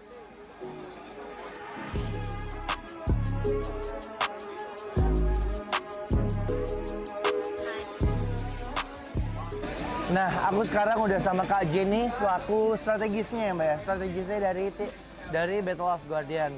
Nah Mbak, aku mau nanya-nanya nih sedikit tentang apa sih sebenarnya Battle of Guardian itu. Mungkin teman-teman di sana masih banyak yang belum tahu. Mungkin boleh tolong dijelasin Mbak? Oke, Battle of Guardian sendiri adalah game fighting pertama dari Indonesia yang kita mengusung konsepnya Web3 nih. Oke. Jadi kita mengusung pakainya itu sistemnya blockchain gitu dari beberapa karakter. Nah, beberapa karakter kita itu juga terinspirasi nih dari beberapa legenda dan story-story lokal. Seperti kita juga ada kalau yang macan putih. Macan putih itu adalah dari Prabu Siliwangi atau Cindaku. Oke. Lalu juga kita ada yang perempuan itu ada namanya Sofia. Sofia itu kita juga terinspirasi dari Nyi Roro Kidul. Oke. Lalu juga kita ada Aling Dharma atau kalau misalnya di dalam in-game kita namanya Mata. Oke. Gitu. Kalau di dalam in-game-nya sendiri kan aku lihat ini ada banyak fighter ya Mbak. Yeah. Nah sebenarnya apakah ini ada jenis-jenis fighternya gitu nggak sih? Apa semuanya tuh kategorinya sama gitu? Ada, kita ada 3 kategori fighters di game kita. Ada dari Guardians, ada dari Demon, dan juga dari Human. Tapi kalau Human di sini adalah ceritanya tuh udah cyborg. Jadi setengah human, setengah robot. Oh, gitu. Jadi mereka memiliki special skill sendiri nih. Oke. Kira-kira total ada berapa karakter sih Mbak yang udah ada sekarang atau yang mungkin rencananya bakalan ada nih di Battle of Guardian? Sekarang ini untuk in-game kita udah keluarin 40 plus karakter. Tapi kita juga akan tetap develop sih. Kita ada beberapa yang masih kita on hold gitu. Oke. Nah ini nih guys, seru banget. Berarti ini bisa dimainin di mana Mbak nih? Ini kita akan ada di PC Games. Oke. Ini only PC Games, tapi langsung ke website kita aja Battle of Guardians. Dari situ kalian bisa download game ini di PC kalian sendiri. Udah bisa main sama, mungkin aku mau main sama temen aku yang ada di luar kota gitu, atau ini baru bisa offline gitu Mbak? Bisa, kita ada 2 mode, ada offline mode sama ada turnamen mode. Kita juga ada PvP. Oke. PvP jadi secara online, kita akan nyari match secara online gitu. Jadi bisa dari nggak cuma dari luar kota, tapi bisa juga dari luar negeri gitu. Nah, buat kalian yang suka main fighter game, cobain Battle of Guardian. Ini karya lokal loh. Ini fighter game dari Indonesia pertama kali berarti ya Mbak ya? Iya. Dan Battle of Guardian ini juga udah dipertandingkan sebagai kompetisi eksebisi ya kemarin di Piala Presiden ya Mbak ya? Nah sekarang aku penasaran Mbak, ada apa aja sih di dalam booth-nya Battle of Guardian di acara Iesf ini, dan sekiranya kalau penonton mau kesini tuh ya tadi mereka bisa ngapain aja dan mungkin ada hadiah-hadiah gitu nggak sih? Ada banget. Kita akan ngadain turnamen. Sebenarnya nanti turnamen kita akan ada di water stage. Oke. Itu akan di tanggal 3, 4, sama 9. Itu prize pool-nya akan ada di 10 juta. Kita akan bagi-bagi nih. Nah, tapi di sini juga kita ada fun match. Jadi di sini kalian bisa coba game-game kita. Ada tiga ini. Kalian bisa coba pakai arcade games. Bisa juga pakai joystick nih untuk mencoba beberapa experience-nya beda-beda nih. Bener. Nah, kalau arcade games tuh yang kayak pro player gitu kan? Iya bener. Gitu. Jadi ada pakai arcade-nya sendiri, mesin arcade-nya sendiri. Nah, selain kita showcase game kita sendiri, kita juga ada nih beberapa merchandise yang kita eksklusif banget nih untuk Iesf. Seperti jersey, terus baju yang aku pakai nih sekarang, kaos yang aku pakai. Lalu kita juga ada karakter, jadi ada 3D printing karakter. Kita juga ada figur, ada juga keychain. Gitu. Nah, boleh nggak aku izin nih? Mungkin buat teman-teman di sana juga penasaran gimana sih game Battle of Guardian. Aku izin main dulu, boleh nggak Mbak? Boleh banget. Yuk, kita main yuk. Siap. Yuk.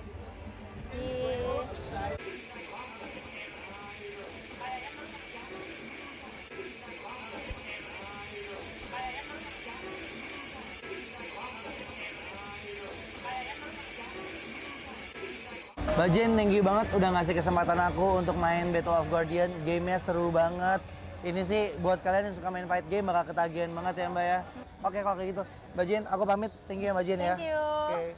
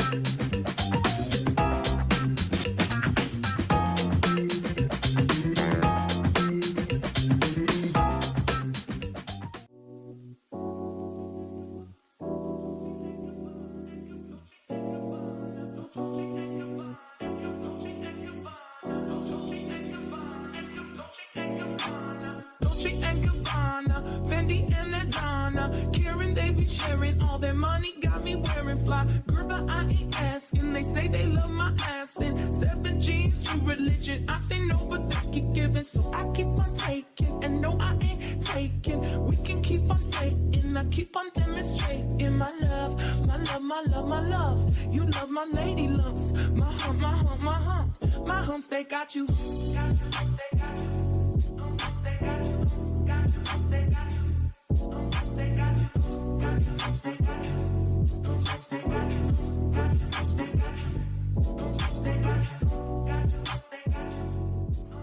Dolce and Gabbana, Fendi and Adana, Karen, they be sharing all their money, got me wearing fly. Girl, but I ain't asking. They say they love my ass in 7 jeans, true religion. I say no, but they keep giving, so I keep on taking. And no, I ain't taking. We can keep on taking. I keep on demonstrating my love, my love, my love, my love. You love my lady lumps.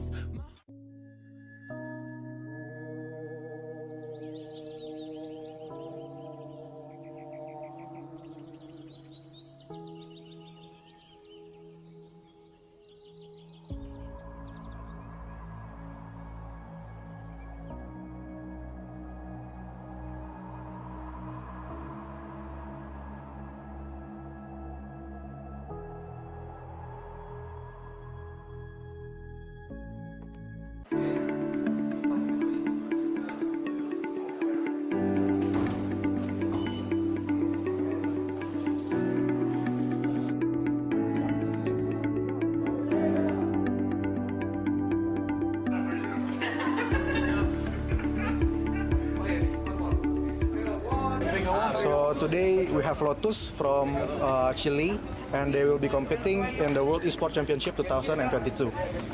So Lotus, how was your trip from Chile to Bali, and what is your impression of the place? Was a very long trip.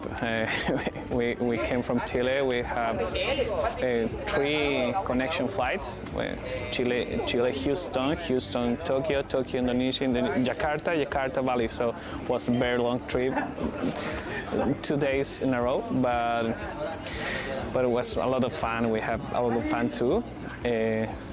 Totally worth it. Bali is a very beautiful place. So we are so happy to be here. We are delightful right away. So first, how was your trip from your country to Bali? What is your impression about the place? So about my trip, it was a little bit tiring, of course, from Saudi Arabia to Bali. Very long journey, but in the end, it worked out. Everything was fine, and my impression is very great. The place here is wonderful, amazing, beautiful place. And yeah. So about the competition, how do you guys prepare for this championship? Well, we are a stack from Mexico, of course. Everyone has their own team, but we kind of practice with scrims a little bit 2 weeks ago. Okay. So for this tournament, which team or participant do you think will be your biggest rival? So I think our biggest rival will be from our same region, Philippines. We're in the same group. I think they're pretty strong, and I'm hoping we can have a good match. So you've traveled so far from Maldives to Bali, Indonesia. What is your target in this competition? Actually, we look forward to be in the top 1 or 2. Okay. As we know, this is the biggest esport tournament in the world. Do you have any pressure on your shoulder, and how do you deal with them? Actually, obviously it's a tournament, right? There'll be a lot of pressures, but then I think we'll be good in handling it. Okay. So you already been through several stages of Iesf qualification. What is the key of success for you in order to qualify for this tournament? Well, the key is practice a lot, have fun again. Focus on the game, study the game. The game is your life in a competition.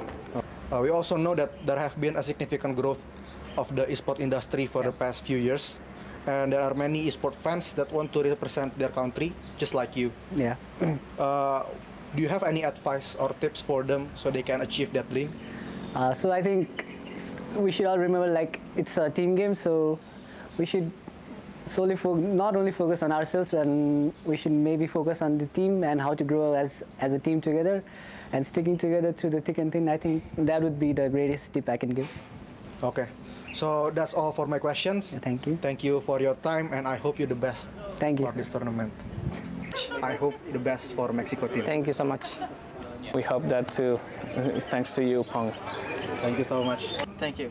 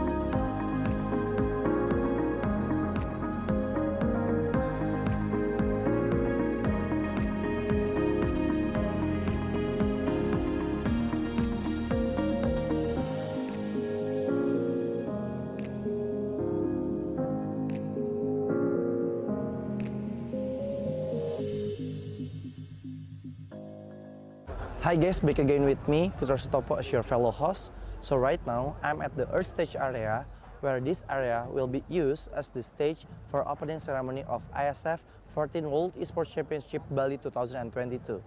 As you can see behind me, they are all practicing for the opening ceremony at 7 o'clock GMT plus 7. To be honest, I cannot wait to see the opening ceremony because there will be an amazing performance from Alfiref and other performers. So, for those of you who want to watch it, you can watch it through the Iesf official channel on Twitch TV. To be honest, you need to watch it, okay? So right now, I want to continue to see their practicing for the opening ceremony. Bye guys.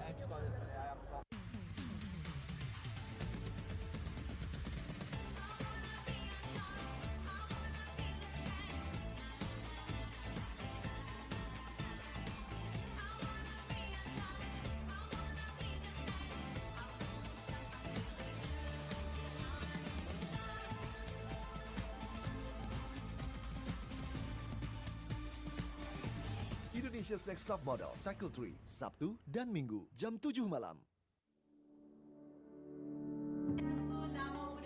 Salam kebajikan. Apa kabar teman-teman media semuanya? Luar biasa.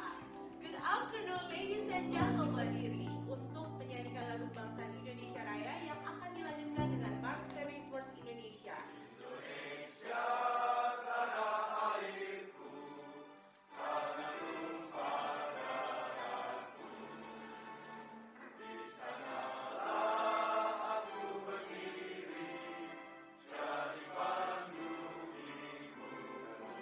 Pertama kita juga sangat berterima kasih kepada beliaunya dari Iesf yang begitu memilih negara kita sebagai sekitar 42 juta ya e-sport ya, pemain e-sport tentunya akan bisa menyebarkan ini bisa menghidupkan ekosistem daripada e-sport itu sendiri. Tentunya akan berpengaruh secara ekonomi dan kesejahteraan. For this event, and hopefully Bali and Indonesia will get a really good name in the international, right? Is going to influence a positive creativity in humanity and a new way to socialize, a new way to be together, a new way to be friends. When a parent looks at a kid in the computer with headset on and talking. Salam Esports.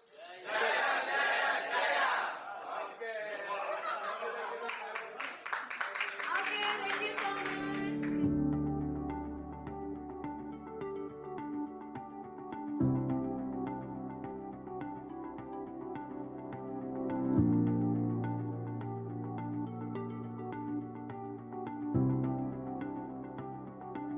Okay. Let's go Bali. Let's go Bali.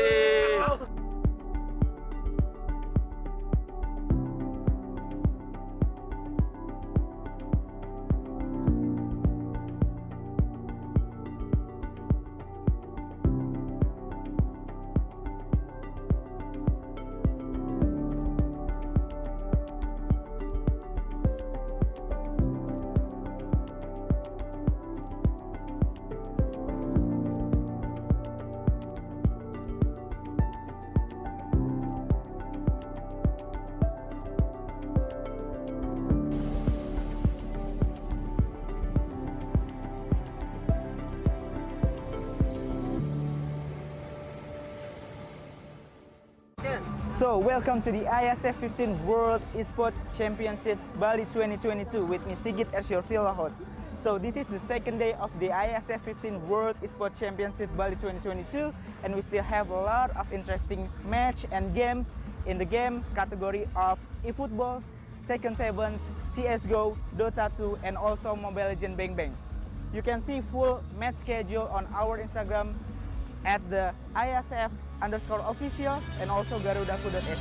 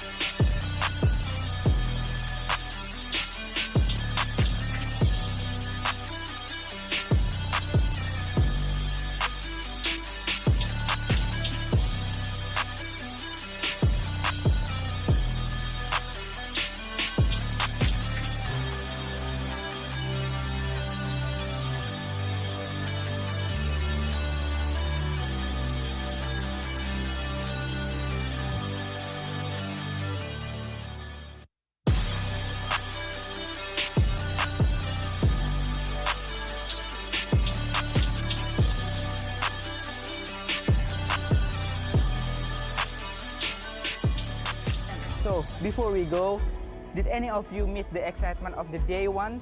Don't worry, here's the recap day one of the Iesf 15 World Esports Championship Bali 2022. Enjoy!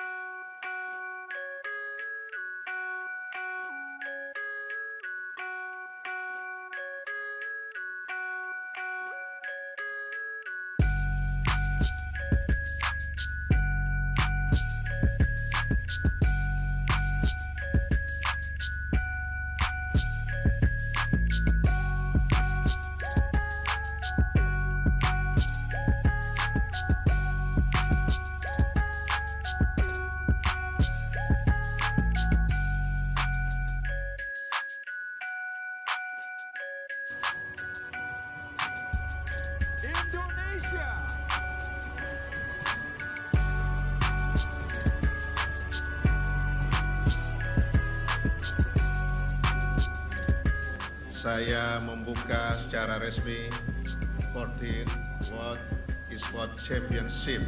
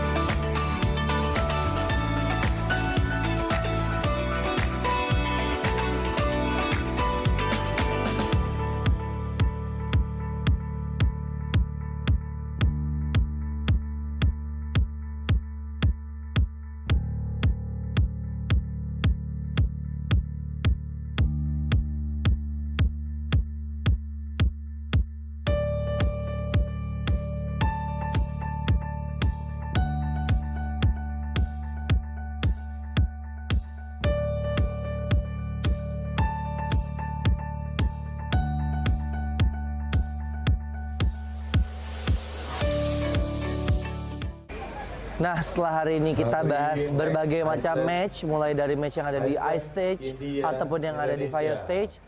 Sekarang saya mau ngajak kalian untuk relax terlebih dahulu, di mana saat ini saya berada di booth area. Di sini banyak banget berbagai macam activation yang disediakan oleh booth-booth, baik itu booth dari sponsor ataupun booth-booth dari partner-partner PBSI dan Iesf. Seperti yang ada di belakang saya, ini ada Garudaku Zone, di mana seperti yang kalian lihat, di sini banyak banget area-area permainan, ada racing simulator, ada juga mesin capit yang bisa mendapatkan hadiah item-item Dota, atau di sekelilingnya banyak sekali game-game atau booth-booth dari developer lokal. Nah, sekarang saya mau ngajak kalian untuk kita keliling-keliling di area booth. Mungkin buat kalian yang mau nonton dan mau datang ke acara Iesf World Championship ini, kalian bisa tahu nih, kalian mau ke booth mana dan mau menikmati activation di booth mana aja. So, ayo gue ajak kalian untuk keliling-keliling lebih dahulu.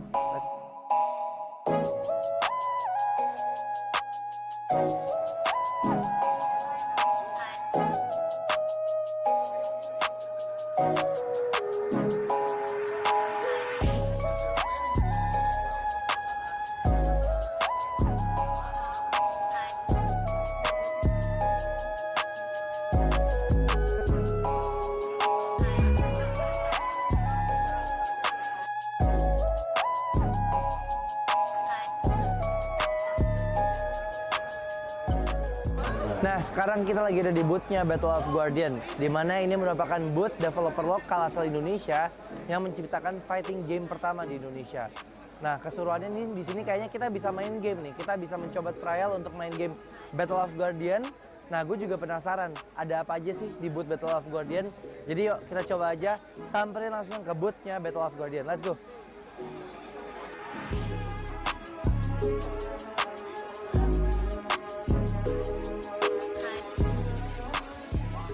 Nah, aku sekarang udah sama Kak Jenny selaku strategisnya ya Mbak ya. Strategisnya dari Battle of Guardian. Nah Mbak, aku mau nanya-nanya nih sedikit tentang apa sih sebenarnya Battle of Guardian itu. Mungkin teman-teman di sana masih banyak yang belum tahu. Mungkin boleh tolong dijelasin Mbak. Oke, Battle of Guardian sendiri adalah game fighting pertama dari Indonesia yang kita mengusung konsepnya Web3 nih. Jadi kita mengusung pakainya itu sistemnya blockchain gitu dari beberapa karakter. Nah, beberapa karakter kita itu juga terinspirasi nih dari beberapa legenda dan story-story lokal. Seperti kita juga ada kalau yang Macan Putih. Macan Putih itu adalah dari Prabu Siliwangi atau Cindaku. Lalu juga kita ada yang perempuan itu ada namanya Sofia. Sofia itu kita juga terinspirasi dari Nyi Roro Kidul. Lalu juga kita ada Aling Dharma atau kalau misalnya di dalam in-game kita namanya Mata. Gitu. Kalau di dalam in-game-nya sendiri kan aku lihat ini ada banyak fighter ya Mbak. Nah, sebenarnya apakah ini ada jenis-jenis fighternya gitu nggak sih? Apa semuanya tuh kategorinya sama gitu? Ada, kita ada 3 kategori fighters di game kita. Ada dari Guardians, ada dari Demon, dan juga dari Human. Tapi kalau Human di sini adalah ceritanya tuh udah cyborg. Jadi setengah human, setengah robot. Jadi mereka memiliki special skill sendiri nih. Kira-kira total ada berapa karakter sih Mbak yang udah ada sekarang atau yang mungkin rencananya bakalan ada nih di Battle of Guardian? Sekarang ini untuk in-game kita udah keluarin 40 plus karakter, tapi kita juga akan tetap develop sih. Kita ada beberapa yang masih kita on hold gitu. Nah ini nih guys, seru banget. Berarti ini bisa dimainin di mana Mbak nih? Ini kita akan ada di PC Games. Ini only PC Games, tapi langsung ke website kita aja Battle of Guardians. Dari situ kalian bisa download game ini di PC kalian sendiri. Udah bisa main sama, mungkin aku mau main sama temen aku yang ada di luar kota gitu, atau ini baru bisa offline gitu Mbak? Bisa, kita ada 2 mode, ada offline mode sama ada turnamen mode. Kita juga ada PvP. PvP jadi secara online, kita akan nyari match secara online gitu. Jadi bisa dari nggak cuma dari luar kota, tapi bisa juga dari luar negeri gitu. Nah, buat kalian yang suka main fighter game, cobain Battle of Guardian. Ini karya lokal loh.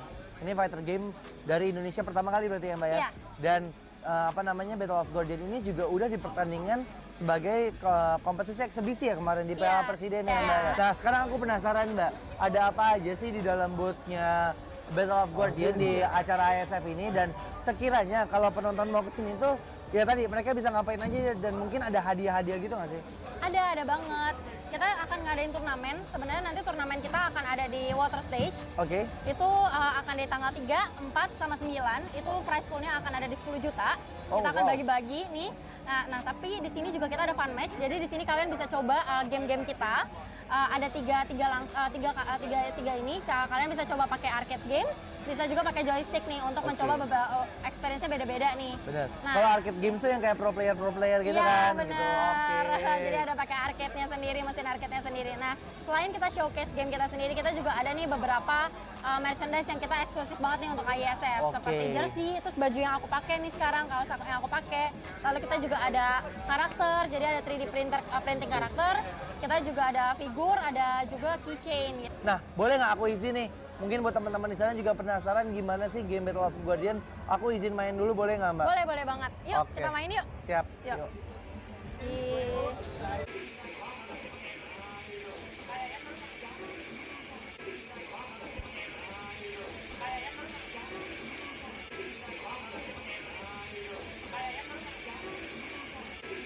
Mbak Jen, thank you banget udah ngasih kesempatan aku untuk main Battle of Guardian. Gamenya seru banget.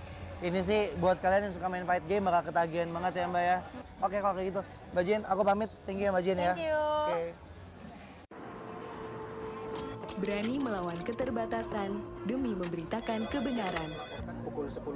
Terus berjalan menghadapi perubahan, berinovasi menjawab tantangan zaman. Menjadi tempat informasi terpercaya yang cepat, berimbang, dan akurat.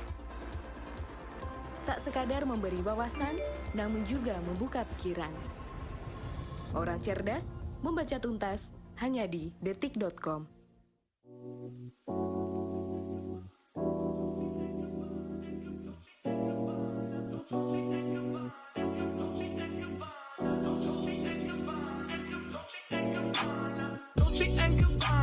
Fendi and Adana, Karen, they be sharing all their money, got me wearing fly. Girl, but I ain't asking. They say they love my ass in 7 jeans, true religion. I say no, but they keep giving, so I keep on taking. And no, I ain't taking. We can keep on taking. I keep on demonstrating my love, my love, my love, my love. You love my lady lumps, my hump, my hump, my hump. My humps, they got you.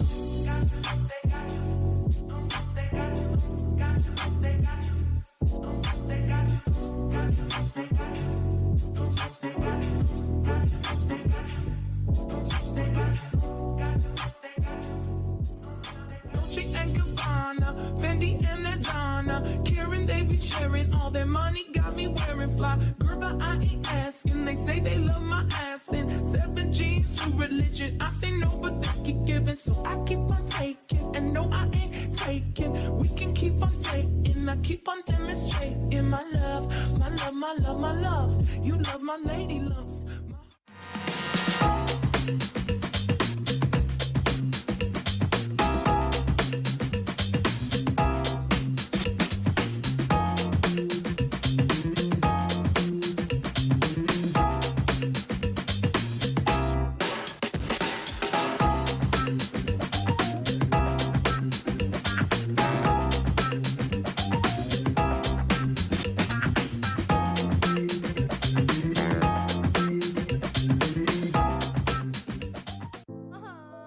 Warga plus 62 emang banyak maunya.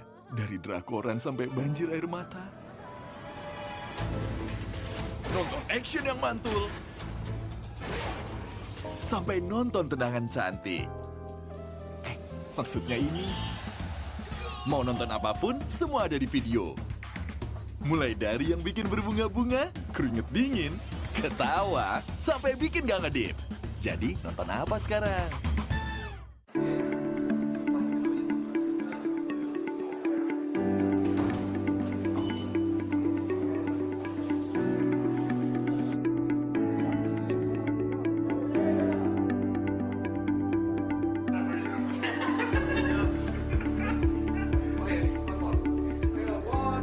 So today we have Lotus from Chile, and they will be competing in the World Esports Championship 2022.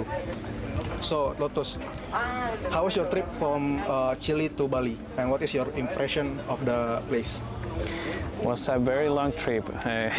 We came from Chile. We have 3 connection flights: Chile, Houston, Tokyo, Indonesia, and then Jakarta, Bali. So it was a very long trip, 2 days in a row, but it was a lot of fun. We had a lot of fun too. Totally worth it.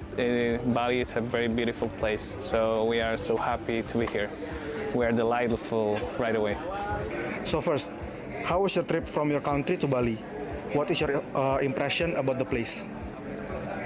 So about my trip, it was a little bit tiring, of course, from Saudi Arabia to Bali. Very long journey, but in the end, it worked out. Everything was fine. And my impressions is very great. The place here is wonderful, amazing, beautiful place. Yeah.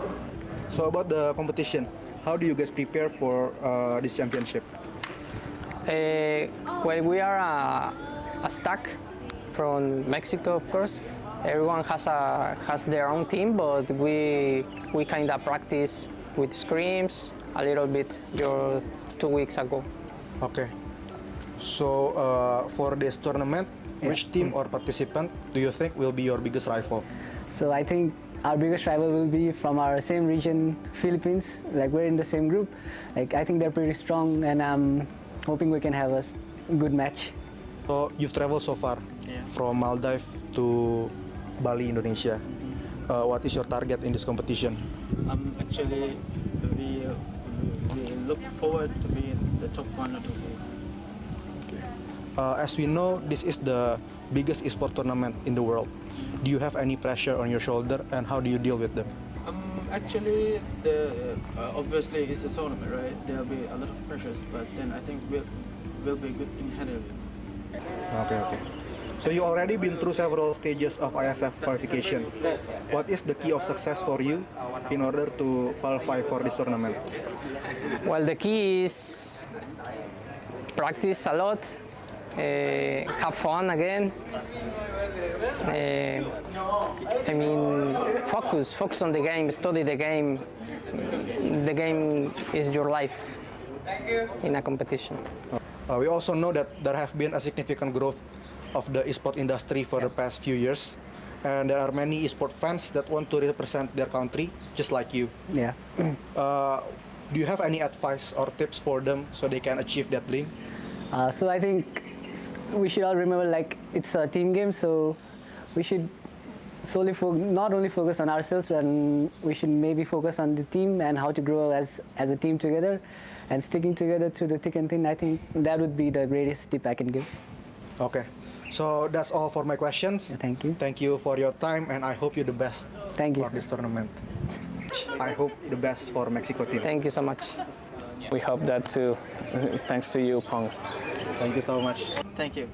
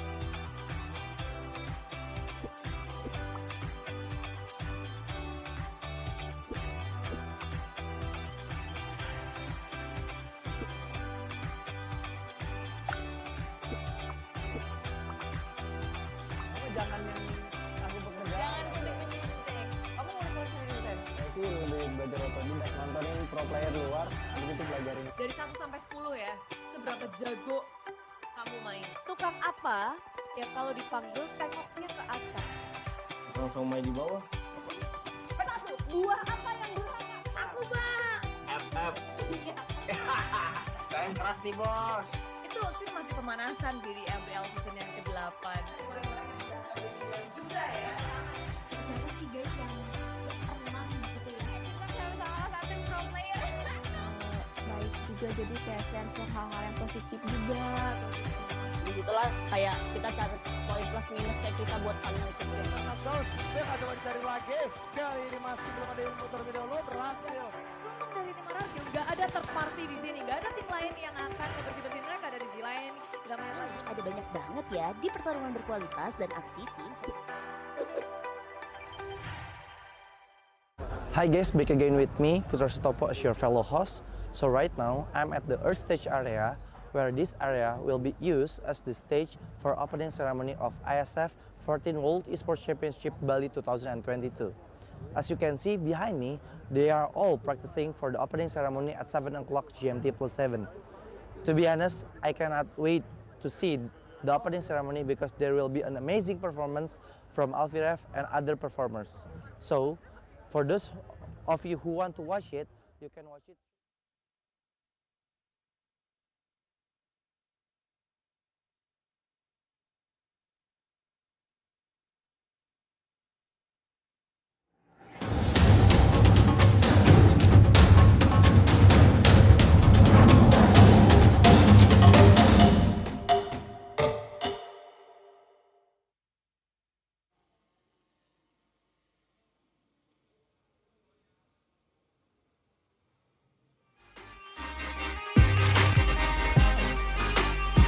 All right. Welcome back again on Iesf 14 World Esports Championship Bali 2022. We are on Air Stage!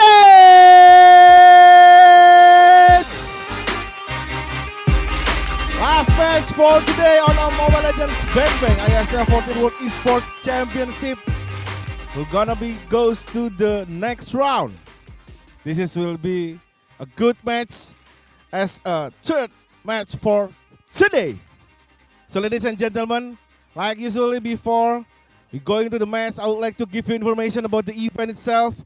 The Iesf 14 World Esports Championship will be a part of the Indonesia Esports Summit 2022, an annual celebration of the country's esports ecosystem initiated by Iesf and PBSI, with the goal to involve all esports stakeholders in Indonesia, including game publishers, game developers, pro teams, athletes, influencers, brand, community, and media in the country.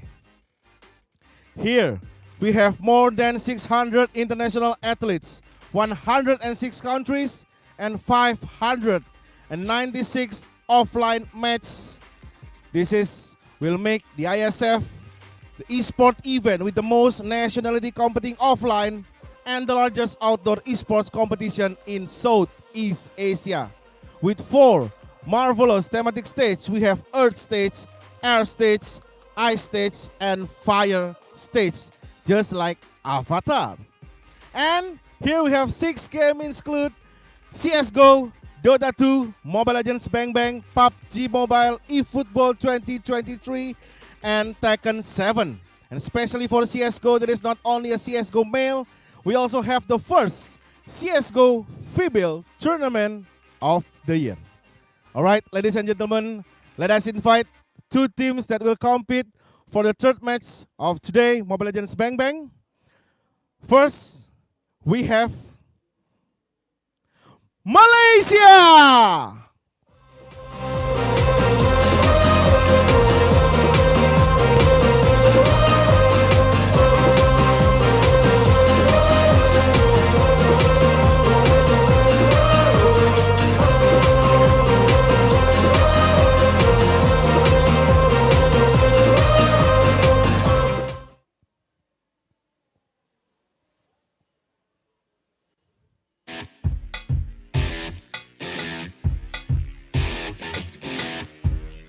All right, please welcome the boys that represented Malaysia, Pasukan Malaysia here, ready for the third match. Okay, slowly. All right, they are ready for today, guys. And then the second one, please welcome Vietnam!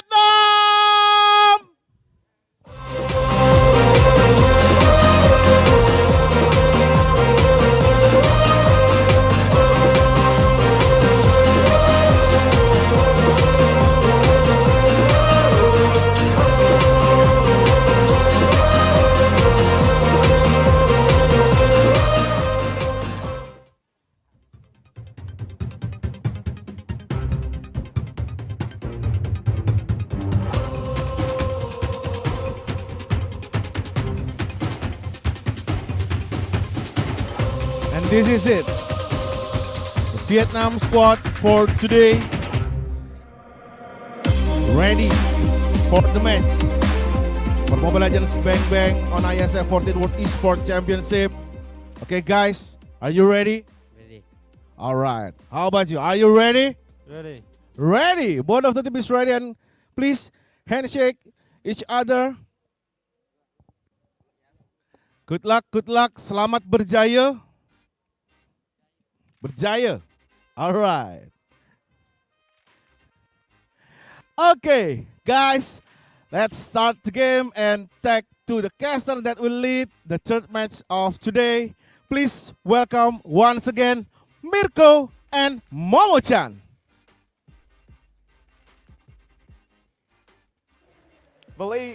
Malaysia have definitely learned from their mistake in match number 1. That. You saw that? You saw the little message they wrote down? Bad joy was what they Obviously, wrote down. yes. And yeah, I think that was the main mistake that Team Malaysia did in the first match. But welcome back again to the caster desk with Mirko and Momo-chan. Oh, it's Archie. So what's up, Arashi? How are you doing? No, actually. No? Oh, no. My bad. Sorry. What's up, Momo-chan? Okay, so we are in the another lower bracket match for today, right? So it's gonna be interesting because there will be another team that will say goodbye today. It's pretty sad, but obviously this Always. is the nature of competition. There's always going to be the victors, and there's always going to be the losers who will be sent home. And unfortunately, Malaysia, even after they were able to beat Vietnam in the first match of the upper brackets, they're still going to be able to meet them again here, a rematch. Yeah. And Vietnam have definitely learned as well since their loss towards Team Malaysia. They're definitely coming here with that preparation, and they're going to be a bit tougher to beat. They almost beat Malaysia the first time around. Yeah, almost bring the first 3 games for Malaysia on our first day, but luckily, no, maybe I cannot say luckily, but solidly, Malaysia, they close it with 2-0 only. So yeah, there's no third game between Malaysia and Vietnam, but we don't know about another matches, a rematch between Malaysia and also Vietnam, because Vietnam, maybe like Mirko said earlier, Malaysia, they already learned their mistake just now by showing us the ban joy word. But the problem, I'm pretty sure that Vietnam also done their homework by losing from Malaysia in the upper bracket. Exactly. So with that data, with the information that they have coming into this game, it's going to be very interesting to see how they actually perform. But ladies and gentlemen, hello, gamers, to all you people out there. Are you having speed problems with your smartphone? Because let me tell you, right here you can see on the desk, it's the Samsung Galaxy A33 5G and the Galaxy A53 5G. And also the Galaxy A73 5G. And you guys can go ahead and check it out right now because it has awesome specs, right, Momo-chan? Yes, that's right. Because we have 8 GB RAM and 256 GB memory, Super AMOLED Plus screen, and refresh rate. The refresh rate is already up to 120 hertz. So it's very, very smooth. There's no lag at all when you play Mobile Legends, and I'm pretty sure that this smartphone already 5G, like Mirko said. So bye-bye to not responding, bye-bye to lag, and make sure you guys can check their website, samsung.co.id.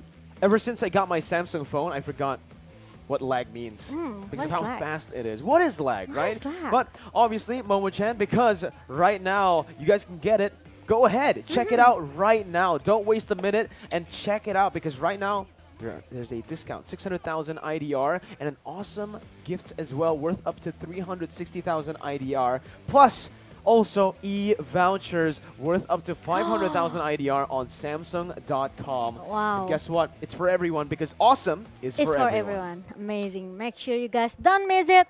Don't miss the discount and also the awesome gift. But we are going to the lower bracket match. Is it going to be Malaysia or is it going to be Vietnam that has to say goodbye for our lower bracket match here? That's a big question, man. That's a big question question, because right. the team who will lose here will be sent home. You're right. Mhm.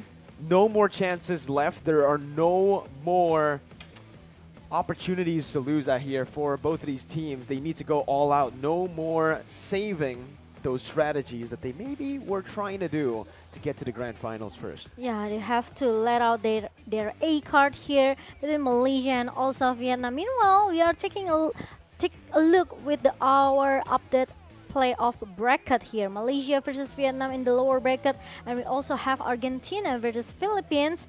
Meanwhile, there are still two. So Indonesia already stay in the upper final. They will meet Cambodia tomorrow, right? 2-0, Indonesia were able to beat Argentina. Cambodia took a bit more time to take down Malaysia, 2-1, and those games were actually going on for quite some time. But we do have the two teams that are now going to be placed into that lower bracket. Like you mentioned, Momo-chan, it's Argentina up against Philippines. Yep. And obviously the match we have now, Vietnam up against Malaysia. The team versus screen is right here. We're going to be taking a look at both of the roamers, Gnart and Yums. North and Yums. I could say maybe for Yums, he likes to, sometimes trying to make some outplay with the Digi, or maybe, he likes to even pick Franco. So there's some initiation or there's some engage that actually Yums always do for a Malaysian team here. But it depends actually. It depends on the playstyle that Malaysia wants to bring us for the lower bracket. But from the player head-to-head between Hehe and also Momo as the gold laner, it's quite, I can say maybe a little bit, a little bit chaotic here because Hehe with the playstyle that's very, very aggressive. He has a good KD, a good goal per minute if you compare to rather than Momo. And also the kill per game and also with the kill point here. Maybe not too much differences between these two players. But I could say Hehe has a lot of a good farming pattern here if you compare to Momo because from the gold per minute 990, or maybe it's because of the dominance from Vietnam when they meet Mlbb yesterday, right? With the fastest game, 6 minutes done. So I think this is why Hehe become very, very comfortable when they meet Namibia yesterday. It took Vietnam 6 minutes to take down Namibia. We'll see how they'll take down perhaps Malaysia here in the lower bracket match as we will jump in to the drafting phase of game number 1 of Malaysia versus Vietnam right now. Right now. There you go. Let's see. Joy, I think it will be automatically being banned out by Malaysia here.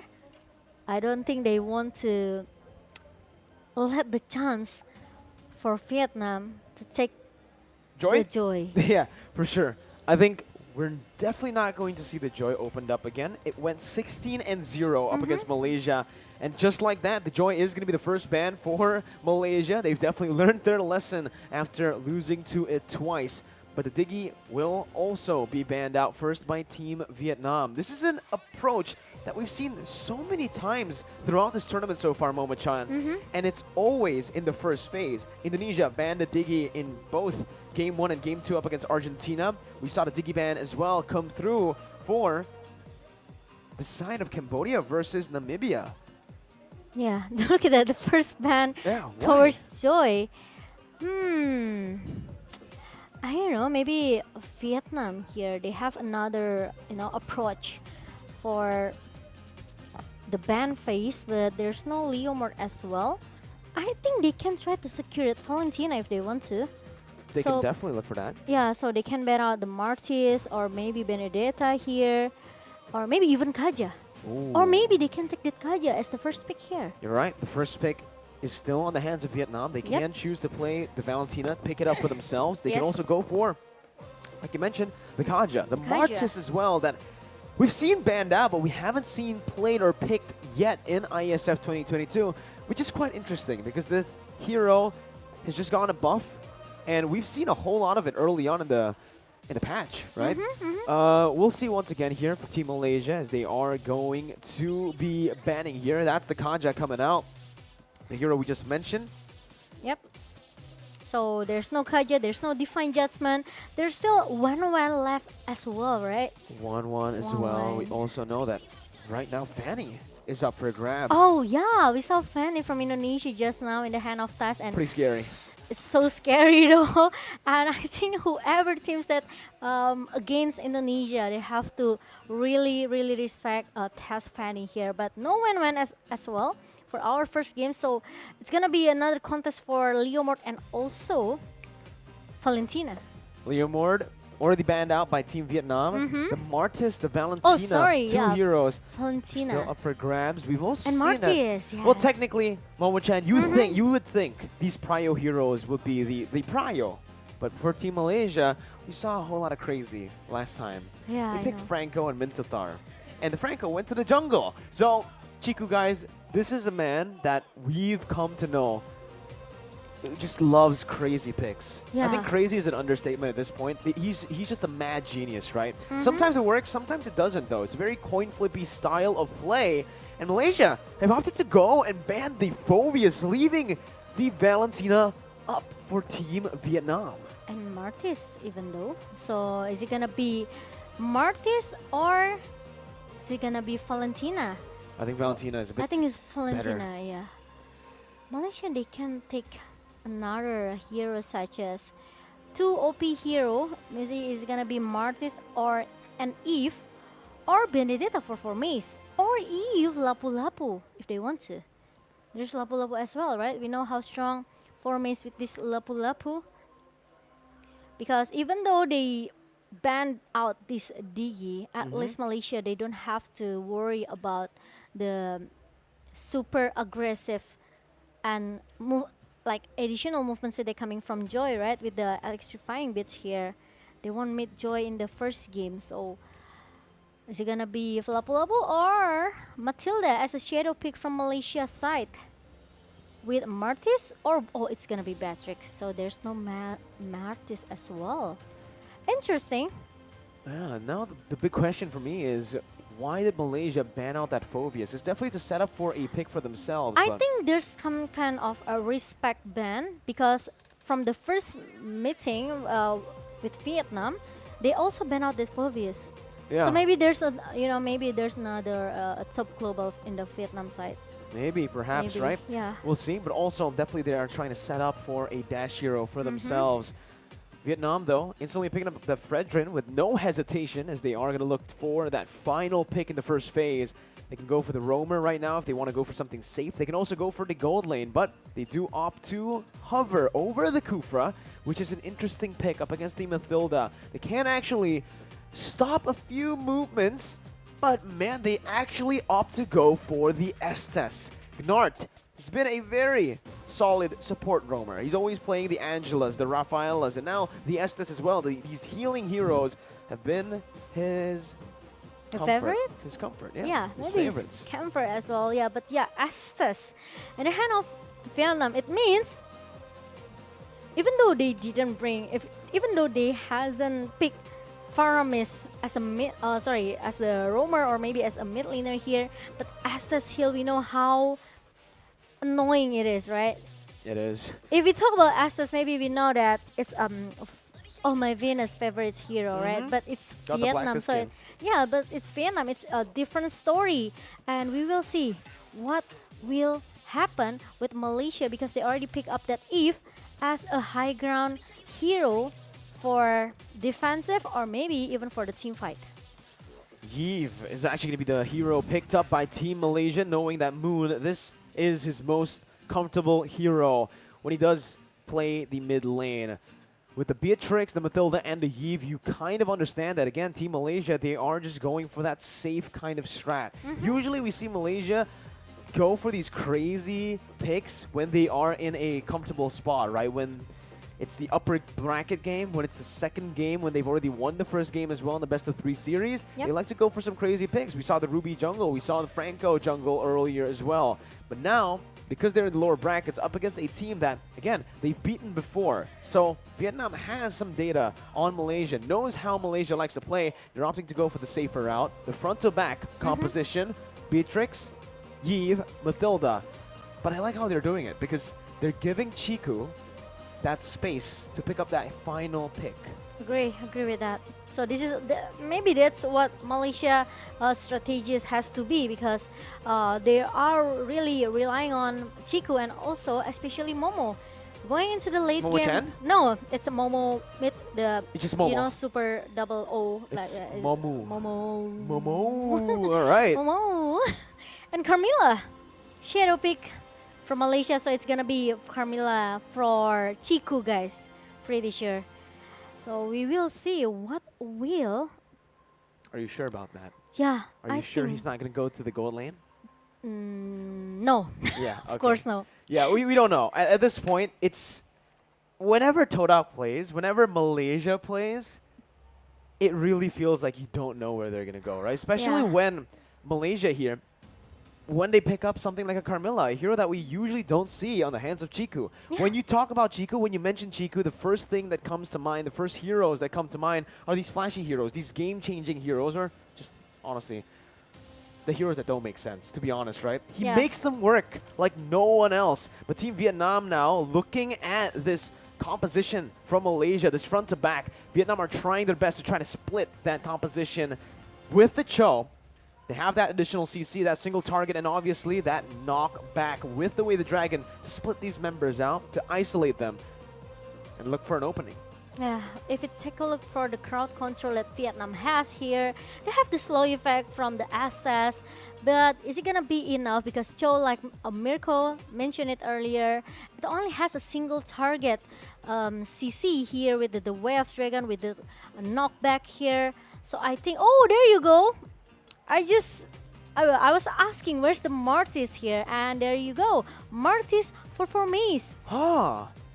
And this Carmilla will goes into the hand of Chiku, guys. Like you said, Mirko, if you talk about Malaysia, we don't know where they are want to go, right? They can do anything. They can play anything they want. And with the especially Chiku ever played that Ruby jungler, remember, for the first day? How could I forget? That pick was insane, and what made it crazy was they got a win, actually, with that Ruby jungle up against Vietnam. Yeah, so that's right.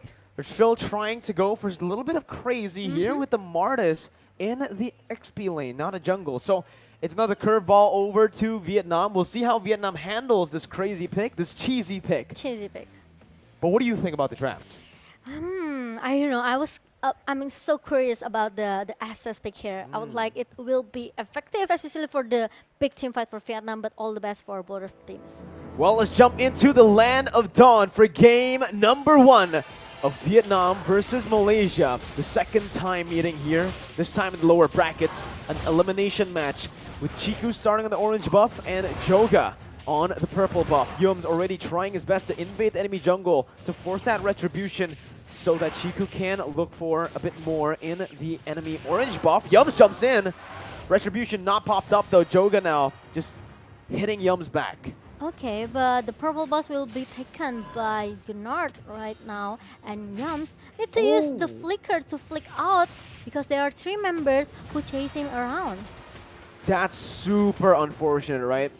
Gnart was the one who actually got the purple buff. Yeah, but at least it's not in the hand of Yums, right? True. It's not in the hands of the enemy team, but still, you know, right now Chiku will definitely have a bit of an advantage when it comes down to the farm and the XP game. As you can see, already Chiku going so aggressive into the enemy jungle.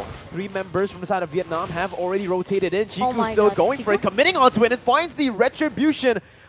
Looking for more. Nart going to be immobilized, but decides to back off with the guiding wind popped up by Yums. It's enough for Chiku. At least he can get the orange buff here, but Joga trying to giving a pressure in the lane for Momo here, but meanwhile the slow effect from Gnard is just, I find it really disturbing, you know?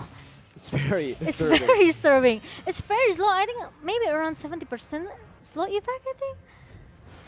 It's an absurd number, honestly, right? Yeah, I know, right? As an Estes as well, early on, getting that purple buff will somewhat will help you, definitely. But it's gone so fast right now for Nart. He doesn't have it anymore. Turtle has spawned in, and like I mentioned, Chiku will have a bit of an advantage here. 1 level, about to be 2 levels once he secures this turtle for free.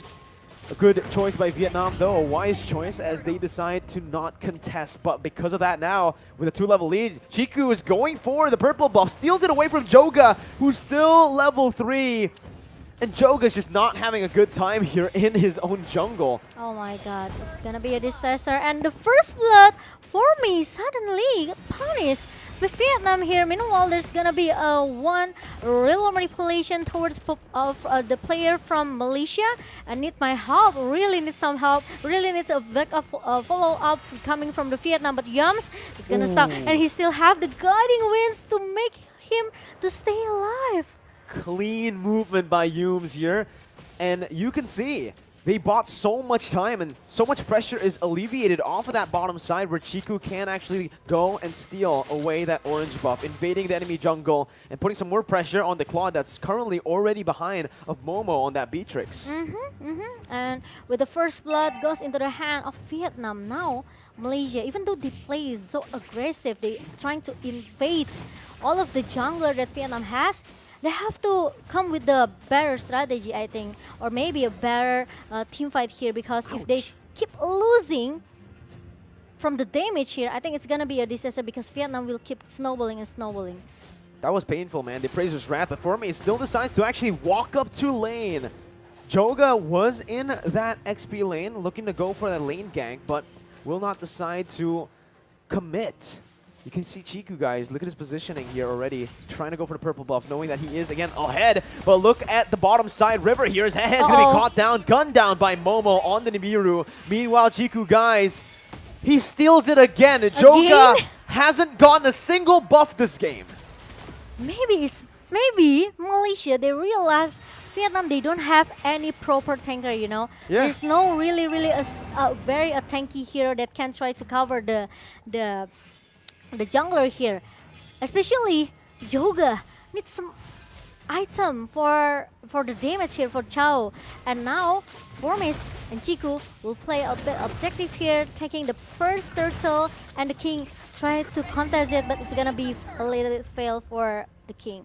Well, look at the bright side, right? The king wasn't able to steal it away, but that did give Joga a bit more space to actually claim his first buff of the game. The orange buff was secured by Joga in that bottom side. It's insane. 5 minutes, and he's only taken 1 buff because of the amount of pressure that Malaysia have been able to put onto Vietnam's jungle side. But look at the bottom side.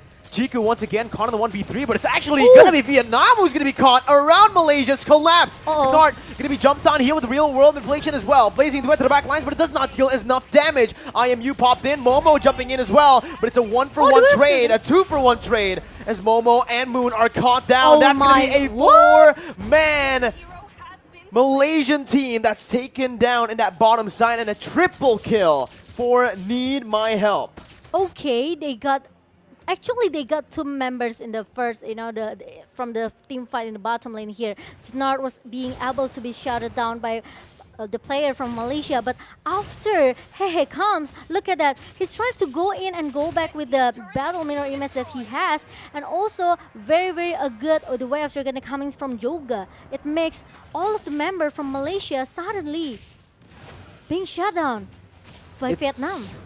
Crazy. Again, you could see that for Malaysia, they actually used all their resources on Nart, the roamer, which enabled the rest of Vietnam to really punish Malaysia.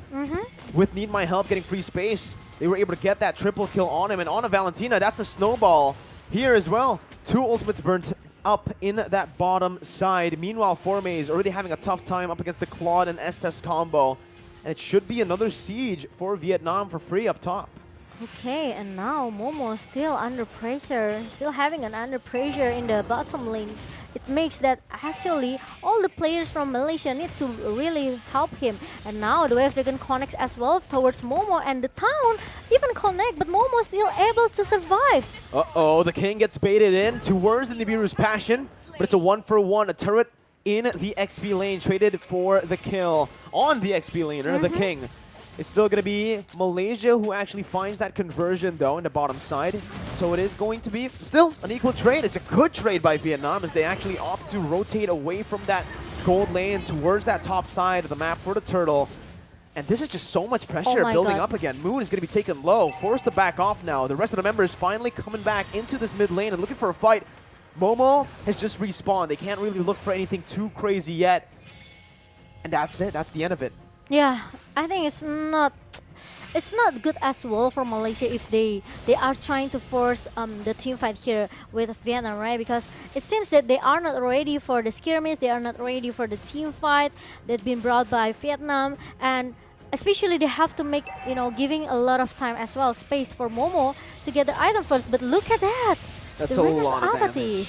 Yeah, onto Nart. Yeah. So much damage here, but again, he is an Estes right now, and that's going to be the Circling Eagle. Onto Need My Help, who isn't going to be threatened here, as Chiku has rotated up top. There's a lot of sustainability and tanky members. Jogo going to be caught here, gunned down by Momo. Still has a lot of HP, and he gets out with the help of the healing coming in from Nart. Blazing duet by Hehehe, but he's going to be caught in the real world manipulation and the damage from Momo. Chiku taken low, Need My Help, looking for the damage, but the snipe from Momo all the way from that top side. Blind into the bush, finds its mark, and Malaysia are here. They coin flip back to a lead.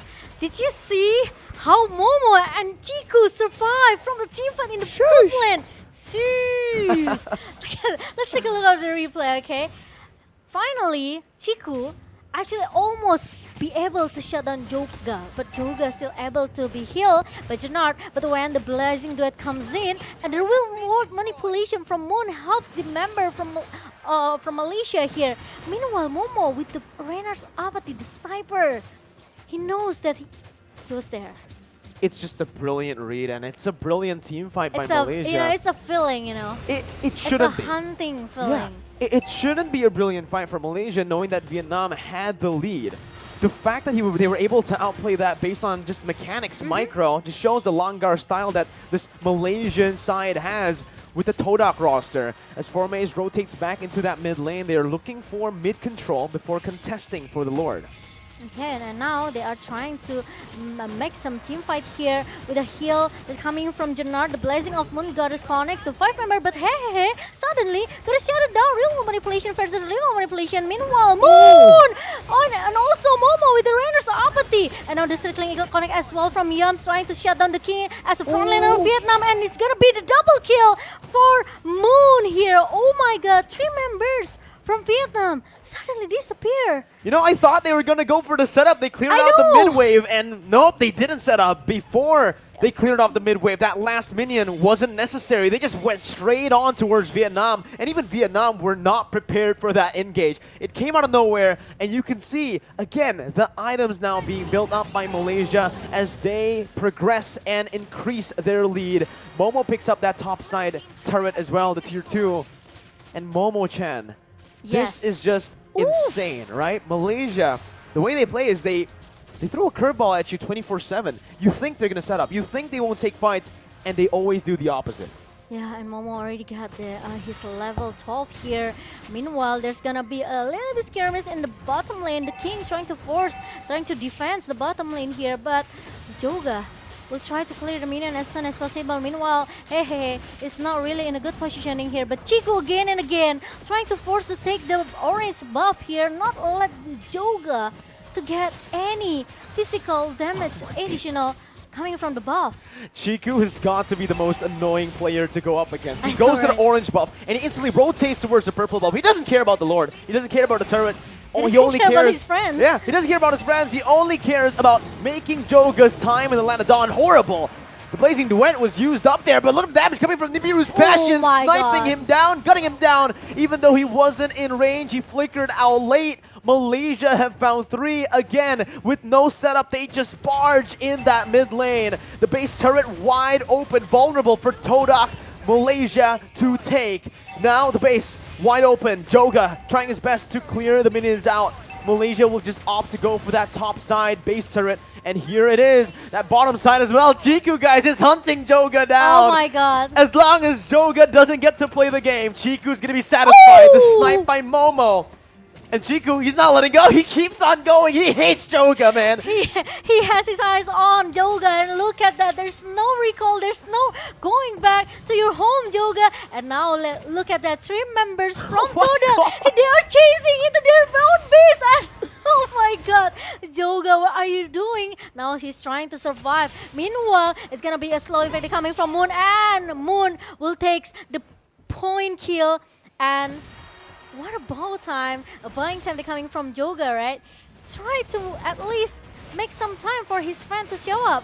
I have no idea here why Joga's always targeted down, but Need My Help is going to be taken down by 4Maze here. As you can see, Chiku, guys backing off. 4Maze bringing them back together for Chiku to come through. Momo with the snipes, looking for it, finds the King, but it is going to be Hehe who jumps out with the Battle Mirror image. Chiku still solo. Going to be taken down by the Appraiser's Wrath. Another 3 for 1 as Gnart is going to be targeted down. The base wide open with the mini waves pushing in that mid lane. Now with Joga respawning back in, they're looking to defend and they will be able to.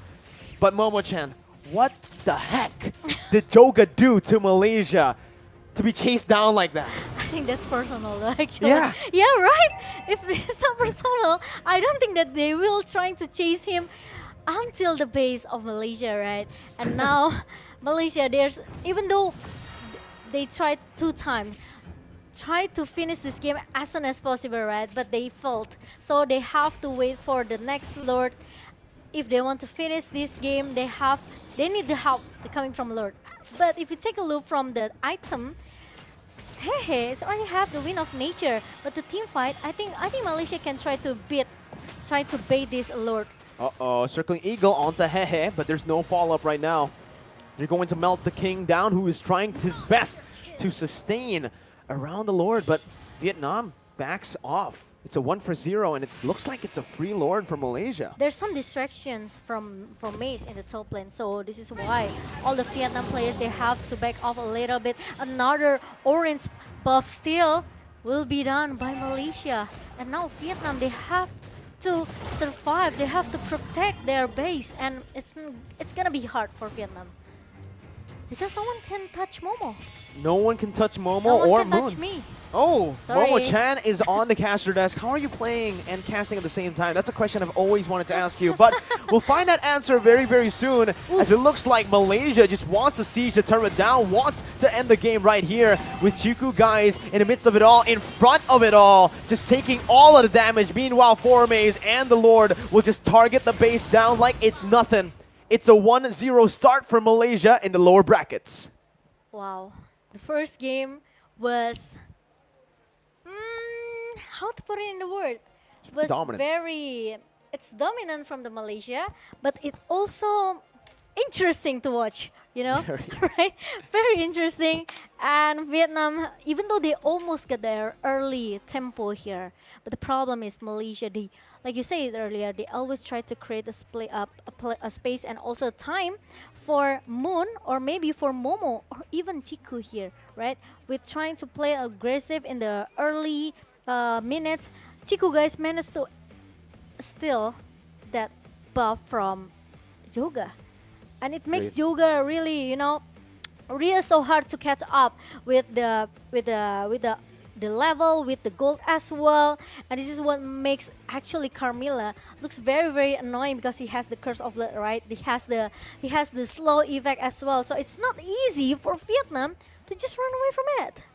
It's just very tough for Vietnam to very do tough. anything in that game, right? Even in the early stage of the game, we saw that the Claude was losing out. They had a few moments where they were able to actually turn the team fights, and this was one of them, right? The moment where Malaysia just very weirdly focused down the roamer of all people, and it gave the space for Need My Help to get a triple kill, which was massive. On a Valentina, you know that if you get that lead, you want to try to snowball as fast as possible, but Malaysia just, again, kept on going for the coin flip fights. I know, even though Need My Help tried so hard to copy that real world manipulation, right? But the thing is, it's not because of the real world manipulation that makes Vietnam cannot handle damage. It's because of Momo.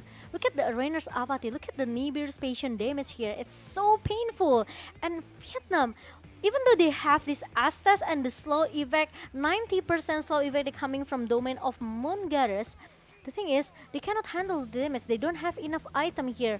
With the gold lead that Malaysia hold, I think it's kind of a little bit cheeky as well for Vietnam, because they need some space and Malaysia didn't give the chance of it. So this is why the game number 1 becomes very dominant for Malaysia. It's crazy, right? It was a shaky game at first. I thought it was going to be a long game. We expected it to be close here after Vietnam were able to actually match that aggression early on, getting that triple kill and out team fighting Malaysia, which is very rare to see.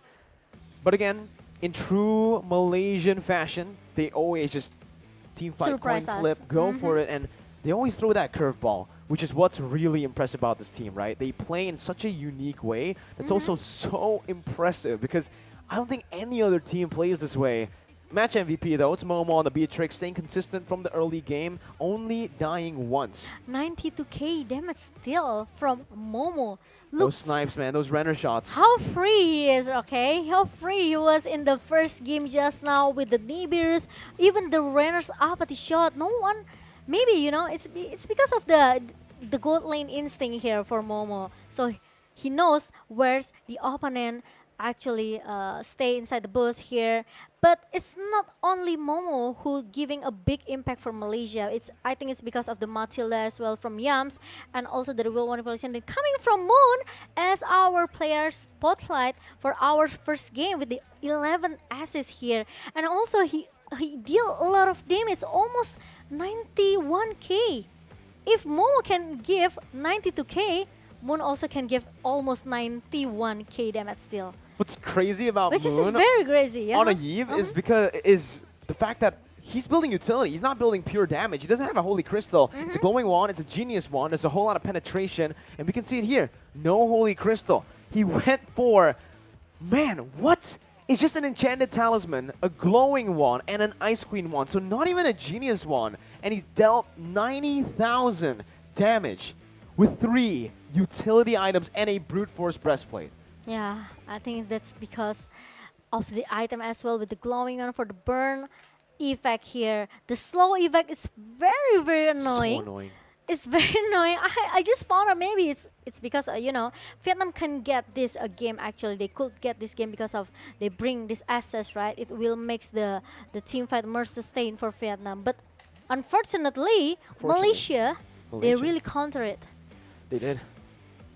They said, you know, if you want to Perfectly, I go could say. for these long This team long fights fight, with the sustainability of your Estes, we'll take you to hell. We'll literally just keep on going at you, keep on fighting and locking you down in place with the real world manipulation. And There's- especially maybe because Haihen it's more of There you go, the time, exactly. right? If you compare to Beatrix is able to pick the team fight here with only one item, right? The Blade of Despair, maybe, or maybe the other item that Magic. Yes. But the thing is, if you talk about Cloud, we know how late game he is, right? He at least need the Demon Hunter Sword and also the Golden Staff for the team fight. This is what makes Cloud actually a little bit tricky if you cannot drag the game into the super duper late game. You're either really good at farming or really good at weathering the storm to get to that late That's stage. right. And I agree, you know, the Beatrix right now in the current meta as well just has more opportunities to deal out damage and has a more pretty solid escape too, right? Because right now, as a Claude in this burst meta, it's gonna be a tough time for the Claw. You jump in with a Battle Mirror Image and you're completely vulnerable. Sure, you do a lot of damage, but if you don't have a Wind of Nature or if the enemy team has a mixed burst damage source, you're not going to have a good time either way. Even if you have a Wind of Nature, that magic damage burst can certainly come through and burst you down. The 90k damage really coming Exactly. from Moon, right? There you go, exactly. Maybe that's the second problem here for Vietnam, but it's okay. This is the best of 3 series. They'll learn. We saw 3 games in the first match of the day, and it could be for our last match as well. Hey, maybe, right? Again, Vietnam have definitely learned. We saw that in this match early on, it was a bit closer already than it was the first time they met early in the second match of this tournament. But again, it comes down, Momo-chan, to how the draft will go. Because Vietnam, I believe right now, that they have that info, that they have learned from their mistake in the first match. They should just try to control the early stage against Malaysia, put them in that uncomfortable position. But we're going to jump straight into the drafts for game number 2 to see these adaptations come into play, put into practice by both Vietnam and Malaysia. Here we go. 100 for sure, there's no joy in this game. Are you okay? Yes, I am Frederick? okay. Okay, you look very excited. I am for this game, right? Oh, they swapped sides, Momo-chan. Of course, Malaysia now being the first pick here. Oh yeah. Oh yeah, right now, let's see. Oh yeah. This is okay. So you know they said ban Joy. What about pick Joy? What about that, right? Now they can actually force Vietnam to let that go by And not now banning a lot. I have another, I have different thoughts when you said it. Okay, what is it? Hit me. Maybe it's a clue from Malaysia when they show the ban Joy to the camera. It may be a warning for Vietnam. But there you go. There you go. Yep. Ban out the Joy, man. Ban out the Joy, Malaysia, ban out the Fovea. So as Vietnam, you're like, hey, this Yo. is a setup for Joy. It has to be ban that Joy, right? But it also can be a setup for 1-1 that Chiku can play, that Momo can play. But that's the thing. Whenever Malaysia picks a hero, we don't know where it's going to go. And I think for Vietnam right now, looking at their games yesterday and looking at their first game here up against Toda, Joga is very comfortable on that Carmilla. I think you need to try to prioritize that if you're Vietnam currently. Because for Malaysia, Chiku can literally play anything at this point, right? Vietnam needs to try to utilize their comfort heroes, not steer away too much, like going for the Cho there. It does feel like in that game, Joga did not find any comfort whatsoever on the Cho. He got out-jungled, and he didn't get a buff up until the 5th minute of the game. So picking up a solid farmer like a Carmilla who can clear out waves and clear out the jungle creeps super fast and roam around map, I think that's his style. Maybe. Or if they want to, they can pick that Valentina. True. Again, if they want to in the second game here, but there's no Leomord. So, I think Wen will be the next ban from Vietnam. Yep, it is. The Wan was banned out here. Joy and Wan, 2 heroes that you can kind of say gets countered a bit by that Phoveus. The Phoveus and Leomord ban from Malaysia, though, means that they're still trying their best to get that Valentina first pick. Or maybe Kaja first pick. Kaja, Valentina, they're banning the Fanny, so they both those heroes are up for grabs. And now it comes down to Vietnam. Do they want to coin flip it? Do they want to go for a trade? Or do they want to give Malaysia that Kaja or the Valentina? They need to choose here. Because if they ban the Valentina, it's free Kaja. If they ban a Kaja, free Valentina. I think So actually it's either can go both way, right? Yeah. Because I think if they you need to pick- trade. Yeah, I think they have just try to contest it. If Vietnam ban that Valentina, it means they can pick the Digi or maybe Martis as well as the second pick later. Because it's quite interesting to see that Vietnam quite comfortable with the Valentina pick. So there you go. It's gonna be Digi. Whoa! So there's gonna be wait, what? Kaja is very, very open, and there you go. Go for the Kaja. Of course. This hero is very, very, I don't know. Over Valentina though, do you think? Yeah. With the amount of flexibility that Valentina has with the IMU, the way it dictates the draft, you still think the Kaja is a better option? Because I think if Malaysia, they pick off this Kaja, they can pick another hero that can be a frontliner that can be copied by Valentina. Let's say, if they want to pick Fredrin as a frontliner, so Gaja just need to stay in behind, then trying to use the flicker to giving a surprise engage, you know. So more cover, more peel than pick. All right, we'll see how that works out, because now that Malaysia picked up that Kaja, Valentina will have access to the same ultimate. That Divine Judgment becomes accessible to Vietnam with the Beatrix pick as well. This is a solid pickup for Hehehe. But Malaysia are going to go for the Yuzong. This was a hero that gave Soriano's Beatrix a whole lot of trouble when Psychots was on that Yuzong, and it's going to be the Irithel as well for Momo up against Vietnam here. Vietnam with the final pick in the draft. So far, with the Beatrix, with the Valentina, they can still opt to go for two styles. They can go for some dive, or they could just stick with that front to back. The composition that worked so well for Malaysia in game one, and they decide to choose the middle. Mathilda, a great option that has so many chances, so many win conditions. Yeah, as well. if we talk about Matilda, maybe not a lot of teams prior this hero, right?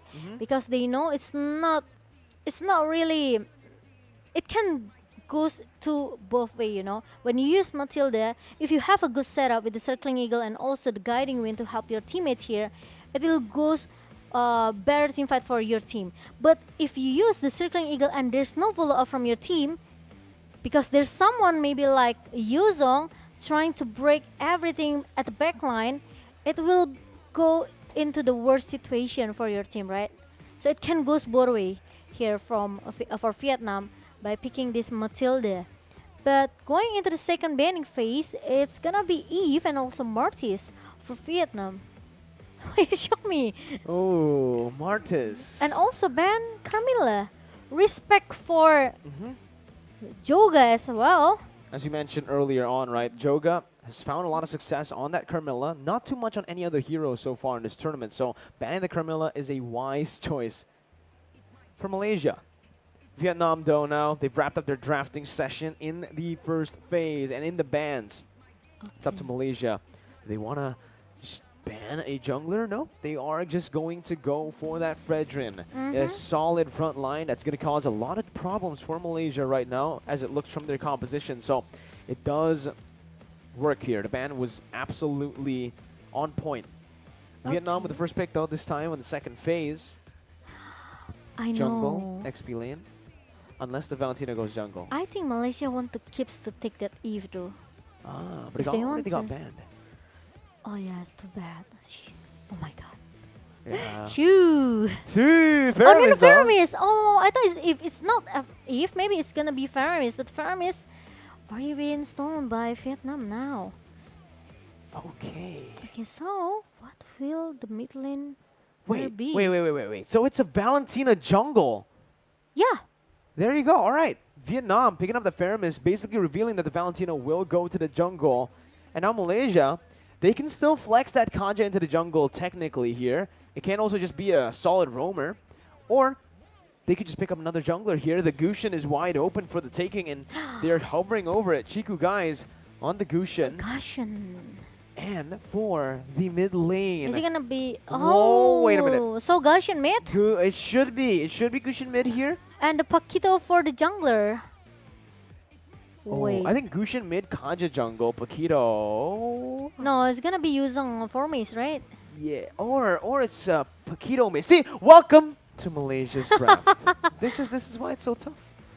Wait. Tell us in the chat what you think. It's quite interesting. Who you think is going to go where? What you think is going to go where? Because right now we ourselves are pretty confused. Vietnam, though, noticing that Malaysia have a whole lot of melee ranged heroes, they will just opt to go for the Ruby that can punish this Malaysian team. It is, Moon on the Paquito in the mid lane. And Chiku's going to be on that Gushin. Yum still on that Kaja. Oh my god. So Chiku with the Gushin jungler Oh my here. god. And Paquito in the hand of Moon. I think this is the first time I saw Moon with the fire mid lane here, right? Because he always play Iesf or maybe Farsha. Sicilian, Yeah. Lilia. Any magic hero here. But it's new for me. Paquito for a Moon. And also Kaja in the hand of Yum. So he will have that flicker. He will have the surprise engage here. And if we talk about the Valentina, goes into the hand of Joga. He can copy anyone though. He can copy the Gushin, can copy the Kaji as well. It's interesting to see. It's going to be very tough. We'll see how this Valentina or what this It's very Valentina decides to interesting. do with the IMU. A lot of big ultimates as we jump into the Land of Dawn for game number 2, where Malaysia can send Vietnam home or Vietnam can equalize here. Chiku guys on the Gushin. Again, that Paquito from Moon going to the mid lane. That's definitely going to be the highlight lane for me. I want to see what Moon can do in the mid lane on that Paquito. Up against Nart and need my help. The Paquito will have, I think in terms of lane wave clear, it does actually win out here. And look at that damage already from Moon towards Nart, taking Nart down to 1/4 of HP. Maybe they want to, do some fast rotation in the early here because they have this Paquito, right? To clear the minion. Sun and Chiku wants to really maximize the potential from the early damage that Chiku guys has with this Gushin. Looking at it again here. Bottom side, Momo. Oh, top side, Forme is going to be caught here as Joga jumps in with the damage of the Valentina. Has the Black Dragon form as well, and Formes will fall to the hands of Joga. First blood over to Team Vietnam as Malaysia try their best to look for a trade in that gold lane. Finds everything. Chiku, guys, with the fast hand play to get the kill over to Nart. 1 for 1. And Malaysia are looking to convert onto the gold turret. When you play Gushin, it means that you really have to very super active, right? Yep. With the ultimate, with the dagger as well, with the sword spike here. So if you cannot connect the sword spike into your enemy, it's gonna be a little bit disaster. The combo one goes perfectly for the Gushin. We'll see if he is going to be able to find that here. Moon jumps in with a knockout strike. Nart is still able to get out there. A lot of damage placed in, but it's just to bait the Cult Ulter out. Yums doesn't have a Divine Judgment. It's actually going to be Joga who pulls Yums back, but Moon jumps in as well with the jabs. Now the Black Dragon form from up in the XP lane as Chiku joins back in. Nart going to be taken down, slain. Formes jumps on the Joga, dishing some damage, and that's a Divine Judgment over to the King for Chiku to pick up a double kill. For them to lead here early on, 3-1.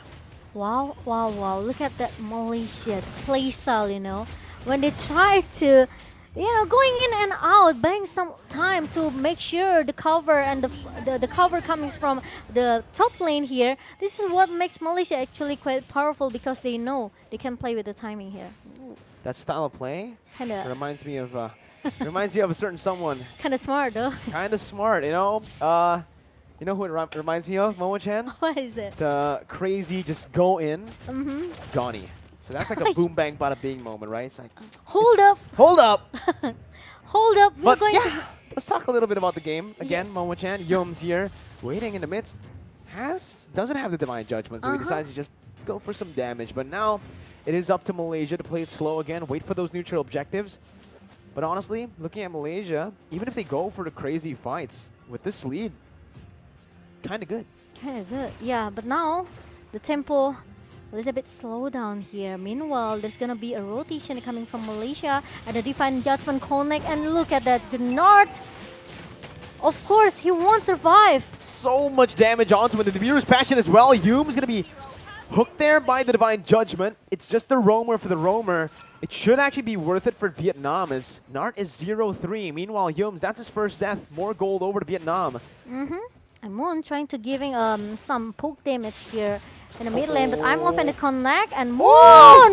Look at that! The Ghostbuster calling from Need My Help and Moon's still able! No! Oh my god, because there's a follow coming from Jannard with the Soul Bloom. That was so good by Vietnam. The initial pull by the I'm Offended with the flicker by the King and the instant response, the follow-up from Need My Help on that Shadow Stampede. Basically rendering Moon's flicker completely useless as they try to put some more pressure down below in the gold lane where Momo has been free farming. Tries his best to clear out the waves. Will be able to do so here with a 1-level lead as he takes Nart down so low. And meanwhile on the top side, it's a 3-man gank over in that XP lane for a kill to go over to Malaysia. Moon though, gonna fall again right as he respawns in that mid lane. Yeah, I know, right? And the 5 minutes over right now for both of the teams. We've seen that a lot of trade. They're coming from different lanes here. One really focused on the top lane. Meanwhile, Momo in the bottom lane almost shut down this Jannard. Maybe he has a huge basic damage with this Erythel because, you know, again and again, Malaysia, they keep giving up space for Momo, but meanwhile, Formace trying to survive with the Black Dragon form here, trying to run away from member for Vietnam in the top lane. That's a good disengage by Malaysia, but they do give over the position to Vietnam. Yum's now caught. He's trying his best to open it up for Chiku, guys, but it is going to be a free turtle over to Vietnam. Yums and Moon caught once again. Need my help on the Shadow Stampede, bringing Moon back. Moon going to be slain here by the King, as in that bottom side river. Chiku, guys, has already positioned himself in a very, very good flank. He's looking for some damage. Need my help. Finds him with a Shadow Stampede. Chiku, guys, jumps out, but he's going to be caught in the circling eagle. Chiku getting the HP back, but it's going to be Hehehe who finds the kill onto Yums. There's another Shadow Stampede with a flicker now. Momo forced to pop that sprint defensively, and it is Vietnam equalizing in the 6th minute of the game. Oh my god, now Vietnam, I feel that they already find their tempo right now in the 6 minutes game. But the thing is, they really have to be careful with Momo because they didn't make any rotation towards the bottom lane. Okay, I'll just say it, but now they're going to do it. With the Rainers up at the connect to the Formace and Jannard's already being solved with the Circling Eagles connect to Yums. But the problem is Formace, he didn't realize there's more member who is hiding inside the bush just now. He really didn't. You know, Formace got caught, and again, Vietnam, they've established a lead here in terms of kills. Still equal in gold. Moon, though, again, going to be caught there. Still is able to jump out. The King not going to use that I'm Offended, but they will try to siege this mid lane turret with one turret, with one minion. It's an amazing Divine Judgment over to Yums there, and that's an instant delete. The snipe here from Hehe not connecting. Chiku, guys, trying his best to zone and to defend this mid lane. As Malaysia are looking for a counter setup, Moon jumps in, opening up that side of the map for Maze. Now with Black Dragon 4, finds the Petrify onto 2, and it's Hehe and Nart. Chiku instantly with a follow-up here as the King is trying to run away with the flicker. Gets out to the top side tier 2. And Malaysia, once again, are able to take that gold lead back into their hands. Joga, though, with the Black Dragon form, popping it instantly, not finding the rotation he wanted to. Okay, and now there's some information that actually Joga has. Malaysia, they keep giving the counter back, you know, the counter threat back here coming from Malaysia. And the problem is if Vietnam, they cannot dominate too fast here because Todak, now they already secure the middle target here. Meanwhile, there's going to be a 4-1 formation from both of the teams, which is there's going to be a split push, there's going to be some distraction because we already seen that Momo has done it before in the top lane before the team fight in the middle. Uh-oh, Yums though, here with Divine Judgment. Joe going to be pulled back to the tier 1. Moon still able to escape. Formace now with the Black Dragon form, looking for that re-engage as Chiku, guys, jumps in onto Hehe, completely on point, onto the man who can deal out the most damage. Formace in the midst of it all right now as Momo jumps in with a sprint and the ultimate to gun them down. Look at the heavy It's a double kill for the side of Todox, Malaysia's Todoc here.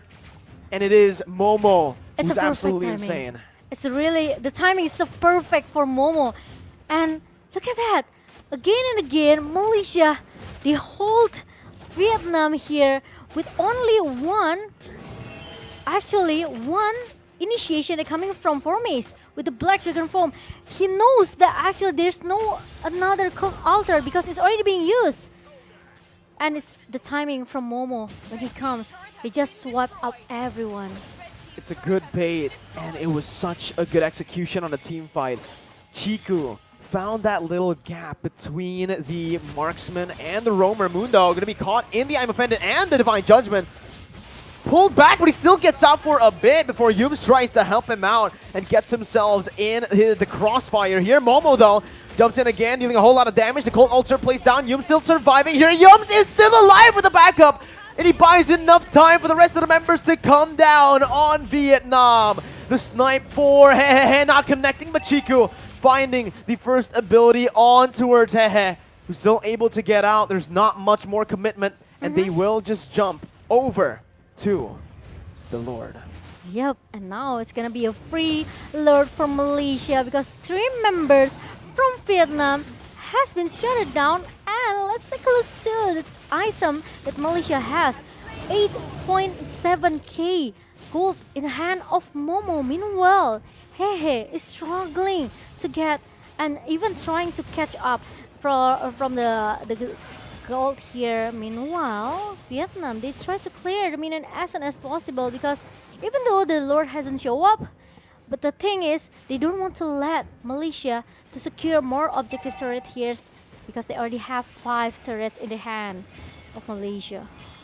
Nart again opening up that side of the map as Malaysia takes control of this Lord.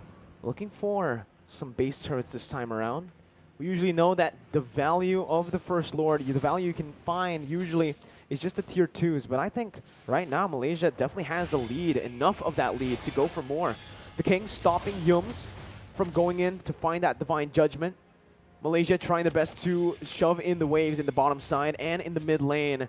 Meanwhile, that top lane is just slow pushing into Vietnam's base. As Vietnam wait patiently for the siege to collapse onto them. Momo tries to go in, micromanaging Yums, jumps in with the Divine Judgment, finds the King, and it's an instant engage for the side of Malaysia. Momo gets Divine Judgment as well, but it's going to be Moon who jumps in to deal so much damage, and Chiku bursts Nart down to very low HP. Lord still going to be cleared out by Vietnam. Only a base turret taken down by Malaysia as they look for more, but it's Vietnam with a solid defense. The problem is Malaysia, they also cannot force themselves to force the team fight in the mid lane. They have to wait for the minions comes in now in the mid lane, and Vietnam, they don't have much ability. Look at that, the sword spike connects, and hey, it's gonna be the first target here. Meanwhile, Vietnam, they're still trying to defend their base, and now Malaysia, they have to go back a little bit. Meanwhile, Yums finally been shut down by Need My Help. And now Vietnam they still want to chase them away. They don't want to give a chance. They don't want to make Formace able to stay alive, but they don't want to force it as well. So one of the teams, they have to reset it again and again, even though Malaysia are still be able to hold, to help by Vietnam here. But the problem is they don't have the best threat in the mid lane and of course in the top lane. It's constantly going to be pushing down towards Vietnam now, but you could see that fight. It gave them a little bit more momentum and a little bit more gold to play around. I just feel that Chiku, guys, this guy... He's crazy! He jumps in 1v5 under the base. He just uses the winner's truncheon. He expects his team to follow up, and they did, but it did not work in the end. Now Moon... They are 3 members strong. There's not a lot of follow-up here. Moon going to be taken down with the Circling Eagle and the Blue. Look at Formace jumps in the midst of it all. Has the Petrify, but will not use it just yet with the Divine Judgment placed onto him. Jumps in with the Fierce Dive and the Petrify. Momo comes in as well. Formace chasing Hehe down as Momo chases Nart down. The King as well. It's just all the battles happening everywhere simultaneously, but on different parts of the map. But this is Malaysia's playground. This is what they like to go for. Momo does not care about what's going on the other side. He goes for the base. Oh my god. And with Need My Help, solo here trying to defend, it does not seem like it's going to be enough. Malaysia with the final kill onto Need My Help wipes out Vietnam and sends them home from Iesf 2022. Wow. Wow. What a match, what a team fight from Vietnam. Even even though I can feel that Vietnam, they refuse actually. They refuse to lose in this game because it's only their chance to stay Their last in the IESF, right? But it's not easy because we know how strong Malaysia from the team fight here, 2-0 without any sweet revenge that Not a Vietnam game, can yeah. do. Yeah, It's definitely unfortunately. it's a well played game though. In game 2 again, Vietnam, every single game they got closer and closer, right? Towards getting that position, towards getting the victory over Malaysia. But unfortunately, Malaysia here today were the better team right now, and you could see in the highlights how they were able to execute this style of play, this Paquito in the mid lane, the composition that they went for was still crazy, and it all started here with Chiku flying across the map. I know. You know, he was like Matilda, you know, with the guiding wind here. But yeah, Chiku guys, this guy remind me of Sally Boy from Alter Ego, you know? Ooh. This kid really like to play aggressive and brutally, right? He doesn't care about the damage turret here. He doesn't care about his friends. He just want to go in. Yeah, I don't care, guys. I just want to dive in. I don't care about you guys. You guys just need to follow me. But the problem is sometimes it just didn't work for you, Chiku. You just need to, you know, slow down a little bit here. Hey, if they win, it works, right? Okay. That's how Chiku looks at games. You know, it was like if I was Malaysia, I will say to Chiku, right? Hey Chiku, I think you have to hold a little bit, man, because we are not ready yet for your engage, okay? After that, we say, but we win, right? Yeah, that's It literally doesn't Chiku. matter. It's like, hey, Chiku, you might not want to do that next time. No, we won. What do you mean? What do you mean? Then after I'll that- stop doing that when we lose. Oh. Yeah, right? Okay, keep doing it, Chiku. But he kept doing it, yeah, because in the end, even though he went for this risky play, right? It wasn't that bad, right? They were so far ahead as well that it won't have costed them the game. But obviously, it did give Vietnam a bit more chance, a bit more space to actually look for that comeback. We've seen many times though, there's not just Chiku who goes for these crazy plays. Yeah. Moon on the Paquito. 0-4-2. If you look at that stat line, you're basically saying to yourself, hey, Moon underperformed, but if you look at the game, that was what this Paquito was meant for. It was meant to bait these resources out for the rest of the members to come in, and this was the moment where Chiku jumped in. I think we are going to see that winner truncheon. Here it is.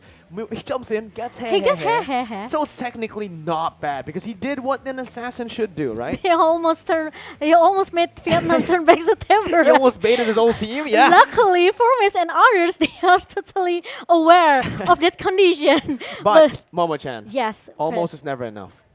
Okay. No, actually, Eric, it's because that it was not a problem. We won the game. Yeah, exactly. That's going through the minds I know, right? of Malaysia. This is how this roster likes to play, right? I know how strong Malaysia, especially if you talk about Todak, right? Albert Todak roster here, but I don't expect that this Chiku will go that crazy. Oh. With 13 kills! This isn't even this is like a safe Chiku. This is how Chiku plays when he's playing safe. Yeah. I've seen how Chiku plays when he goes crazy, man. You know, and Malaysia becomes very, I can say maybe even crazier once they stay in the lower bracket. Because it's their last chance. Exactly. So they don't want to go home, okay? They want to stay in Bali. They do. They want to until stay. the end. Hopefully, right? Obviously, Hopefully. every single country wants to go for that first place, but Chiku, guys. No, I'll give you a fun little fact. His name is actually Chiku, but one time he just put Chiku, he put guys in the back, and he just stuck with it. I think it's a fan base for Chiku. Yeah, it's the Chiku guys. And me. No, actually, it's Momo. Oh. With a ton. You look kind of different, Momo. Oh, yeah, I have bird here, you know. You just got My up here. bad. All right, so Yeah, bird. congratulations, Thank Momo, you. for the player spotlight. This man, again, another solid performance on the marksman. That Irithel, if it was up to me, man, he was the most consistent member. He farmed up really well. He sieged the turrets down. He did everything you want a gold laner to do. And he came in the perfect timing. Yeah, out every time. Every time. Even though Moon, it's okay. You know, It's okay, Moon. Sometimes no, actually, we also didn't expect that you will put the Paquito in the mid lane here. That you see, I want to ask them after this game, after we're done, if that was a mistake, or if that was planned, right? If Moon forgot to swap, right? Maybe, With or maybe Chico? they pick Paquito and they're like, oh, we already have Gushin. Okay, but you know, sometimes it's all right. Let's Moma-chan. ask. Sometimes this is my stat line. My team wins, but I go and I get the bronze medal, right? Yeah, it's all sometimes good for the team. Yeah, it's fine. It's fine. I mean, brought the attention to me, right? So Oh. my team gets to carry the game, and this is exactly what Moon did. Oh, so you got my attention. I got your attention now, right? Exactly. So this is what maybe works for for Malaysia because The we Toad know roster. yeah, because we know how crazy Malaysia. It could be anything. They just want to, you know, it's their box and they want whatever they want to put it inside. It just always work for Malaysia. But yeah, Vietnam really nice play, really good game, well play for Vietnam. But we have to say goodbye for Vietnam. They already tried their best until day number 3 of Iesf 2022 Bali. But we will see Malaysia in the next match.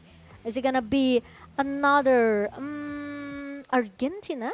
Ooh, Right? Argentina versus versus Philippines. Right, So the yeah. winner of the next match, Argentina versus Philippines, will be facing off against Malaysia tomorrow, which is going to be an interesting matchup. But ladies and gentlemen, obviously here with ISF 14th World Esports Championships, it is supported by wonderful Indonesia, Kemenpora, NOC, and Connie. Yep. We would also want to give a special thank you to all our sponsors: JHL Group, JHL Auto, Nusapay, DAS, Gudang Crypto, Pertamina, Taiwan Excellence, Hydro Coco, IndyHome, Telkomsel, HIN. Yes. We also have Episode Hotel with this beautiful venue, Merusaka Nusa Dua, Mineski Global, Indonesia, Football E-League, Yeah. and ESID and Lemon ID. Yeah, and thank you for our media partner here. We have Net TV, Trans7, Detikcom, Esport ID, Video.com, Dunia Games, Dance TV, Dance Play, Merah Putih, Bola Score, and also Kami Bijak. There you go. Thank you so much again, because without the help of the sponsors, without the support of all these wonderful, wonderful people, we would not be here. And ISF would not be as amazing as it is. But hey, I'm hearing right now that Masger is ready with a Malaysian player to get an interview. I don't know who it is, but Masger, take it away.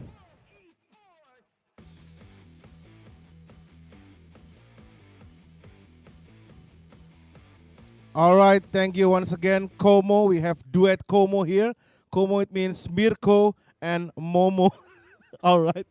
Okay, congratulations again, my friend from Malaysia. So I would like to ask you a few questions. How do you feel about your game today and how your team? First kali alhamdulillah sebab kita orang Louder. First kali alhamdulillah kita orang menang game pada petang ni, tapi rasa sedih sikit lah sebab game pagi tadi kita orang kalah. Okay, so 50-50, yeah?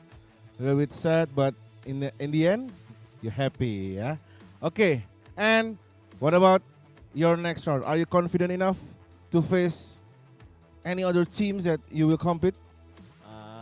Kita orang akan confident sebab kita orang memang nak menang, dan insyaAllah kita orang akan buat lagi terbaik lah dan pergi ke final lah. They will do their best and goes to final, so they will meet Indonesia, of course, because I feel confident Indonesia is going to the grand final. Okay, guys, that was the last match for today in ISF 14 World Esports Championship on Mobile Legends Bang Bang. But of course, this is not the end. For tomorrow, we will have Argentina versus Philippines and Cambodia versus Indonesia on ISF 14 World Esports Championship Bali 2022. Thanks once again for watching, and I'll see you around, guys. Goodbye!